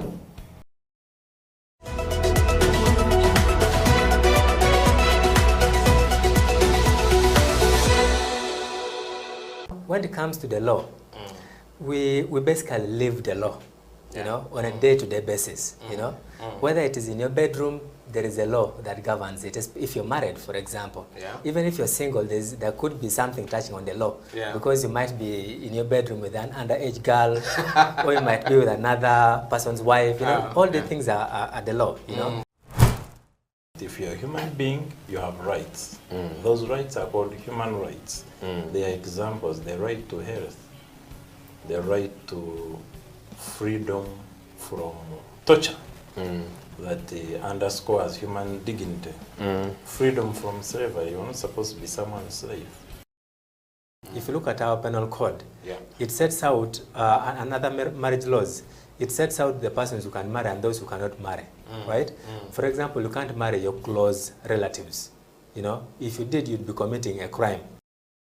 The state is not supposed to tell you who to worship, how to worship, how many times a day. No, you have a right to work. A right to work. You have freedom of association. Cohabitation for whatever period of time does not make you husband and wife, right?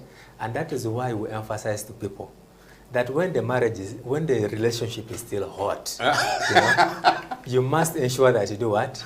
Marry. Yes. For human rights to be respected, protected, and fulfilled, relevant government programs must actually work. Medicine should reach hospitals, oxygen should be there, health workers should have gloves, teachers should be present. Now they are mostly absent, and they have left the profession, a good number of them. They are into trading. So things must work. If things don't work, human rights are not respected, are not protected, and are not fulfilled.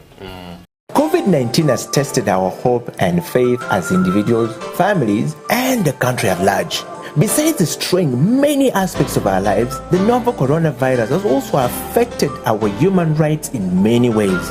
You and the Law, the COVID edition, is a 30-minute weekly television program that focuses on the impact of COVID-19 on human rights in Uganda. The program engages experts to explain the importance of rights-based approaches to the success of any public health response to ensure the respect, protection, and fulfillment of human rights amidst the challenges presented by COVID-19. You and the Law, the television program, brought to you by Legal Hub Uganda, taking the law to the last mile in proud association with I4C Africa Hub and House of Talent Television, coming soon.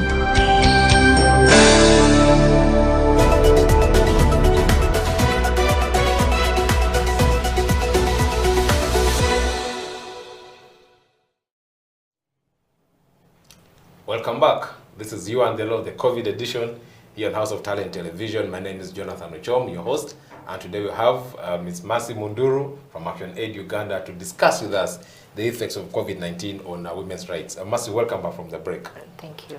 So before we went for the break, you gave us a good understanding of women's rights, the law around it, as well as a run through the different obligations that exist in order to ensure women's rights. So then 2019, late 2019, 2020 up to now, the monster called COVID-19 came in and, you know, interrupted our lives and changed so many things about us. And then along the way, clearly, our rights, you know, got compromised. And today we're here to discuss from a women's rights angle how COVID-19 actually impacted women's rights. You know, we borrow from what government did, the interventions that were in place, and overall to make a conclusion on how this has been the case. So I would like to pick your mind on that. How has COVID-19 impacted on women's rights? Ultimately, COVID-19 did affect all of us. I must start with that. The fact that, you know, the ravaging impact was on our society. We were met with a pandemic that we were never prepared for. So I can understand that we all grappled, you know, to fit into the new normal. I'll always remember the first lockdown, the fact that both the state and the citizens were struggling with what to do and what not to do. And I think for me, that was the first moment that I felt the impact of COVID-19 on women, because I remember in the first couple of weeks, all the helplines were co-opted for reporting COVID-19 cases. So immediately, the hotlines that we usually used for reporting cases of violence were switched off, and they were used for reporting instead infections. That was the first issue. So that means women and children had nowhere to report cases from. So for me, that was the first in terms of when we're responding. But also I remember in the first set of guidelines, we did not have specific consideration, gender considerations, looking at women's unique maternal functions. So women that were expecting struggled in the first, you know, a few weeks of the lockdown to access health facilities because of the strict nature of the restrictions, but also the fact that the security forces were struggling in terms of enforcement. How much do we enforce? The requirements for getting permission to access a health facility were quite heavy. You had to go to an RDC's office and all of that. And there are certain functions of women that cannot wait, that are not time bound. So that was that had a very negative impact on the reproductive rights of women. But broadly, because the way we live changed, there was a very disappropriate impact on women and girls in homesteads. One, we were locked down, so the families had more people than they usually do. And we know before COVID already, we have society that has set out gender roles in our homes. There are certain elements of a woman's life that determine if they are good women or not. These roles are assigned by society, and as you grow, you find yourself fitting within a certain role. Set up, And the way these roles are structured, you find women and girls perform similar roles. So what my mother does, I also end up doing this. So this increased the care burden on women. Some of these roles, apart from the domestic chores, is also caring for the sick. We know that this squarely really rests on women. The bigger percentage of women handle care for the elderly, for the sick, and so this really rests on them, and the girls as well. So because of these pressures, you realize that there was a distortion in roles within homestead, and it fueled a lot of violence. The number of domestic violence cases spiked, and I can say this from a point of authority because we respond to cases of GBV. So I can tell you the number of gender-based violence cases went up. Beyond that, there were very many cases of sexual violence, especially incest in homes. Very many young girls that we rescued had survived incest. They were survivors of incest within families, by caretakers, by boys in the homes, by their parents. So this in itself made homes a risky venture for young children who were out of school and are also in the home. But also we saw that, you know, the reality of the majority of women working in the informal sectors was visible. So Ugandans for the first time realized who really runs the informal economy.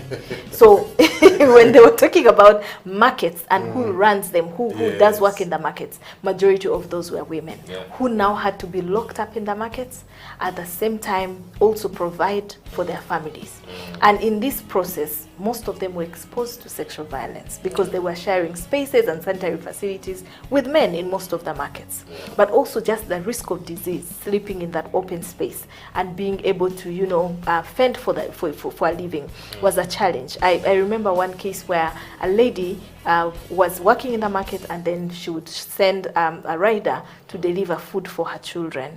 And then the rider defiled the daughter, the eldest daughter, who was 8-year-old, an 8-year-old. So the risks associated with that was also immense. And of course, the fact that there was a limitation in the number of people that could stay in the markets meant that there was a significant proportion of women that could not now, you know, earn from what they were doing in the markets and selling of food commodities and all of that. But also the manner in which enforcement was done left a lot of injury on women. I think you saw on the media so many cases where the security forces used unnecessary force on women who were coming to the streets to sell food and do all of this. So the already existing inequalities were further deepened because of the new normal. Not that these things started because of COVID, but they were deepened in that process. But also, most importantly, the digital divide, especially in young people.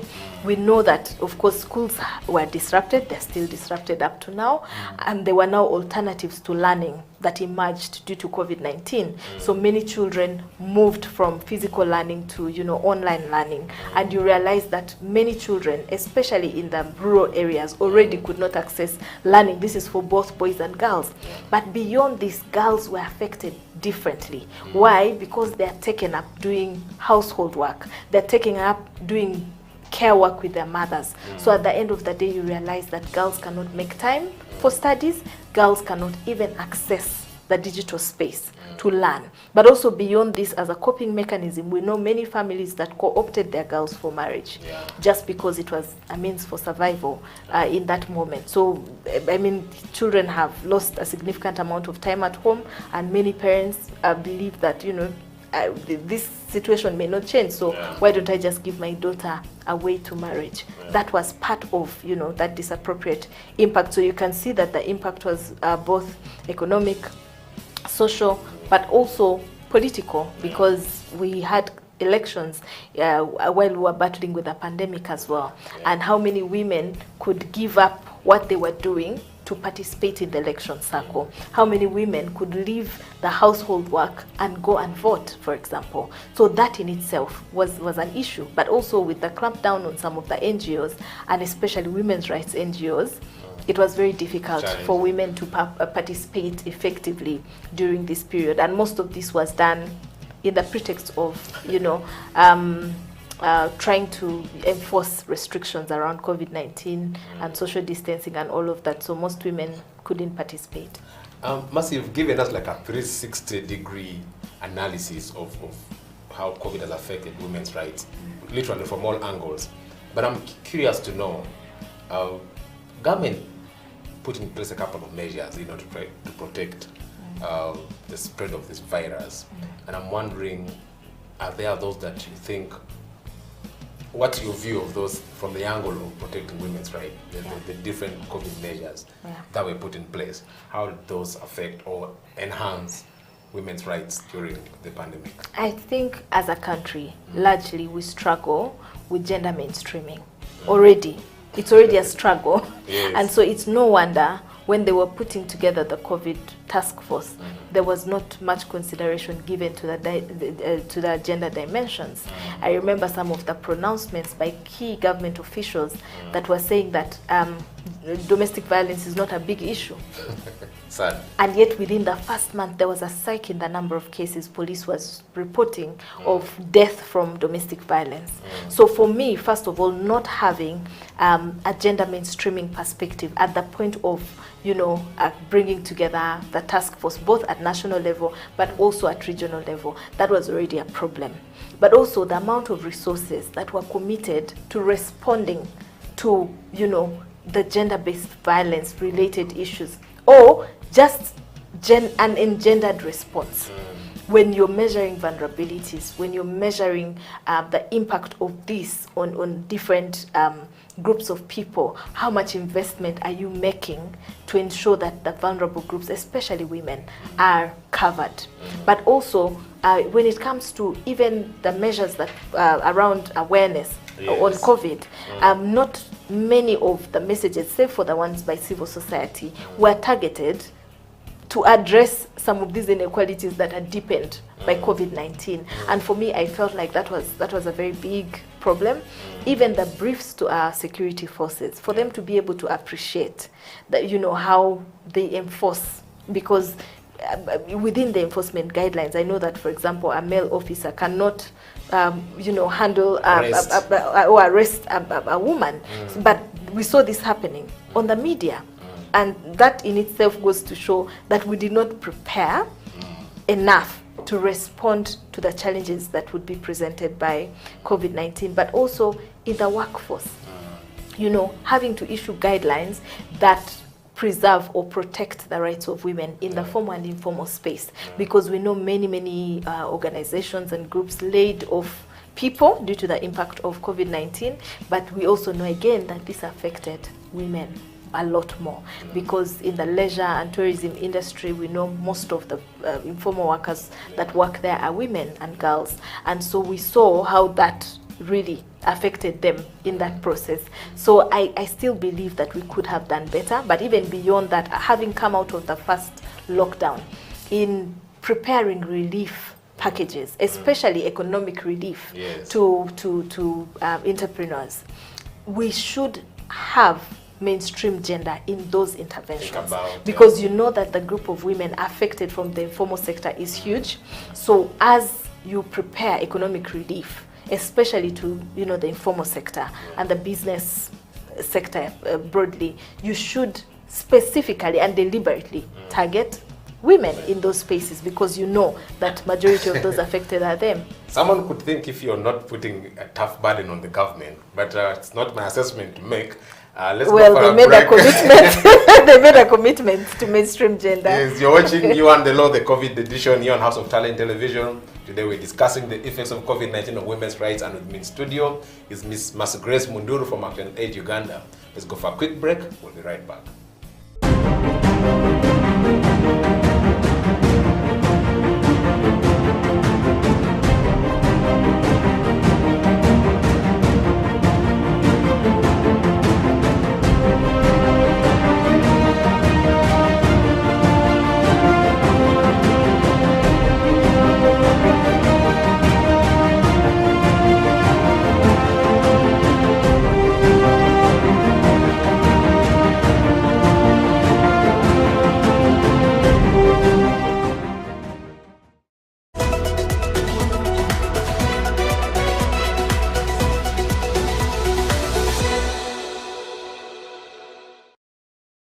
Mercy, welcome back to our last segment thank you. of the show. Thank you. So we ended at a point when we were discussing the sort of what government did, and you painted a fairly sad picture, or perhaps a very sad picture actually, of the situation.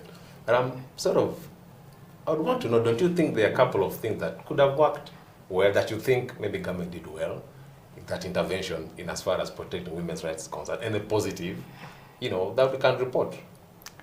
Well, because you have asked, I will now. That was a joke. I think there were also, there were some wins, I must say, in certain areas. I remember after advocacy, government did take up civil society and their placement within the different task forces from the national to the regional, which I think was very important in terms of also mainstreaming interventions and merging them with some of the work that development partners are doing. I know that very many civil society organizations had to reprogram around COVID-19 as well, but before, you know, that level of advocacy, it was difficult to channel those interventions to the communities. So I think giving that relief and also ensuring that we had passes to run, you know, especially response actions was very important, and I appreciate that from the state. I also know that some major resources were committed to communities and some of the vulnerable groups.